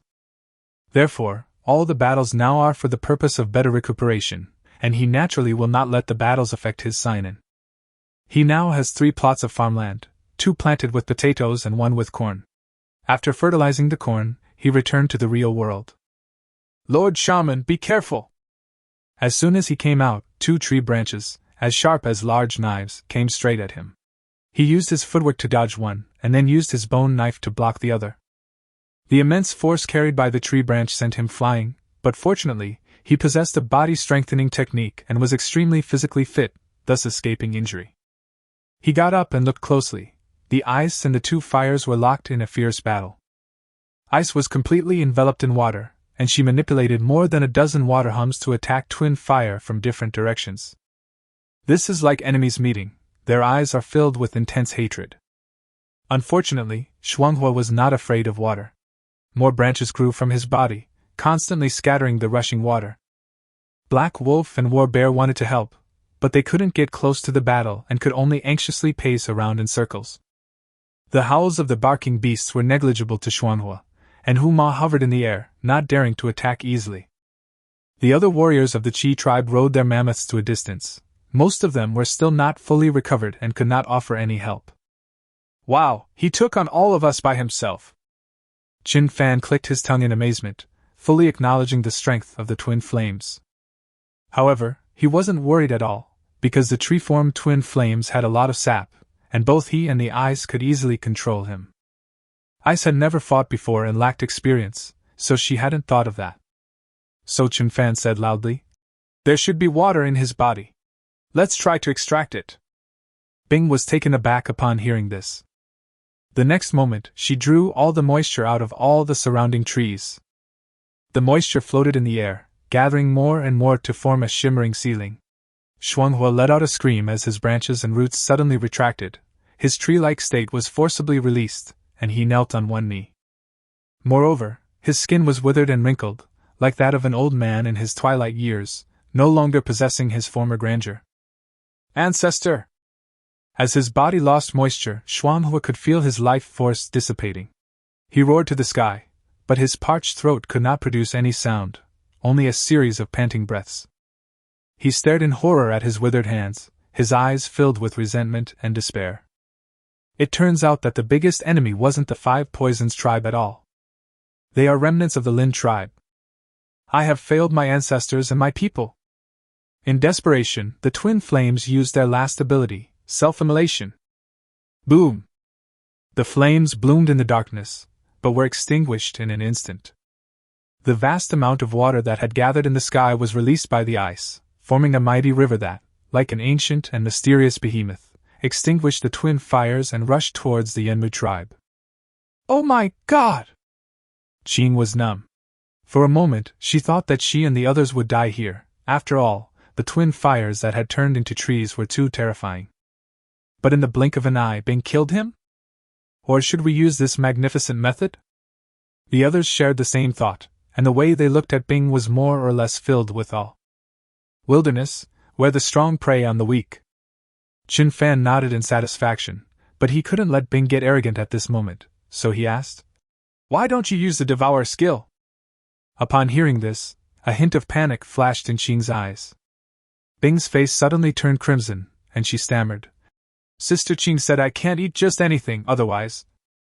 Chen Fan immediately understood what this meant, and a surge of anger rose within him. But now is not the time to be carefree. Trying to calm himself down, he said, "Don't follow her example. Go and take your revenge first." Bing responded and quickly left. The firewood was still burning, and Bing went straight for the light. The ground was covered in water, so she moved very quickly. Call! From a great distance, the branches of the flame tree lashed out at her. It was so sudden that Bing was completely unprepared. But the branch went out in an instant before her eyes, then froze and broke. It's Qingxin Jade. Bing was taken aback. The shaman had only said that this thing could calm the mind. He hadn't expected it to have such an effect. This made her even more reckless, and she accelerated her pace. Along the way, it continuously absorbed moisture from the surrounding trees and soil, and a giant water serpent dragon appeared, growing larger and larger.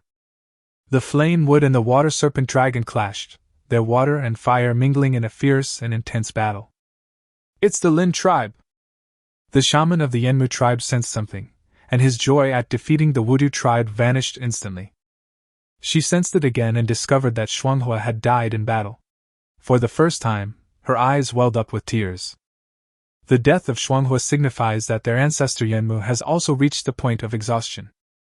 Escape! She made a decision in an instant, and shouted at the top of her lungs. There's no escaping it. A voice devoid of any warmth rang out, and several small water serpent dragons appeared, surrounding the Yenmu tribe. You didn't expect this, did you? Your Yenmu tribe's retribution has come so quickly. Today, I will avenge the 1,276 people who died in the Lin tribe. A bitter smile appeared on her beautiful, icy face. Those small water serpent dragons exploded with a roar, and the splashing water droplets penetrated into the bodies of everyone in the Flamewood tribe. Pft! Pft! The group was riddled with bullet holes, and the blood that flowed out was controlled by the ice, which then seeped back into their bodies. This happened repeatedly, and not a single person was able to muster the strength to resist. Not long after, they all lay on the ground convulsing, clearly not going to live. Almost simultaneously, the enormous water serpent dragon exploded, as if a torrential downpour had begun. The exhausted Flamewood collapsed with a crash, the raging fire extinguished, leaving only a desolate wasteland. Let's go! These Yenmu tribe people really know how to hide! After sensing the information he wanted, Chen Fan mounted Huma and led everyone on their way, with their goal, the Flamewood seedlings and the totem poles. Chapter 61 Annihilation of Two Clans. The territory of the Yenmu tribe is backed by a majestic mountain. Jiamu is a white-striped warrior and the only totem warrior who moved with his people. His ability was to change color. At this moment, he was hiding at the top of a giant tree at the foot of the mountain, blending into the branches and leaves, so that even the birds did not notice anything unusual.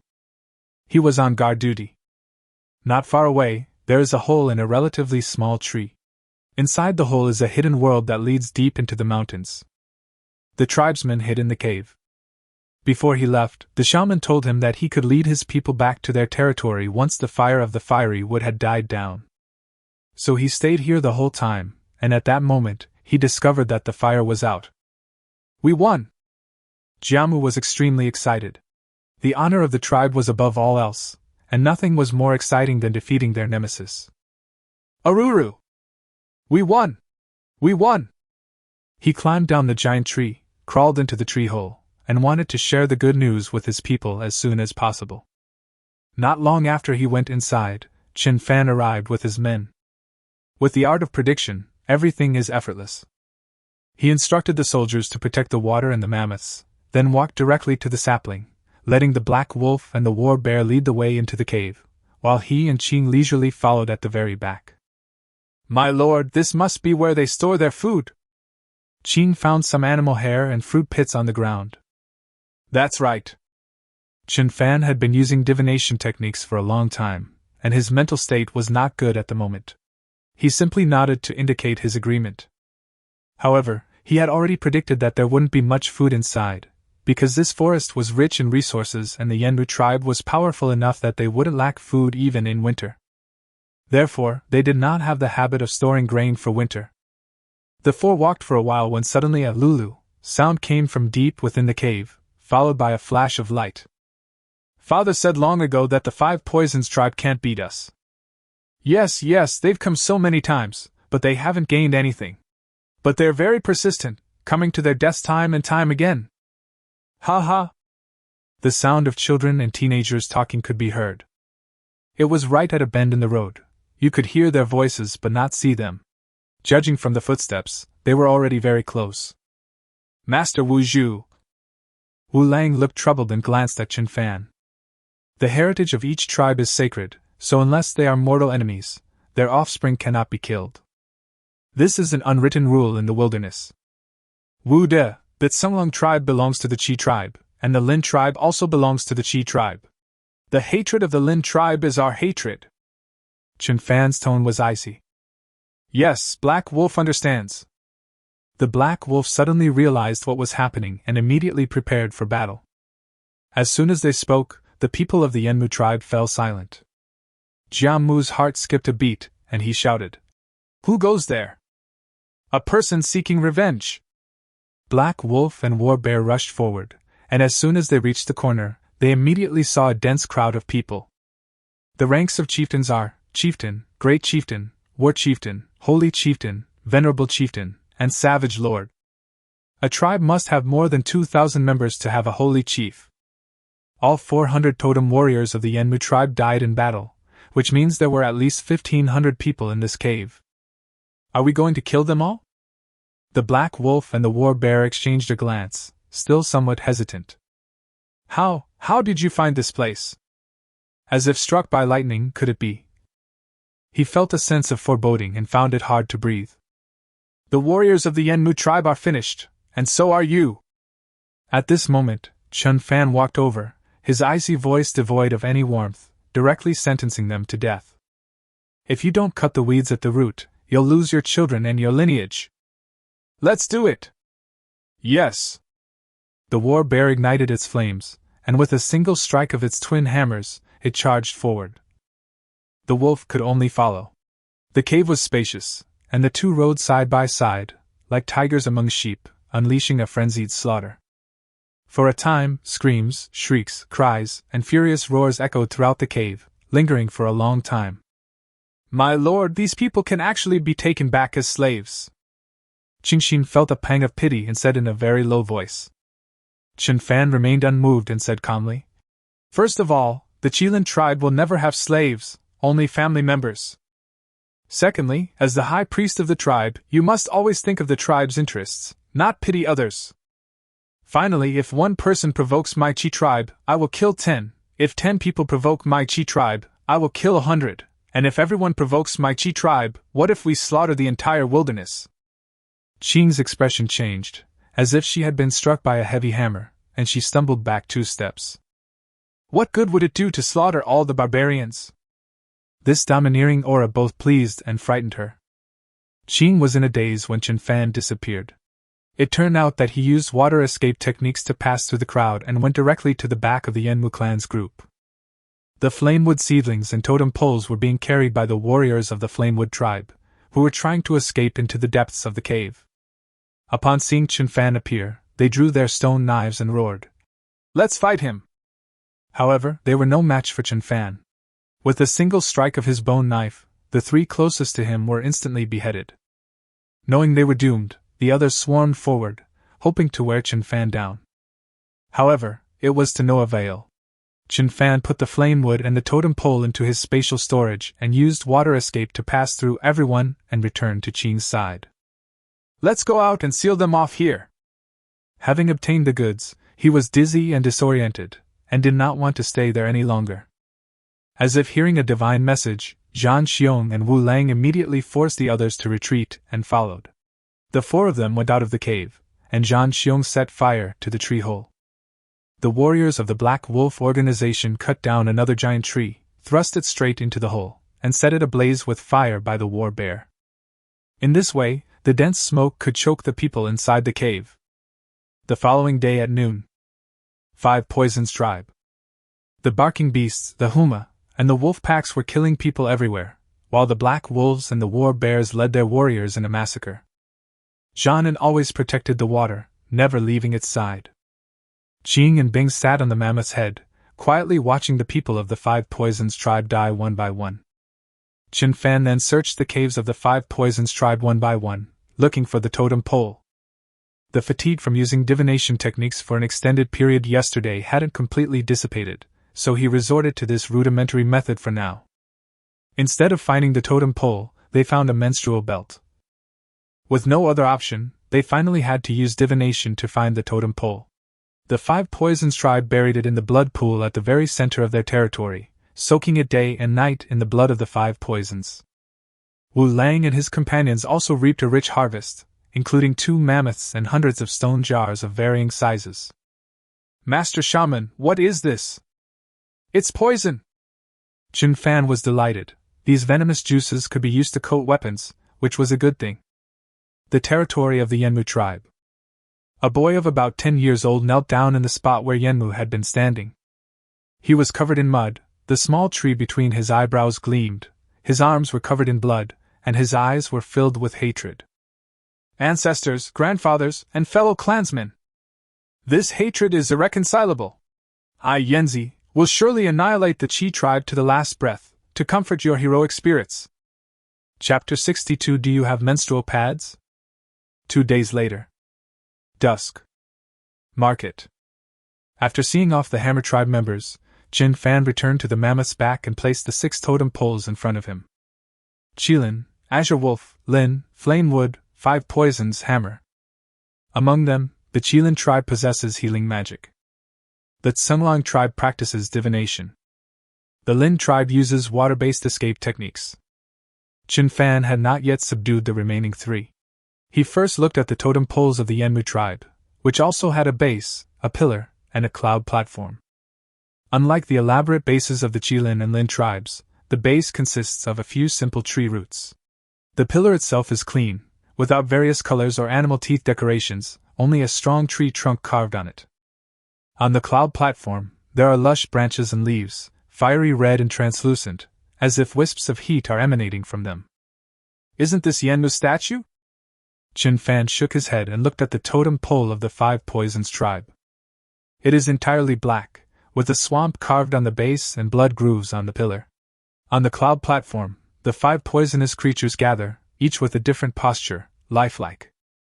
As for the totem poles of the Hammer tribe, Chen Fan didn't understand, because it really was just a hammer. Wooden handle, stone hammer. It is also very small, only 1/3 the size of a normal totem pole. "Lord Wuju, Wuda has found the salt you mentioned." At that moment, a white-striped warrior shouted from the ground. So Chen Fan put away all the totem poles, jumped off the ground, and followed the white-striped warrior toward the market. 2 days ago, they wiped out the 5 Poisons tribe. A day ago, they arrived at the market, and today they finally met the Hammer tribe. The market was as bustling as ever, with people coming and going, all making the most of the last days of autumn to trade. With nothing else to do, Chen Fan sent Wu Lang and the others to find salt. To his surprise, they actually found some, and now they could enjoy all sorts of delicious food. Before long, Chen Fan arrived at the salt stall, which was run by a group of dark-skinned primitive women who looked similar to Zhang Xiong. But they were all bald, their heads covered in blue paint, making them look like irregularly shaped oval eggs. In front of them were 2 fist-sized white crystals. "My lord, is this the one you're looking for?" Black Wolf wasn't quite sure. He had never seen anything like it before.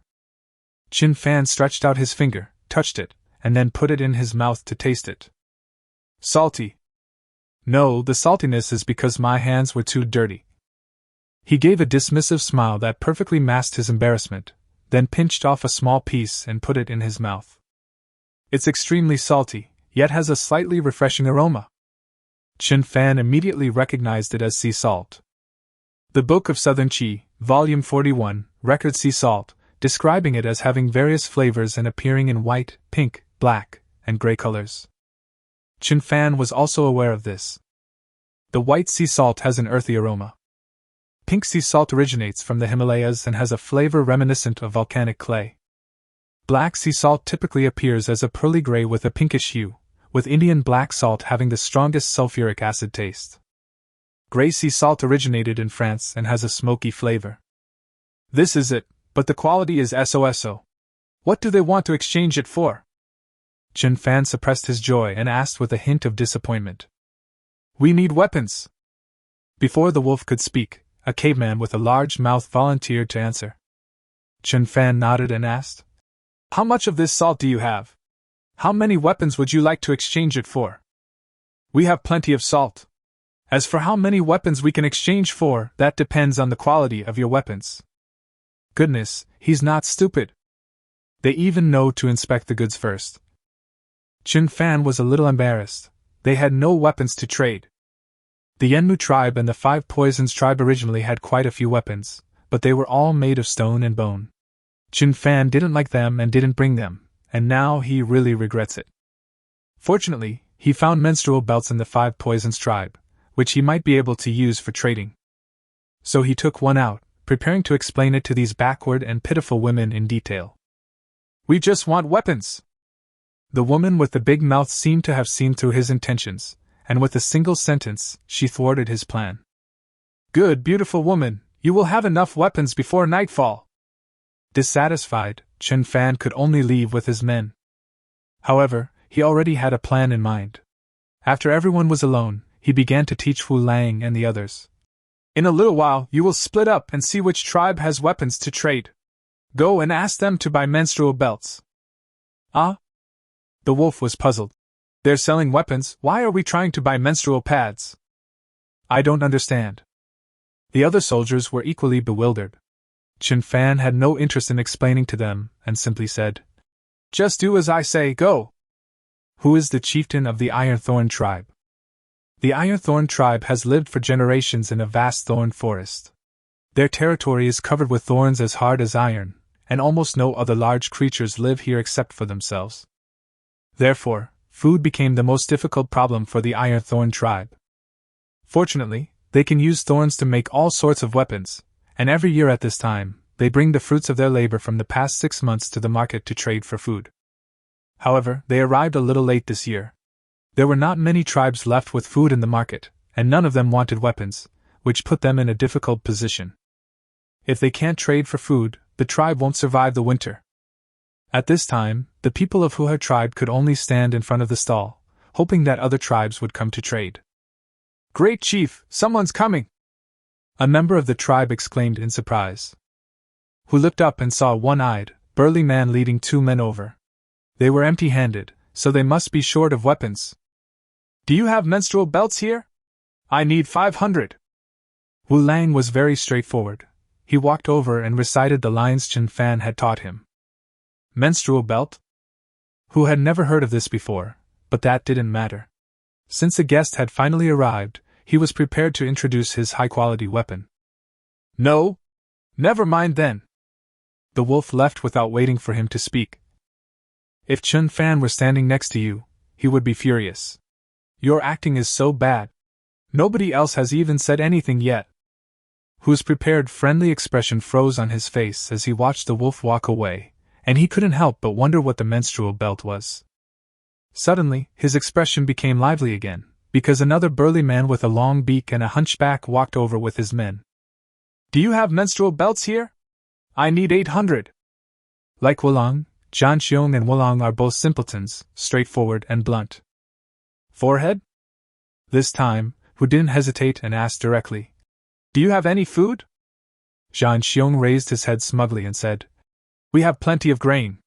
How do you want to trade?"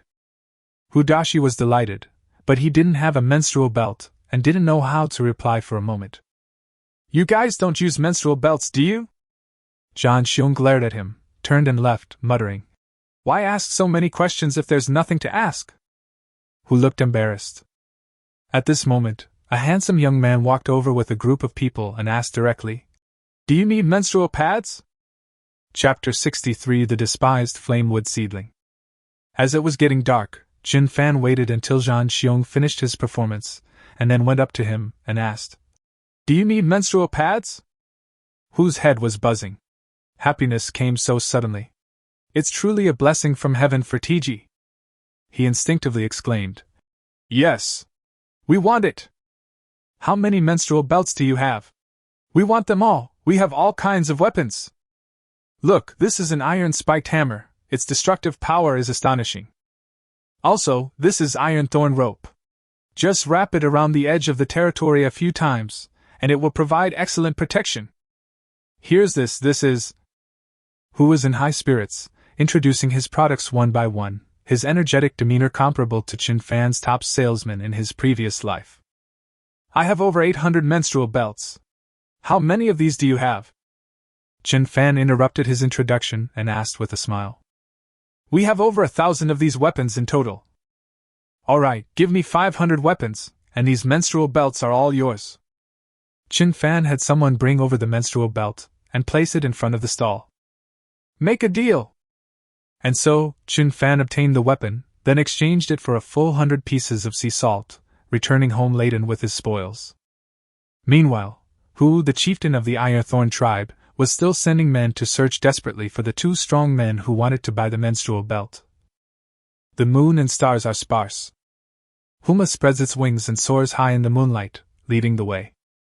Zhan Xiong and Zhan rode their barking beasts, galloping across the sand, followed by the wolf riders led by Wu Lang.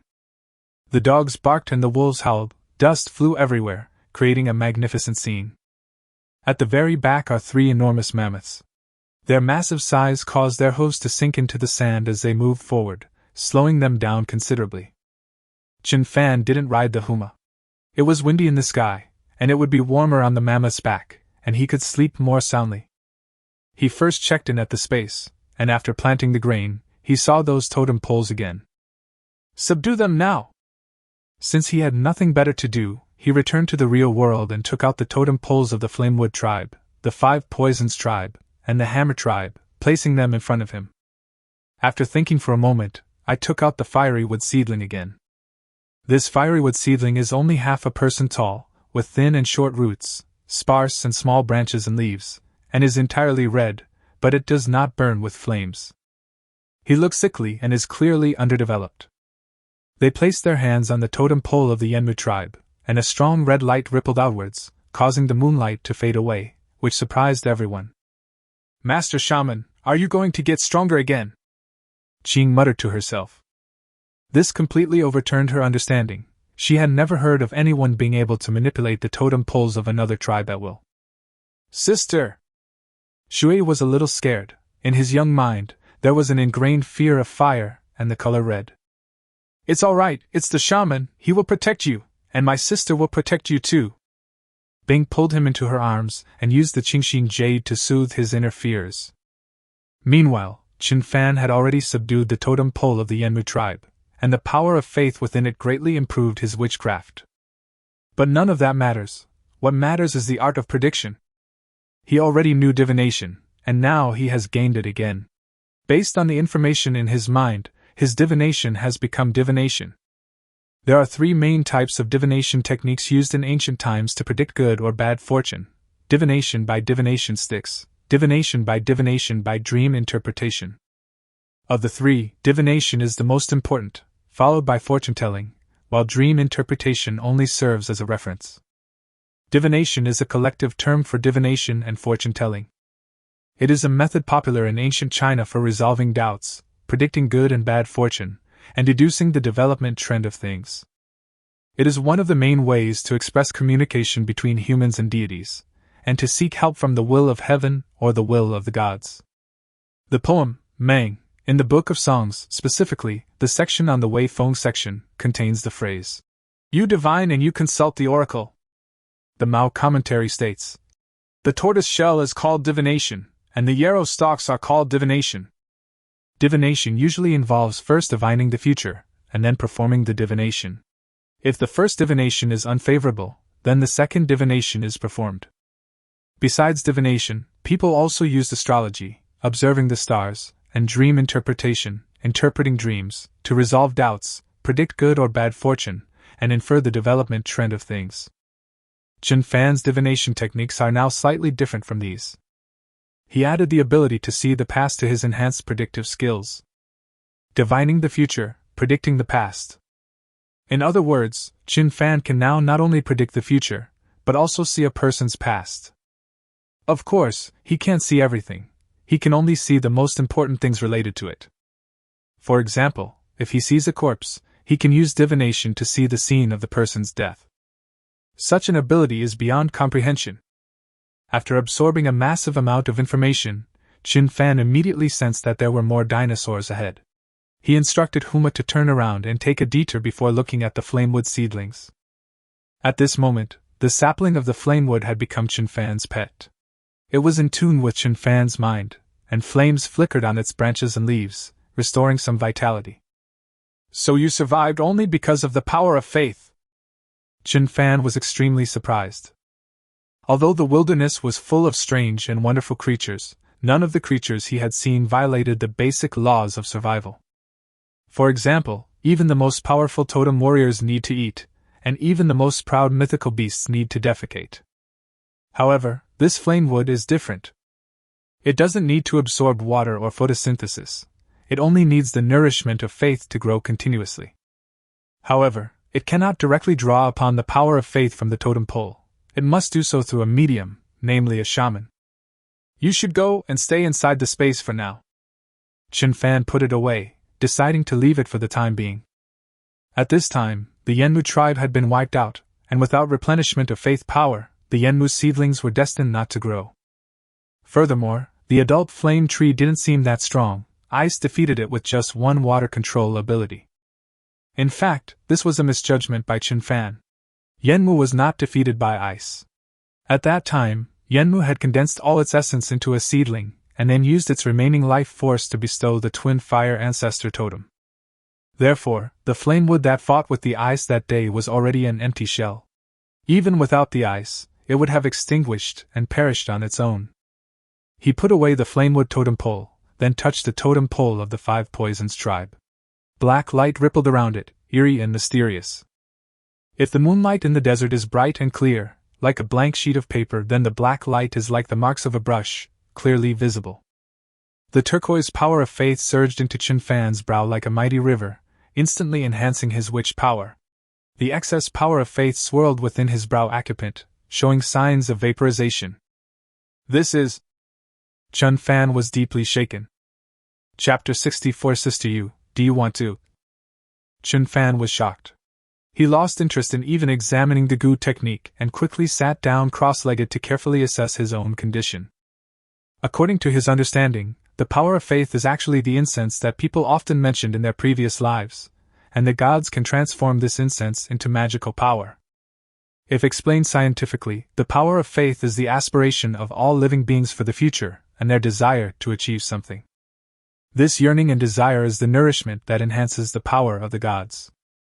As a bridge between gods and humans, shamans can also enhance their shamanic power through the power of faith. Now, the power of faith within Chen Fan's body no longer transforms into witch power, as if the enhancement of witch power has reached its limit. The excess power of faith slowly forms a gas that circulates clockwise in the yin-tang acupuncture between his eyebrows. Chen Fan felt refreshed, and his thoughts became clear. This feeling was wonderful and indescribable. It took him a long time to get used to the feeling. A calm and composed expression of being in control appeared on his handsome face as he began to examine the goo techniques. Only upon closer inspection did I realize that to truly cast a curse, one must first have a curse seed. Goo can be understood as a special kind of poison that can be applied to any object to cast a goo spell. Making a goo seed is not difficult. It involves selecting a poisonous insect and nourishing it with more poisonous insects and herbs to give it a spiritual quality, thus creating a goo seed. The goo seed must be trained through the stone drum, accumulating experience day by day, until it eventually becomes a partner that can be controlled at will. The shaman of the 5 poisons tribe uses a toad as the goo seed. He keeps the toad inside his body and feeds it poison every day. Chen Fan suddenly realized that the stone jars confiscated from the 5 poisons tribe were filled with poison. Now it seemed that the poison was likely the material used to nourish the goo seeds. Cultivating goo seeds takes a lot of time, garbage. Chen Fan immediately felt bored. People can be good or evil, but techniques are either righteous nor evil. He wasn't opposed to goo magic, but he didn't have time for it. Developing the tribe was the most important thing. Moreover, with his current strength, whether he possesses goo techniques or not is not important. So after storing the totem poles and stone drums of the 5 poisons tribe into his spatial storage, he looked at the final hammer. Wooden handle, stone hammer. Chen Fan once suspected that Copperbeard was just playing a trick on him, but now he could clearly feel the power of faith within him. The immense power of faith is stronger than any totem pole before it. It could even be said that it is stronger than the previous 5 totem poles combined. The power of faith roared within, conveying clear emotions as if it were alive. What's going on? Chen Fan sensed that things were not so simple. On a whim, he decided to try divination to see if it was any good. So he closed his eyes and sensed the scene of blood and fire, which appeared in his mind. A giant western dragon circled in the sky, occasionally spitting out flames. Countless dwarfs ran wildly on the ground, warriors resisted, women fled, and children cried. This is hell on earth. Every moment, dwarfs perish in the flames, and one dwarf covered in patterns keeps kneeling in front of the totem pole to pray. That totem pole has a base, a shaft, and a platform. The base and column are not clearly visible, but on the gimbal, there is a hammer. The magnificent heavens and earth! Oh, our great ancestors! Grant us strength, protect your people! The dwarf prayed incessantly, but there was no response. Every time the western dragon flew by, it took dozens of lives. Finally, the dwarf's eyes gushed blood, and he stopped praying. He reached out his heart with his hand, placed it before the totem pole, and cried out in anguish. Why have you abandoned your people? Why? Look at our hearts, our sincere and devout hearts. Bang! He struggled to lift the totem pole and slammed it to the ground, breaking it into 3 pieces. The scene abruptly ended. Chen Fan slowly opened his eyes, his heart churning with turbulent emotions. A broken totem pole. This hammer is just one part of the totem pole. Even so, it still contains such terrifying power of faith. Moreover, that winged giant lizard is definitely a being that surpasses wild beasts. If the Qilin tribe were to encounter such an enemy, they would not be able to withstand it. Having calmed down a bit, Chen Fan was too lazy to think about it anymore. Worrying about things that haven't happened yet was pointless, so he might as well enjoy the present moment. So he reached out and grasped the hammer. Blue light waves spread out, and a vast power of faith surged into his brow. He felt a sharp pain in his mind, his vision went black, and his consciousness fell into chaos. Why isn't the shaman moving? Qing had been observing Chen Fan and noticed that something was off about him. Is there a problem? Bing was also a little nervous. Have no idea. The 2 women were worried, but thinking that rushing over might disturb Chen Fan, they could only call for the group to stop, wanting to give Chen Fan a safer space. At this moment, Chen Fan seemed to be having a dream. There were no images, only the faint, ancient, and desolate sounds echoing in my ears. Northern! I am from the north. My lord, Master Wu Zhu! Chen Fan was jolted awake by the call. Huff! Huff! He opened his eyes, gasping for breath, his chest heaving violently, like a lucky survivor who had been rescued from drowning. "Lord Shaman, are you all right?" Qin, Bing, Wulong, and the others all gathered around. "Fine." Chen Fan shook his head, trying to clear his mind, and then realized that it was already daytime. "Has it been that long already?" I had read about the rotten chess game in books before and thought it was just a fabrication by ancient people in their spare time. I never expected to experience it firsthand today. He told everyone to continue on their way, while he checked his physical condition. The power of faith that had shown signs of vaporization in the yin-tang acupoint between his eyebrows had not only completely vaporized, but also showed signs of liquefaction. The misty water vapor rises and falls, creating a unique operating mode. Powerful mental strength. Chen Fan suddenly became energetic, as if he had been reborn. "I'm just a little bit away from advancing to the Fate Wizard level." Overjoyed, Chen Fan then began to comprehend his newly acquired ability, Gravity Technique. As the name suggests, gravity magic increases or decreases gravity within a certain range. With Chen Fan's current magical power, he can control at least 7 or 8 times the gravity. What does this mean? Chen Fan tried using it on the ground at the feet of the mammoth. I felt the mammoth sway, then suddenly leap up, jumping more than a meter high before gently landing on the sand. Its sturdy hooves no longer sank into the sand, but instead moved lightly, like a dragonfly skimming the water. Mark it. Menstrual blood was scattered all over the ground. Hu finally realized he had been tricked. He roared angrily, cursing the despicable conman boy. Nearly half of the weapons were stolen, making this winter extremely difficult for the tribe. "The person who lied to you is a shaman from the Qilin tribe. Do you want to kill him?" Just then, a boy with a small tree pattern between his eyebrows walked over. His tone was calm, but his eyes were sharp. Upon hearing this, Hu roared, "Speak! Where are they?" The young man remained unmoved and coldly said, "I have already united 3 tribes, but we are still no match for him. Join us, and I guarantee I will avenge your Ironthorn tribe." The territory of the Qi tribe. Do and Yu sat on the arrow tower, gazing into the distance, their 4 toes dangling in the air, swaying back and forth. 9 days have passed, why hasn't my husband returned yet? Sister Yu, do you mean to? Chapter 65. Is it inappropriate to defecate in the hole? With the gravity spell active, the mammoth moved much faster. As dusk fell, the group arrived at the ruins of the Tsunglong tribe. Qing and Wulong led the warriors down to pay respects to their ancestors. Chen Fan suddenly thought of the giant beast skeleton with a bone knife stuck in it in the collapsed cave. After thinking it over, I finally decided not to go for divination. He is now homesick, and having witnessed the power of other tribes, is even more eager to improve the living conditions of the Qi tribe. Moreover, thinking of Do's youthful wildness and Yu's voluptuous charm, his breathing gradually became heavy. It's not his fault. He's been away from home for 10 days, and ever since he saw Qing mating with the soldiers, he's lost all interest in Qing's cherry lips. But he hadn't defeated Bing yet, and besides, Bing's half-beast state made him feel a little uncomfortable. The prolonged drought intensified his longing for Do and Yu. "You all continue on your way, I'll go first." Chen Fan gave a few instructions to everyone, then mounted Huma and soared into the sky. Winter was approaching and the weather was getting colder, but his heart was burning with passion and desire.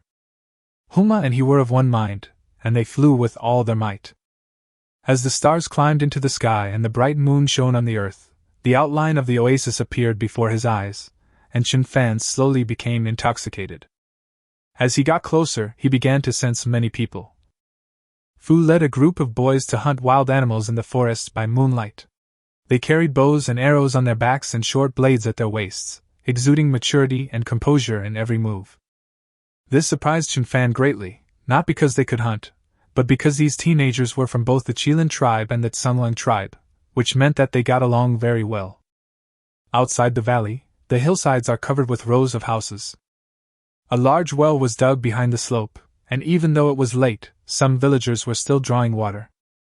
Meanwhile, in the square in front of the slope, the bonfire was burning brightly, and some of the people who hadn't slept were chatting around it. It turned out they were the parents of those teenagers, waiting for their children to return. In the valley, Pu Du was training his troops with a torch in hand. Standing in front of him were all the ordinary warriors from the Qilin tribe and the Tsunglung tribe. Now they have a name, the hunting team. This was a decision made by Pu De and Yu. Totem warriors, as the main fighting force of the tribe, are called the totem team, and are mainly responsible for invading and defending their homeland. Ordinary soldiers became the main force in the hunt, hence the name, hunting team. As for the warriors, they were the logistics team, responsible for transporting weapons and food, making traps, and gathering resources. At this time, Puta gave the warriors of the hunting team a strength boost, allowing them to become familiar with this power through stone dancing, so that they could adapt better in the future. Everyone practiced with great enthusiasm, creating a lively and bustling atmosphere. Arrow towers above the valley. Do sat inside, leaning against the wall, fast asleep. The autumn wind ruffled her hair, revealing her slightly furrowed brows. Chen Fan was moved, knowing that Do had been waiting for him day and night, so he had Huma fly towards Do. He did not wake Do. Instead, he gently picked her up and nourished her spirit with his powerful mental energy until her brows relaxed, and she revealed a slight smile. Master Wu Zhu! At this moment, a soldier near the arrow tower spotted Chen Fan. He was originally supposed to stand guard on the arrow tower, but since Do was inside, he could only patrol around on the ground. Upon seeing Chen Fan, he let out a sharp, incredulous sound. Chen Fan frowned, a few dark lines appearing on his brow. You're making such a loud noise, waking up my being. I'm not going to let you get away with this. I blame myself for focusing all my attention on Do and neglecting the others. Fortunately, Do slept soundly under his care. Her eyelashes fluttered, but she did not wake up. However, the shaman is back! The shaman is back! Once the soldier confirmed it was Chen Fan, he immediately roared and shouted down into the valley. Holy crap! Chen Fan wanted nothing more than to kick him. Sure enough, Do was woken up and suddenly opened her eyes. Their eyes met, and they both felt each other's deep longing. Husband? Do wondered if she was dreaming and raised her hand to touch Chen Fan's face. It's me, let's go back. Chen Fan lowered his head slightly, so she didn't have to hold it up so high. My husband, it really is you! Her eyes were misty with joy, and she wept tears of happiness. Aruru! The shaman is back! At this moment, a deafening shout erupted in the valley, and the tribespeople lit more torches, illuminating the valley as bright as day. The people in the cave poured out, and the people of the Tsunglung tribe also rushed over upon hearing the commotion, instantly turning the once spacious valley into a crowded place. Everyone cheered and looked up into the valley. Yu was also in the crowd. She grabbed onto the vines in the valley and was about to climb up the valley. Helpless, Chen Fan could only ride the Huma with Do to the platform on the cliff face in the valley, and then reach out to pull you up as well. May our ancestors bless you, Lord Shaman, and may you return safely, Aru!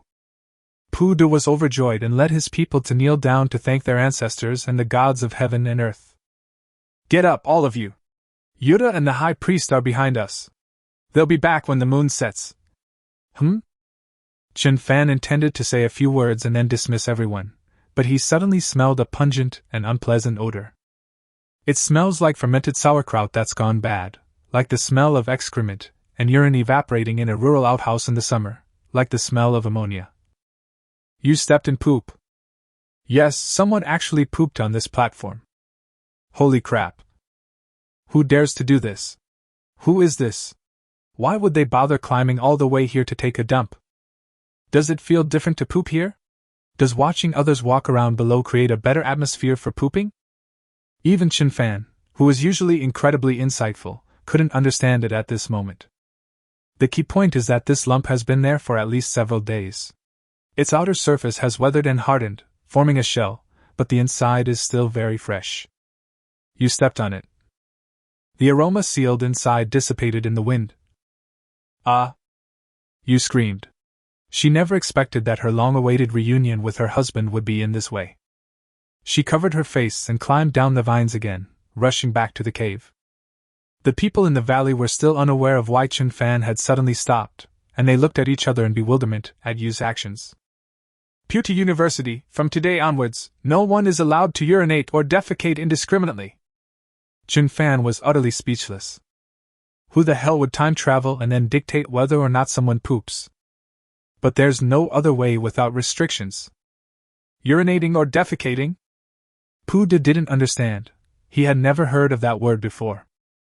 All right, from today onwards, no one is allowed to poop anywhere. Chen Fan touched his forehead with his hand.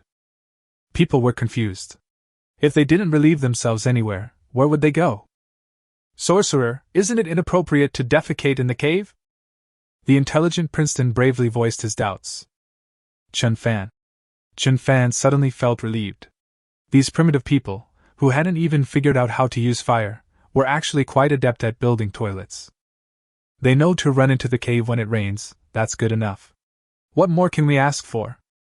Chapter 66 What to Do. Inside the cave, Chen Fan's own cave. I've checked in for 29 consecutive days. If nothing unexpected happens, I can receive a special reward again tomorrow. Back in the real world, Yu was still washing her feet in the outdoor water tank, while Do was waiting for Chen Fan in the bathtub. My lord. Seeing Chen Fan come out, Do let out a soft, sweet voice. As for whether men or women are attracted to sex, there were heated discussions on various forums in his previous life, and Chen Fan had occasionally browsed a few posts. He agrees more with Du Say. However, after 5,000 years of historical and cultural influence, men are more extroverted in this regard, while women are more introverted. But now it's primitive times, people don't have such a sense of shame, and when they're bored, they reproduce everywhere. So although Do knows how to be shy, she doesn't suppress her true nature because of it, which is undoubtedly a fatal temptation for a pervert like Chen Fan. Thus, the two, like drywood meeting a raging fire, staged an epic battle by the bathtub. Unfortunately, Do's physical condition was too weak, and she was simply unable to withstand Chen Fan's current strength. Seeing that Do had already reached her climax several times and collapsed on the ground, Chen Fan had no choice but to let her go. Fortunately, Yu finally returned after washing her feet. The next morning, Chen Fan opened his sleepy eyes, feeling that he had slept very soundly. The only downside is that Yu wasn't much stronger than Do. She was easily defeated. My lord, you're awake?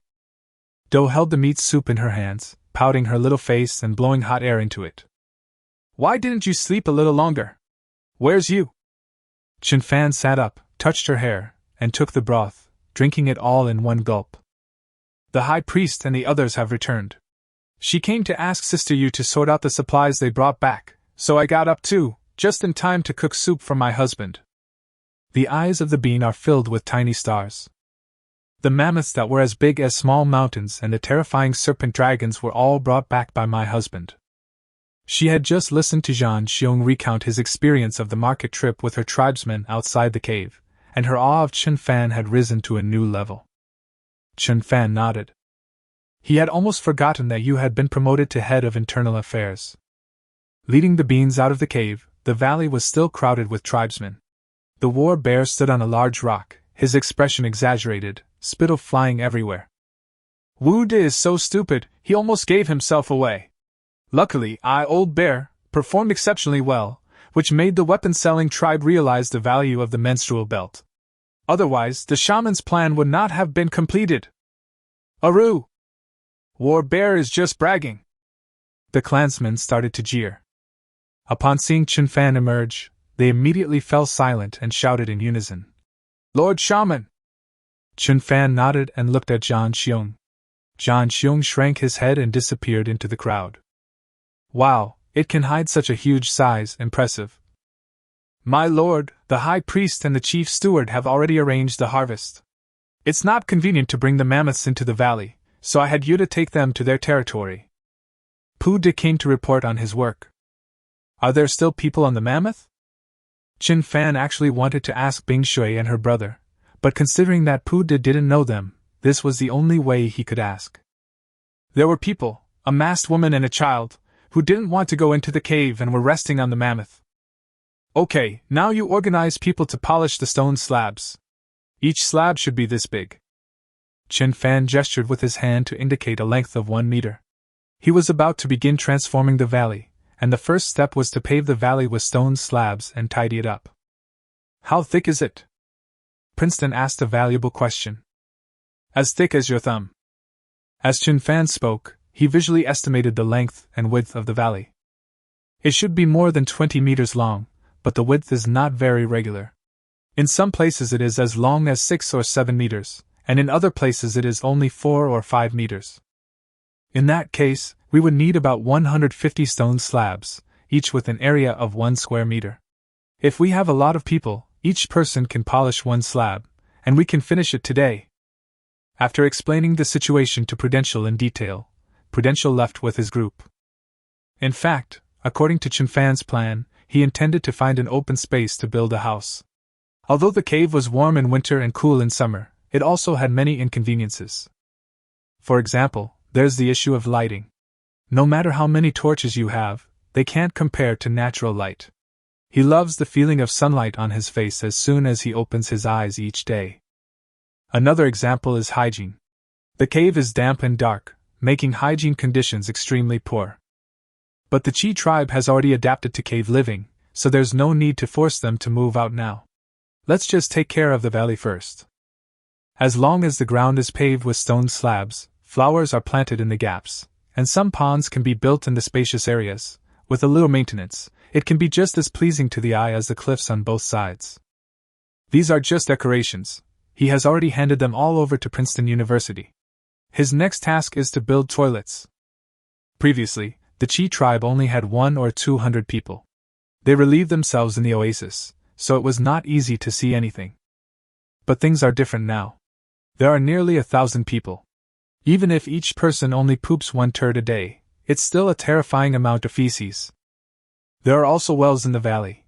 It won't do to have excrement everywhere.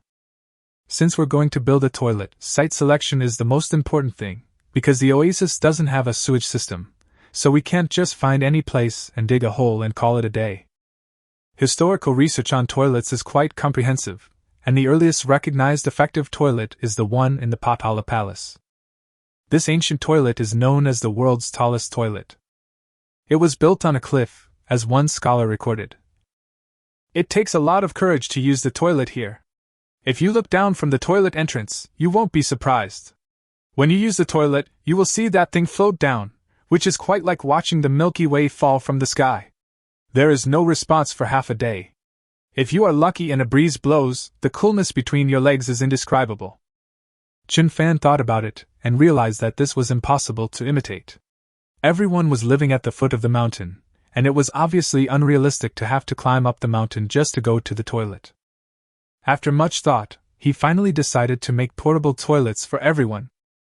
That is, in northern dialect, it's called urine pot. The real chamber pot in history, the urinal, came from Liu Bang, the king of Han. Historical records state that Liu Bang suddenly needed to urinate in front of his ministers, but due to the urgency of the matter, he did not have time to go to the toilet, so he asked someone to bring his helmet and relieved himself inside it. At the time, the king of Han thought this was good, mainly because it was convenient, so he ordered his men to make chamber pots based on this design. This stuff is perfect for the current situation in the tribe. Everyone just needs to use it and then dump the filth in the desert. It is both hygienic and does not harm the environment. So the only problem now is how to collect the excrement of nearly 1,000 people and transport it to the desert. Chapter 67. You're not talking about plate tectonics, are you? In my past life, the city used manure carts, which I can't possibly make now. But if I think about it in a step-by-step way, there's still a sliver of hope. A manure truck can be divided into 3 parts: driver, power, vehicle, and container, iron can. Thinking about it this way gives me motivation. The tribe now has 3 mammoths, which are almost useless. Taking one of them as a power source would be much more efficient than the motor vehicles of the previous life. The driver is easy to handle, controlling a mammoth is not difficult, and the soldiers can take turns being the driver. Finally, there's the container, which is tricky to make. Chen Fan's first thought was of the boulder with a large pit on the mountain, which he had used when he first came out of the cave to look for water. Now that we have gravity magic, it won't be difficult to move it down. However, that boulder has a drawback: it is easily broken. Every day, it would have to be dragged from the valley to the desert or the farmland to be cultivated. It would probably break after just a few trips. Chen Fan dismissed this idea and continued to think of other solutions. He looked around, and the towering trees outside the valley caught his attention. If you choose a sturdy tree trunk, cut off one side, and hollow out the middle to make a groove, it can become a container. The cut-off side can also be made into a lid, which is more hygienic, as it can not only block odors but also prevent excrement from spilling during transport. Most importantly, these trees are extremely hard and also have a certain degree of toughness, making them durable. Even if they break, you can use local materials to make a new one. The only problem to worry about is waterproofing, but this is no problem for Chen Fan. There are countless wooden buildings in ancient China, and the waterproofing technology has long been perfected. The simplest and most effective method is clay and mud mixed with fine grass. Chen Fan had used this method when building houses for the people of the Tsunlung tribe. Of course, if tung oil could be found, the waterproofing effect would be even better. Tung seeds are a traditional Chinese medicine, but they have been widely used for waterproofing in both ancient times and the modern age of advanced technology. This is because its seeds contain a high-quality, drying vegetable oil that is highly adhesive, heat-resistant, acid-resistant, and alkali-resistant. It can be applied to the surface of an object to achieve a very good waterproof effect. It is said that China's aircraft carriers and submarines use tung oil for waterproofing. Unfortunately, it's hard to find this plant at this time of year. We'll waterproof it with clay first, and then upgrade it next spring. Chen Fan immediately made the decision, instructing Zhanya to call Zhan Xiong back, and then led them to cut down trees. Unwilling to damage the trees near the valley, he led his men a long way to find some giant trees whose names he did not know. They were very thick, with a diameter of more than 1 meter. We worked until noon before we finished the first tree trough. There was no other way. Chopping down trees with stone axes was too inefficient, and hollowing out the trees was even more difficult. Only Chen Fan and Zhanya were a little faster. Chen Fan looked at the finished tree trough, which was 1 meter deep and 6 meters long. Such a capacity was already quite considerable, several times larger than that of a manure cart. As for the lid, he made it in 3 sections. He planned to nail the 2 side lids shut, and make the middle lid movable so that it would be convenient to pour things in. Then he made a large opening at the bottom of the tree trunk so that he could simply open the opening when dumping garbage. Absolutely perfect. After doing all this, he smeared the clay prepared by his people into the tree trough and baked it over a fire, as he did so. When applying the lining, he also considered the slope, applying a thicker layer at the edges and a thinnest layer at the drain. Zhanya, have you memorized the entire production process? After applying the clay, Chen Fan asked Zhanya, who was still digging up a tree trunk. I've got it. Zhanya nodded. How did the shaman come up with these things? It's amazing. Okay, then you stay here and lead everyone to do it. We only need to make 4 in total, 2 to be put into use and 2 as backups. Yes. So Chen Fan left some corn for everyone, then patted his behind and left. He still had to teach people how to make chamber pots and go back to the valley to lay stone slabs, so he felt like he was in 2 places at once. Fortunately, chamber pots are easy to make. He found Wu De, who taught him the simple method, and he didn't have to worry about it much after that. Sorcerer, how many of these do we need? Make sure everyone has one. Yes. Etc. Chen Fan called out to Wu Lang, who was about to leave. He looked at the small hill in front of him. The houses were neatly arranged, and the wolves were scattered, resting in the gaps between the houses, some sitting, some lying down, some walking, some digging holes, and occasionally wolf howls could be heard. So he said to the black wolf, "From now on, let's call this place Wolf Mountain, and this open space Wolf Square." Wolf Mountain! Grey Wolf Square! Wu Lang's eyes narrowed. This place had finally become the territory of the Tsunlung tribe. Thank you, Your Excellency! He crossed his arms and banged them against his chest, his voice trembling with emotion. Go! Chen Fan waved him off and headed towards the mammoth. The Bing Shui siblings couldn't stay on the mammoth forever. The oasis also needs the territory of the Lin tribe. Even though the Lin tribe only has 2 people. At this moment, Bing and Shui were digging a hole in the ground. They were used to living in caves, and they actually liked the small houses on Wolf Mountain, but they didn't know how to build them. Seeing Chen Fan approach, Bing stopped what she was doing. Master Shaman. Why don't you want to go inside the cave to rest? Chen Fan patted Xue's head and asked Xiang Bing with a smile. Bing couldn't help but roll her eyes. Actually, they were going to go in last night, but there were sounds of breeding everywhere. Even the ice and the Qingxin jade couldn't withstand the intense heat, and could only flee in a sorry state with water in tow. It must be that the water is shy. It's okay, what do you think of that area? Chen Fan pointed to the mountainside. I plan to designate that area as the territory of the Lin tribe. Okay. Water jumped up happily, while I said, the slope there is too steep. If we dig a hole, it will easily accumulate water and we'll be buried. Stop digging holes in the ground, I'll build you big houses. Chen Fan had already decided that the mountainside offered a wide view and beautiful scenery, making it the perfect place to build a small wooden villa. When that time comes, you and I can move in too. Enjoy yourself to the fullest, isn't that wonderful? Really? You fixed all of these? Bing pointed to the houses on Wolf Mountain, utterly astonished. Of course, who else but me has such wisdom? Chen Fan felt a surge of pride and prepared to leave. It was getting late, so he could only let the siblings rest on the mammoth's back. My lord, this is the remaining map of the sacred mountain. I'm entrusting it to you. Bing took a small piece of animal skin from the leaf-covered clothes and solemnly handed it to Chen Fan. Chen Fan was taken aback. He had almost forgotten about this. I took the small animal skin, which depicted the route inside the volcano, spiraling downwards, with many small side paths leading to unknown destinations, none of which were marked on it. Do you know what's inside the sacred mountain? Chen Fan asked. Have no idea. Bing shook his head, thought for a moment, and said, Our tribe has passed down the belief that the sacred mountain is the center of the wilderness. Protecting the sacred mountain is protecting the wilderness. Otherwise, the wilderness will be torn apart and divided into huge islands by the ocean. What is that? Chen Fan was struck dumb. You're not talking about plate tectonics, are you? Chapter 68. How could you insult the high priest? Chen Fan was still completely bewildered when he returned to the valley. How can your own territory be related to plate tectonics? That's ridiculous. He was deeply shocked when he first learned about plate tectonics in high school, but he never expected it to be like this now.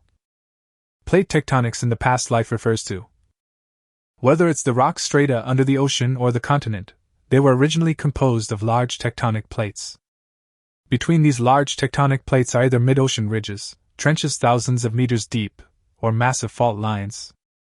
There are 6 major tectonic plates in the world: the Pacific Plate, the Eurasian Plate, the American Plate, the Indian Ocean Plate, the African Plate, and the Antarctic Plate. Of these, the Pacific Plate is completely submerged at the bottom of the ocean, while the other 5 plates contain both continents and oceans. As research progressed, some researchers further subdivided these large regions into smaller subregions. For example, the Americas Plate is divided into the North American Plate and the South American Plate. The East Pacific Plate separates from the Pacific Plate. The East Asian Plate, with mainland China as its main component, was separated from the Eurasian Plate, and so on. Furthermore, some scientists have discovered that Earth's tectonic plates are constantly changing. For example, the Indian Ocean Plate and the African Plate are constantly breaking apart, causing the Red Sea to expand continuously and grow larger. The collision and compression between the Eurasian Plate and the Indian Ocean Plate caused the land to uplift, resulting in the continuous rise of the Himalayas. The Mediterranean Sea will disappear, and Antarctica will drift northward. These incredible phenomena actually originated right beside us, and their existence depends on whether we can protect the sacred mountain. This is no joke. I just want to develop my tribe. I don't want to think about whether the earth will disintegrate. Master Wu Zhu! Master Wu Zhu! Seeing Chen Fan looking distraught, Pu De couldn't help but call out to him softly. They had already polished the stone slabs. Following Chen Fan's instructions, the tribespeople are tidying up the ground. After leveling the ground, water it and turn it into fresh soil, then you can start laying the stone slabs. Chen Fan composed himself, said nothing more, and immediately began to instruct everyone on their work. The stone slabs polished by the tribesmen are very thick, and as long as the ground is flat enough, the stone slabs will not break easily. After laying the paving stones one by one, Chen Fan instructed everyone to dig a canal near the cliff, or more accurately, to dig a small river. When it rains, water from the mountains rushes into the valleys, so large irrigation canals are needed to prevent the valleys from accumulating too much water. So beautiful! It feels so comfortable to walk on. The shaman is truly amazing! The tribespeople jumped and cheered on the paved stone slabs. Chen Fan smiled knowingly and thought that a few small pavilions should be built for the tribespeople to rest in. However, it's already late, so we can do it tomorrow. Back in the cave, Do and you were not there, so he simply went into the space. Check-in successful. Congratulations, host, you have received a sign-in reward, a bag of ginger and a bag of fertilizer. Host has checked in for 30 consecutive days, reward, a shovel. Host, sign in for 1 month to unlock the ranch. Ranch check-in successful. Congratulations, host, you have received a sign-in reward, 10 chicks and 1 bag of feed. Congratulations, host, you have received the ranch newbie gift pack. Would you like to open it? One metallic beep after another rang in Chen Fan's ears, and the expression on his face changed from numbness to surprise, and finally to shock. He even drooled from the corner of his mouth, being quite pathetic. A ranch you can play like this? On the other side of the stream, space distorted, and then a huge pasture came into view. A simple wooden fence leads to lush green grass and 4 small ponds, with a thatched cottage at the entrance. Open! Chen Fan roared inwardly, and opened the newbie gift pack. Congratulations, host, you have received a toothbrush and a hair clip. Chen Fan. What a terrible system. Is this what you call a gift package? Is it polite of you to give these things? Toothbrushes are fine. I usually clean my teeth with my fingers dipped in wood ash, so having a toothbrush now is not bad. But why did you give me a hair clip in your newbie gift pack for a ranch? I've been tolerating your pain for so long. Everyone else's system is incredibly powerful, but mine is just a matchstick, underwear, and hair clip. Is it still playable? Aren't you bullying honest people? Chen Fan walked toward the stream, cursing and swearing. Perhaps sensing his dissatisfaction, a quaint wooden bridge appeared across the stream. Chen Fan crossed the bridge and entered the small thatched hut on the ranch. This thatched hut was exactly the same as the one on the farm, as perfunctory as could be. Everything he had just obtained was kept inside, with the pink hair clip standing out conspicuously, constantly stimulating Chen Fan's furious nerves. Never mind, I'll give it to Do. She'll definitely look good in it. Thinking of the beans, his anger subsided by more than half. The golden silk armor was originally meant for Do, but it ended up being given to you. The Qingxin jade was given to Bing, and Do, who cared about Chen Fan the most, got nothing. With that thought in mind, he immediately put the chicks into the pasture, wanting to return to the cave as soon as possible. The numbers 239:59:59 immediately appeared above the chick's head. It takes 10 days for them to grow up. This cycle is a bit long, but all the chicks are red, which seems different from the yellow chicks I saw in my previous life. Too lazy to think about it too much, he ran back to the farm to cultivate the land. Congratulations, host, I'm cultivating a piece of land. Reward 1 mask, 1 heart-protecting mirror, and 1 set of basic breathing techniques. The breathing technique is pretty good. It seems the system isn't so stingy after all. From the very basic swordsmanship to the basic body strengthening techniques, then to the basic footwork, and now to the basic breathing techniques. It can be said that this is enhancing Chen Fan's strength in every aspect. However, these things are indeed very basic and seem a bit useless. After all, he is only 1 step away from becoming a fate wizard. His powerful magical energy, combined with healing, divination, water escape, poison, and gravity techniques, gives him exceptional combat abilities. He is even confident that he can fight against Ice, the green-striped warrior. After mastering the breathing techniques, he returned to the real world. Do and Yudo had already returned, and surprisingly, Qing was also there. Lord Wu Zhu. Qing smiled brightly, seemingly in a good mood. Chen Fan found it a bit strange and asked, "Why aren't you resting so late? Is something urgent?" "My lord, it was I who summoned the high priest. you said guiltily. Do and I are not feeling well, and the high priest has great stamina, so perhaps tonight. Nonsense! Chen Fan's face immediately fell. Is this woman's brain made of mush? Is she feeling unwell, or does she also have mouth ulcers? Besides, it's not like I absolutely have to. What do you take the high priest for? You're insulting him. Don't do that again, he shouted sternly. Send the high priest back now. Chapter 69. The Youth Archery Team. Master Wu Zhu! Upon hearing that Chen Fan wanted you to take her home, Qing's expression froze and her face turned deathly pale. At that time, people didn't have a concept of dirtiness. Even though she was very perceptive, she couldn't understand why Chen Fan wouldn't touch her. My lord, you can treat me like I'm not human. She forced a captivating smile, leaned closer, her eyes glazed over, and seemed to want to throw herself into his arms. Don't you treat me like a human being? What insolent and treacherous words! Chen Fan's hair stood on end, and seeing her striking seductive poses gave him goosebumps all over. I'm begging you, I really can't handle you. Chen Fan had no choice but to sense Qing's thoughts and discover that she wanted to become a fighter. That woman is really something. She could have just said it directly instead of making this up. Go back now, prepare your heart's blood, and I'll perform the ritual for you tomorrow. Chen Fan was unwilling to say more, and his tone turned cold. His faint sense of authority made Qing quickly put away her flirtatious manner. Well, okay. Qing felt no joy and walked out of the cave, dejected and lost. Yu was completely bewildered, not knowing what was going on. However, she had been keeping the heart's blood collected by the tribe during this period, so she chased after her, intending to give the heart's blood to Qing first. Chen Fan finally breathed a sigh of relief as he watched the two troublesome women leave. What kind of mess is this? That's truly a terrible thing. Husband, are you tired? I'll get some hot water. Why don't you take a bath? Beans are gentle as water. No need, come here. Chen Fan sat on the bed, beckoned to her, then hugged her and gently put a hair clip on her head.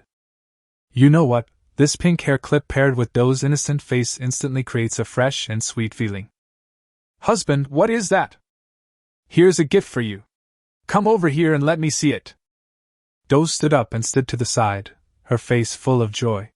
She tilted her little head, looking playful and cute. Great, it looks very nice. Chen Fan was very satisfied. At this moment, he felt a little hungry, and thinking that he hadn't tasted his salt yet, he couldn't help but feel a little craving. Come on, I'll take you to get something delicious. He pulled the bean out of the hole. The tribe has caves specifically for storing food. After you became the head of internal affairs, she freed up 2 larger caves to serve as warehouses. The salt should be there, so he decided to go check it out. But he hadn't gone far when he ran into Yu, who was walking in a hurry. Ah, my husband! Yu seemed startled and almost lost her balance. Sister Yu, what are you holding? Dojian Yu, holding a huge egg in her arms, asked in surprise. These are the eggs of a serpent dragon. I just went to get the hard blood of a serpent dragon for the high priest and found that a serpent dragon had laid 3 eggs.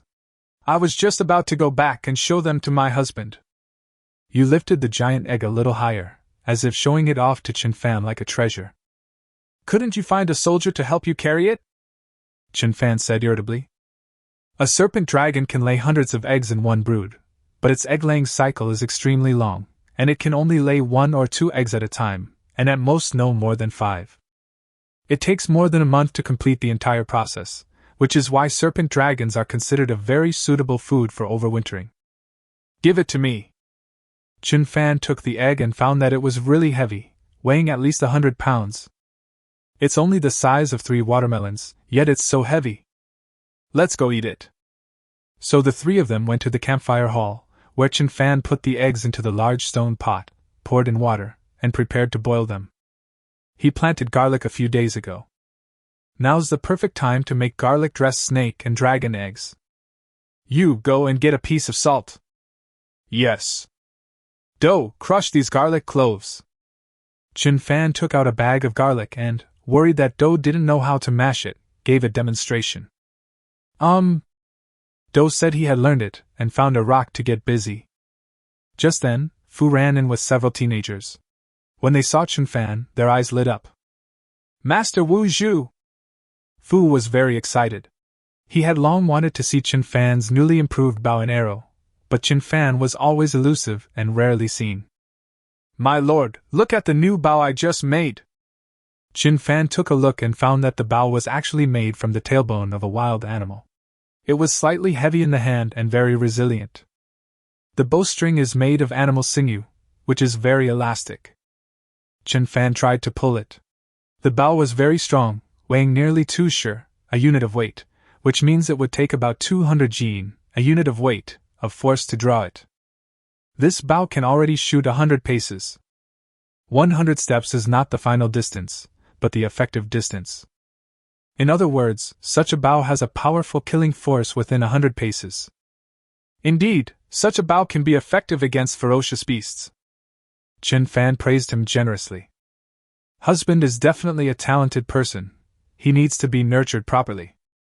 Aru! The man shouted excitedly and quickly handed over his own arrow. The arrow was made of Phoebesian non-wood, with a sharp animal tooth as the arrowhead and broad, neat fletching. The arrow was nearly 1 meter long and about the thickness of a little finger. Very good, husband. Make as many bows and arrows of this quality as possible, so that each member of the youth reserve team has a set. Yes. The man's voice boomed. The youth reserve team currently has a total of 93 members, including 11 from the Qilin tribe and 82 from the Tsunglung tribe. Bone, assemble the troops. Yes. A boy ran out of the cave behind the man, letting out a long howl. Woo! Awoo! Awoo! A dense chorus of wolf howls erupted, clearly in response to Bone's call. Before long, a group of fierce-looking teenagers rushed into the cave and stood neatly in the bonfire hall. The boys stood in 2 teams, each wearing a complete animal skin. Their animal hides were large and clean, with 3 holes cut out so that their heads and arms could protrude. They were tied around the waist with ropes, and when they wore them, they looked like trench coats, unlike the slovenly appearance of primitive people.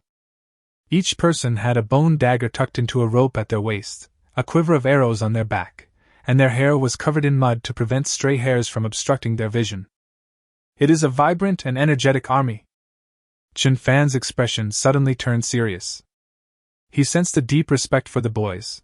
It was an extremely pure power of faith. It is not reverence for heaven and earth or gods, nor for ancestors, nor even for totem poles, but for oneself. But that's not important. What's important is that Chen Fan saw hope in them, and he saw a glorious future for the Qilin tribe. Chapter 70: The birth of the first official festival in the Qilin tribe. With sharp eyes, the man surveyed the area with a powerful stride before announcing loudly, all 93 members of the youth archery team are present. Please, shaman, take a look. Good, very good. Chen Fan was very satisfied. You are the flowers of the tribe, the future of the tribe. Today I have a message for you. When the youth are strong, the tribe is strong. When the youth are strong, the tribe is strong. The young people, full of youthful vigor, shouted in unison after receiving recognition. Just then, the snake dragon eggs were cooked, and Chen Fan had a sudden inspiration and decided to create a festival for these teenagers. A festival dedicated to their glory, commemorating the heroic deeds of the first generation of the Qilin tribe's youth archery team. As for the name of the festival, let's call it Sacred Bow Festival. So Chen Fan asked the boys to sit down. He took the eggs out of the pot, and Yu had already brought the salt, and Do had also mashed the garlic. He put the egg on the ground and tapped it hard. Click! The eggshell cracked, and a rich egg aroma immediately filled the air. It smells so good. Get lost, your saliva is dripping on my feet. You're drooling yourself, so what right do you have to criticize me? No one had ever eaten such food before, and they all sniffed and greedily inhaled the aroma. Chen Fan had already started seasoning. Mix minced garlic, chili, and tomatoes in a stone bowl. The aroma of garlic, spiciness, and refreshing sweetness blend together, creating an immediate sensation of sour, spicy, and savory flavor. Finally, add a little salt, and the dipping sauce is ready. At this moment, the cave was filled with the sound of swallowing saliva. Not to mention the boys, Even Yu and Do were staring longingly at the food in Chen Fan's hands. Chen Fan smiled slightly, his vanity being slightly satisfied once again. He looked at the boys and asked loudly, "Do you want some?" "Gurgle! I want to! I want to eat it!" The boys shouted excitedly. "Those who want to eat, grab your bows and arrows and come with me." Chen Fan had Do take the seasonings, then picked up the snake dragon egg and walked out of the cave. There were still some tribesmen working in the valley, and they all gathered around when they saw this. "The food I have in my hand is called egg mixed with garlic. From now on, this food can only be eaten once a year at the end of autumn, and only those with exceptional archery skills are qualified to eat it." Chen Fan pointed to a small tree above the valley, with a few withered leaves hanging on it. "Now, line up and shoot the designated leaf on that tree, then you can come and taste the garlic-stirred eggs." "What? It's that far. The kids probably won't be able to hit it." Some of the clansmen looked at the tree Chen Fan pointed to, their faces showing worry. "Yeah, it's already pretty good if you can hit the tree. Hitting the leaves is even harder. Poor lighting can also affect the doll's performance. Come to your senses, even our bows can't shoot that far, okay?" The tribespeople were discussing it amongst themselves, feeling that the conditions set by the shaman were too harsh. But the boys didn't think that way. They were all eager to try, and each wanted to be the first to shoot. "I'll go first." Heavy footsteps echoed on the stone slabs.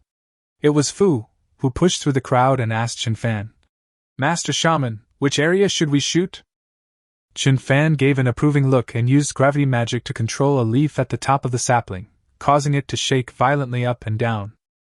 "Just this area." "Good." The man remained dignified and fearless. The moonlight was like water, and the leaves pattered against the moonlight, touching everyone's hearts. The man bent his right leg, leaned back, held the bow in his left hand, and pulled out an arrow with his right hand, knocking it on the string. The movements were fluid and seamless, clearly the result of rigorous practice. "Ha!" After a loud shout, the bow was drawn to its full extent. "Good!"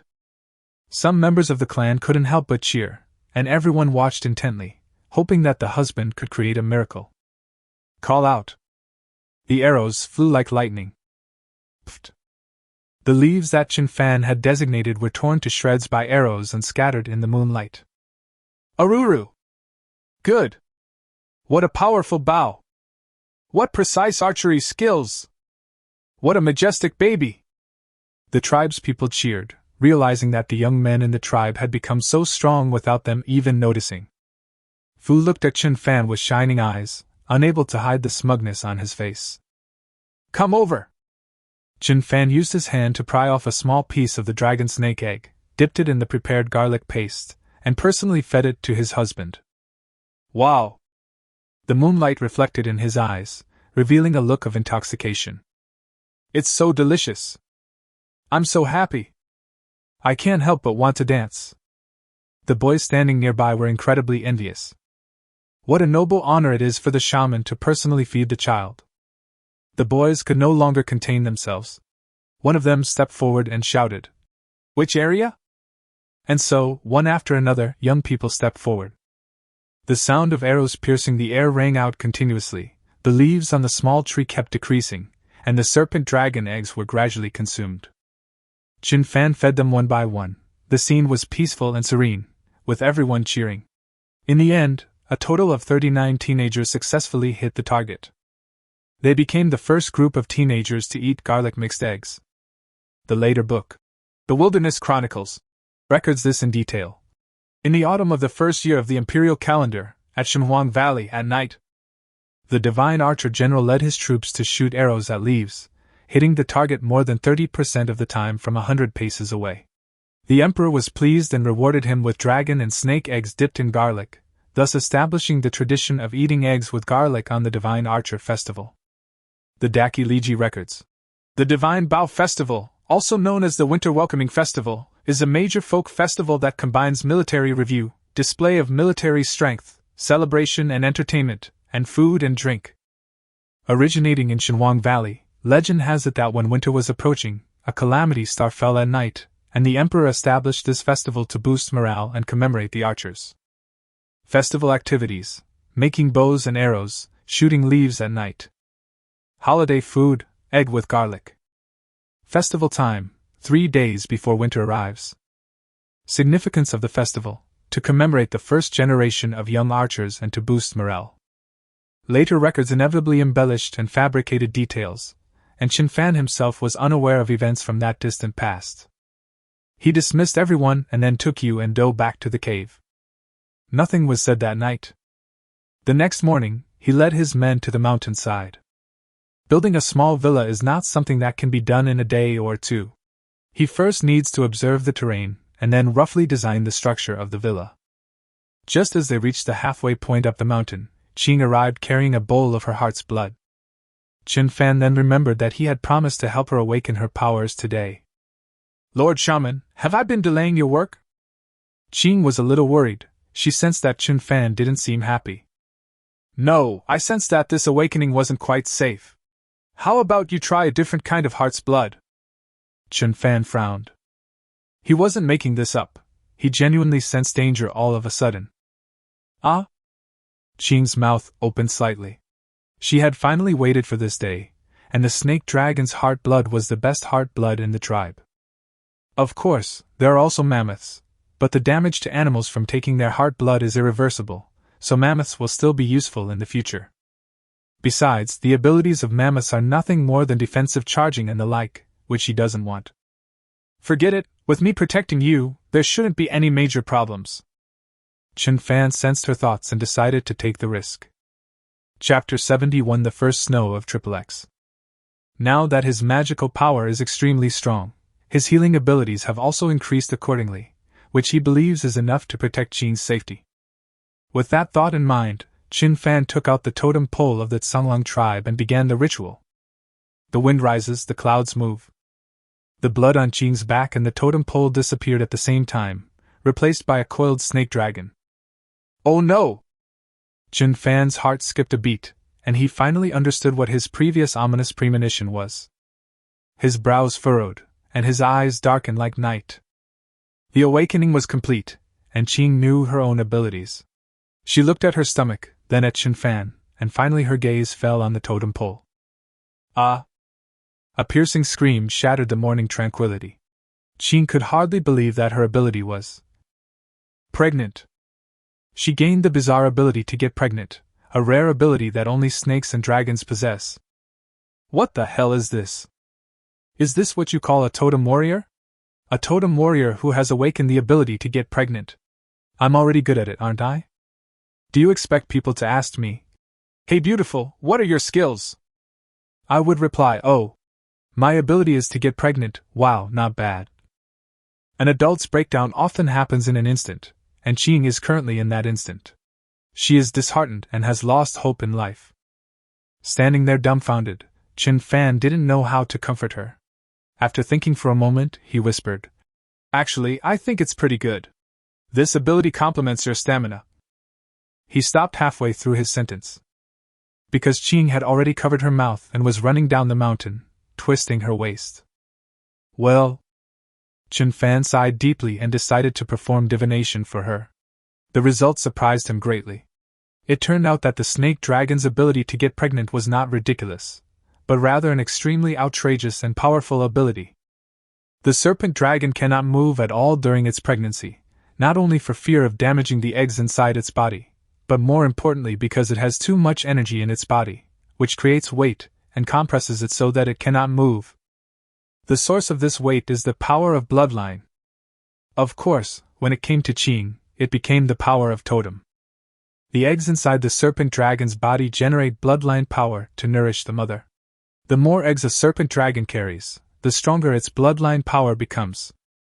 Therefore, after giving birth, the snake dragon will undergo a qualitative change, and all its abilities will be enhanced, making it extremely terrifying.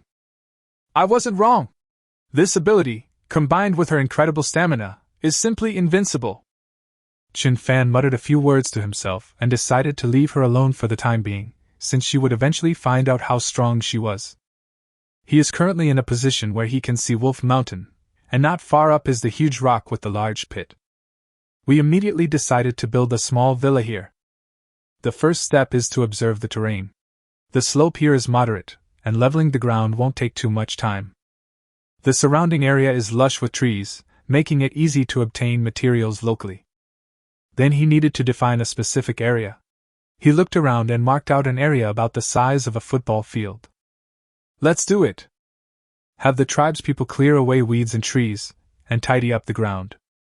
He then returned to the cave and began designing the villa. After a busy day, the day passed quickly.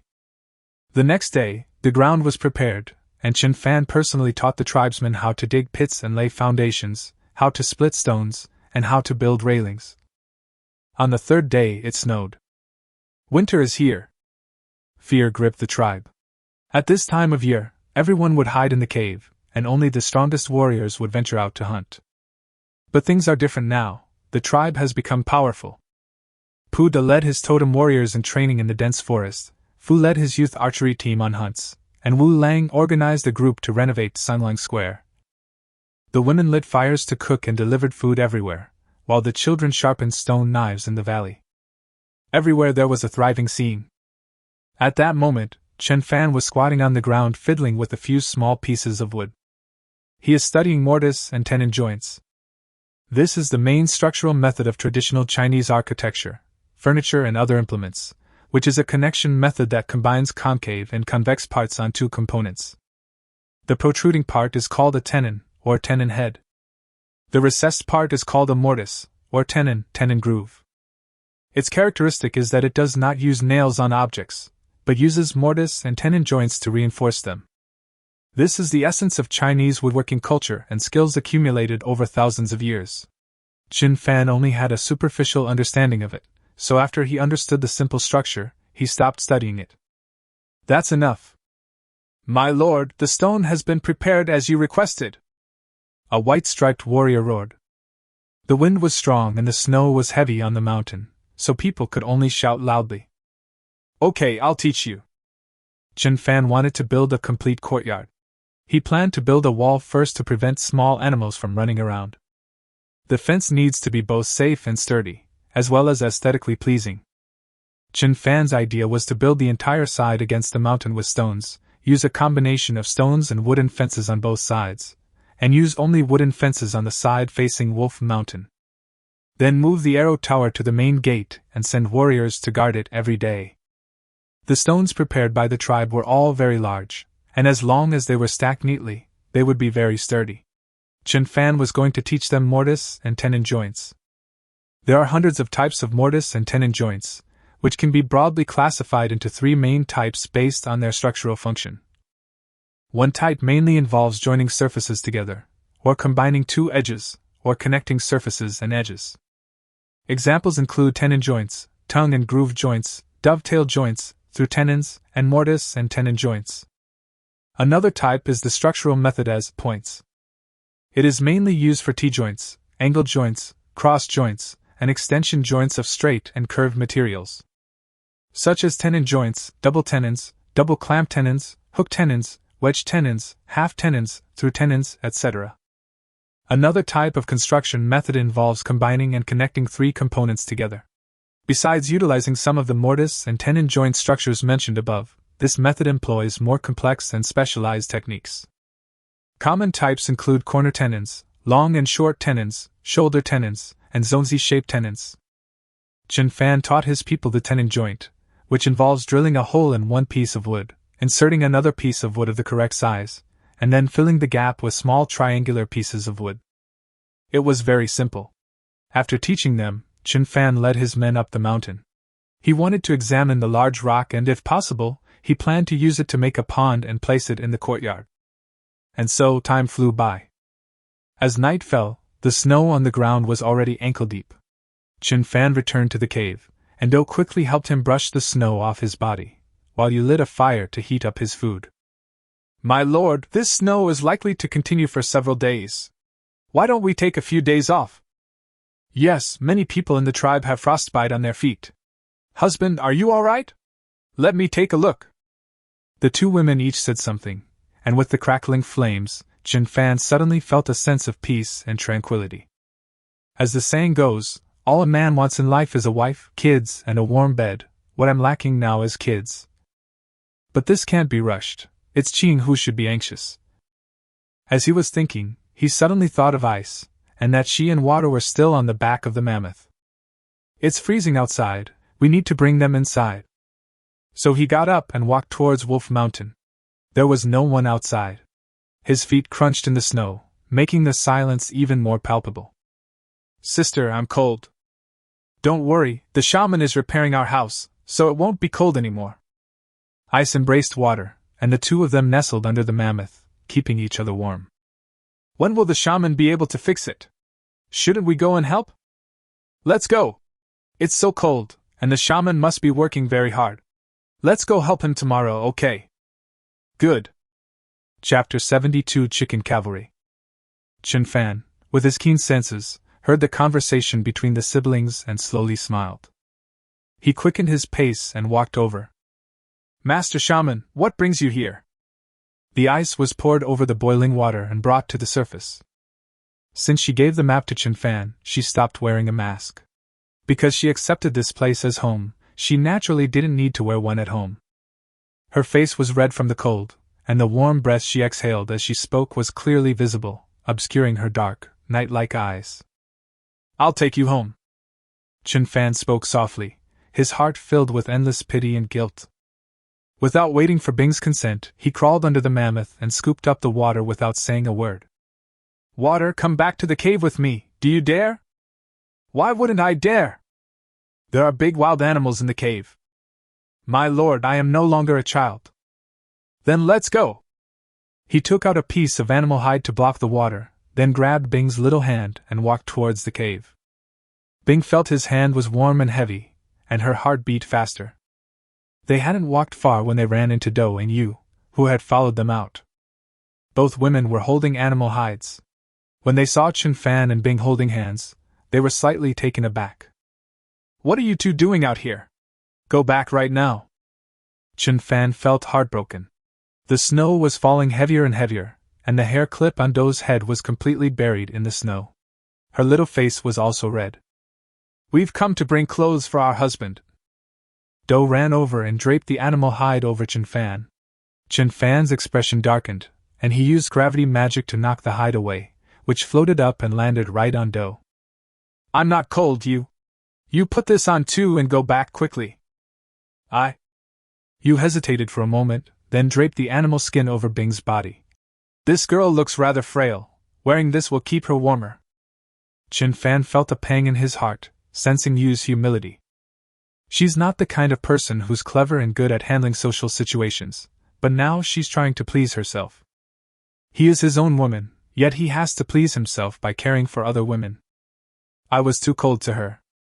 He immediately handed the water to Do and reached out to take Yu's hand. Let's go home. The wind and snow raged, and the cold wind rushed into the valley. The occasional howls of wolves that used to echo were now nowhere to be heard. The group returned to the cave. Chen Fan handed the meat soup that Yu had heated up to Shui, and then began to worry about how to sleep that night. There was only one bed, although it was a large one, enough for him and the three girls to sleep in. But they couldn't let little Shui sleep alone on the floor. After thinking it over and over, I realized I was overthinking it. Since Bing was already preparing to leave, she waited until Shui finished drinking the meat soup and said softly, Master Shaman, my brother and I will rest in the cave ahead. Thank you for today. I've thought about how to sleep for so long, and now you're leaving? How impolite of you. Chen Fan wanted to ask her to stay, but he didn't know how to say it. At this moment Yu spoke up and said, Sister Bing, the cave ahead is too noisy. Why don't you stay here? It'll be warmer with more people around. Ice. In the end, Bing stayed, but not in the bedroom. Instead, she made a makeshift bed next to the stone table. The next morning. The snow had stopped for a while, but the cold wind was even stronger, and the snow on the trees was being blown around by the wind, while the snow on the ground was already above knee-deep. Chen Fan emerged from the cave. His view of the valley was limited, so he didn't think much of it until he reached the top of the mountain. He was immediately struck by the vast and pristine snowscape before him. Everywhere was covered in silver, the trees swayed in the wind, and the tribesmen trudged through the snow.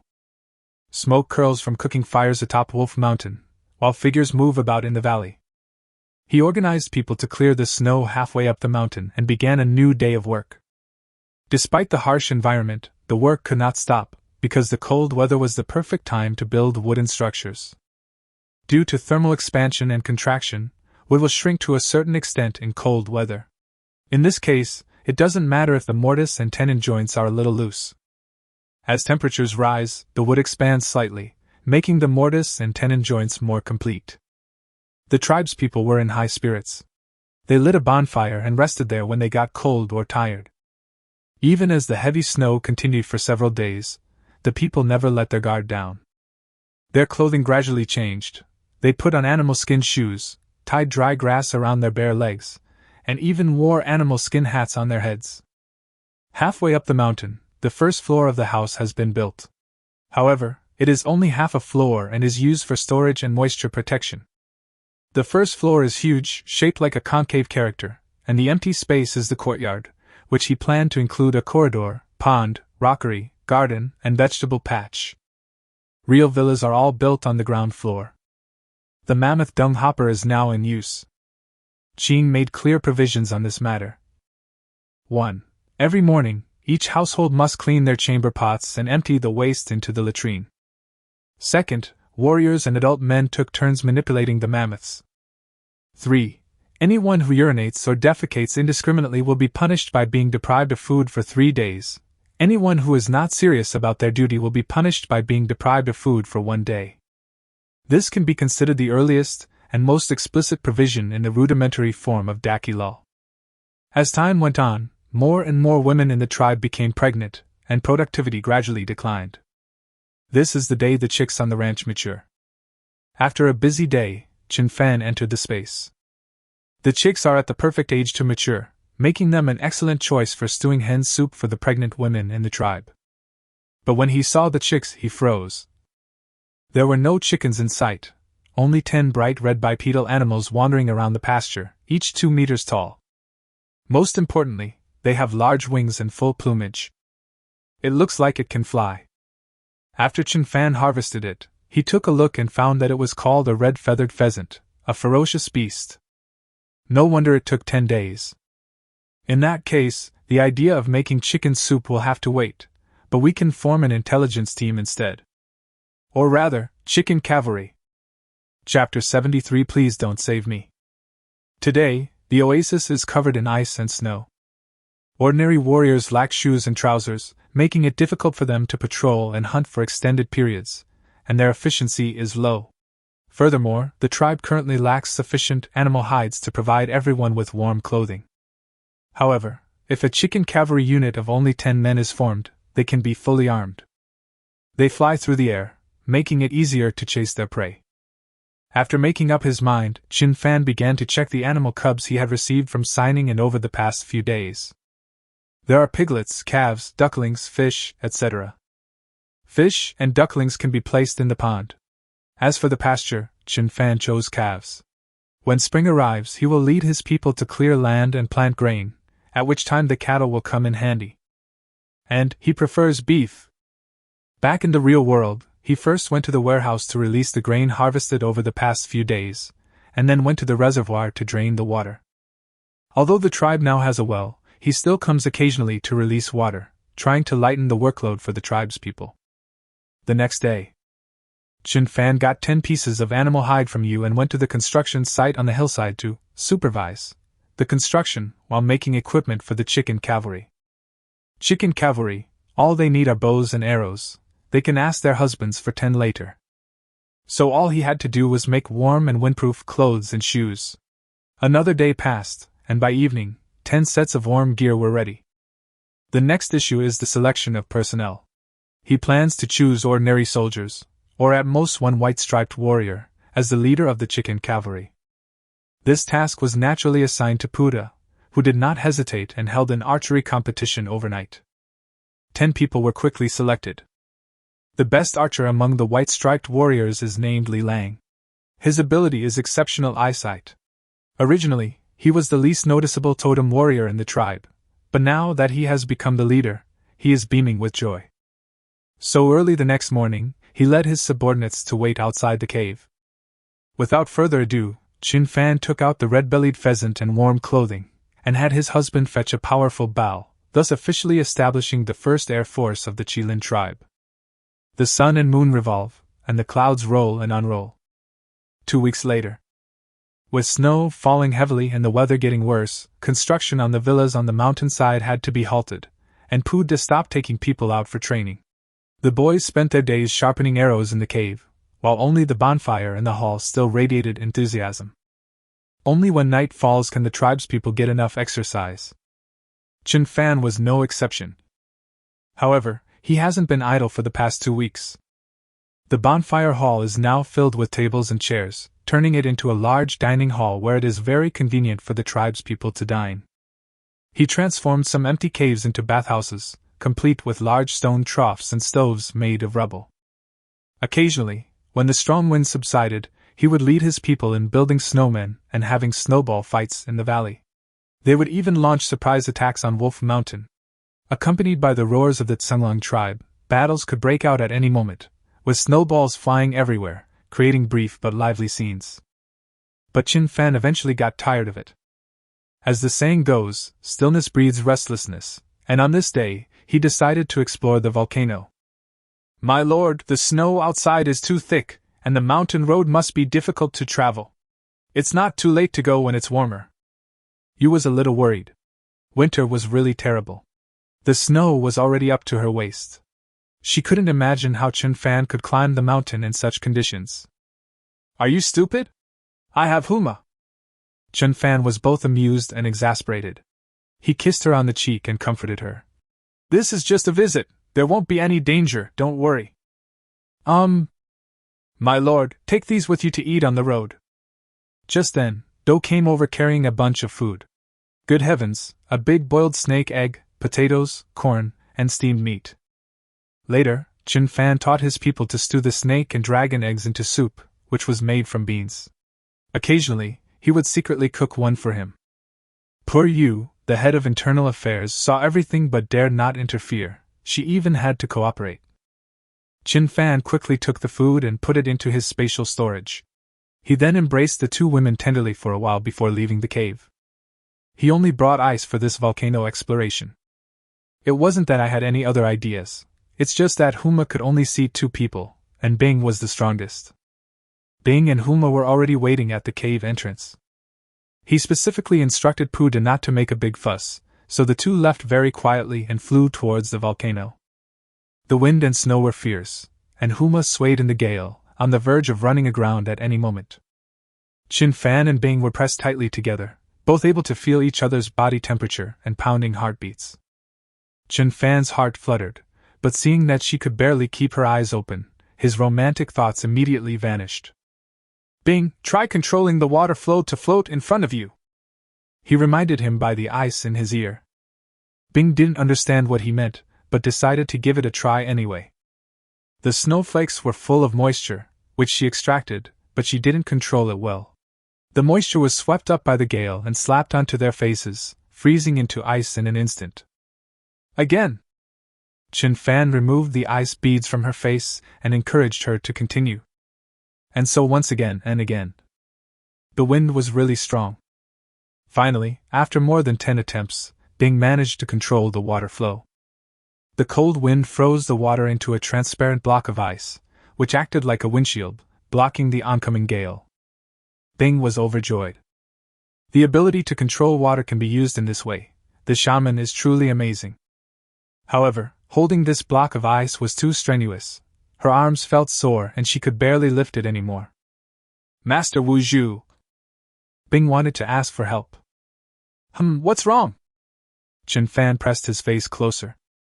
"The wind is too strong, I can't lift it anymore." "Then put it down and rest for a while." So Bing could only grit his teeth and persevere. Fortunately, the volcano wasn't far away, and Huma finally reached the crater after a shaky journey. This is a circular pit, about 1 kilometer in diameter, wider at the top and narrower at the bottom, resembling a large bowl used by a deity, and it is quite spectacular. Water vapor was rising from the volcano, making it difficult for Chen Fan to see clearly what was inside. They told Huma to go down, but it refused, preferring to endure the wind and snow in the air. Sensing its fear, Chen Fan stopped pressuring it. So I let it find shelter from the wind on its own, and it jumped down while hugging the ice. There was no snow in the crater, and the ground was soft, slippery mud. The two jumped down from a high place, slipped, and fell down. Bing was all right. She was relatively close to the cliff face, and Chen Fan used a horizontal gravity spell to push her, allowing her to successfully grab onto the cliff. But Chen Fan was too far from the cliff. He frantically used gravity magic to slow his descent, but it was impossible to grab onto the cliff face, because the further he fell, the farther he would be from it. Master Wu Zhu! Bingxin was thrown into a panic and screamed loudly. Yes, just shout for me loudly, and whatever you do, don't send a water urchin to save me. Chen Fan rolled his eyes and said irritably. Chapter 74 Falling. Chen Fan suddenly realized that this girl wasn't much better than you. Upon hearing Chen Fan's words, Bing blushed and quickly produced a water huma, which conveniently distracted Chen Fan. The two of them breathed a sigh of relief. Not good! Chen Fan suddenly felt something was wrong. He himself could not feel any temperature, but the water humidor beneath him was rapidly vaporizing. Bing clearly noticed this as well, and seeing that Chen Fan was about to fall again, she finally summoned another one to support him. Save yourself first, I can still manage! Chen Fan sensed that Bing was in danger. The spot she was holding onto had loosened. The water hummingbird had carried him a distance, and now this one was moving too, but it was about to disappear. Chen Fan didn't dare to delay. He used the gravity spell on Shui Huma's back, and Shui Huma immediately disappeared. He then leaped high into the air and grabbed at the cliff face. Whether it was a coincidence or not, just as Bing landed on a water horn, Chen Fan rolled onto her. Their eyes met, and they could clearly hear each other's breathing. Time seemed to stand still. He lay on top of her, quietly admiring the panic in her eyes. Occasionally, a ray of red light would emerge from the abyss, illuminating his face and making him appear powerful and mysterious. Master Wu Zhu! Finally, Bing looked away, her breath sweet as orchids. Take your hand, away! Chen Fan was taken aback, only then realizing that his hands were clinging to the woman's breasts, which were firm and bouncy. He wanted to remove them, but instead, he inexplicably squeezed them. It's really bouncy. Bing let out a soft moan and quickly pursed her lips. This is the inside of the volcano. Chen Fan quickly got up and looked around, his movements exaggerated to the extreme, even affected. They were not far from the crater. There was a platform in front of us that resembled a road, winding downwards like a mountain highway, and it was about 1.5 meters wide. To the right is a cliff face, and to the left is an abyss. A red glow shines through the misty fog, the color of lava. Chen Fan peeked out and saw nothing but winding mountain roads below. My lord, the map? Bing stood up to remind him.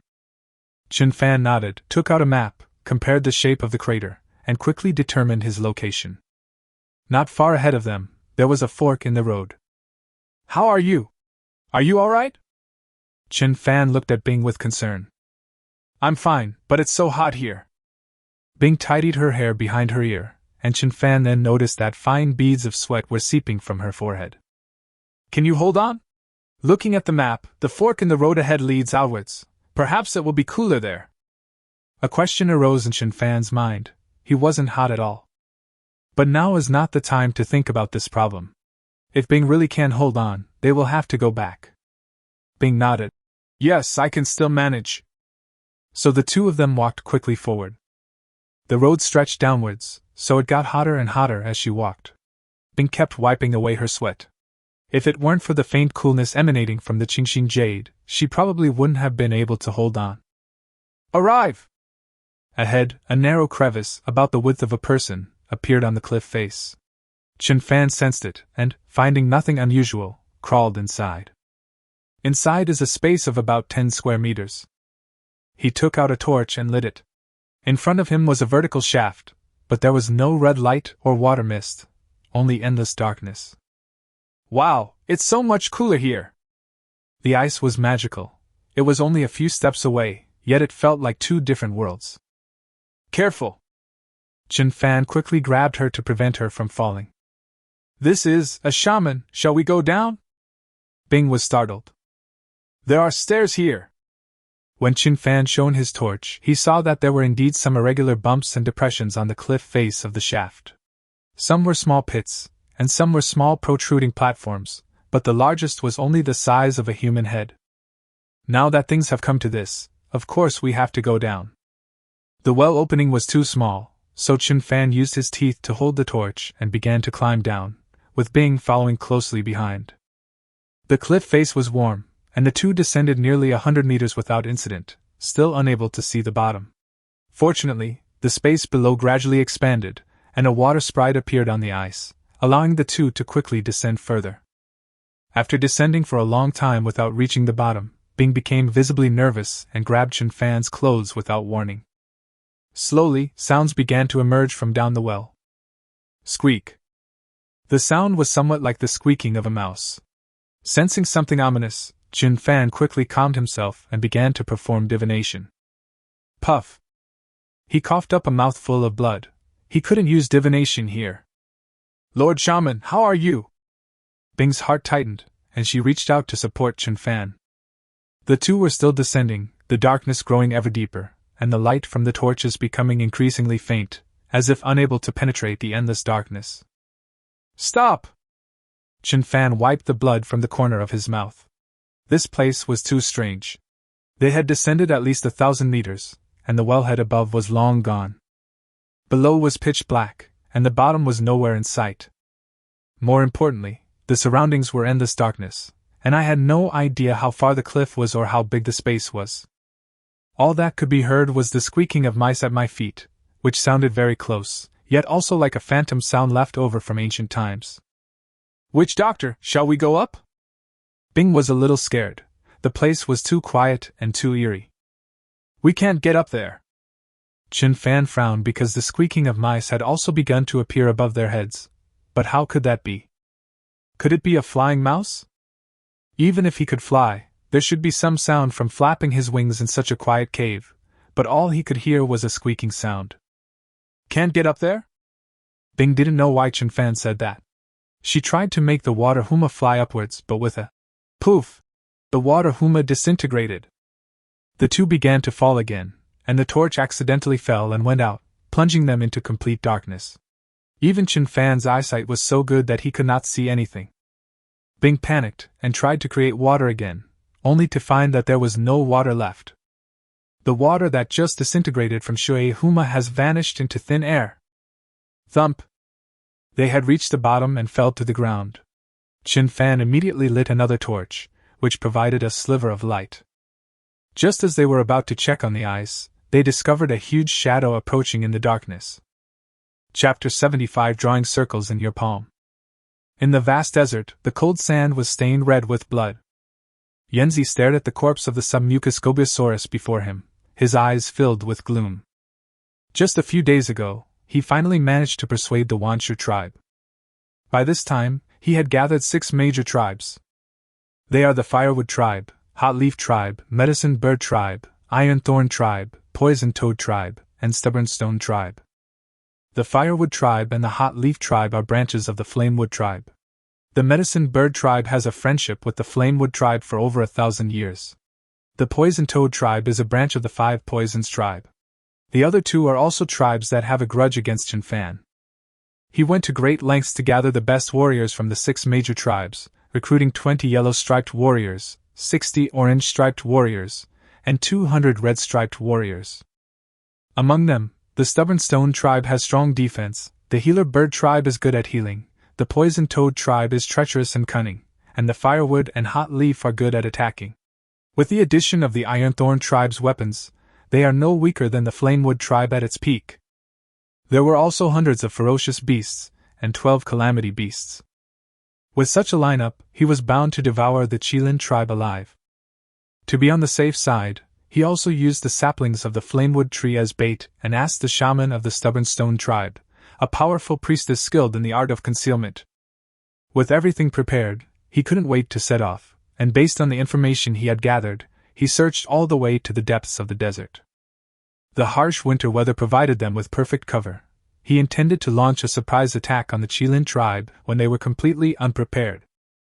However, unforeseen events can happen at any time, and misfortune can strike at any moment. One night, a yellow-striped soldier, still half asleep, accidentally spit on the face of a sleeping gobi dragon while relieving himself. This is really. The dragon sleeps in the pit, and its urine comes from the sky. Where can you go to reason with this? The enraged gobi dragon bit off half of his body and then charged at the group with its gaping maw. The poor people buried themselves in the sand to avoid the cold, but more than a dozen of them were trampled to death by the gobi dragon.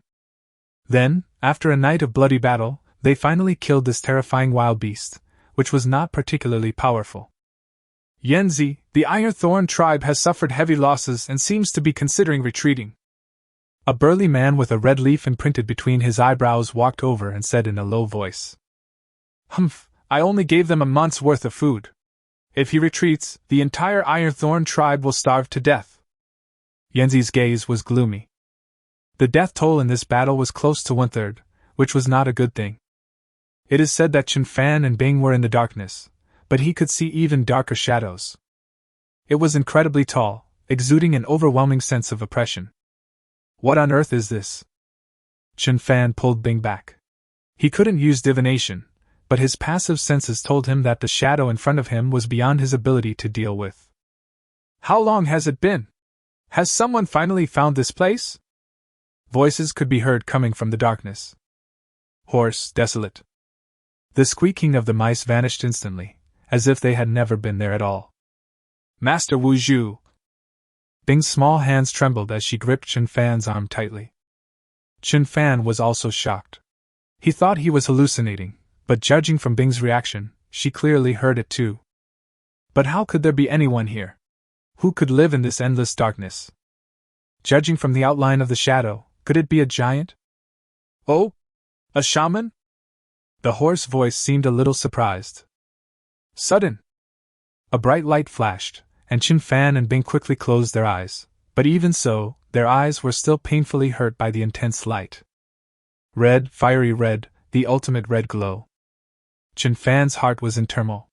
When his eyes felt a little better, he slowly opened them, only to find that there was no one in front of him.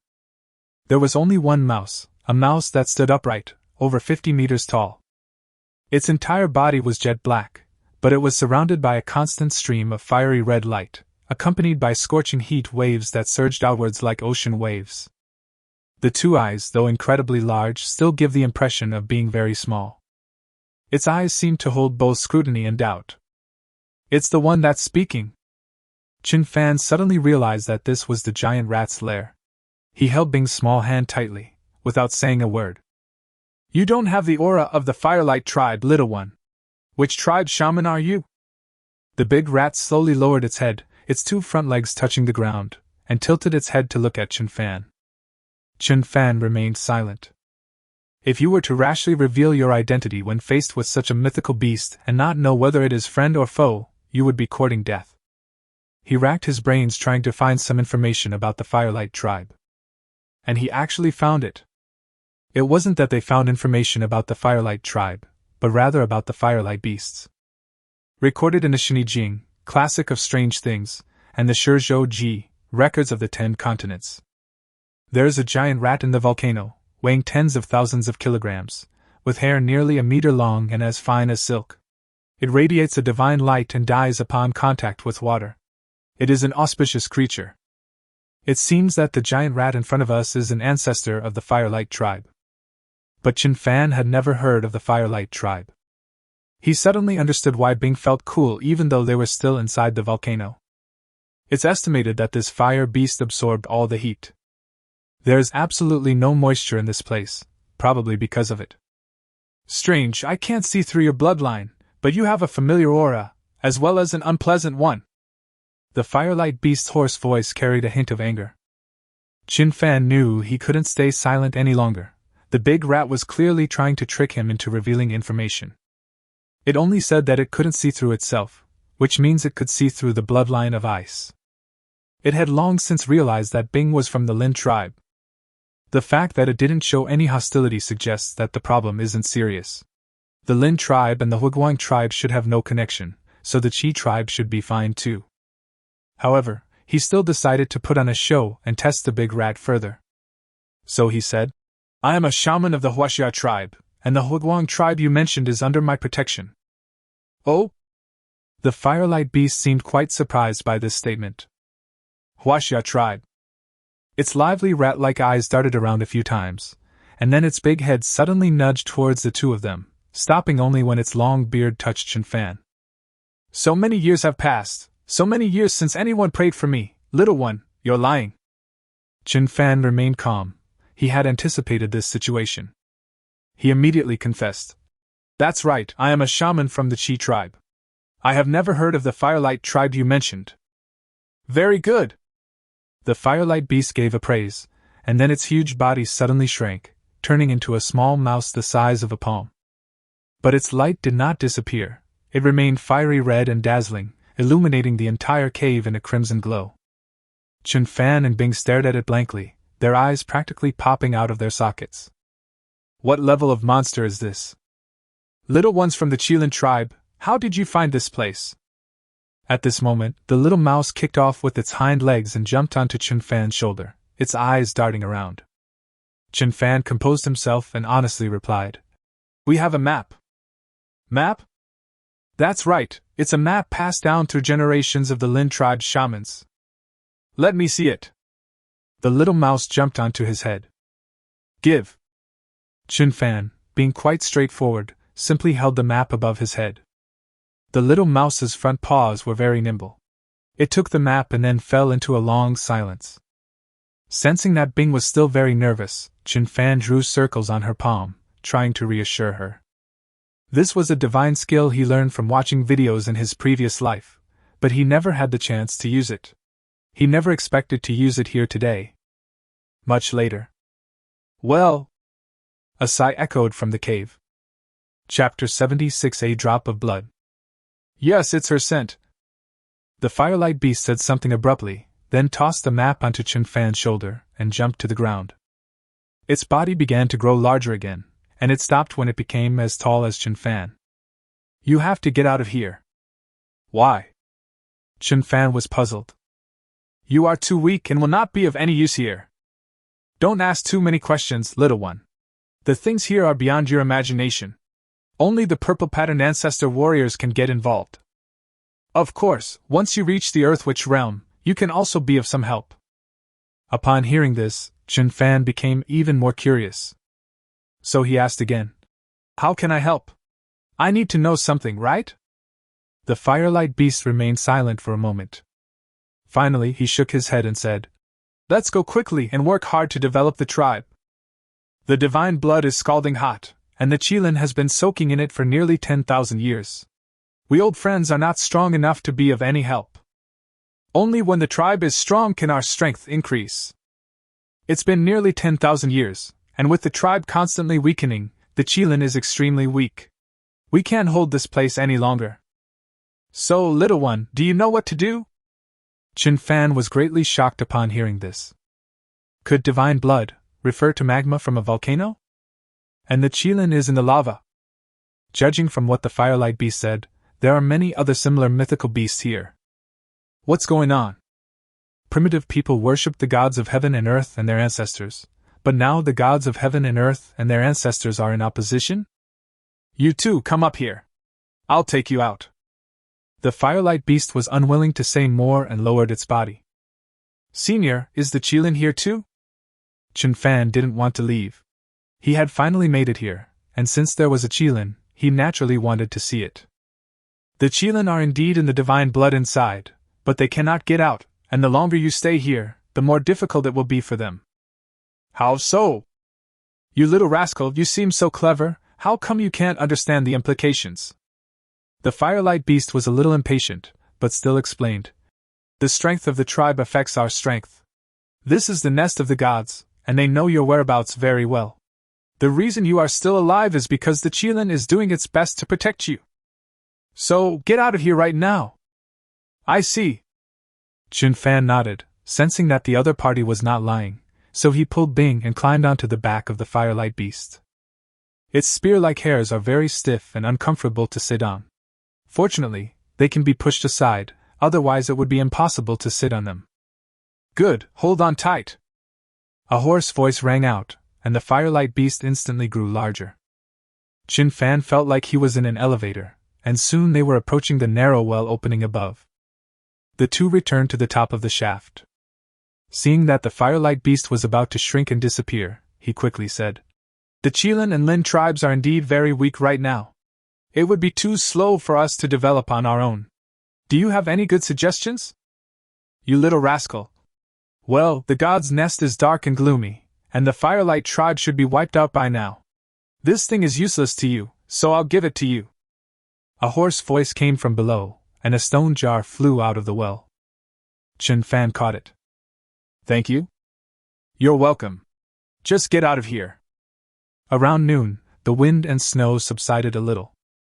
On the edge of the oasis, on one side is snow-covered landscape, and on the other side is endless yellow sand. On one side, the wind was calm and the sand was still, while on the other side, the wind and snow were still blowing. High in the sky, 10 pheasants flapped their wings vigorously, as Li led his chicken cavalry to begin a new day's patrol. Ouch! Suddenly, a pheasant was knocked over by the snow and fell down. "Aruru! Ha ha!" The other team members laughed. This kind of thing happens every day, and they're used to it. The ground is covered with a thick layer of snow, so you won't get hurt if you fall in. We thought we'd be in the desert soon and everyone could complete the patrol without any mistakes, but unexpectedly, some people still suffered. However, this time is different. The pheasant that fell did not land directly on the ground. Instead, it hit something and then rolled to the side. "Take the bow!" Upon realizing this, Li shouted loudly. The sound was drowned out by the wind and snow, but the others quickly took out their bows and arrows. "Call out!" The arrow shot out sharply, but due to the wind and snow, it missed its target. "Fly lower!" He landed quickly and then fired another arrow. Pfft! The arrow remained embedded in midair, but blood splattered out and dripped onto the thick snow. This scene was extremely bizarre. I didn't see anything, and there were no animal footprints in the snow. What could it be? The chicken riders were all ordinary soldiers with plenty of experience dealing with wild beasts, but they had never seen anything like this before. Startled and suspicious, they all followed suit and fired arrows. Whoosh whoosh. The poor warriors of the Rai tribe died under a hail of arrows. His ability is speed. He is a spy sent by Yenzi. Upon entering the oasis, he spotted distorted animals flying in the distant sky. As an excellent scout, he immediately erased the traces on the snow and then stood quietly in place. The shaman of the Wanshur tribe cast a concealment spell on him, so that no one could see him for a certain period of time. So even though the weather was cold, he found it quite interesting. It feels so good to be invisible in enemy territory. Just as he was thinking this, he was horrified to see a large chicken hurtling towards him. Holy crap! No way! He covered his mouth tightly to stop himself from crying out, and endured the pain without moving. And then, he died. Crater. Chen Fan and Bing rode out on their water huma. They didn't stay inside for long, but when they came out, they found it was almost dark. The first thing Chen Fan did was consult the oracle. He originally planned to go in to perform divination, but he accidentally fell in. At this time, sit cross-legged and calm your mind. With a buzzing sound, 2 images appeared in my mind. First picture, in the valley, the people of the Chi tribe are kneeling, and in the sky, a green Chi walks in the air. The second picture shows a volcanic eruption with lava gushing out, leaving a scorched earth as far as the eye can see, with even the ground cracked from the heat. The 2 images flashed by in an instant, and Chen Fan's face turned pale. He felt extremely weak and feared he would not be able to recover for a while. "Master Shaman, how are you?" Seeing his listless expression, Bing felt worried. "It's nothing. He probably saw something he shouldn't have, and it took a lot of mental effort." Chen Fan stood up. He was still holding the stone jar that the firelight beast had given him. He called out to Huma in his heart, then opened the jar and looked inside. There was a drop of blood. That's right, just 1 drop. It floated in the stone jar, exuding a powerful and mysterious aura. "This is the heart's blood of a divine beast." Bing was taken aback. There are more beasts than humans on the wild continent. The levels of beasts are wild beast, ferocious beast, calamity beast, wild beast, demon beast, divine beast, and sacred beast. She had heard her master say. The blood from the heart of a demon beast is in a congealed state. The blood from the heart of a mythical beast is in the form of a water droplet. No one has ever seen the heart's blood of the sacred beast. A mythical beast? Chen Fan covered the jar. I was thinking that I would let Do use it next year when she turned 15. Chapter 77 Lonely Man and Woman. The wind and snow were fierce. Hulma couldn't even open its eyes. Its body temperature would easily melt the snowflakes, which would then freeze the water on its body, preventing it from flying normally. Even monstrous beasts cannot survive in such an environment. Helpless, Chen Fan could only let it land and continue to huddle in the thick snow for warmth. "My lord, I'll fetch water and fly back." Bing's face was red from the cold, and her lips were chapped. "Forget it, it's too cold, we'll freeze. Let's spend the night here and go back tomorrow when the weather is better." Chen Fan decided to build a snow house. The snow on the ground is getting thicker and thicker, making it a perfect time to dig a snow hut. He first dug a hole in the snow, pulled himself into the ice, and then took out a bag of corn and placed it in front of the ice. "Bing, learn from me." He picked up an ear of corn, placed his thumb on a row of kernels, and with a push peeled the kernels off. "Oh." Bing followed suit and quickly mastered the trick. "That's right. This one inside is called a corncob, which can be used to start a fire. This one is called a match. You can make a flame by sliding it like this. Do you understand?" Chen Fan took out a match and demonstrated how to start a fire, deciding to entrust the task of starting the fire to her. Bing's mouth gaped open, a strange look appearing in her eyes, and she obediently nodded. "The shaman is amazing." Seeing this, Chen Fan climbed out of the snow pit and dug another pit not far away to start building a snow house. It sounds very simple, but there are actually many intricacies involved in building an igloo. First, he chose a spot on a hillside facing the wind, where the snow was thicker and more compact. Then, dig a hole about 2 fingers height from the ground. This hole is the entrance passage. Dig about 1 meter long and then dig upwards to build the main room. This will prevent wind damage. Ideally, the snow on the main room floor should be at least 1 meter thick. If it's too thin, it will easily melt due to the heat from the ground. It must be emphasized here that the ground of the igloo must be covered with snow. You must never hollow out all the snow just to take advantage of the heat from the soil.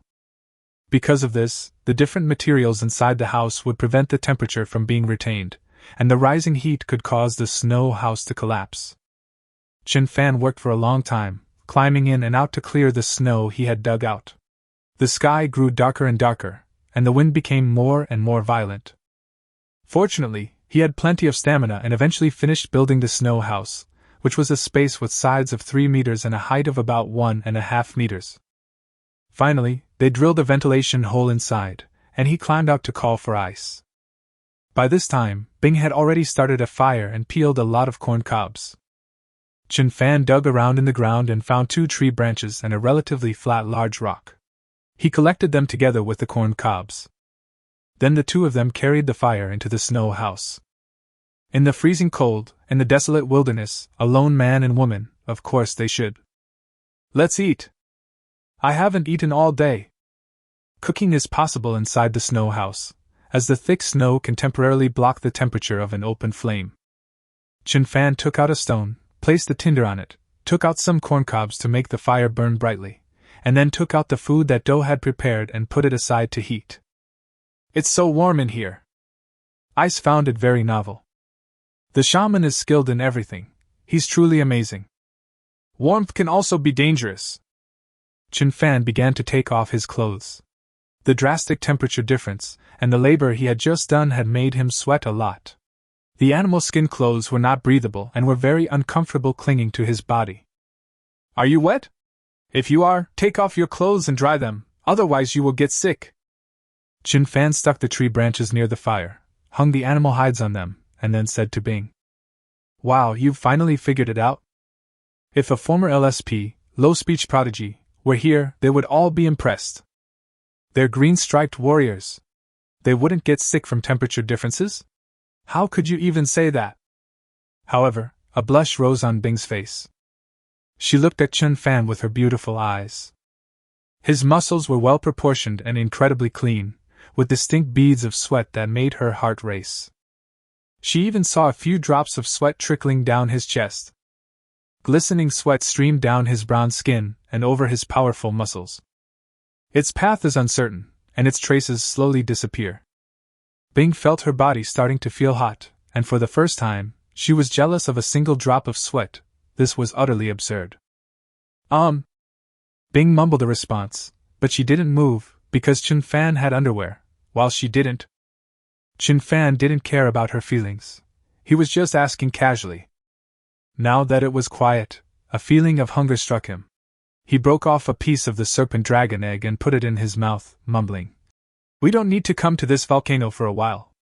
Bing composed herself and asked somewhat embarrassedly, "Master Shaman, could we leave that drop of divine beast's heart's blood for Shui?"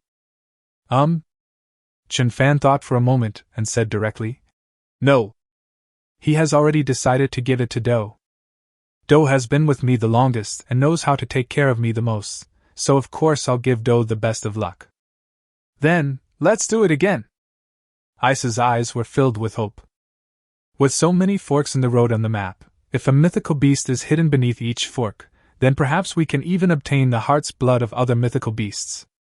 Shui is his own younger brother, and the only remaining male in the Lin tribe, so of course he should give him the best he can. "One more time?" Chen Fan nodded. Shui was still young. "Okay, I promise you, we can do it again before the water matures." Ice nods like a chick pecking at rice. So the two of them ate, and then prepared to rest. Chen Fan spread an animal skin on the snow. The two should have huddled together for warmth, but he didn't know how to bring it up. She gradually fell asleep. In my dream, I felt myself holding something soft and warm. When he woke up the next morning, Bing was heating up the food. "Woke up so early?" He greeted them and started getting dressed. Ice's eyes darted away slightly, and she responded softly. "What kind of weather is this?" Looking at the snow-covered world before him, Yanzi felt that his life was going to be incredibly difficult. Even in winter, the environment here is too harsh, isn't it? He was still standing in the desert, where it never snows, and their tribe's territory never experienced such harsh weather. "Yanzi, could we have come to the wrong place?" "Yes, it's unlikely that a tribe could survive in an environment like that." "That's right. A place like this can't support a powerful tribe. The Qilin tribe shouldn't be here." Yanzi frowned deeply. "Don't forget, all the spies we sent out these past 2 days have disappeared. The Crimson Warriors might have been killed by the wind and snow, but could the Orange Warriors have been killed as well?" At that moment, a middle-aged woman approached. She was completely wrapped in animal skins, and her exposed eyes were filled with coldness and chill. She looked at Yanzi and said bluntly, "We've already lost nearly half of our warriors just getting here. What makes you think we can wipe out the Qi tribe and return safely? Just because I, Yanzi, have eaten the remains of my ancestors, I can annihilate everything." As soon as he finished speaking, the sand beneath his feet suddenly became scorching hot, and even the thick snow in the oasis melted instantly, creating a large hole. Chapter 78. Sorry, we're late. Chen Fan and Bing rode Huma, stopping and starting along the way, and finally made it back to the valley. To block the wind, a stone door had already been installed at the entrance of the cave. It cannot be opened from the outside.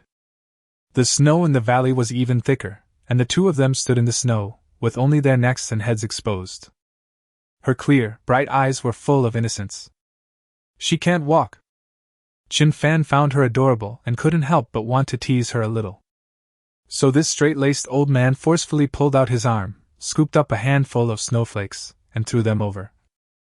Ice had nowhere to hide and ended up with a mouthful of snow.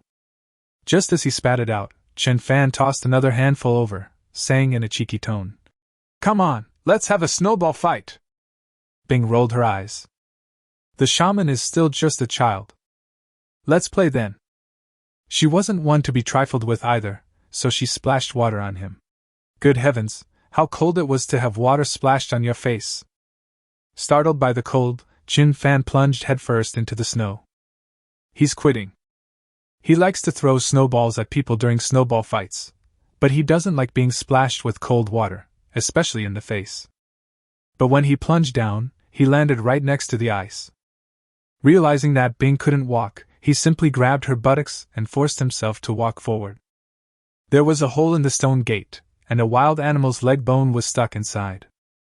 Chen Fan put the ice down and then inserted the leg bone. A boy inside saw Chen Fan through the hole and danced with joy, shouting, The shaman is back!" Then everyone in the bonfire hall cheered happily. But no one came to open the door.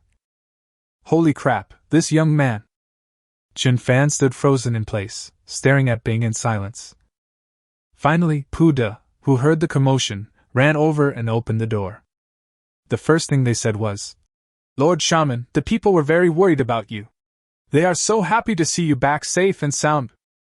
Chen Fan pulled Bing inside, closed the door, and then said, "I'm also very happy, so I've decided to start teaching everyone from today onwards."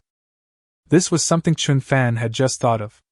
The people of the Qilin tribe were really a bit stupid, not as smart as the people of the Tsenglong tribe. This won't do. The Qilin tribe can't rely on just one person to support itself. Therefore, he wants to teach knowledge. If you want to teach knowledge, you need written language. Winter still has at least 2 more months to go, and since I'm basically idle anyway, writing something simple isn't a bad idea. Learning knowledge? What is knowledge? Pu De muttered something to himself, then solemnly said, "Lord Shaman, the chicken cavalry discovered the intruders during their patrol." "Oh?" Chen Fan wanted to try divination, but feeling that his mind had not fully recovered, he gave up the idea.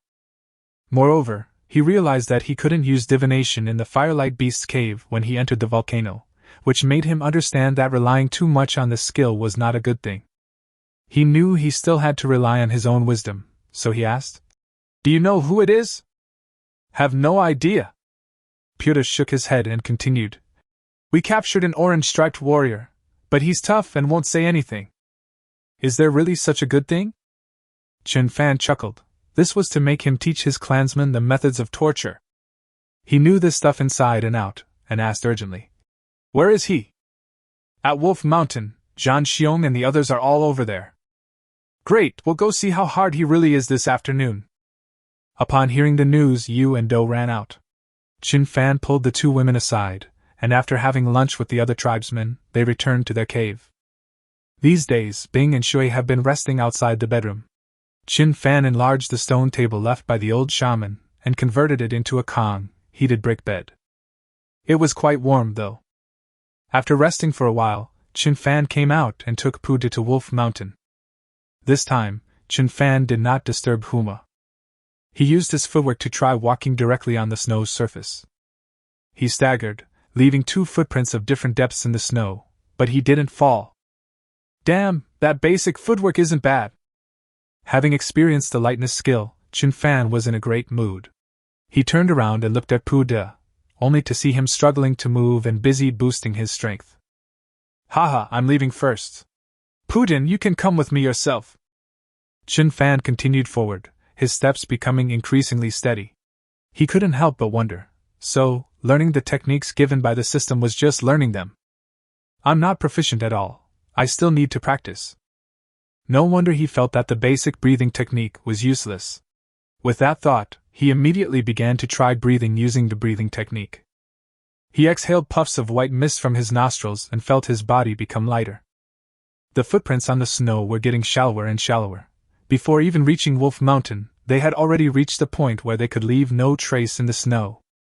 Langshan was in a rather sorry state due to the severe weather. 1 or 2 houses collapsed under the weight of the heavy snow, and several tribesmen were clearing the snow from their own houses to prevent them from being damaged as well. "Look, what's that?" A tribesman who wasn't very diligent in his work saw Chen Fan and thought he was seeing things, so he exclaimed in surprise. A person nearby heard the sound, turned around and saw Chen Fan speeding across the thick snow, leaving no trace in his wake. "That must be the shaman," The shaman can run on the snow! The tribesman shouted. The gale drowned out his voice, but it couldn't drown out his shock. By this time, Chen Fan had arrived. He was quite cold, so he didn't stand on ceremony and asked directly, "Where is the orange-striped warrior we captured?" He shouted very loudly. Upon hearing this, the two tribesmen each pointed in a direction and said simultaneously, "There!" Forehead? Two were arrested? Chen Fan was confused. Little did he know that the two tribesmen exchanged a glance and then simultaneously pointed in the direction the other had just been pointing. "There it is!" Chen Fan. "I overestimated you. In my mind, you were smarter than the people of the Chi tribe. Now it seems I was wrong." However, judging from their actions, the orange-striped warriors were buried in the snow.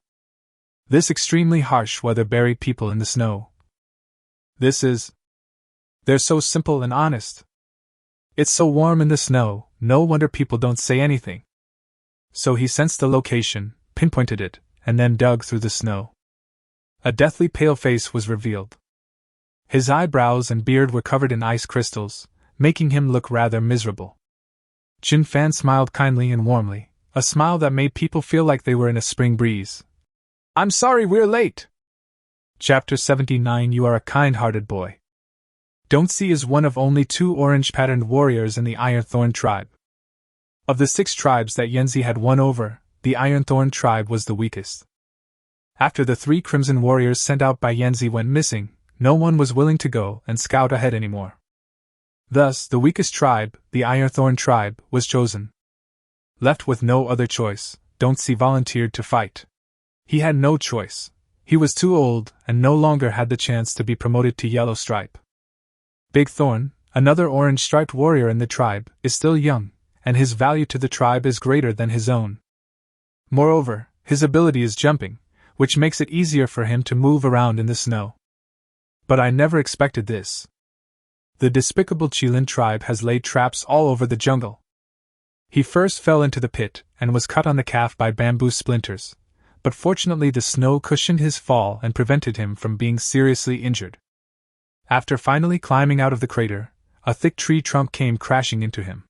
His hearing was impaired in the wind and snow, and he was a step too late to dodge, injuring his left arm. I thought that was the end of it, but then a few big, wobbly chickens flew down from the sky. There were even people on the giant chicken. Those people are really despicable. They shot themselves with some strange weapon without saying a word. It's pitiful that I, a dignified orange-patterned warrior, was captured by a few ordinary soldiers. Shame. A tremendous disgrace. However, even after experiencing such hardships, Don'tsi did not despair. In order to uphold his last vestige of glory and the supreme dignity of the Ironthorn tribe, he decided to fight to the very end. So no matter what the enemy asked him, he remained silent. No matter how brutal the enemy's methods were, even if they buried him in the snow, he remained silent. He just hated it, hated the Chi tribe, hated that there wasn't a single kind person here, and that they just buried him here and left him to fend for himself. Therefore, at this moment, when Chen Fan appeared in front of him and smiled at him, his nose tingled with emotion. There are still more good people than bad in the world. Even in a den of scoundrels like the Qilin tribe, there is a warm and gentle boy like the one in front of you. "Sorry we're late."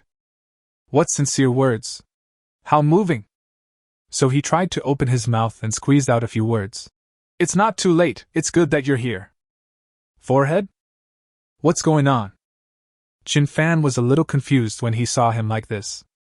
This old man doesn't really think I'm here to save him, does he? "You've suffered. It's cold in the snow, come out quickly." Chen Fan continued digging in the snow, then reached out and pulled him out. Being a person who cares about the environment, he promptly filled in the snow pit that had buried him. "The tribesmen are ignorant, and have caused the brave warrior to suffer." Chen Fan looked at the old orange-patterned warrior in front of him, who was naked and almost frozen stiff, and his eyes showed regret. I saw the thorns and was deeply moved. But he felt even colder after leaving the snow. The biting cold wind eroded his body, and the hair on his body covered with ice crystals was even swept away by the gale. He wanted the boy to take him back inside to warm up, but the menacing-looking adults in the distance surrounded them. Upon seeing his clansmen approaching, Chen Fan immediately ordered, "Quickly, boil some hot water. I need to warm this strong man up." The tribesman at the front was taken aback. "Go quickly!" Chen Fan urged. "Yes." The tribesman turned and left. Dongsi felt a surge of excitement, and his eyes welled up with tears. This young man was so considerate. After the Chi tribe was destroyed, he would do his best to protect him and keep him alive. Putin was completely stuck in the snow, making it truly difficult to move around. He wasn't a soldier. His leg strength wasn't enough to force him to move forward through such deep snow. Fortunately, he could boost his own stats, which allowed him to gradually make his way to Wolf Mountain, where he then witnessed the scene before him. The shaman was pouring water on the intruder, and steam rose from the water. Why is the shaman helping him? Pu De was filled with surprise and doubt, and he pushed forward with all his might, as if he were using every ounce of strength he had.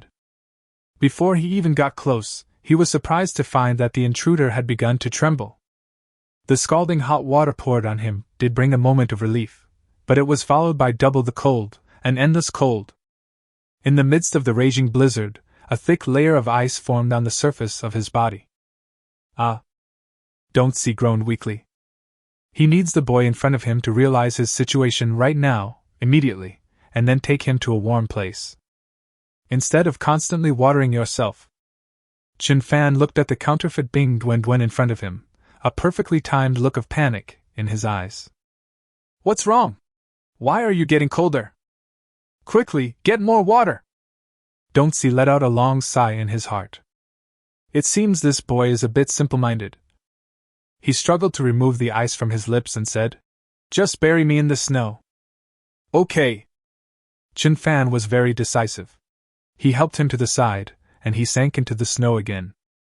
It was indeed much warmer in the snow. He tried to move, hoping the snowflakes would cover as much of his body as possible. But the next moment, something devastating happened to him. Chen Fan took the hot water that the clansman had brought, and continued to pour it over him. "Holy crap! Are you stupid? If you keep pouring water like that, the snowflakes will freeze. How am I supposed to survive?" So he shouted at the top of his lungs, "Stop! You're a kind young man, but don't help me. It's so cold outside, you should go inside and warm yourself by the fire." "That works too." Chen Fan nodded. He was in a hurry to get back and study the writing system, so he couldn't play around anymore. "Torture, please." When it comes to torture, there are many kinds and styles, but the most famous are the 10 great tortures.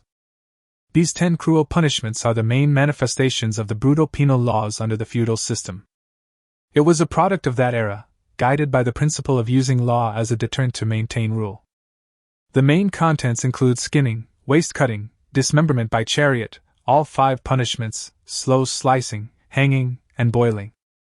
Every single one of them is utterly inhumane. In a brutal, lawless world, this might be useful. Since you've come to intrude on my tribe's territory, of course I won't talk to you about humanity. Those who offend me will die a gruesome death. Among them, beheading, the 5 punishments, and hanging would kill people directly and were not suitable for use now. After considering it, Chen Fan decided to use cooking. Chapter 80 Block it. In a house on Langshan Mountain. Chen Fan, Pu De, Wu De, Zhan Xiong, and others were present, along with the house owner and some onlookers from the clan. The small house was packed full, with a fire pit in the middle and a large stone pot on top. Dongsi was sitting in the stone pot, bound hand and foot, but his face was beaming with a happy smile. "It's warm." As the water temperature slowly rose, a tingling sensation spread through his icy skin and muscles, making him feel even more grateful to the boy in front of him. "How is it? Is it all right?" Chen Fan smiled broadly. "Yes, it's very warm." "Then tell me, who are you? What are you doing here?" Dongsi hesitated upon hearing this. He couldn't bring himself to betray his tribe, but the young man in front of him was trying to keep him warm, so he was a savior. "My name is Dongsi." Thump. Boom boom boom. Boom boom boom. "You're playing music with me from over there? You're quite the caveman, aren't you?" Chen Fan tilted his head and blurted out. Don't you have a brother named Desai? Don'tsi felt a bit hot, and was startled when he heard Chen Fan's question. This boy knows Desai. That's right, but Desai isn't my brother. He's a junior of mine. He just looks a bit older. As Don'tsi spoke, he slightly raised his buttocks, which were a little hot. Chen Fan was both amused and exasperated, but didn't care, and continued to ask. Then what are you doing here? Where are you? I've come to scout ahead, and I'll follow the great chieftain. The movement suddenly stopped. He looked up at Chen Fan, his eyes already showing wariness. Chen Fan decided to drop the pretense, and lay his cards on the table, saying directly, You don't need to look at me like that. I am a shaman from the Qilin tribe. It doesn't matter whether you tell me or not, I'm just giving you a chance. After a quick mental calculation, Chen Fan understood the situation and continued. Now I'll give you two choices. First, if you confess honestly, I'll give you a quick death and let you die with dignity. Second, don't say anything, I'll slowly cook you. After saying that, he picked up a piece of firewood and stuck it into the fire. A faint aroma of meat was already wafting through the room, and everyone inside stared in astonishment at their family's shaman. It feels a bit scary.